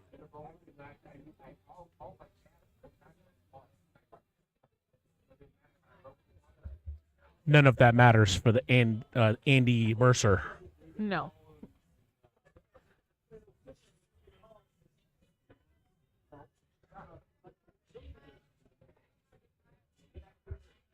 Cue ball is traveling so much on these tables.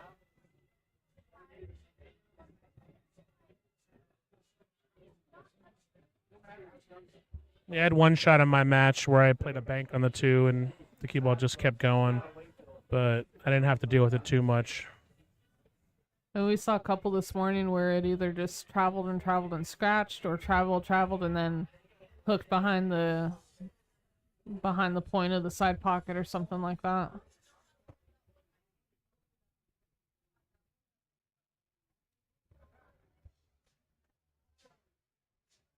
I think Cody's going for a combo. No, he's going for a side pocket, it looks like. Well, he almost made it. Is he going to get... He is going to leave a tough shot. If I was Cody, I'd call somebody to watch this if Kyle comes down on the ball. There's lots of different ways to handle this. Usually, I'll just be proactive, and I'll tell my opponent, if you're going to come down on the ball, I'm going to have someone watch it. Right. That way you're not interrupting them as they're getting down their shot.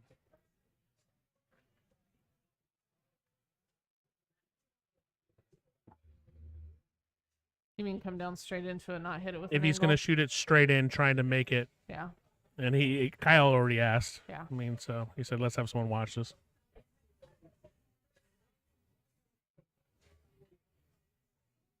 There's Mr. Jack Murray with his trusty camera. It's a good make, but not so good leave there.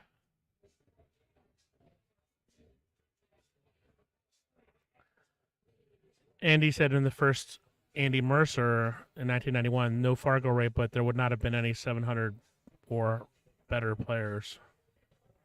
So I don't know how that started. Nice shot there, That's a barely great missed a cut. scratch.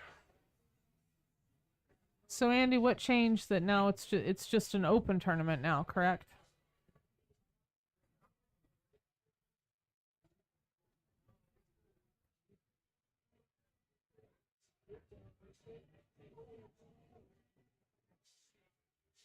Ouch.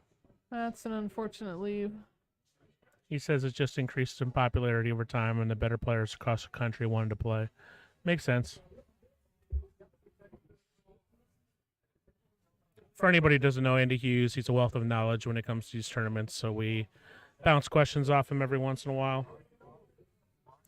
He says it's always been open. It just got the attention of better players. I'm paraphrasing now, but he says got the attention and more people wanted to play. Right. Makes sense. Mike Caseman is breaking over there. Senior. Reese just missed a 9-ball.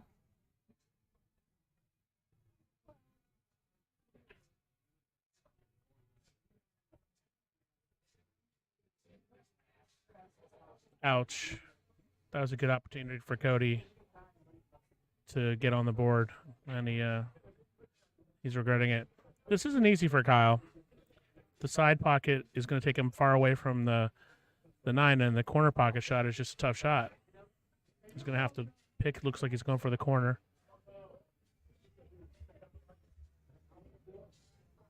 Almost, but he has not left a super easy shot. Cody straight in, all the way across the table.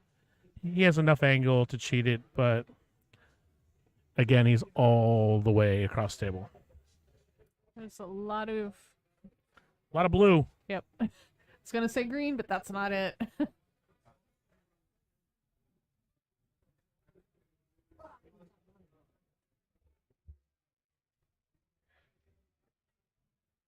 Adrian's gone up 2-1 over Reese, and Cody is on the board. Nice.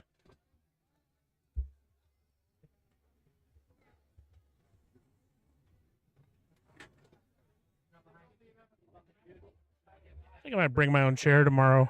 Lawn chair or something. You'd think with all this padding that but maybe not.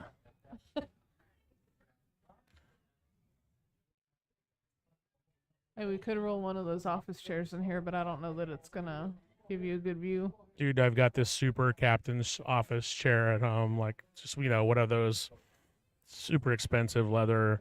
I should just bring it in here and be sitting on it, Look at this jump, Tim. Oh, he was trying a masse or curve. Nice break by Cody. Cue ball bouncing around a bit, but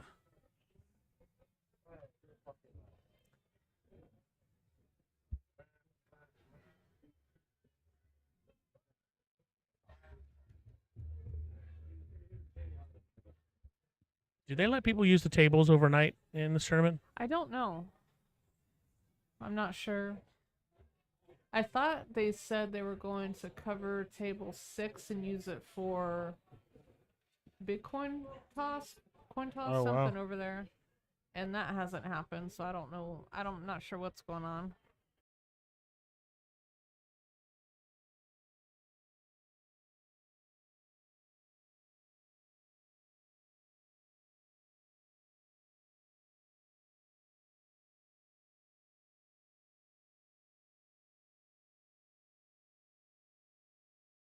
They've done good. I mean, you did a good job today. Thanks, homie. You're welcome. Mics are back on. Reese Romney, not quite up against the ropes, but he's down 2-1 versus Adrian Vasquez. Jerome Good bank Matute by Kyle. definitely has his Jerome's opponent at 5-2. on the proverbial ropes. Kyle King is up 4-1 and playing great pool. Cody Thomas was down 5-2 to Joe Klimchak and won. So here we are. So I'm guessing tomorrow it's just a whole bunch of losers for like the first 6 hours. Yeah. And then I don't want to say a whole bunch of losers, but it is the one loss side. we're losers. Look, everybody in the I'm trying to room be generous is here. officially a loser. Yeah, that's true. So there's going to be a whole bunch of losers here tomorrow. Oh, Kyle. And then later on, the winners will come in.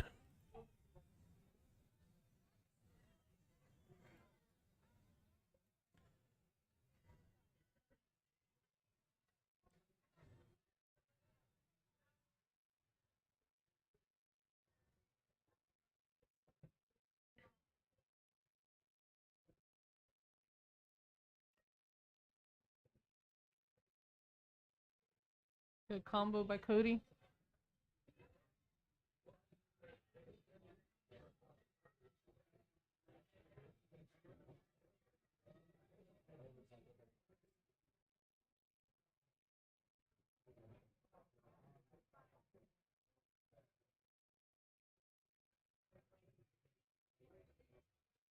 Where are we at on the bracket even?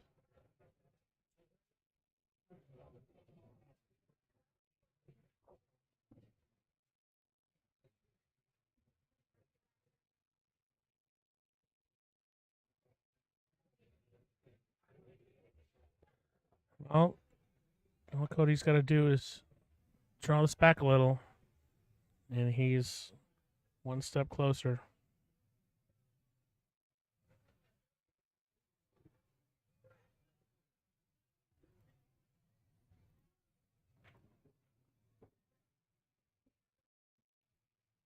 Oh, man.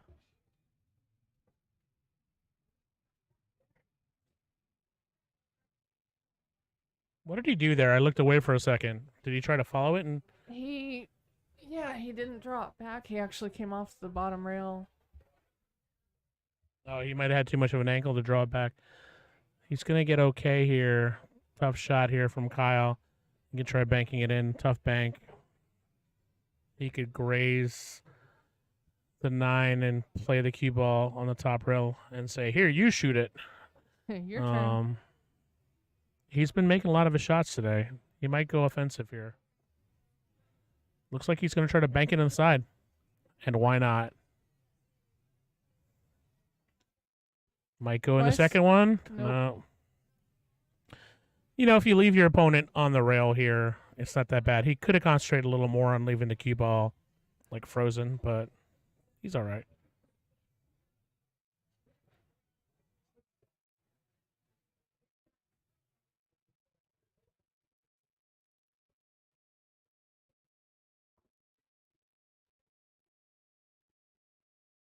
Four two. Andy Hughes is expertly trolling me on my own pool page, which is fine. I'll look at that later. I'm sure it's funny and wonderful and done in good humor and taste, or maybe not.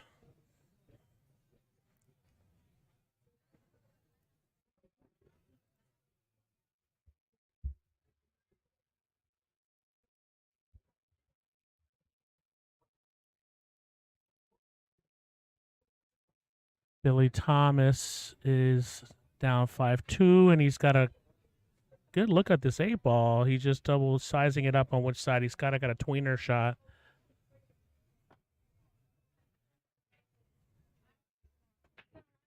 Cody Thomas scratching in the side, making a few balls, and the 2-9 might be wired.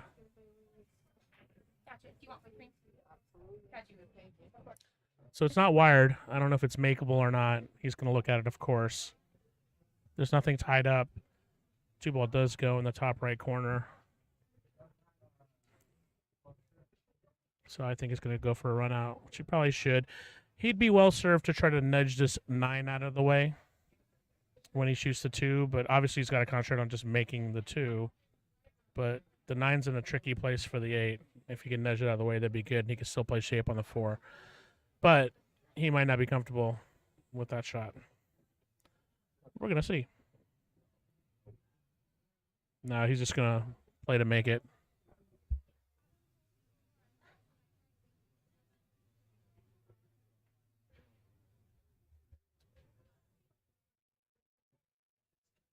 You want to commentate on your brother? Are you sure?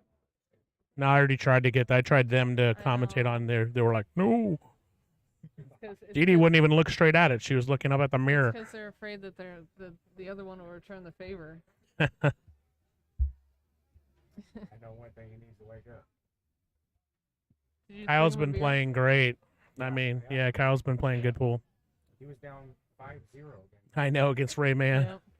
And Rayman had the epic meltdown.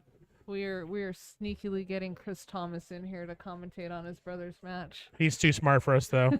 He's not going to come past the He's said threshold. a couple things. I mean, he just won't get close to the mic.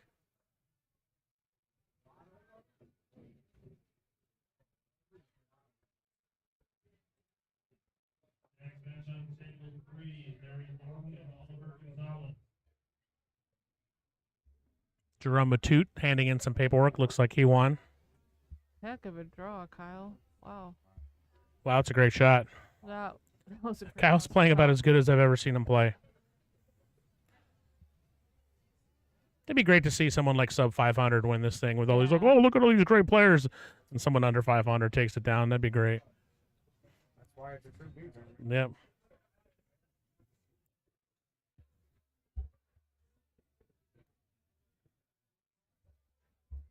I go 2 and out, lose to Kinser tomorrow, go into a drunken rage, start commentating. They have to kick me out of my own commentator's I'm not booth. going to be here to babysit you tomorrow, so. Oh, what, do you have league or something? I have APA stuff, yes. Oh, my gosh. I do. This is more important than I have APA. a captain's tournament and then a Scotch doubles qualifier. Nice shot. Fine, we'll just do this. Sorry. Keone, I need you back tomorrow. I'm going to keep Randy Reinfeldt away from the booth and some others. Oh, I love you. Thank you so much. Ooh, that looks fancy and delicious. Santos is on a mountain somewhere. In the snow. According to his Facebook page. Nice shot, Kyle. That was a heck of a shot. Yeah, Kyle's shooting Nice great right out. now. Puts him on the hill. Tell you what, Kyle, keep shooting like this. He's a dangerous man.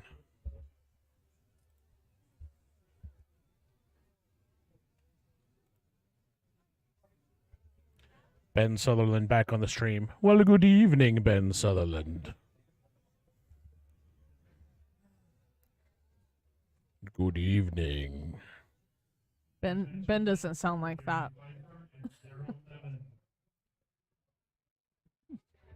Ben's just getting a couple cocktails in him, getting ready for his nightly harass people online. Too He is soon. winding up. He's winding up, getting ready.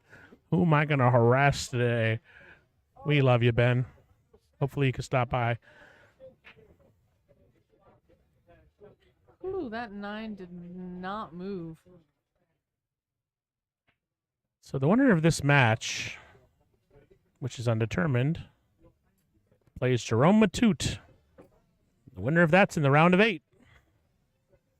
I'll be chugging away on the loser side with the rest of the losers tomorrow for at least 45 minutes. No, look at this guy. He's not missing. That's awesome.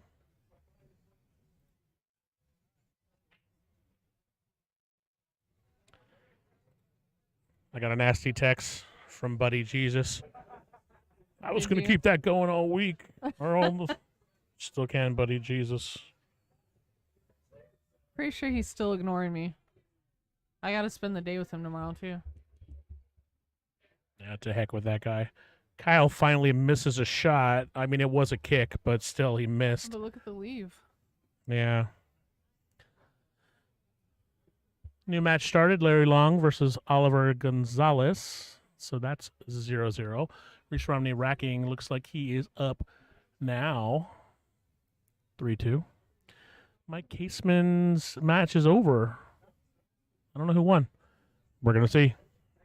Oh, I have the bracket up. Or you have the bracket up.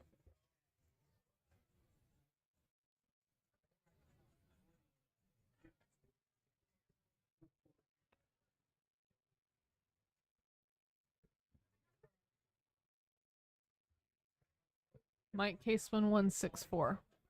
Copy that.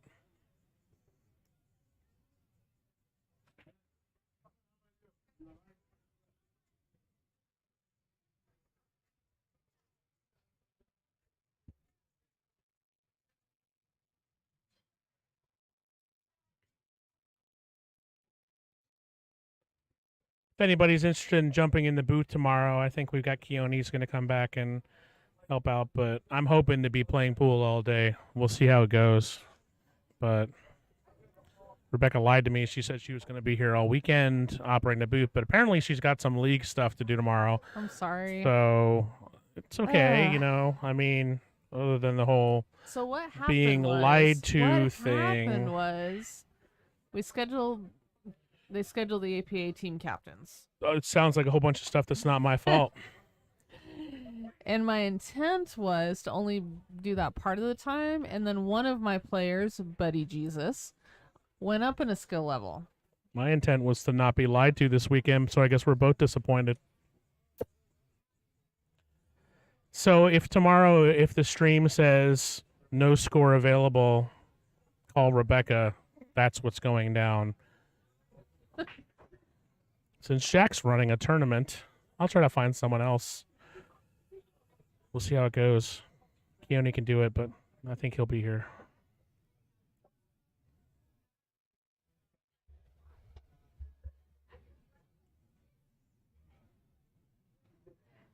You will be able to follow the scores in the digital pool if that's the case. But I might have to do that. We'll see. And Jack is doing a fairly good job of keeping the live scores updated. Yeah. I have trained him well. It's no big deal. We'll just put on the thing, we'll put scores available, digital pool, whatever. Right. It's fine. Keep the stream going. Never know. I could be done by 11. I mean, or you could not do a meaningless league thing and follow through with your commitments to the Dock Hill Memorial Championship tournament that you said you would be here for. The guilt trip. You could Pack try your that. bags. Could try that. Just a thought. Tough shot here for Cody if he makes it. Nice confidence booster. Yep. 5-3. Just going to go ahead and skip that score from 1 to 3. I don't keep score well anyway. Reese Romney, 3-2 over there. Looks like Larry Long is up 1-0. Paul McCaffrey said, Santos said no tall bridges, which I have no idea what that means. Yeah, I'm kind of confused too. You just imagine in Paul's like accent. He said no tall bridges and like So is Paul English, Irish, Scottish? I think What he's a is it? conglomeration of those, but I don't know. He's a nice guy, whatever the case. He handed me money this morning, so I like him. Ooh, money. Money. Robin Verner handed me money this morning for taking her. Next match is going to be Glenn Kiddo versus Rob Azevedo.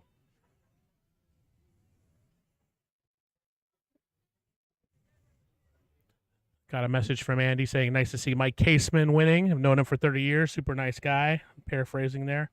Andy Hughes, when are you going to come out? I know you said for the Mercer the last day, but any chance of an earlier Andy Hughes sighting? So, interesting tidbit. If Mike Caseman Sr. wins the Dock Hill, it'll be the only father-son duo to win the Dock Hill. That's kind of cool. Paul McCaffrey's Irish. Still doesn't explain what Santos said no tall bridges means. Every stream here at Papa C Productions descends into a pit of despair towards the end of the day.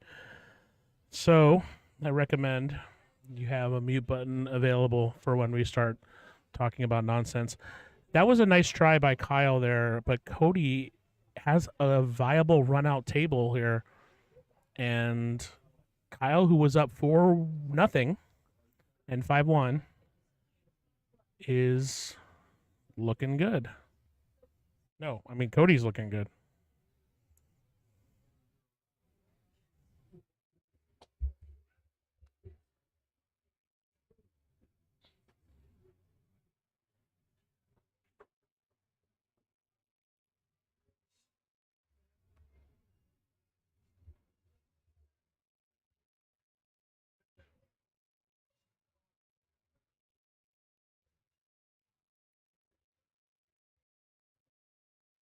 Adrian Vasquez looks to have a little run out going.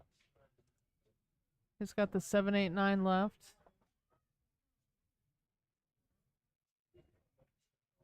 Ouch. Oh, Tough miss there for Cody. might get lucky though. No. And Wow. Adrian misses a 7. Jeez. I think that's my fault too. It's the Probably. commentator's curse here. It's nobody's fault. I mean, people miss. Like that 7 that I missed, I really can't think of anything I could have done differently. I just missed it. That's all there is to it. No. I wasn't quite sure how I wanted the shape to go on it. I said, I'm going to get it around there. So maybe that, but it is what it is. We miss. That's why we're B players. I really think that just, you got thrown out of your rhythm. Probably. Would have been nice to break Hill Hill. Right. Which, that's always a risk when you're playing in a tournament in a room that has multiple tables, obviously. Yeah, because it's fine. there's always going to be a situation where... Like I said, it's not like I lost to some chump. No. No, tomorrow's a new day, and I'll try to do the best I can.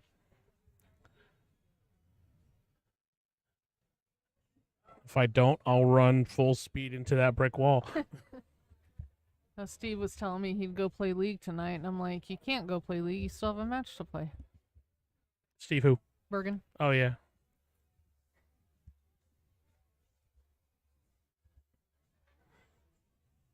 That guy. That guy. Oh, so Paul he's going to jump off a mountain cliff. Ah. Do you say that in an Irish accent? I'm not really good at Irish. I'm good at Scottish. He's gonna go jump off a cliff, he is. Look at the size of his head. Let's start calling you Hamish. Did he make this? He No. did not. Left Kyle a chance here. Joseph Krugnali just looking. He hasn't been over here at all today. No, I offered. He wants to just watch pool. He's a great commentator, but he just wants to watch pool. Doesn't want to jump in the booth. It's fine. Oops. Oh. Oh, goodness gracious.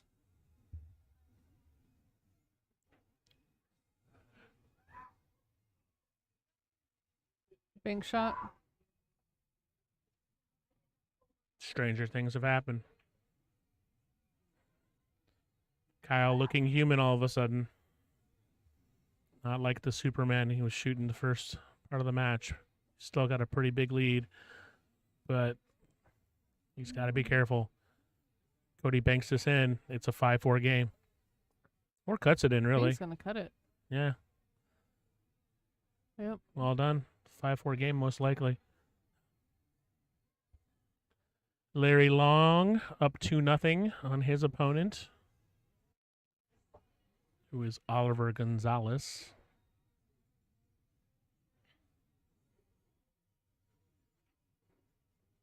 Cody Thomas.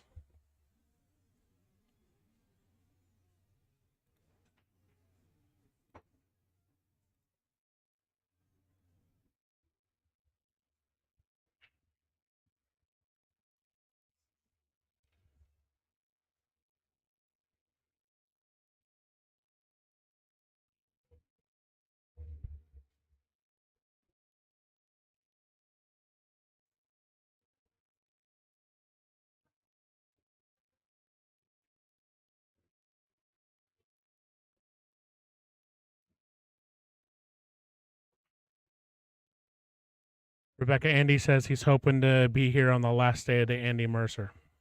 Okay.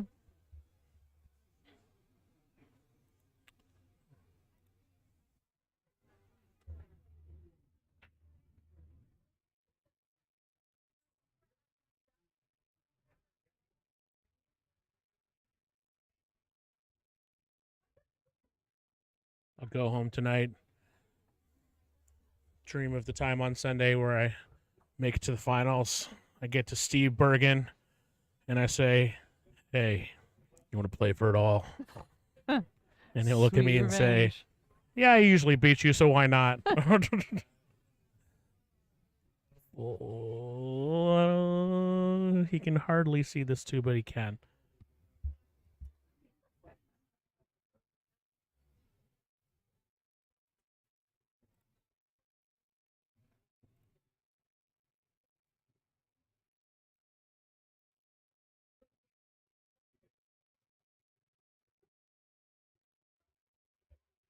Well done, but schnookered. Ray Southstrip, also known as Ray Skinnendor, also known as the People's Champion of Wisconsin, is tuning into the stream soon. I don't know if he's on yet. The People's Champion of Wisconsin, Ray Skinnendor. Where is Ray now? Probably somewhere in Wisconsin, Yeah. gambling with somebody. I'm surprised Kyle's jumping at this. This is a tough jump. There's not a lot of landing path here. You could rocket things off the table. Of course, you could make the 9. Ooh! Holy smokes. Can't handle this kind of excitement. There is lots of clenching going on.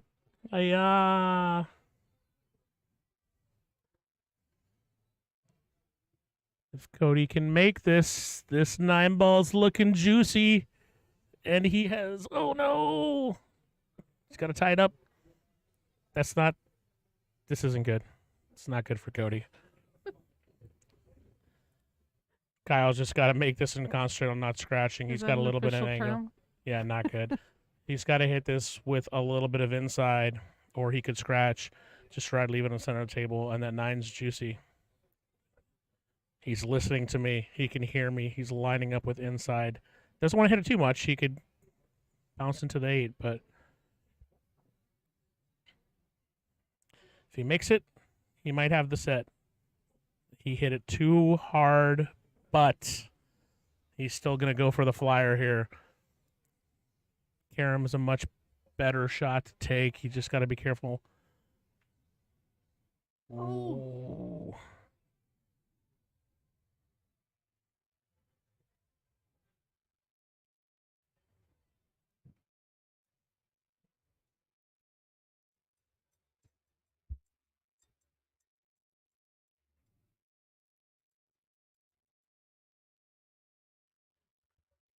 Incidentally, I took Frank Curcio in the Calcutta for $40, so I hope he beats Steve Bergan.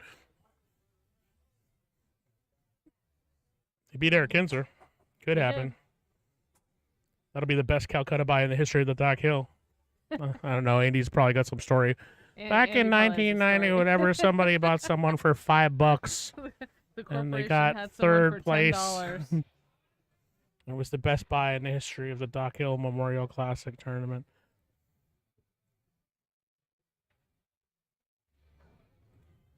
Oh no.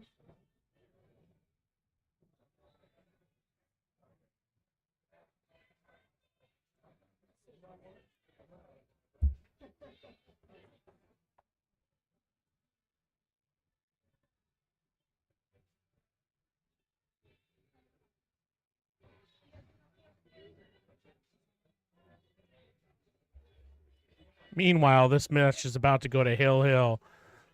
Who'da thunk it? D.D. Carballo is somewhere staring at a mirror, not looking at the match straight on. Chris Thomas is somewhere looking. Kyle King shaking his head.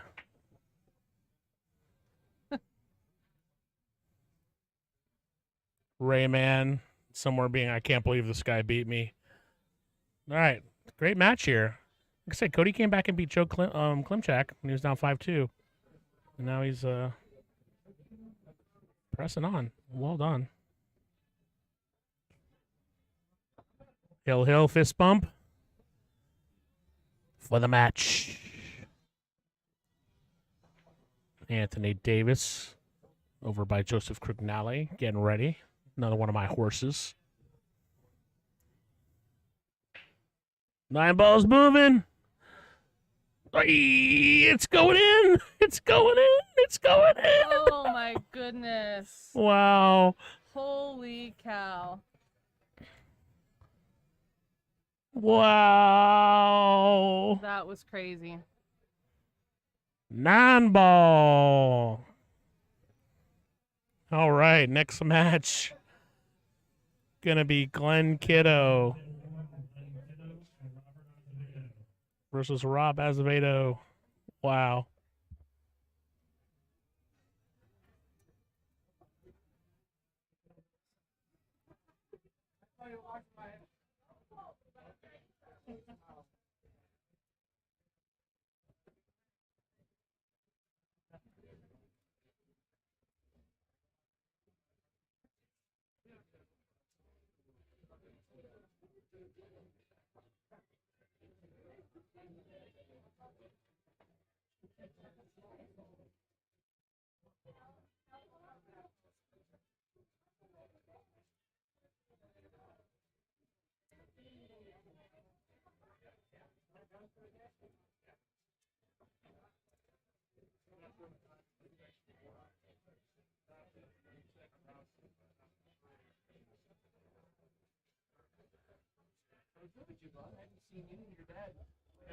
Holy smokes. That was crazy. That was nutsoid. Glenn Kiddo I saw playing. He plays solid pool, made a clutch jump shot to get here against Derek Reppenhagen. Rob Azevedo, very on and off player, but when he's on, he can get on. Beat Asia Gray. He beat Asia Gray, which was a surprise to many, I'm sure.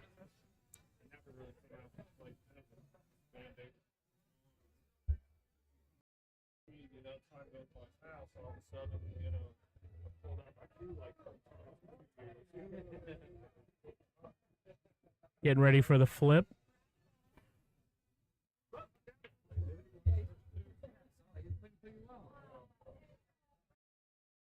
Gonna take a quick commentary break. We'll be off in a second. You guys can watch it go.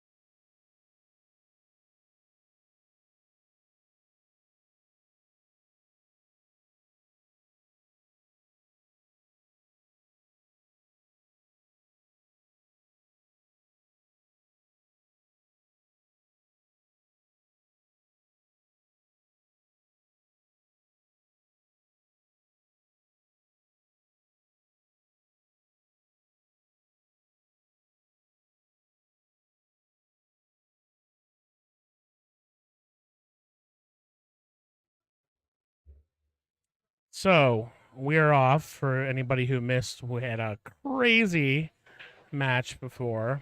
Kyle King was up 4-0 and 5-1. Cody Thomas came back, battled back, and then snapped the 9 in on the hill. Hill. 9-ball came stroking back towards the bottom rail and then went into the corner pocket. Crazy. Some would say brutal. Some would say crazy.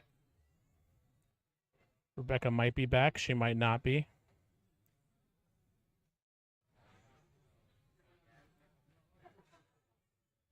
We'll see.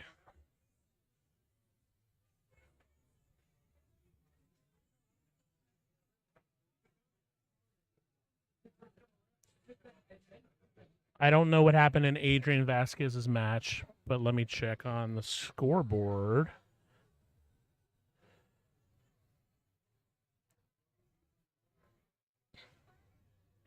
Reese Romney took it down 6-3.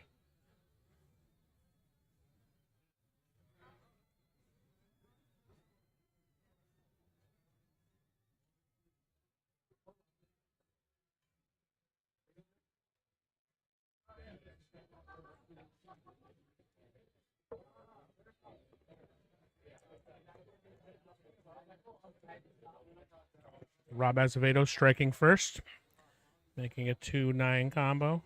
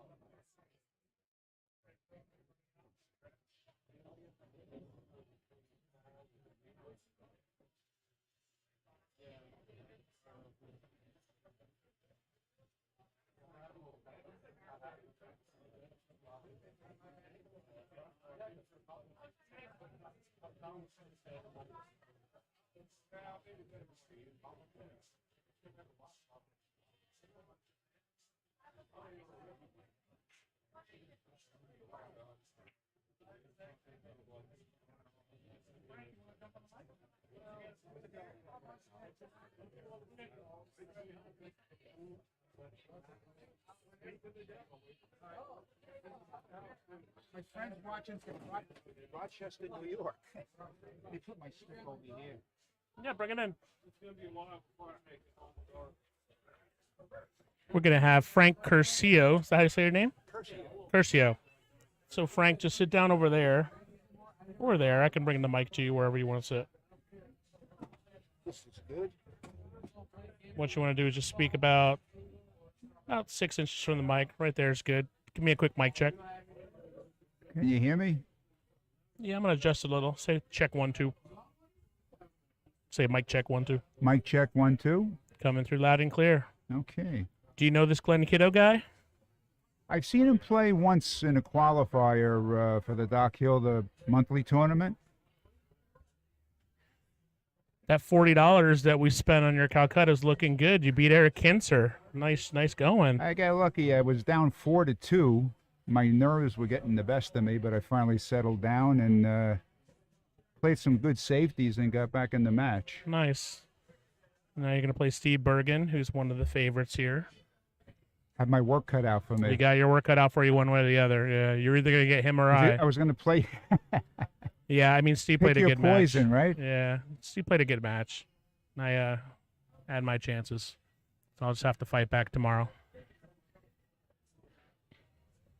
But it's a great tournament. A lot It's of amazing. fun. It's amazing. You get a lot of great players here. Obviously, the pressure and the nerves is getting to people, but it's allowed. Ben Sullivan is asking if they have to break from the small box. They do not. They can break anywhere they want. The Mercer, they have to break from the small box. And it's the same 9-ball rule. The bottom 2 is no good in the Mercer. Yes, I believe so. Rob might scratch here. No, he's all right. No, he did. He scratched. The new felt, it never stops rolling. Especially on table 1. We saw a lot of scratches.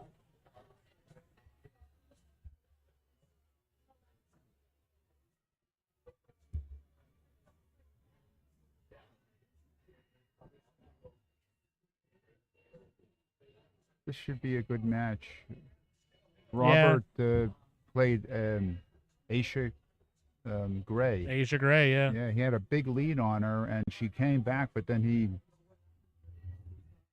came Good. back to win the match. He played very well, though. She almost tied it up.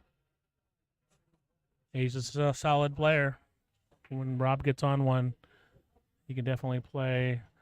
Glenn Kiddo left himself tough here. He's got to try for a bank or maybe to cut it all the way up in the corner.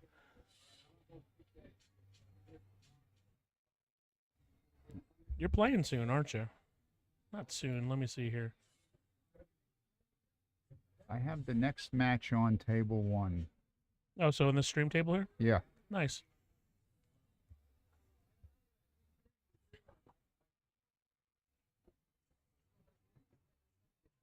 That'll be a first. I've never played on a stream table before. Well, we'll try to be so- nice to you. Whoever I have in the booth with me, who might be nobody. You never know. Nice shot. Nice shot.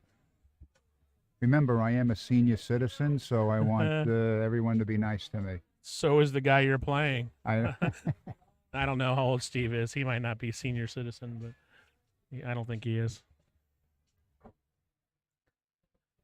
Over on table 2, Lino Garcia is breaking. He's up 1-0 against Paul Gauthier.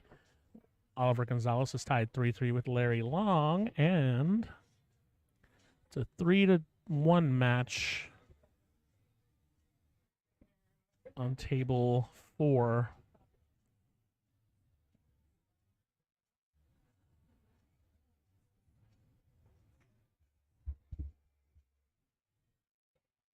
The next logical question would be who's on table 4. It's Daryl Evans. He's up 3-1 against Gary Phifer.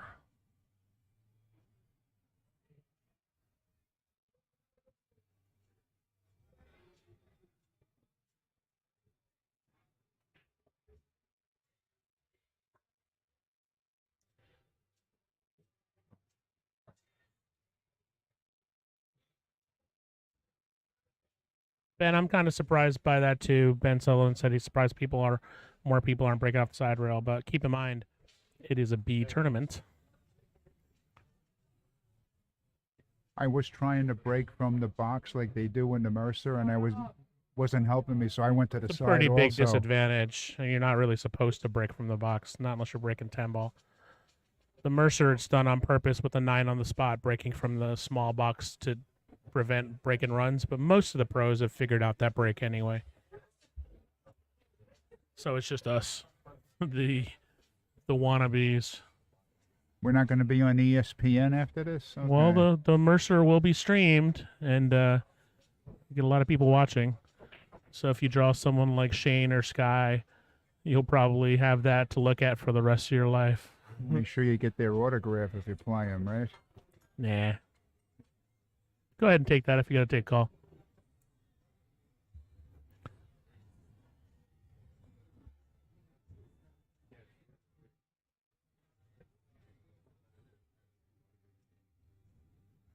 Tough rack here for Rob. The one's tough to make in the first place. Probably going to play safe. There's no real way to get on the 2 anyway. So he's probably going to hit the 5-2. He didn't do himself any favors there, but this 2 is real tough anyway.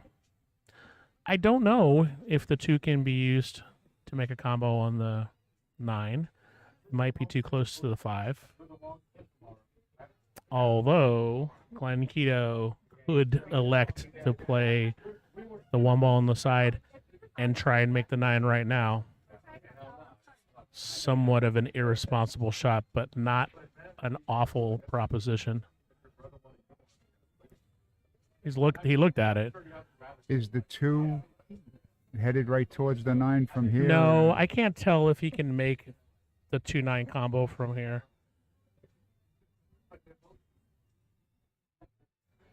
I think it probably the 5's in the way. No, that's the danger in that shot, but Now he's hooked. he was trying for it.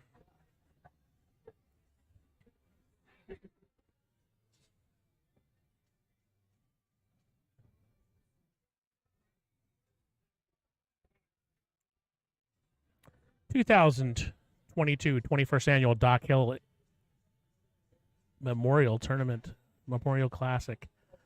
We're on the winner side bracket. Kiddo playing Rob Azevedo. Winner of this goes into the round of 16. We'll have a nice break tomorrow. Well, people, look at that shot. Nice shot. Great shot. Tomorrow for the first half of the day will be the loser side bracket. People will start dropping off.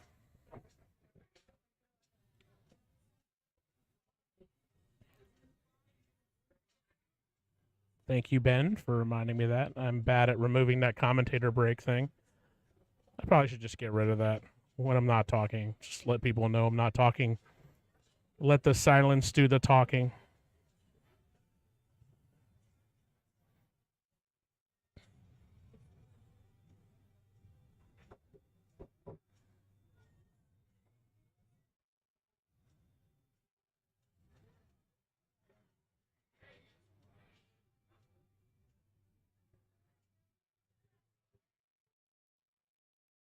Might be lining up a bank here, but I don't really see how that goes. I saw him try to line up, but I'm not sure what he's thinking about. Probably the right place to play safe here. Shoot the 3 ball through that aisle that he's looking at and try to get the UL behind the 9, which is not super easy, but he's a good player. He should be able to do that. Looks like he's going to try to cut the 3 instead or play some kind of safe. Nice shot. Very good. Is he going to get lucky-ish? Yes. Looks like he did. Yes, he is. That was a very nice cut. I bet you a lot of people would have played defense on that shot instead Yeah. of going for the cut. I would have. But I'm not Kiddo. And I'm not on the winner's bracket. So, great shot. You may be playing a lot tomorrow, though, right? I will definitely. I hope I play tomorrow a lot tomorrow. I hope I do. I feel fine. Like I said, it's not like I lost to a chump. I lost to Bergan, who's. Hey, I have to play him next. It's Yeah. no picnic. I know how I've seen him play. He plays strong. Smart player.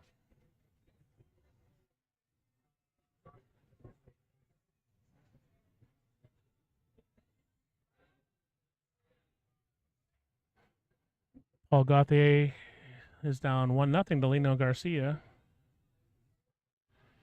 There's a rumor going around that Paul and I are twin brothers. I sometimes have to do a double take with you guys. Almost every time I walk in here to the Rum Runner, someone goes, "Hi, Paul." No, Yeah. I'm Frank. I'm not Paul. You guys definitely are close.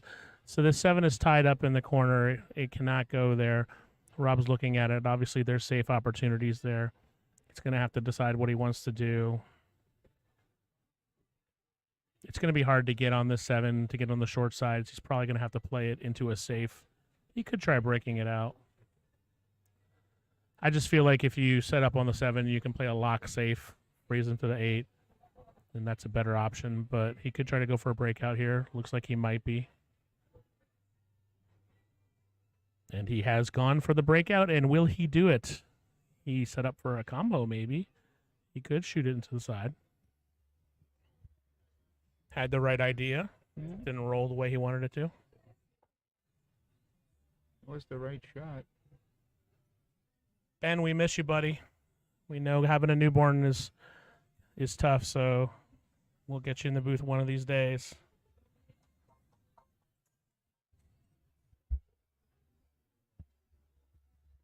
For anybody who doesn't know, Frank Curcio's ringtone is Funky Town. Doot, doot, doot, doot, doot, doot, doot, doot, doot, doot. Is he going to go for this 9? He did, and it did not work. But Nice leave. not bad. But I say Glenn Kiddo is going to go for this and probably make it. Funky Town tells you how old I am. Yeah. I mean, I recognize it.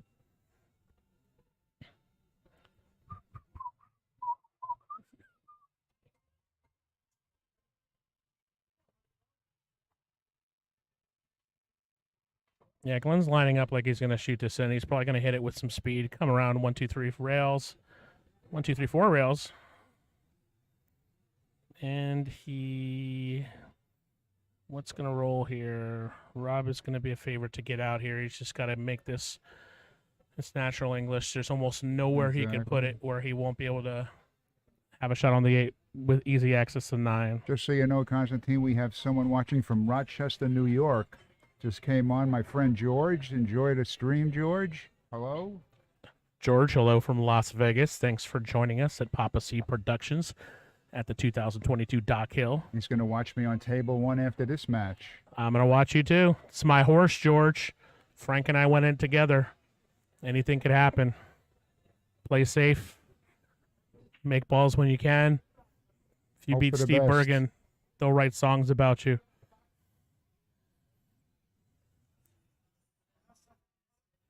Twin brother Paul looks like he's breaking over there. Did Rob scratch? Oh. That's a Tough bummer. way to lose the game. Yeah, it's a bummer.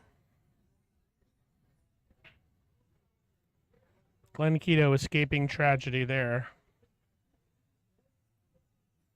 Double checking that Rob is conceding the game, which he is.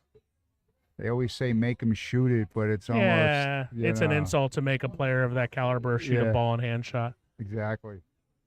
Rob's not going to do it. There are definitely notable occasions of people missing ball in hand, but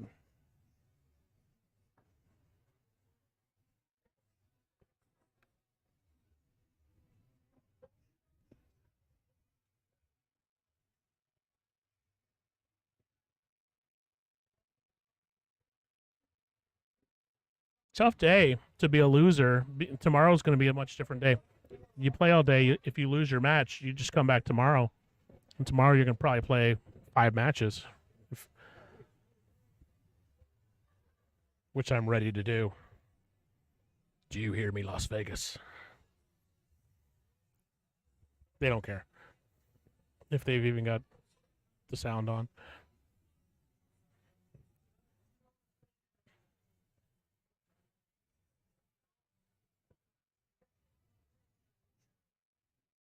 Keone, if you're listening, yes, please come tomorrow and help out. I'd love to spend the day in the booth with you.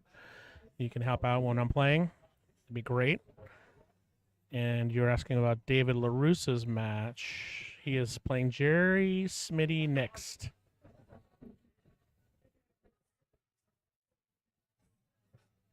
Give me a thumbs up if you heard that, Keone Bariquatro. If you didn't, I'll type it to you.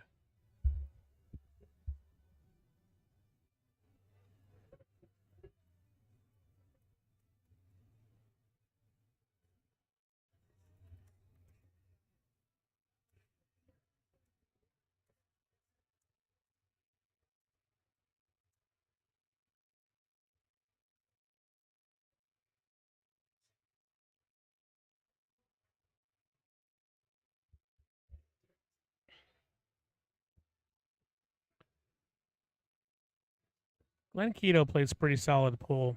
He made a couple pretty technically proficient shots against Derek Reppenhagen.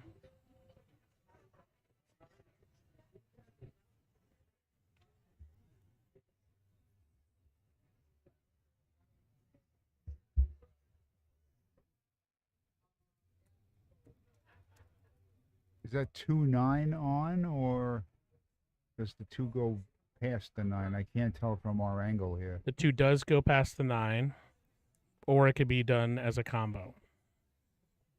So he's going to make that decision. I mean, that 4 ball is kind of nudged between those 2 balls, so shape on that's tough. I would be inclined to probably go for the combo here. But let's see what he does.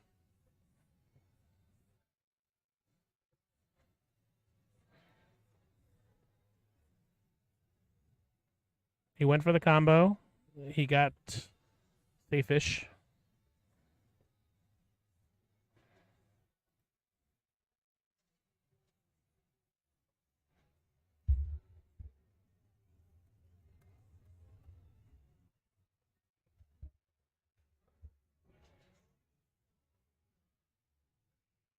Did Rob go for a flyer there? Wow! What a shot. Unbelievable. Just like that, Rob Azevedo is back on track. That's the second 9-ball he's hit in like that in this match. Both his wins came that way.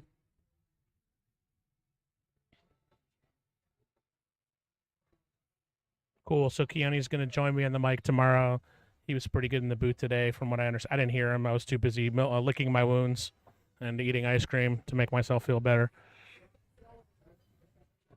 So that'll be good because he can work the booth and keep you guys informed.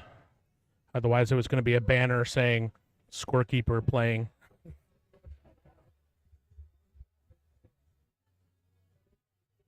Rob Azevedo, nice shot. He definitely was going for that. One ball tracking all the way down. Nice break. Made 3 balls straight in on the 2.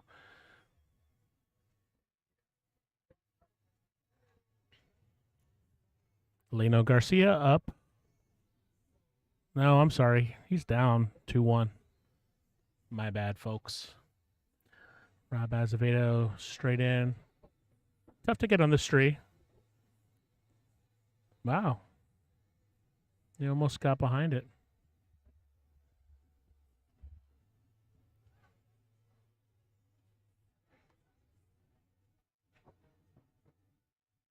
Is he going to try to freeze him on the 8-ball?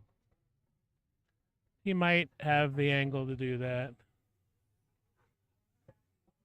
Mm-hmm. He's not going to like that shot. I'm not sure what he was trying to do there.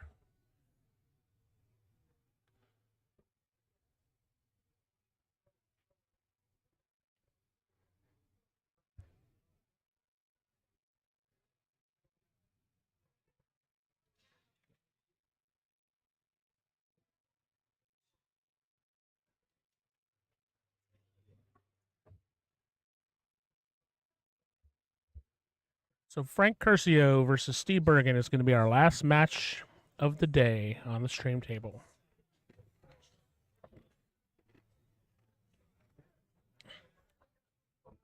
Yeah, Glenn wanted to hit that harder, get it on the side, and so he's not happy with his work here. He can possibly cut this, but this is a tough, tough shot.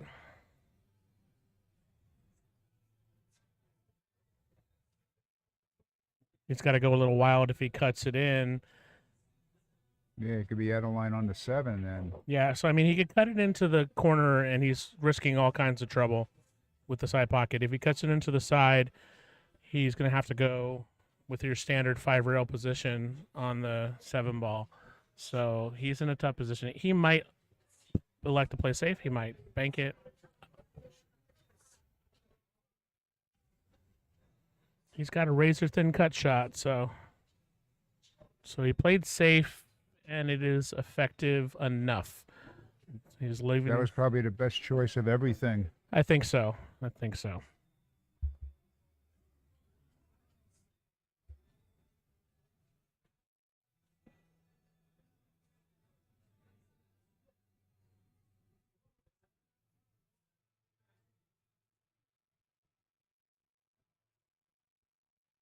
Oh, Flyer. 9 in.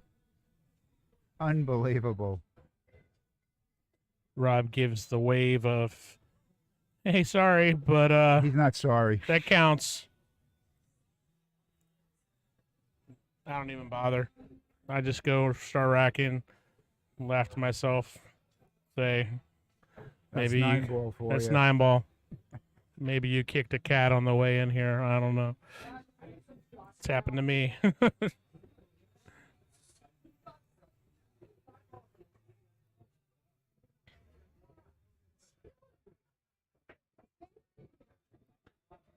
This is a winner side match. Winner goes to the round of 16.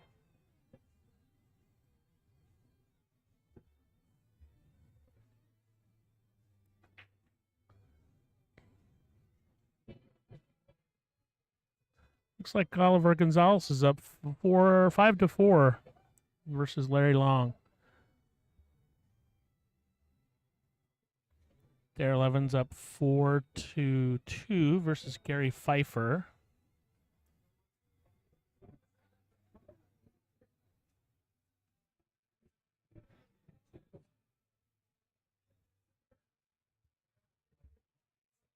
I don't think Rob's ran out of table yet. He comboed the first 9, I think. He caromed the second 9. Yeah, he's won 3 games the same Yeah. way. Well, the 9 on the side, he was trying for that. This 9 he fluked in, but he was going for that side pocket 9. It was clear. Nice shot there.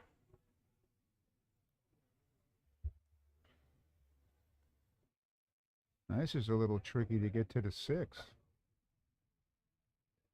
Ben Sullivan, it's part of my pre-tournament routine to kick a cat, which is probably why I never win.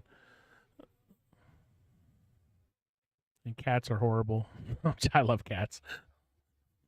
Not really love. I'm a dog fan. I like dogs too. I like pets. I just can't have any because I can't even, I kept plants alive for 8 years, and something told me I could get a cat, but I decided not to. Cardinal error, never scratch with 4 balls on the table, right? We had a couple players in here just doing okay in here? Thank you, yes. Talking about their matches, and one in particular who just really gave up the last game. Hill, ball in hand with 3 balls. And it happens. This cloth is slick. Glenn Kiddo is in good shape here.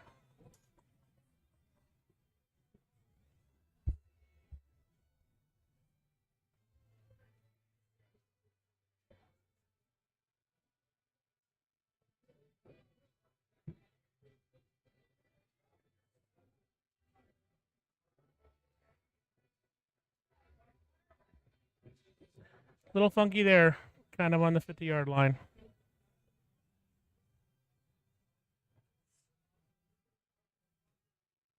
Frank, whenever you need to exit and start getting ready, mentally preparing, whatever you need to do, just let me know. Thanks for stopping by. My pleasure. Probably. He's going to scratch here. Oh, that's a big turnaround. 3-3 instead of 4-2. That's a huge turnaround. Can't blame DeFelt for that one. Not that he was blaming anything, but I think I will step out, Constantine. I appreciate you asking me for commentary. thanks My for friend coming George in Rochester is enjoying the stream. We'll keep it going. And wish me luck in my match. I'm going to need it. Good We'll luck, see buddy. ya. We'll do well. Frank Curcio going to play Steve Bergan.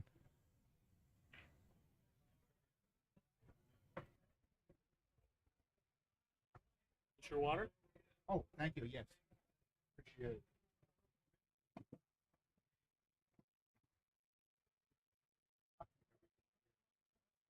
Nah, you're good.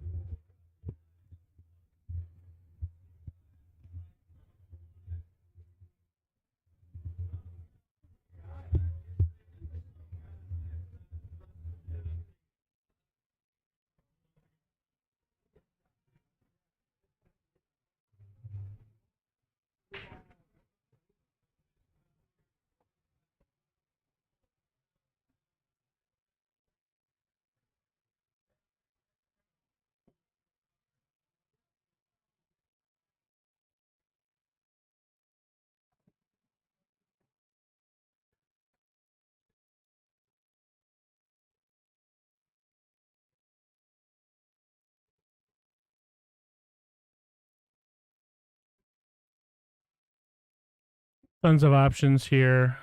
He could try to cut it in. Not likely in either pocket.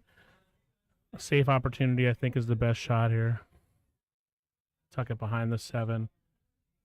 Which is what he's doing. He hit it good. Oh, he almost got him in jail there. That's pretty close to jail. If he'd frozen him to 9, that would have been jail.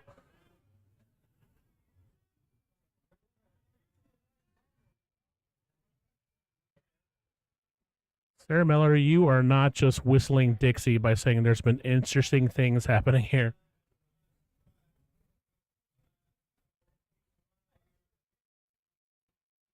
I'm not positive how Rob won his first game on it, but if I remember correctly, there was a combo of some sorts. Then he caromed the second one in, which he meant to do, and he fluked the third one in.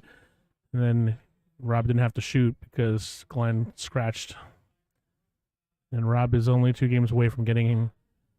Last match, Cody Thomas came back from a pretty big deficit and cracked the 9 in on the snap. Hill. And hello, by the way, from Vegas to Arizona. Hope to see you up for the BCAs.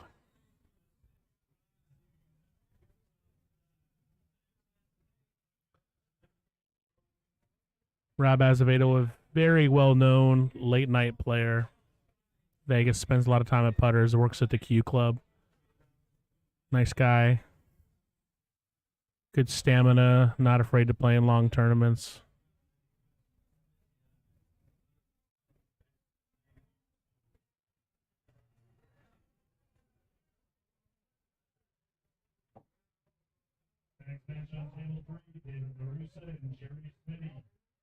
Jeremy Smitty and David LaRussa being called over. Robert Gonzalez is bringing over paperwork. Looks like he beat Larry Long.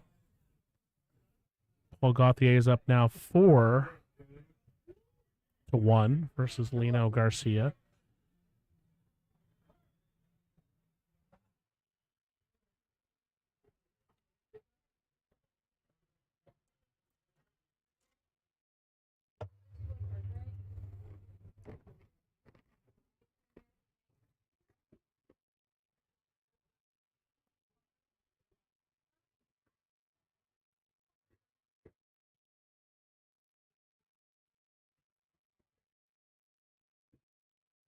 Tough shot for Rob there. He's left himself a bank if he wants it, but not a great one. He's going for it. Oh, and he got there. Now is he going to get there on the 7? Ish. So here, he could play a bank. He could play a bank with a stop shot and leave it tough no matter what on the 7 if it doesn't go in. But then he's not really leaving himself great on the 8. It looks like he is going to bank it. He might be playing safe, though. He banked it. He nailed it. But here's the problem. Now, how does he get on this 9? He didn't think about that, I don't think. I mean, you could juice it back. He's going to play follow. This is a really tough shot the way he's shooting it. He's going to try to follow it, but it could go straight into the pocket. He's got to really... He should regroup and think about this shot.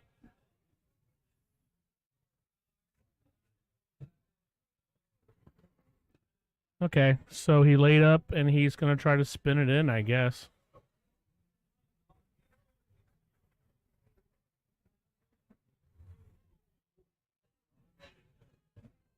Kind of a peculiar, but I guess you got to take what you have. And if he makes it, he's the hero we all have heard about.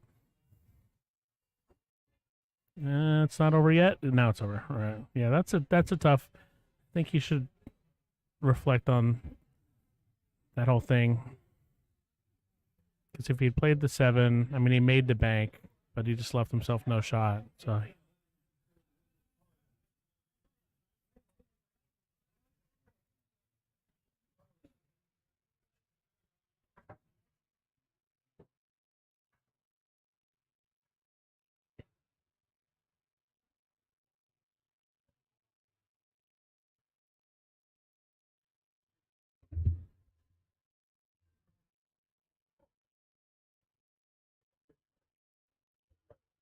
We're down to our last few matches.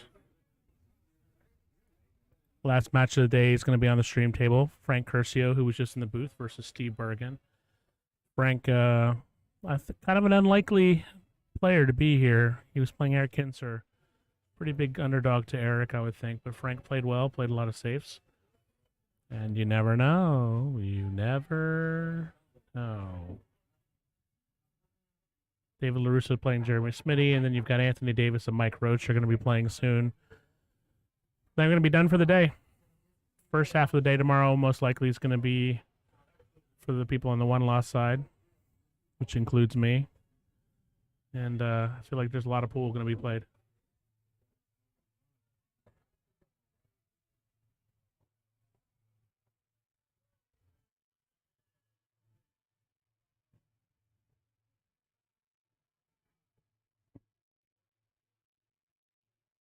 Rob overhitting us a little. Or someone say enough.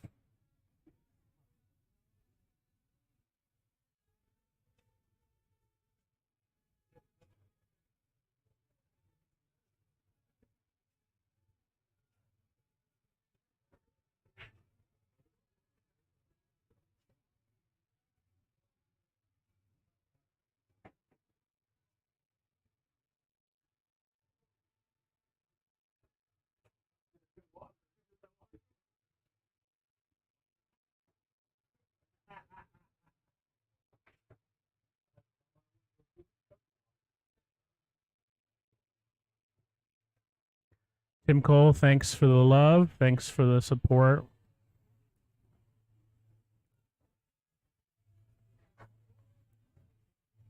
Anything I receive from people for this stream will go right back into the stream. Trust me. Fancy new cameras, fancy new mics, boom mics, new pieces to my booth, which I let crash into the floor at Griff's the other day and broke a bunch of plastic. Things like that. Jack Daniels to keep the commentator sane. All kinds of stuff.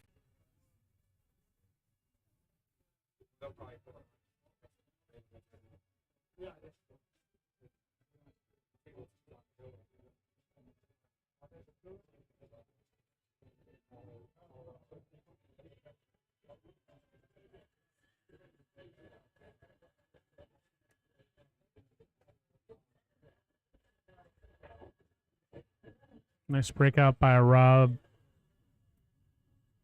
He's got a shot on the 3. See what he does here. Shooting well overall. Made a couple of missteps here and there, but Lino Garcia finally back on track. He's down 5-2 to Paul Gauthier. David LaRusso getting ready to start against Jeremy Smitty. Over. It is 4-3. Gary Phifer is down versus Daryl Evans.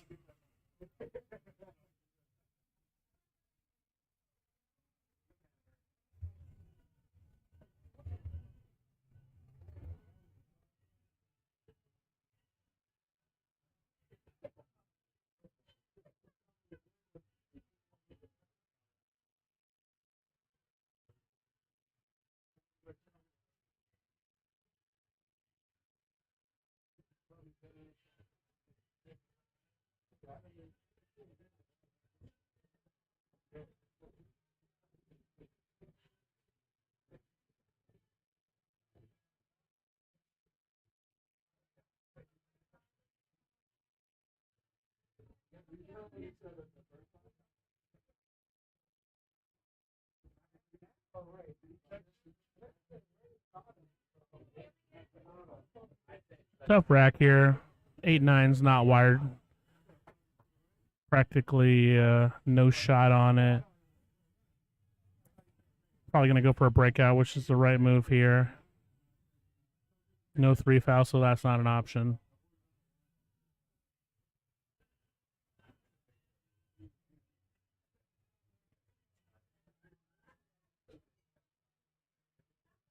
You could play the 3 down table and have the cue ball come and disrupt the 9-8. It's probably how I would shoot this. This breakout's tough. You're not going to get on the floor. Well, you might actually. See what he does.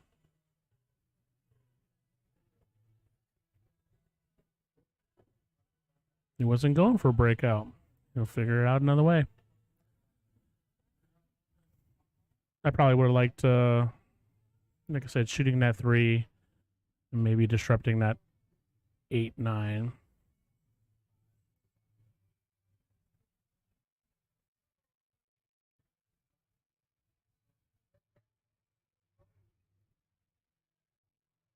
Is he going to get this in? He is.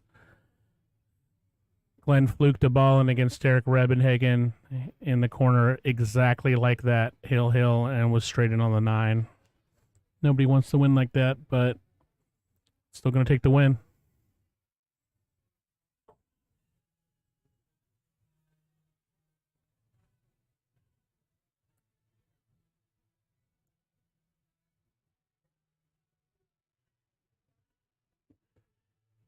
Lino Garcia fighting for his life, down 5-2 against Paul Gauthier.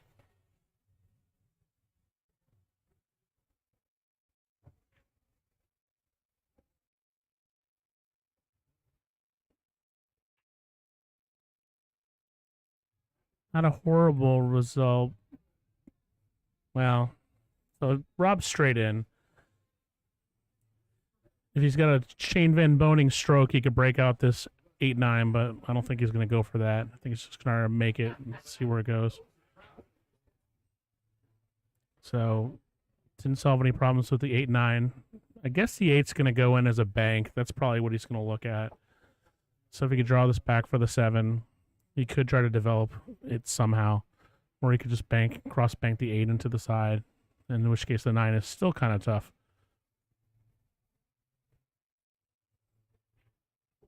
Hit that straight and well, so I think he's going to set up for the cross bank on the 8. He's looking at the combo, which from my angle doesn't look like it goes, but maybe there's something there.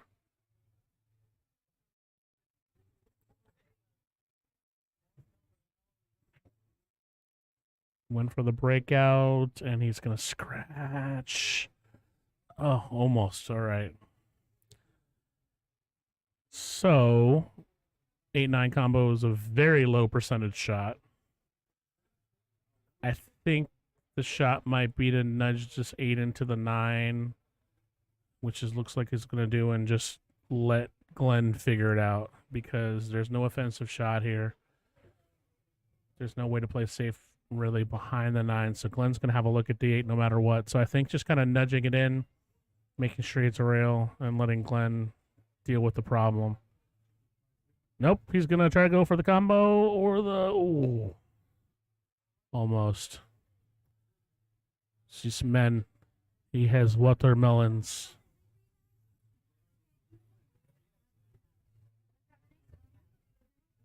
Nice stones. Glenn's got a tester here, tough shot. He's a good shot maker. Rob went for it, which I wholeheartedly approve.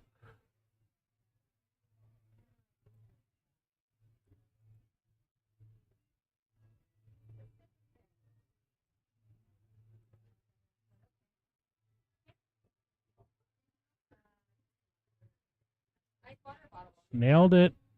It's going to be a tie game here. Nice shot, Glenn Kiddo.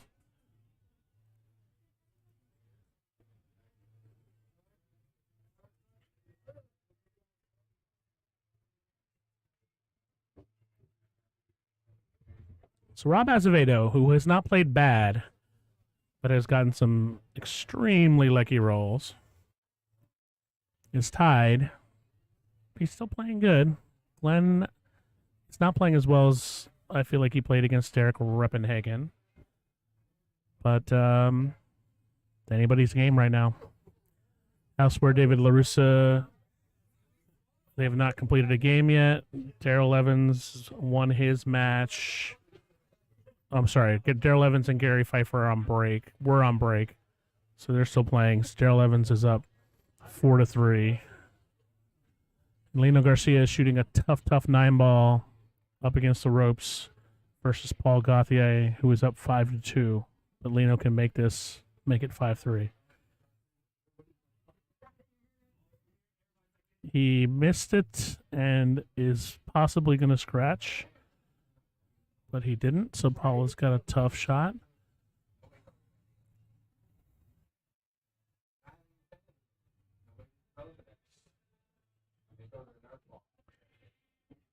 If anybody wants to review any of the matches today, I'll do some post-production work where I'll notate where the matches are on the stream. You could just click on a time, take you right to the match.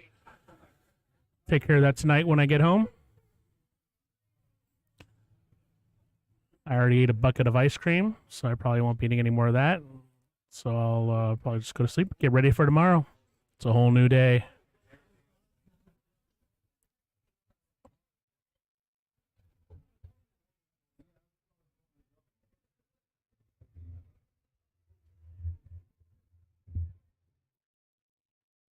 We're going to start at 10 a.m. tomorrow with the stream. The matches will be going then. I'm going to have some help tomorrow, as I had today. Keone Bearquatcher is going to be in the booth.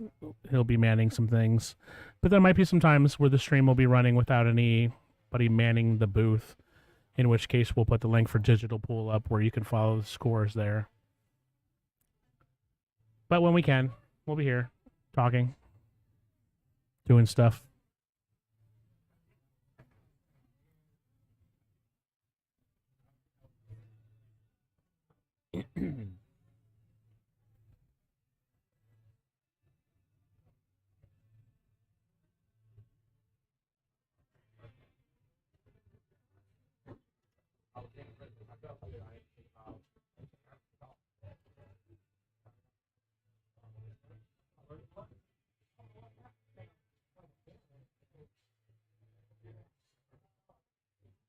I'm not going to get a hit here.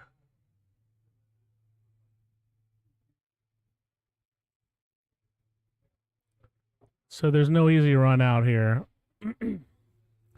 Rob's going to get on the 2 pretty easily, but getting from the 3 to the 4, or really just getting on the 3 in general, is going to be tough. He might play it behind and go for a flyer on the 9. It appears like that's what he's going to... No, he knocked it out and avoided catastrophe.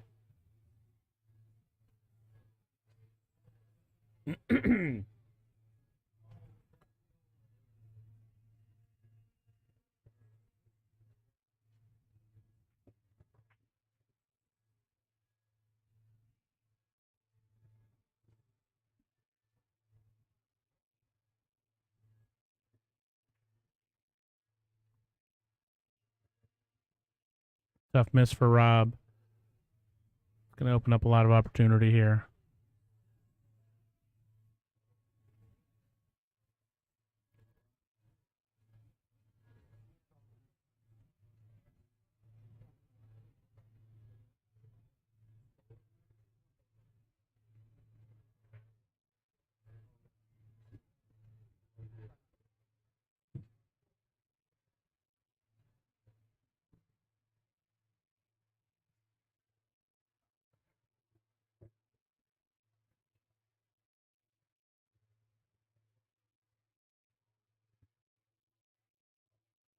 Step off the mic for just 1 sec. Be right back.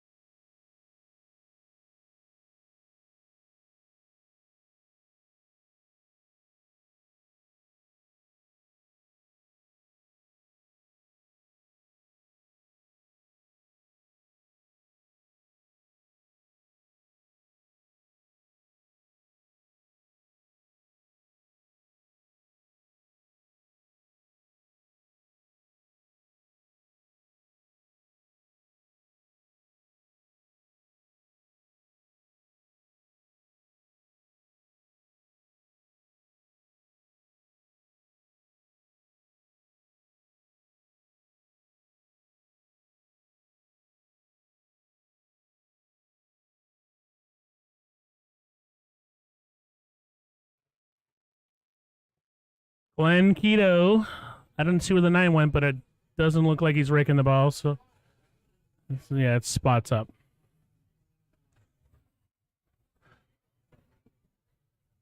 Paul Gauthier up for 5-3.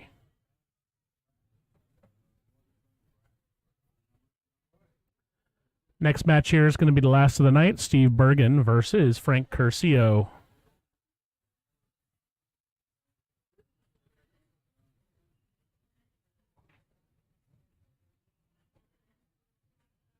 Curcio.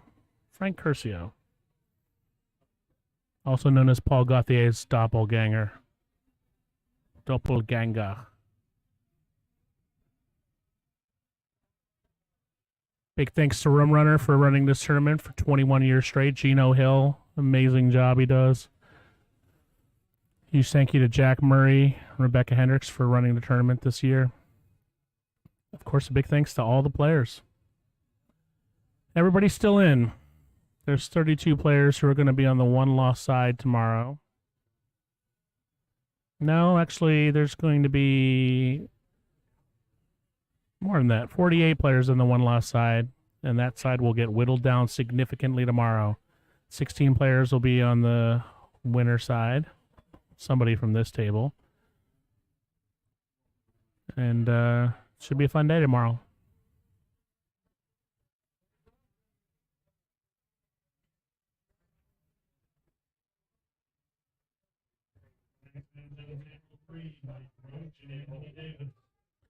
Anthony Davis and Mike Roach are going to be playing on table.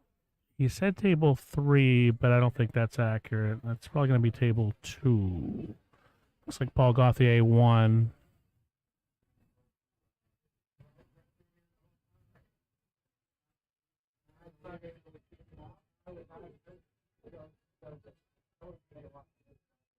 Meanwhile, Daryl Evans is shooting to go up 5-4 in his match, a straight in 9 ball, which he has made.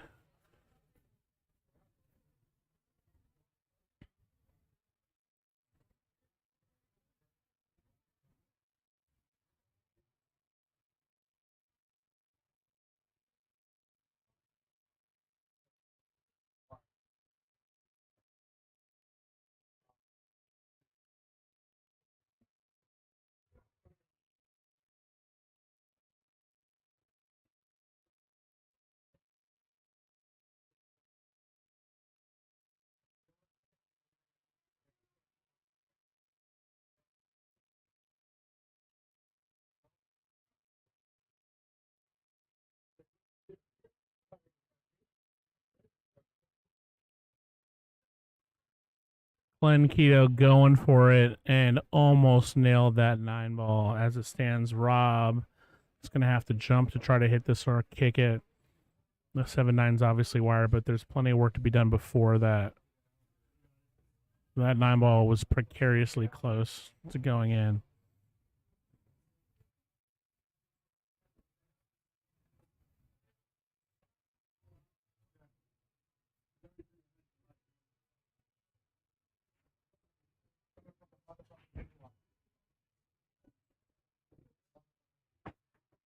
Rob makes a good hit. 3 ball goes in. Not a great shot on the 2, but not many options here. Straight hard banking it into the corner might be the best shot. I don't see a safe to be played. I don't see, this crazy 9 ball shot to be played, but I think he's just going to bank it. And he nailed it. That is a great shot. Sometimes you just got to go for it. Here, if he could just avoid this 7-9 and get on the 6, the rack is his. Which he has not done it. He screwed the 7-9. However, the care might be available. He's looking at it right here.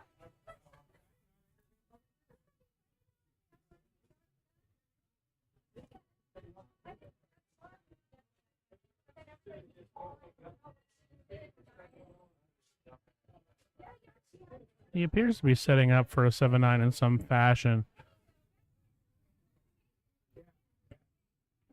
calling to watch the hit, so he's going for something.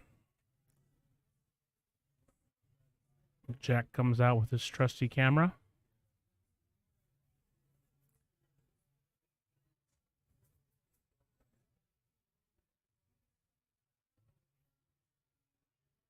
Looked clean. Oh, he dogged it. That's the match. Shakes Glenn Kiddo's hand. All right.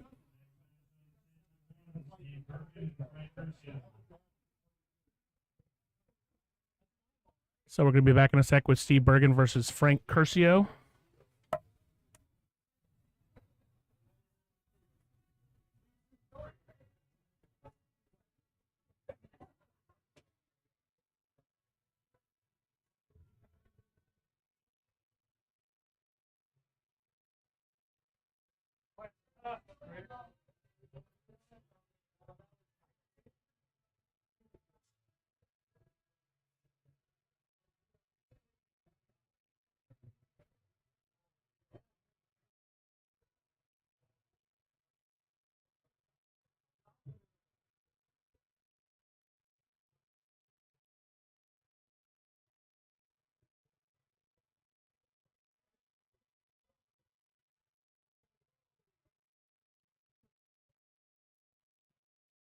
Steve Bergan, one of the early favorites to win this tournament.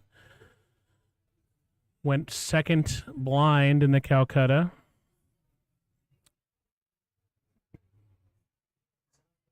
Drew the first blind, who was your trusty commentator.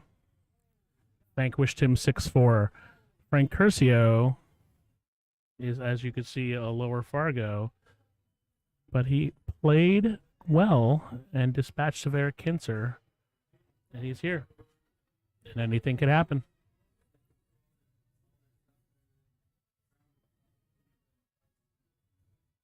Steve won the flip.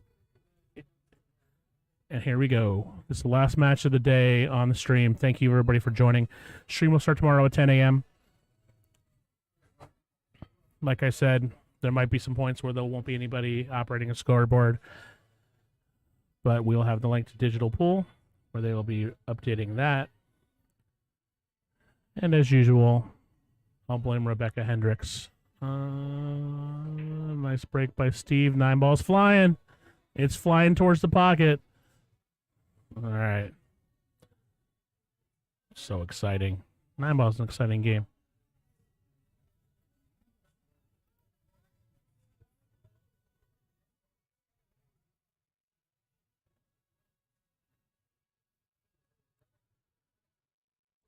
Steve's been playing pool a long time. He's a smart player. He got second in the Dock Hill at least once.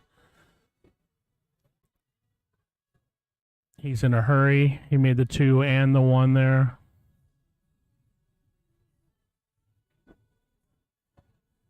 It's a little hard, but he'll be okay.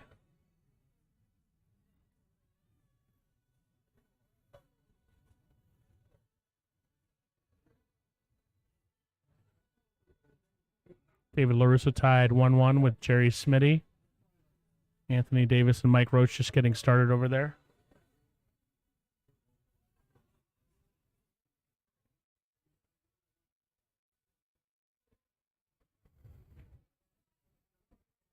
Anybody who loses will have the long road to victory through the loser's bracket, but it's been done plenty of times, and it's the cool way to do it. Getting the hot seat. No, that's not the way to do it. Coming through the loser's bracket. That's the way to do it. Steve Bergan, meanwhile, is taking no prisoners on this first rack.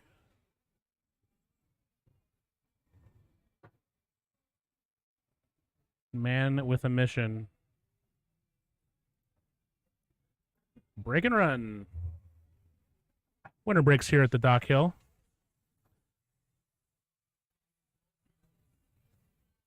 And Frank can only watch.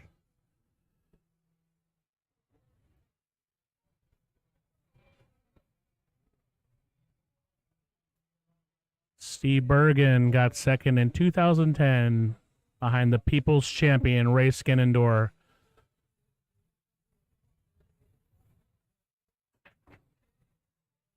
Kind of lost control of the cue ball there a little bit. Didn't hit it solid, but let's just say Frank doesn't have a great shot on the 1 here. It's going to almost certainly push out. Rebecca Hendricks is coming back to the booth. Where I'm wanted and needed. And She heard her ears were burning. She heard me blaming her for everything. Keone's confirmed to come and hang out tomorrow, so he'll be here a lot of the time. I'm probably going to put him where you are with that mic. That's just better suited for him. Here, you do the headset now. We sound fine though, I think. I don't know.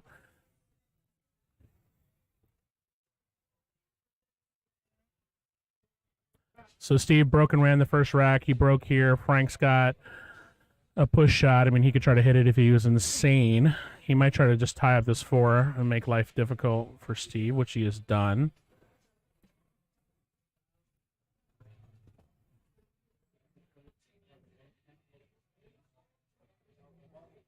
I think these are the last matches of the night. They are called all of definitely, them, yeah. Tomorrow, all the losers come. We were talking about people who had lost their first match and come back, and Derek Lorcher did it in 2013. Steve got second behind the People's Champion Ray Skinandor at the Dock Hill one time. Derek Lorcher, 2-time Dock Hill champion. He was kind of trying to petition to play, and I told him, I said, Derek, let some other people win. He's been lobbying to play. He and Jason Osborne for the last however long. And you know what I say to both of them? Screw you, let other people win. You're the reason that they made that rule. I don't know if they're the reason. They might be. I think Lorcher might be. Yeah.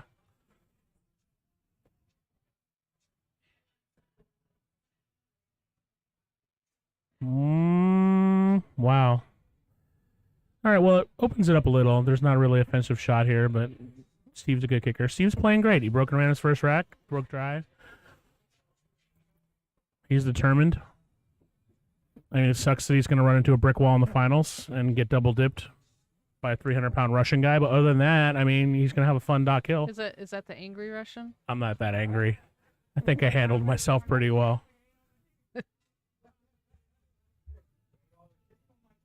I'm having a good time. That's all that matters. That's good.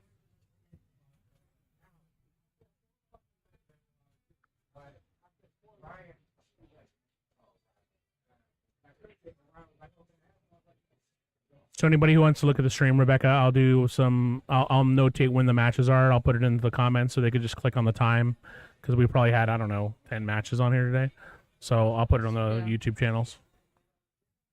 Joseph Krugnali has been here since the tournament started, sitting in that same seat, watching everybody play. He's a super fan.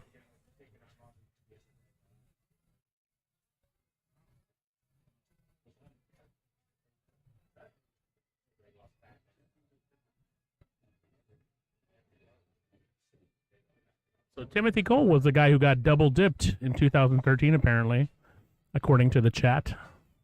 Was that Lorcher's second win? I don't know. Maybe Timothy Cole can opine on that. Tell you what, Frank Curcio is playing some pretty smart pool. He's playing with authority here. I mean, he beat Eric Kinzer, who's no slouch.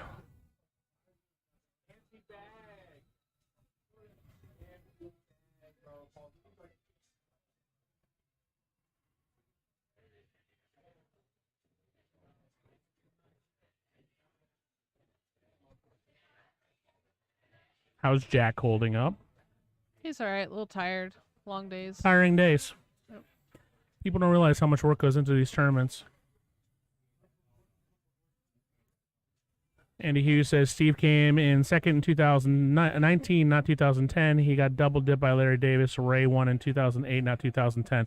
So Andy Hughes has got some splaining, or Timothy Cole. You two could duke it out on the chat if you want, but Andy Hughes is disputing your version of the events, Timothy Cole.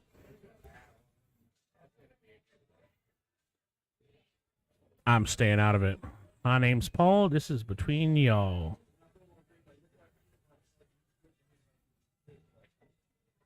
That's a scratcher.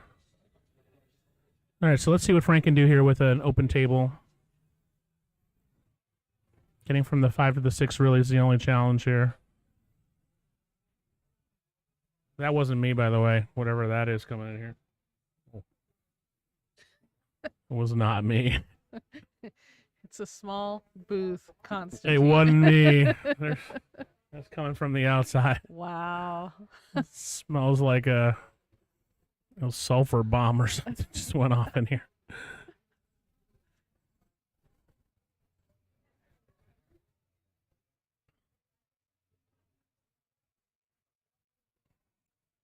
Not a bad shot here. He's going to get a good angle. A little too much probably, but he might try to play this 7 ball all the way up in the side.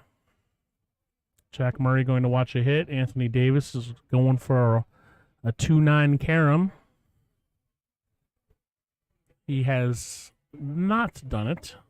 Mike Roach is up 1-0 in that match. Nope, 1-1, sorry. Nope, going back to the first one. 1-0. David LaRussa tied 1-1. Jerry Smitty calling over Jack to watch a hit. Andy Hughes says there's nothing to dispute. I am right. Which I tend to believe Andy Hughes. I'm pretty sure Andy Hughes has a book of each tournament that has gone on at the Rum Runner and the history And of an it. engraved chip or something. And yeah. Yeah. Book of knowledge, that guy.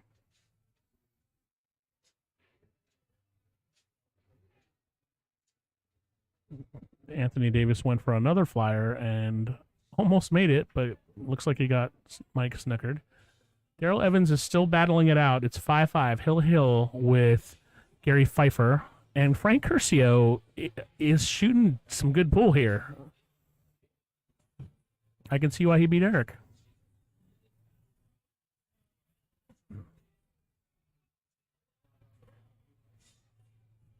I got him for $40 in the Calcutta. Maybe he'll knock Bergan to the loser side.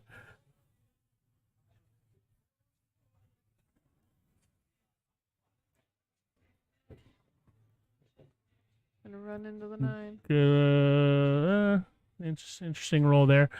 I wonder if Frank Curcio and Paul Gothi are in the same room. What happens? Like just If they're in the same room? Well, they look a lot alike. We've had this discussion a lot.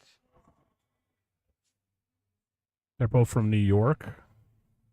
See how Doppelgang goes. I think you ran a tournament that I came late to help you because you were playing too, and I asked Jack how Paul could be playing on table 12 or Right. something, and he's sitting right in front of me on table 6. Nice try. I'm not going to get there. Steve's going to make this most likely. Nice effort from Frank, though.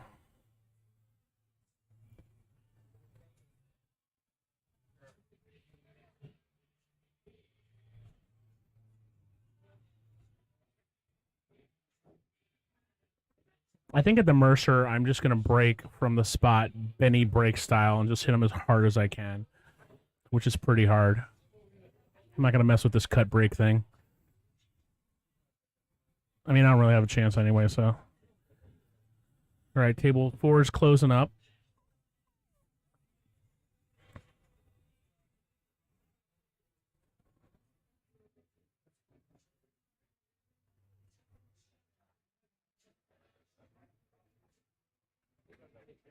Looks like Daryl Evans won.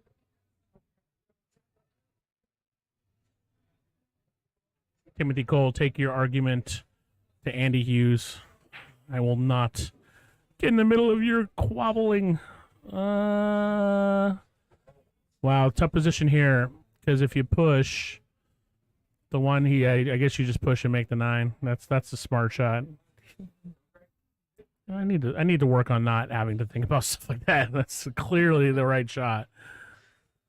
Although he might have wanted to push into a tougher position on the 1.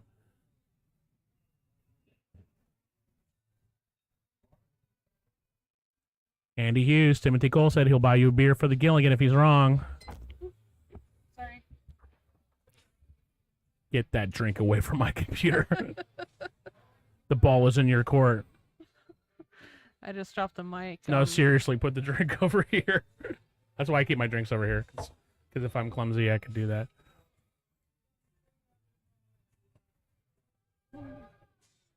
I should have noticed that actually. About drinks in front of the computer. I don't want Oh. because I do the same thing. I'm being scolded. Nice shot by Frank.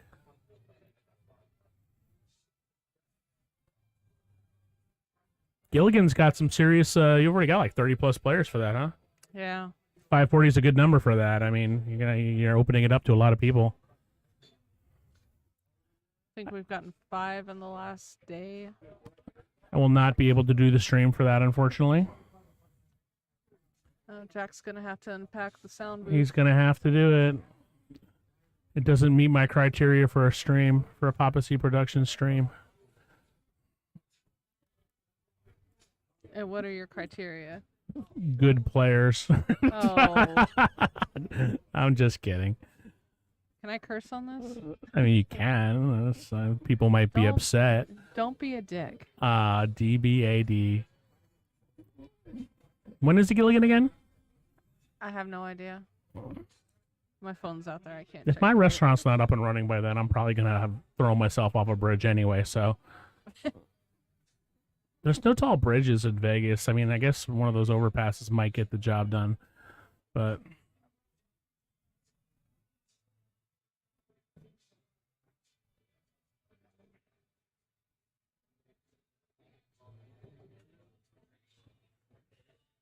It's like Mike Roach is up 2-0.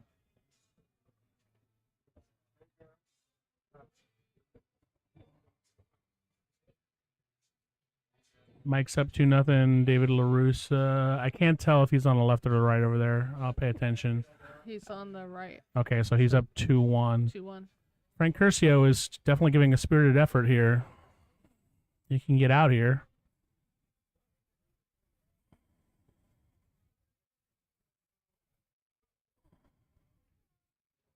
Tell you, he's a good shot maker. You know, he doesn't have.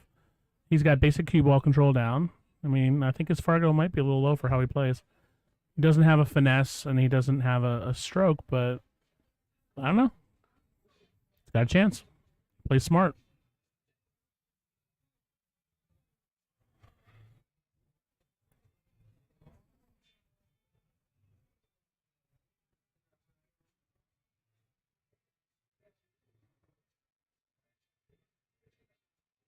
So did Andy Hughes answer the trivia?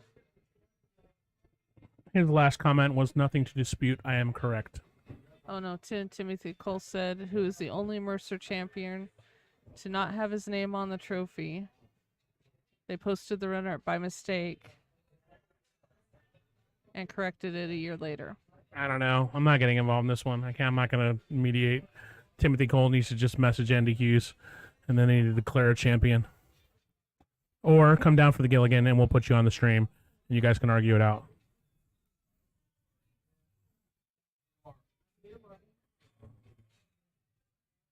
Is he going for a safety here? Oh my gosh, he made it. Oh, I thought he made it for a second. Wow. It looked good. Yeah. Yeah, I'm ignoring this conversation. Now Andy's sending me pictures, whatever. I'm done. You guys figure it out. I will no longer be dignifying this argument. Meanwhile, Steve Bergen's got a straight-in shot to make it 3-0, although Frank has been definitely testing him. Oh! Steve did miss a couple shots against me. I mean, I had my opportunities. He missed a couple shots he probably should have made. That one he definitely should have made. And it's a long day, though. I mean, you know, especially you only play 2 matches. You spend the rest of the time doing whatever. Tomorrow, I think it'll be good because if you can possibly get into a groove tomorrow because you'll be playing a lot of matches, most likely. So that hopefully will be good for some of these players.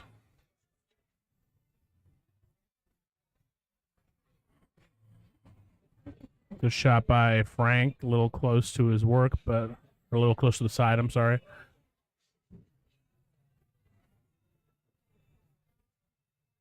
Tim Cole, he said, Andy will almost certainly always win in trivia, but I usually come in second. Well stated. I like that.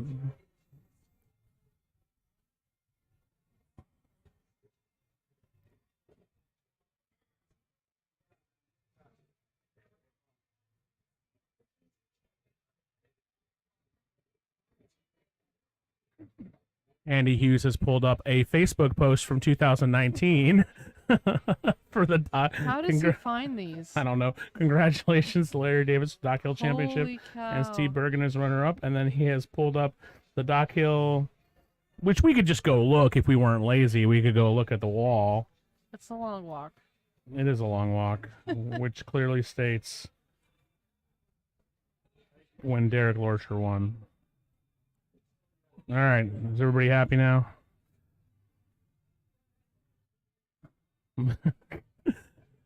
Frank Curcio taking one down.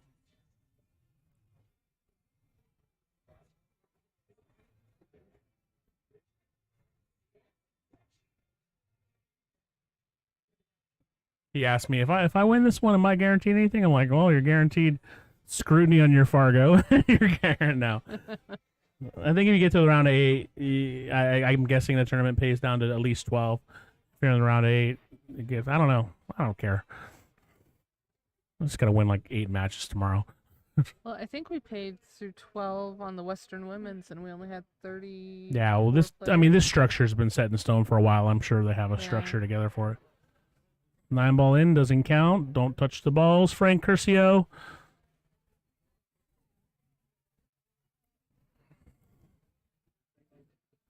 Gonna put that 9 right in the way of the 1, maybe.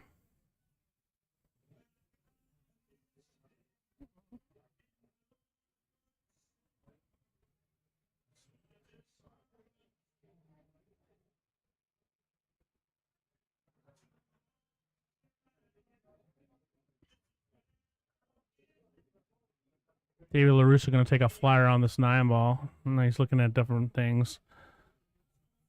Anthony Davis. Scratched here. Paul Gauthier's got him up on the ropes. Not really. I mean, he's up 2-1. I'm sorry, that's Mike Roach. So 2-0. Mike's a great guy, great player. He bought a lot of players in the Calcutta. He was pretty active. He was very active in the Calcutta. At one point, I think I told him just to hand me his money. Yeah. When Chris McCurry and I were bidding on players in Meridian, they just ran a tab for us. Yeah. And, I gave Chris a budget, and we ended up bidding $9,700 on that. Wow. And we're just like, what the heck? But I liked all the picks, but none of them came through. So we're big fat losers.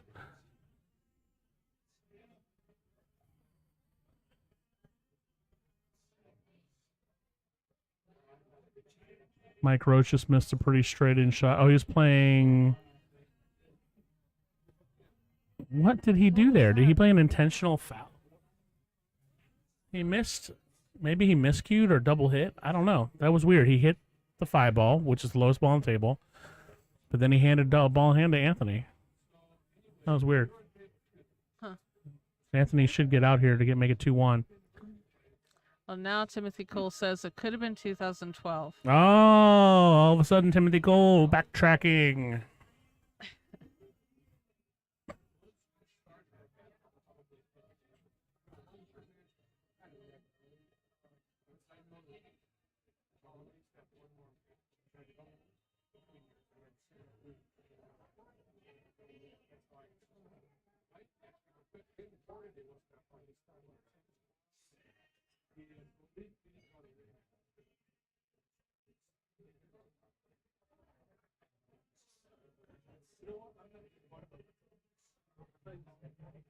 Jerry Smitty about to tie it up at 2.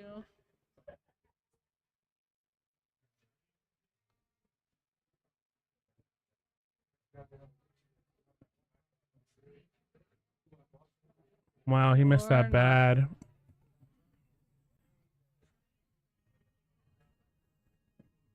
Frank the Tank coming around for the 5. If he goes streaking, you're so fired. If he goes what? Streaking. Like the tank. Old school. Yep. Tough cut here. Mike Roach just hung the 9-ball. Well, Anthony Davis going to get it on the board over there. there's a safe available here if he wants to hit this 5 into the 8 and have the 5 come along behind the 9, but that's a pretty tough shot for him. I think he's going to just go for the cut on the 5, which he has made. Well done. He's going to get a little, well, he's going to go for the 9 here, as he should. Steve Bergan doesn't look like he's sweating yet, just kind of nodding his head.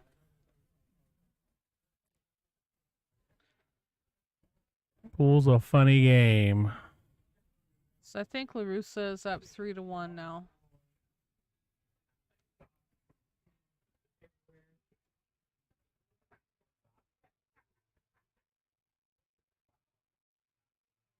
I'm not sure if Frank is grinning or grimacing.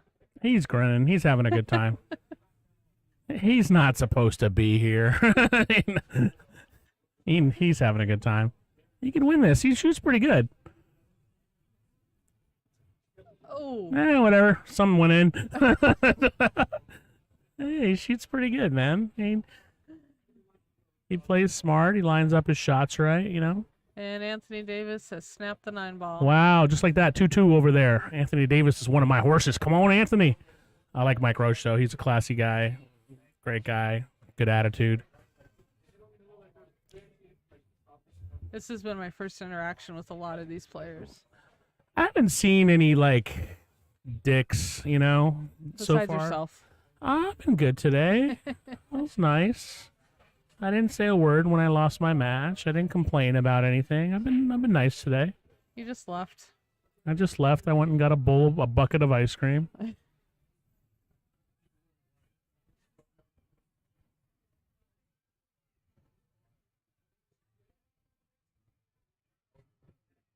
I've played enough tournaments to know. It's like I said, it's not like I lost to a chump, you know. So Right. could have played a little better, but I didn't.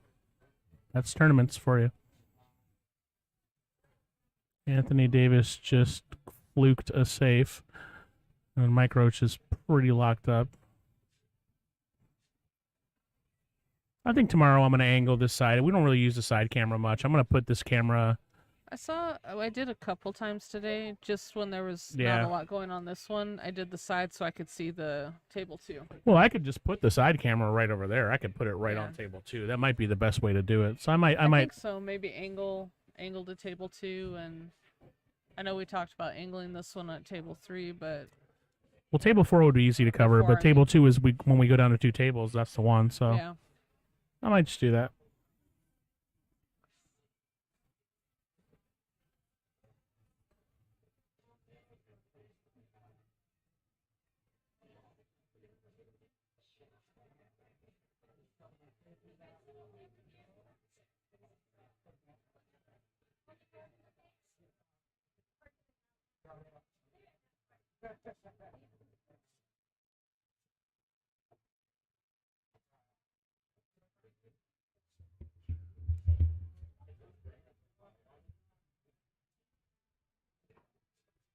Frank's got a weird angle on this. He's trying to figure out what to do.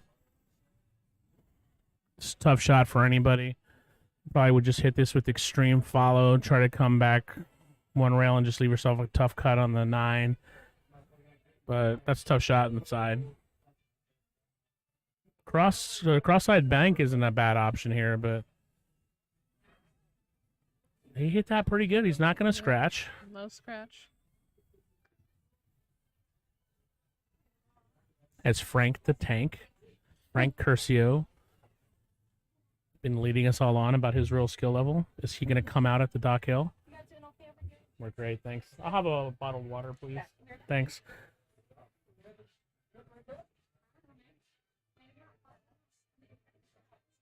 As Frank Curcio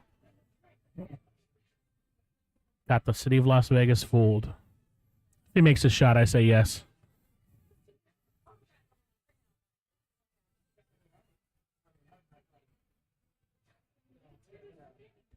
Timothy Cole has sent me a long. Nice shot. No. Oh, man.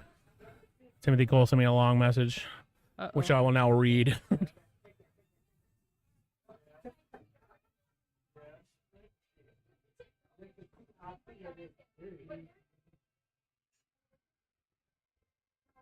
He is disputing some facts, but admitting some facts.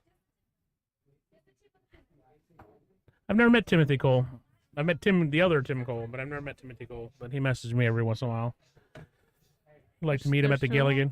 Gilligan. There's a Timothy Cole and then there's a Tim Cole. Tim Channel his name is Tim Cole online. So there's Tim Cole and Timothy Cole. Timothy Cole no longer lives here. But it's coming for the Gilligan. So I will make sure to have a beer with Timothy Cole. I've heard he's a great, nice guy. And 9-ball flying.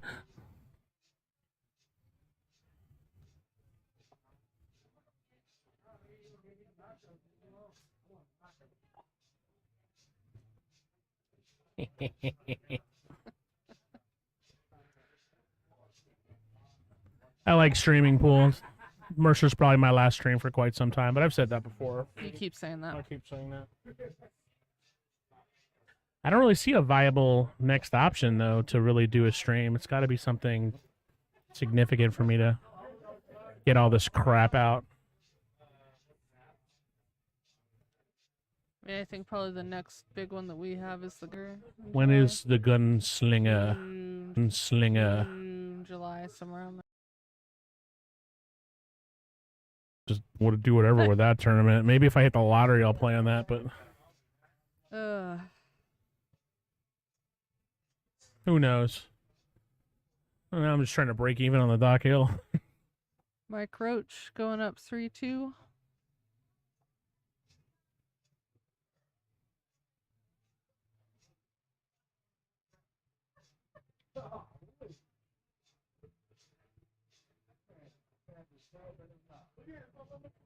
You're playing BCA Nationals, right? I am. I'm playing 9-ball and 8-ball singles. It's my last major tournament that I'm playing in for quite some time. Honestly, the next major tournament I'm going to play in might be the Mako. Okay. Because I'm not going to play in the Gunslinger. I don't have a death wish. And the WTF is just, it's too much of a risk.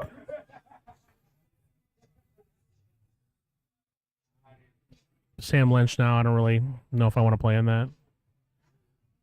So yeah, Mako might be the next tournament I'm playing.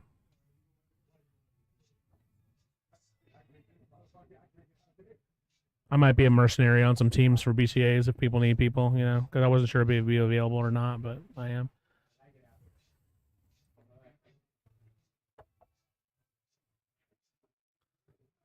You've let that rip a little bit, which I was a little surprised about, but he's got a look on the two.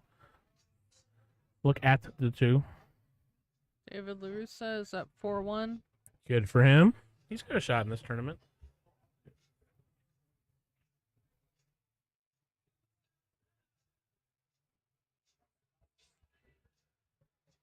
In case you didn't hear, this is the last match for the day. We're cutting the stream after this. We'll start again at 10 a.m. tomorrow. If anybody wants to review the stream, as soon as I get home, I'll probably put the links in so you can see what and where everything is.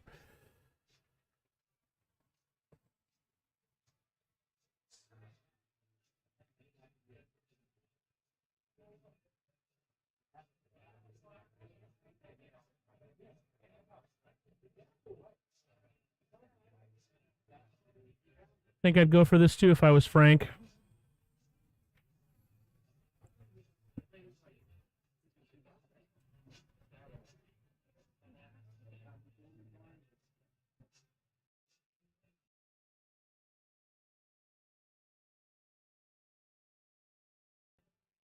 Last track. Frank going for the 9-ball. Zinger! Oh. What was that again? Zinger! This is the right shot for him. Would have been better if he made it, but it could have been 2-2. He hit a nice 9-ball, but he just lost control of his cue ball.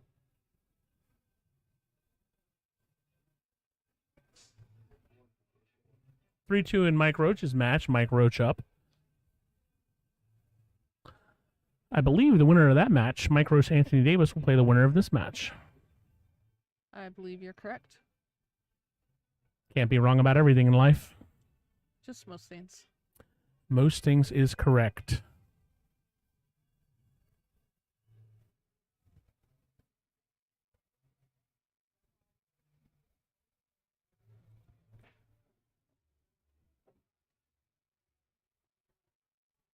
don't need to know who I am.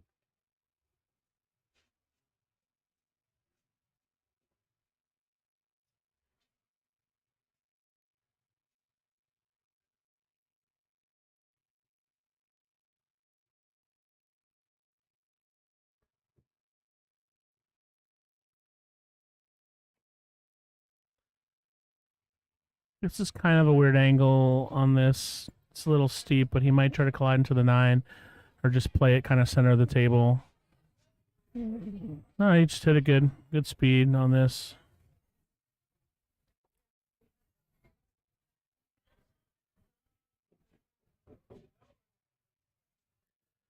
Yeah, after BCAs, I'm going to go play one pocket of Griffs and, Yeah. you know, drain my savings account. It's always a good plan. Yeah, I like it.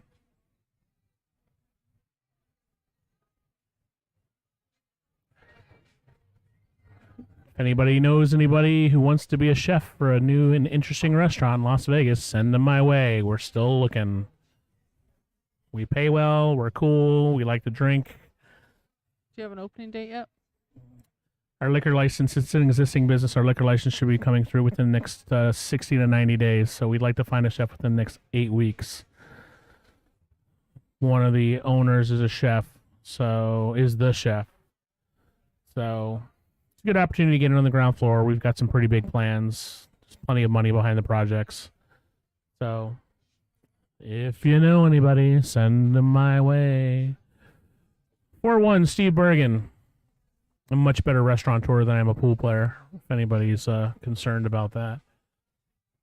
Gosh darn it, people like me. I make great drinks. I wouldn't know. I don't think I ever made you a cocktail. No, you haven't.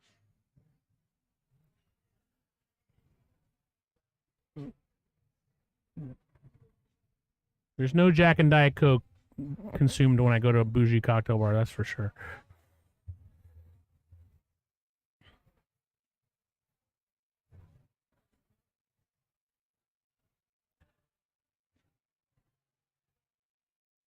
If anybody's wondering if we're going to stream another table after this match is done, the answer is no. Go to digitalpool.com for the Dock Hill tournament. You can see who wins the tournament, those other matches.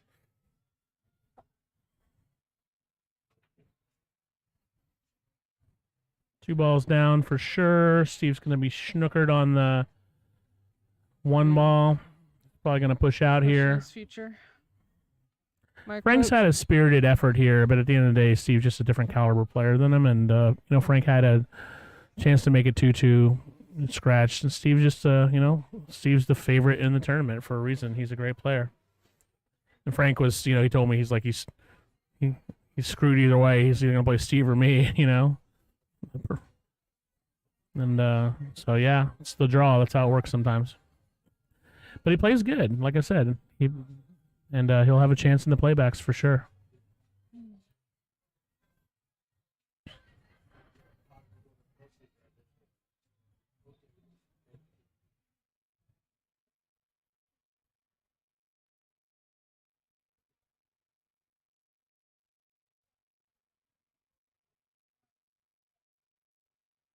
Mike Roach is up 4-2.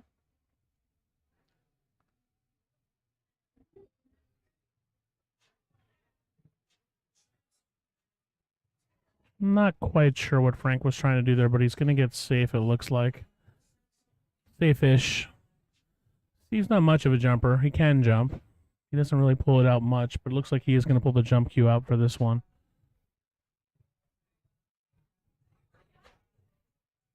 I'm going to try to take out my booth while he's at it. Just one of the cameras. That one would be tough to take out.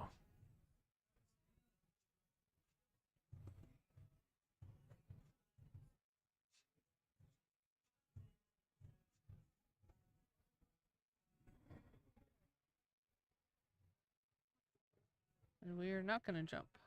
Looks like he's going to swerve it. Or kick it. I don't know. Looks like he's swerving it.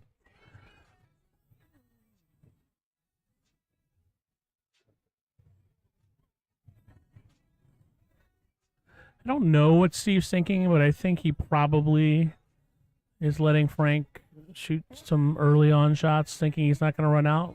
But it doesn't seem like he's too concerned about the early parts of the match. But I'm sorry, of the game, the rack.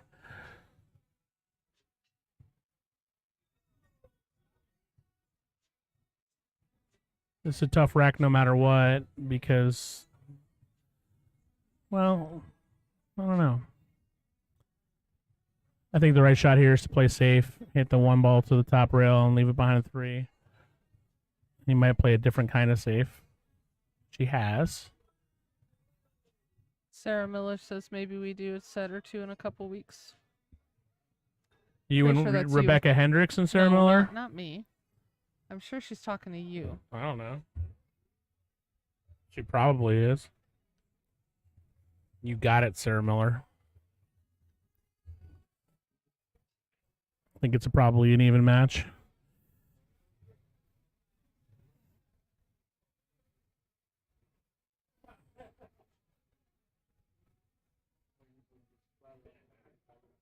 Oh, Frank. So Esteban Gonzalez and I were so like theming for action at the BCAs and like late night action, and we're just being our normal stupid selves. And we ended up playing Mo from California and this guy who was like a 680, right? And they're supposed to just steamroll us. And we were playing cheap, I think like $50 sets. We're playing a race to 9 for like $50 a man. And Esteban and I were running out from everywhere, and we were gonna win. And then Mo just made this crazy. I played a lock nut, like frozen to 2 balls. We're like, he's not even gonna hit it, and then he makes it, and then they run out 2, and we're like, man, we were so close, but we're losers. Anyway, that's my whole story from BCAs. Okay. Nice shot by Steve here.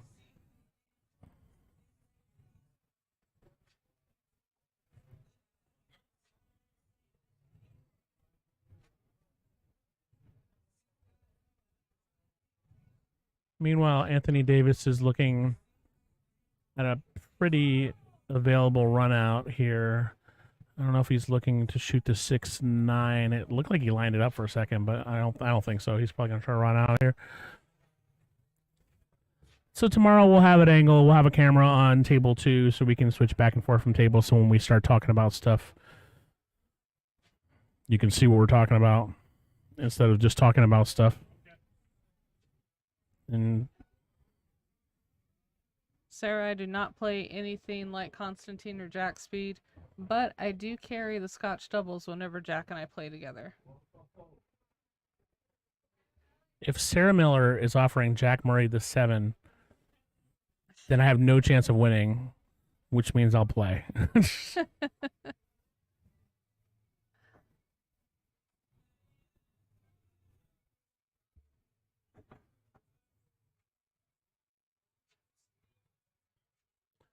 All right, 5-1 Steve Bergan. Frank, I think, has played to his ability and played well. I think he's just getting,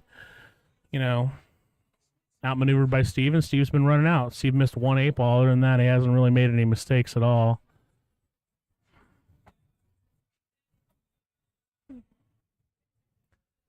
Dave LaRussa up 4-2. Anthony Davis shooting on a 6-ball. He's down 4-2. Oh. Pretty sure that 9-ball was heading to that top corner pocket and the 1 clipped it.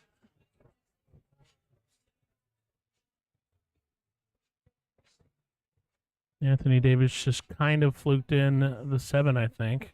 Oh, hit the corner there. Yeah, it almost went 4 rails. Mike Roach is probably going to get out here. Steve Bergan has got a shot on the 2. He's going to take it. He's been making these all day, which means, of course, the curse comes in. Commentator's curse.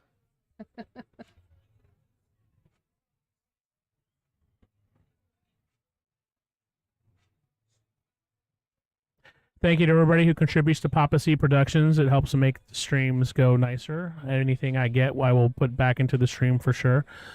It's a labor of love, and I love doing it, but any bit of money helps. New cameras, new microphones, fixing the booth, keeping the commentators lubed with alcohol, anything, you name it.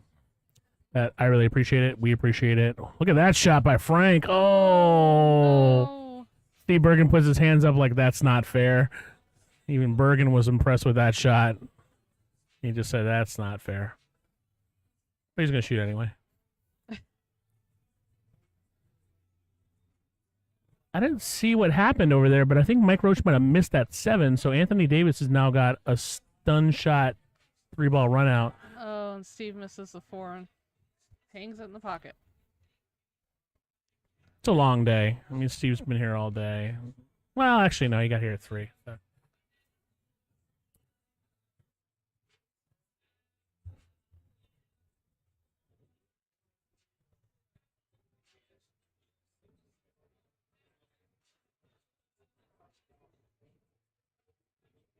Nice shot by That's a good Frank. shot.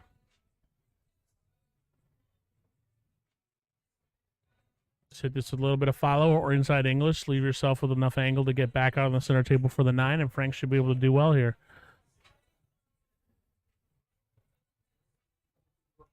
Four 3. Anthony Davis is down 1 game to Mike Roach. David LaRussa up 4-2 in his match to Jerry Smitty. Rolled that up a little too far. Do you know what the first stream table match is going to be tomorrow, Rebecca Hendricks? I have no idea. Have not been responsible for the bracket since about 1 o'clock today. Well, I'm going to go look. Have fun. I'm going to go look right now.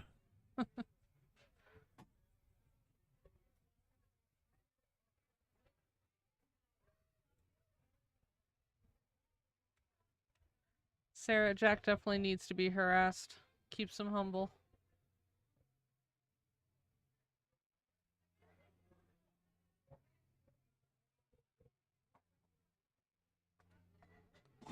Frank played a good safe here on the 9, or on the 8.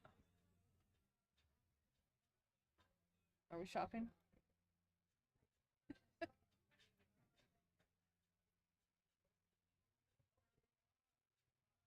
This one?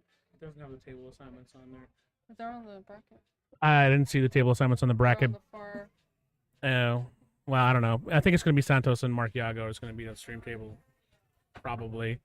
Which is crazy that one of those guys is going to go home guaranteed.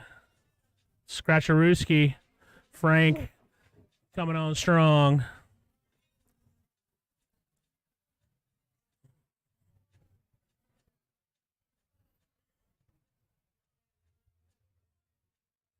Frank's a super nice guy. Kind of new to the Vegas pool scene. But he's playing good. Even look, the score's 5-1, but he's playing pretty well. You know, Steve's just playing better. And now it could be 5-2.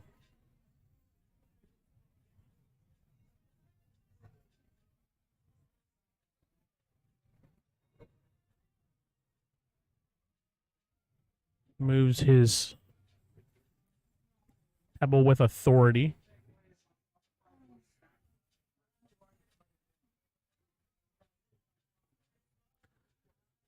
Anthony Davis has got a little bit of a run out going here. Maybe I'll jinx him the way Rebecca Hendricks jinxed me when I was running out against Steve Bergan. I really think I did. I felt so bad.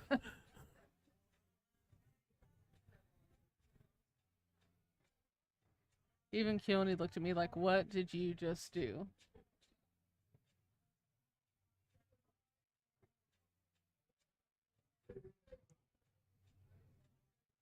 I don't mind missing balls as much. You know, everybody misses. I don't like when I make the wrong decisions.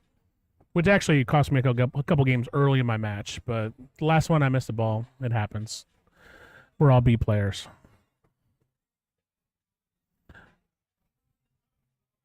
Anthony, if he gets snickered on the 6, is not going to like it, and he's not going to like it. He's breaking out the jump cue, most likely. I just sold him a Q-Tech Propel. Let's see it, Anthony Davis. I think it's actually Mike's shot. Oh, he missed. Oh, duh. Frank, breaking. You got that right. That's right. 9 balls going in.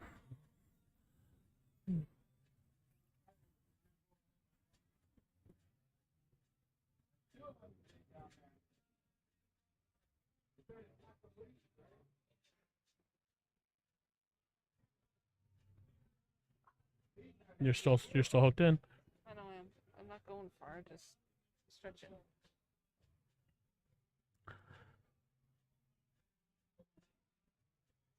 Thank you so much to everybody who tuned in. The stream will be available on YouTube for a while. Anthony Davis about to tie it up. That 6'9" looks pretty straight in. No. Well, so he didn't go for a combo.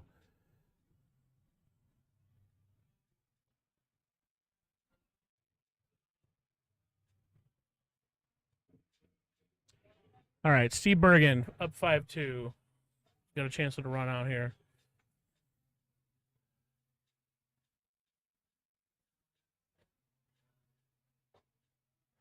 Smitty and David LaRussa are 4-3 to LaRussa.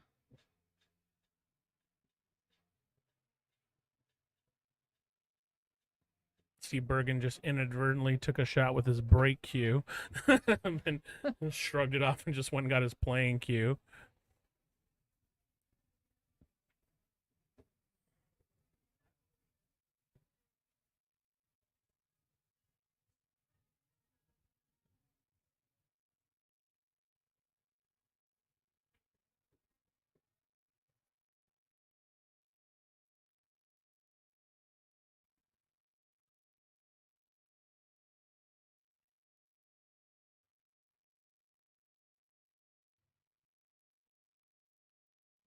Could she wrote for Frank in a spirited effort who can come back tomorrow.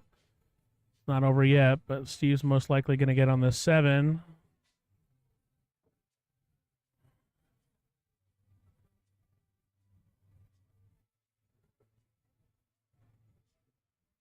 Meanwhile, Anthony Davis somehow missed the 9 over there, so now he's down 5-3 against Mike Roach. Winner of that match will play the winner of this match, which is looking like it's going to be Steve Bergan.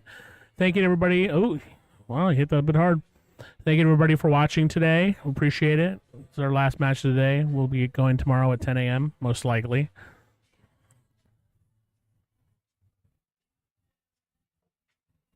No, side pocket. Are you going to save him? No. He did save him, but he scratched. Frank asking if he wanted him to shoot it. Steve says no. Why couldn't Steve Bergan do that against me?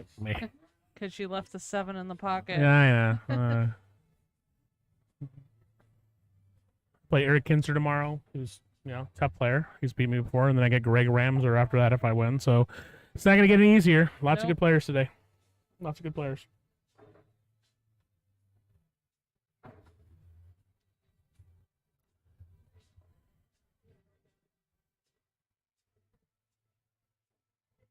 I think LaRussa took a quick break.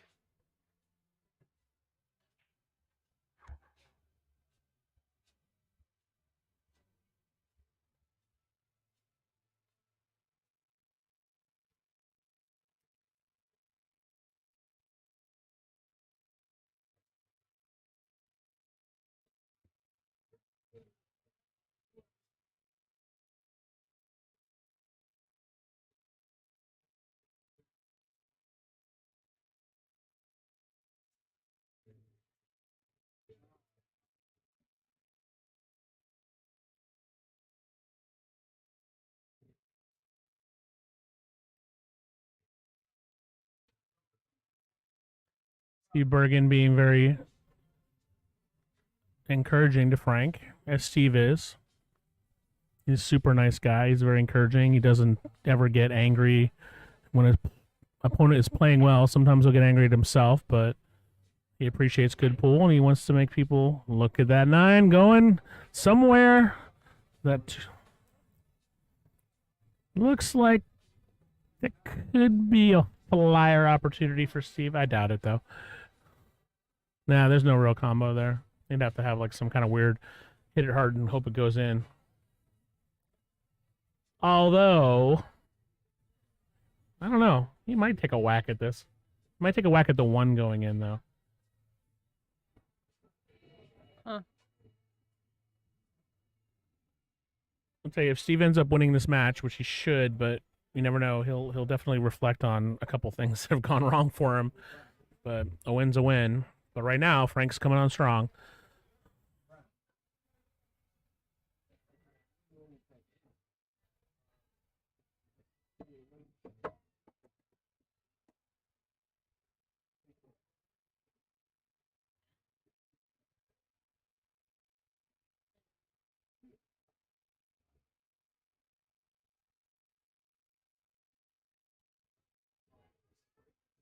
Anthony Davis on the 9 ball to go 5-4. 5-4. Yep. 5-4 Mike Roach. I just need Anthony to get like 6th place or something so I get my money back for the Calcutta. All your money? I'm only in for well actually, I don't know. He might need to get better in 6th place. One of y'all needs to. Well, it'd be better if I did. I don't have to share any of it.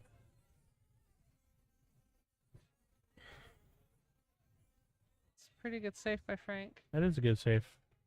Actually, a very good Smart save. play. So Steve's got to come. He's got to hit around the 3rd diamond and come. Either go 2 rails to hit the 2 ball or try to hit it straight on. But either way, this is a pretty tough shot because he's got to avoid the 4, and he's got too much angle. Let me see this different angle here. Grab my phone.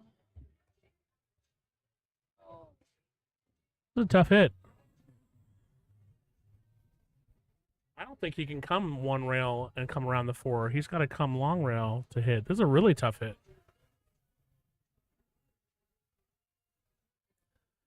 He might need to tie a ball up here. I don't know if he can hit this.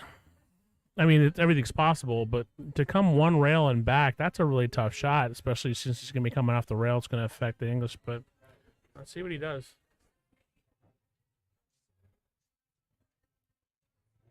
Yeah, that was a really tough hit. No offensive shot here, so Frank's going to have to figure something out. There's no 3 foul in this tournament. Maybe he can squeeze past that. I don't know.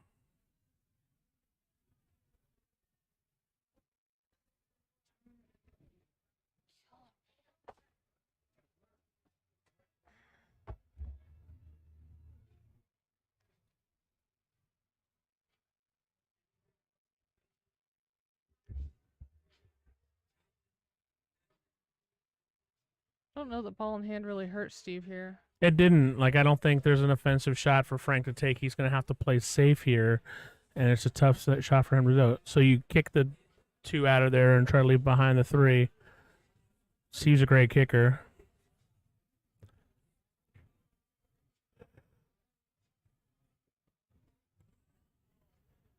Bad hit.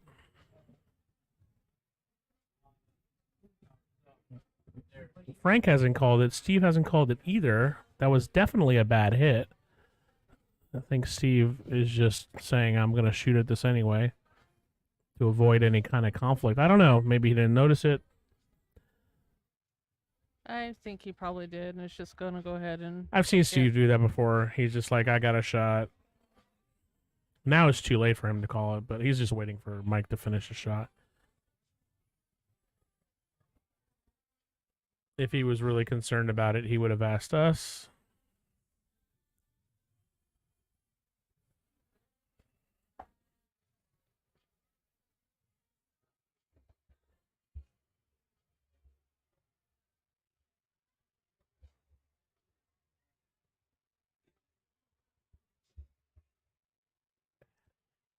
He knew. I just motioned to him. And he's just like, he knew. That's his personality. That's just how he is. He's just like, whatever. He was just looking up to see if we knew. Now we all know. If Frank had known it was a bad hit, he would have called it. He just didn't. He didn't see it.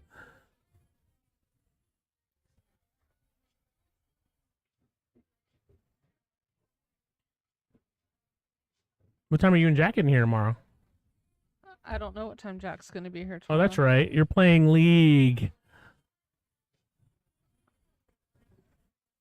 Steve's kind of laughing about this one. I don't know what he was thinking on that shot. Neither does he, apparently.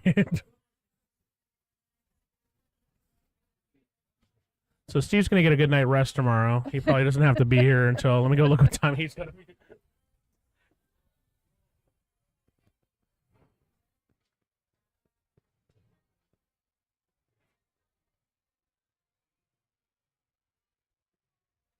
So Steve moves a 9 all the way down the table. Frank possibly has a 3-9 combo. Wow. Winterside matches don't start till 5 p.m. tomorrow. But Steve's got to tighten up here. Frank's only going to be one game away from the hill. He'll call a foul here if it comes on. Frank's smiling away. Of course he is. He should be.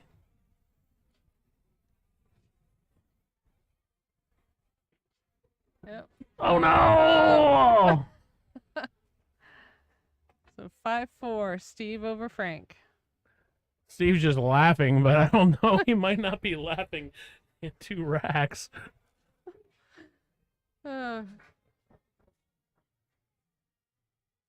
Steve's laughing. I'm crying because he didn't play like this against me. He would have called that bad hit on you. Oh, no doubt. He was like, kind of saying, what the hell were you doing?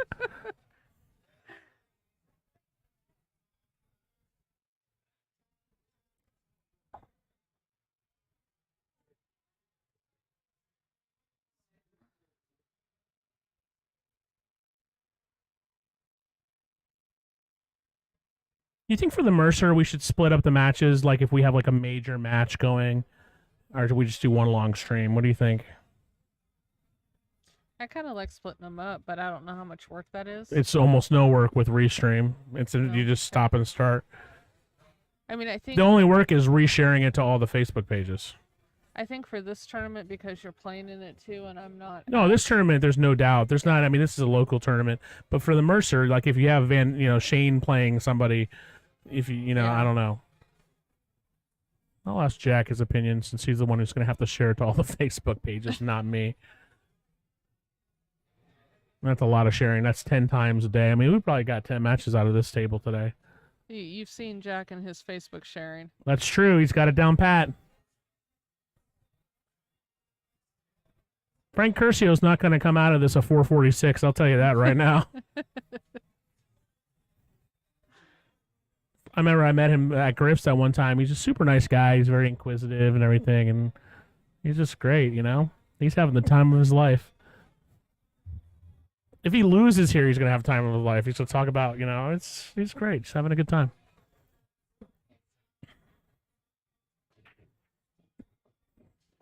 Nice break.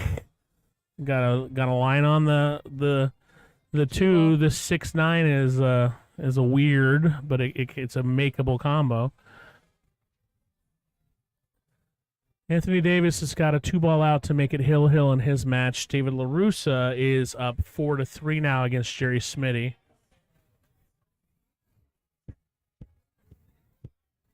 Boy, that's a big difference. Come back tomorrow at 5 p.m. or come back tomorrow at 10 a.m.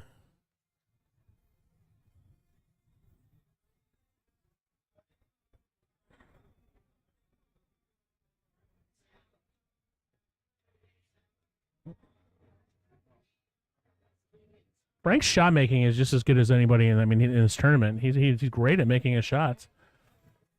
If he can improve his position play a little bit and work on some nuances, he could be a dangerous player.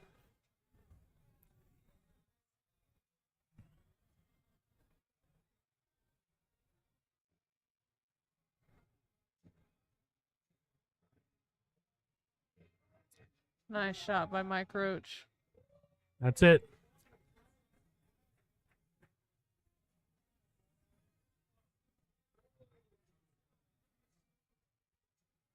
I don't know about that one either.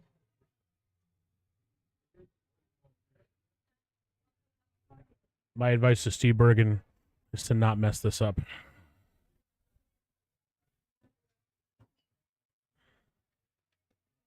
He's pretty safe here. I don't know if Frank could try to go for this combo, but he's jacked up on a 4. It's a tough combo. He's going to leave the... He's going to try to go for it. That's his only shot, really. I mean, there's a complicated rail first safe to play here, but he's not. He's not going to try that.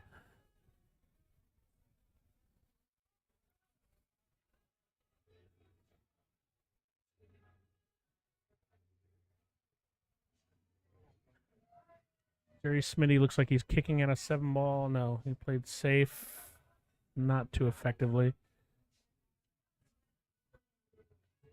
This is a really tough shot.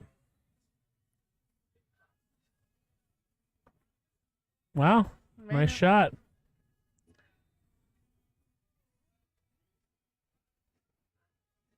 So Mike Roach gets to the round of 16 where he'll play the winner of this match, which as of right now is undetermined.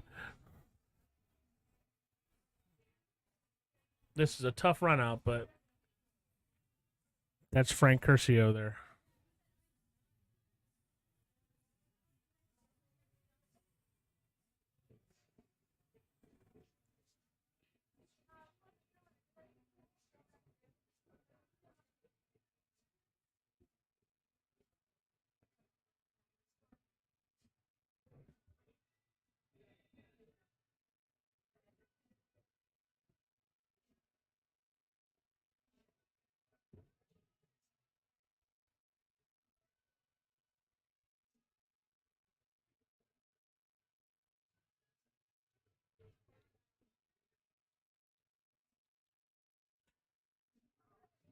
He's got to be careful not to scratch here. If he puts the right amount of English on it, he'll be fine.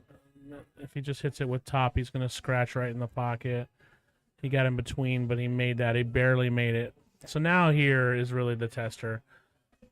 The 6-9 can go. It can go. He's shown he can make some tough combos. This is a tough shot in its own right. There is a breakout opportunity here if he wants to try it. He can hit. There's a couple different ways to break this out, but they're all tough. So I'm just going to wait and see what he does here. There's like 3 or 4 things he could try to do here. I'm probably making the 5. I'm going to stroke it into the left corner pocket and just try to jostle that 6-9 out of there, but I don't think the combo is a viable shot, but it just looks like there's too much angle on it.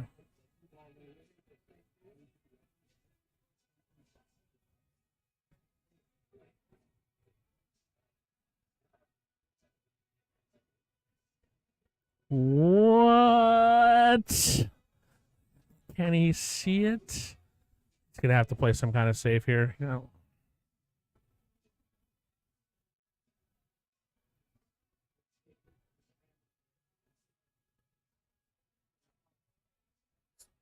Steve asked him what he's doing. He's going to play you bet your bottom dollar Steve's going to call a foul if this one happens. Frank's going to watch out for the double hit, but I think he's okay. I'd probably be calling someone to watch it the way he's shooting it anyway, but good hit. Is he going to make that? No. No. All right, Steve has to take a deep breath and get out of here. Natural shape.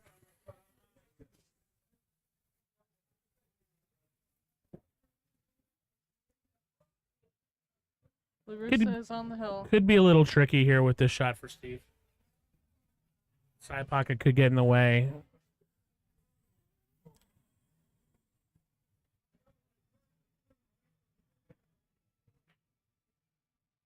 He's going to draw it around 1, 2, 3, 4 maybe rails and play the 9.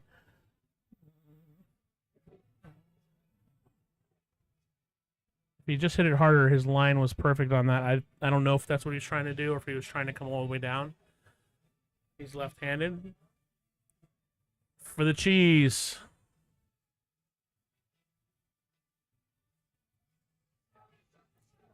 Nice shot. Nice All right, match. Steve Bergan really just dodging a bullet there, but Frank played really, really inspired pool, and Frank might have something to say in the loser side bracket.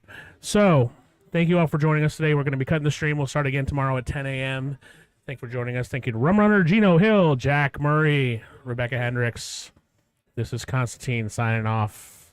Thanks for letting me hang out with you. Thank you, Rebecca Hendricks.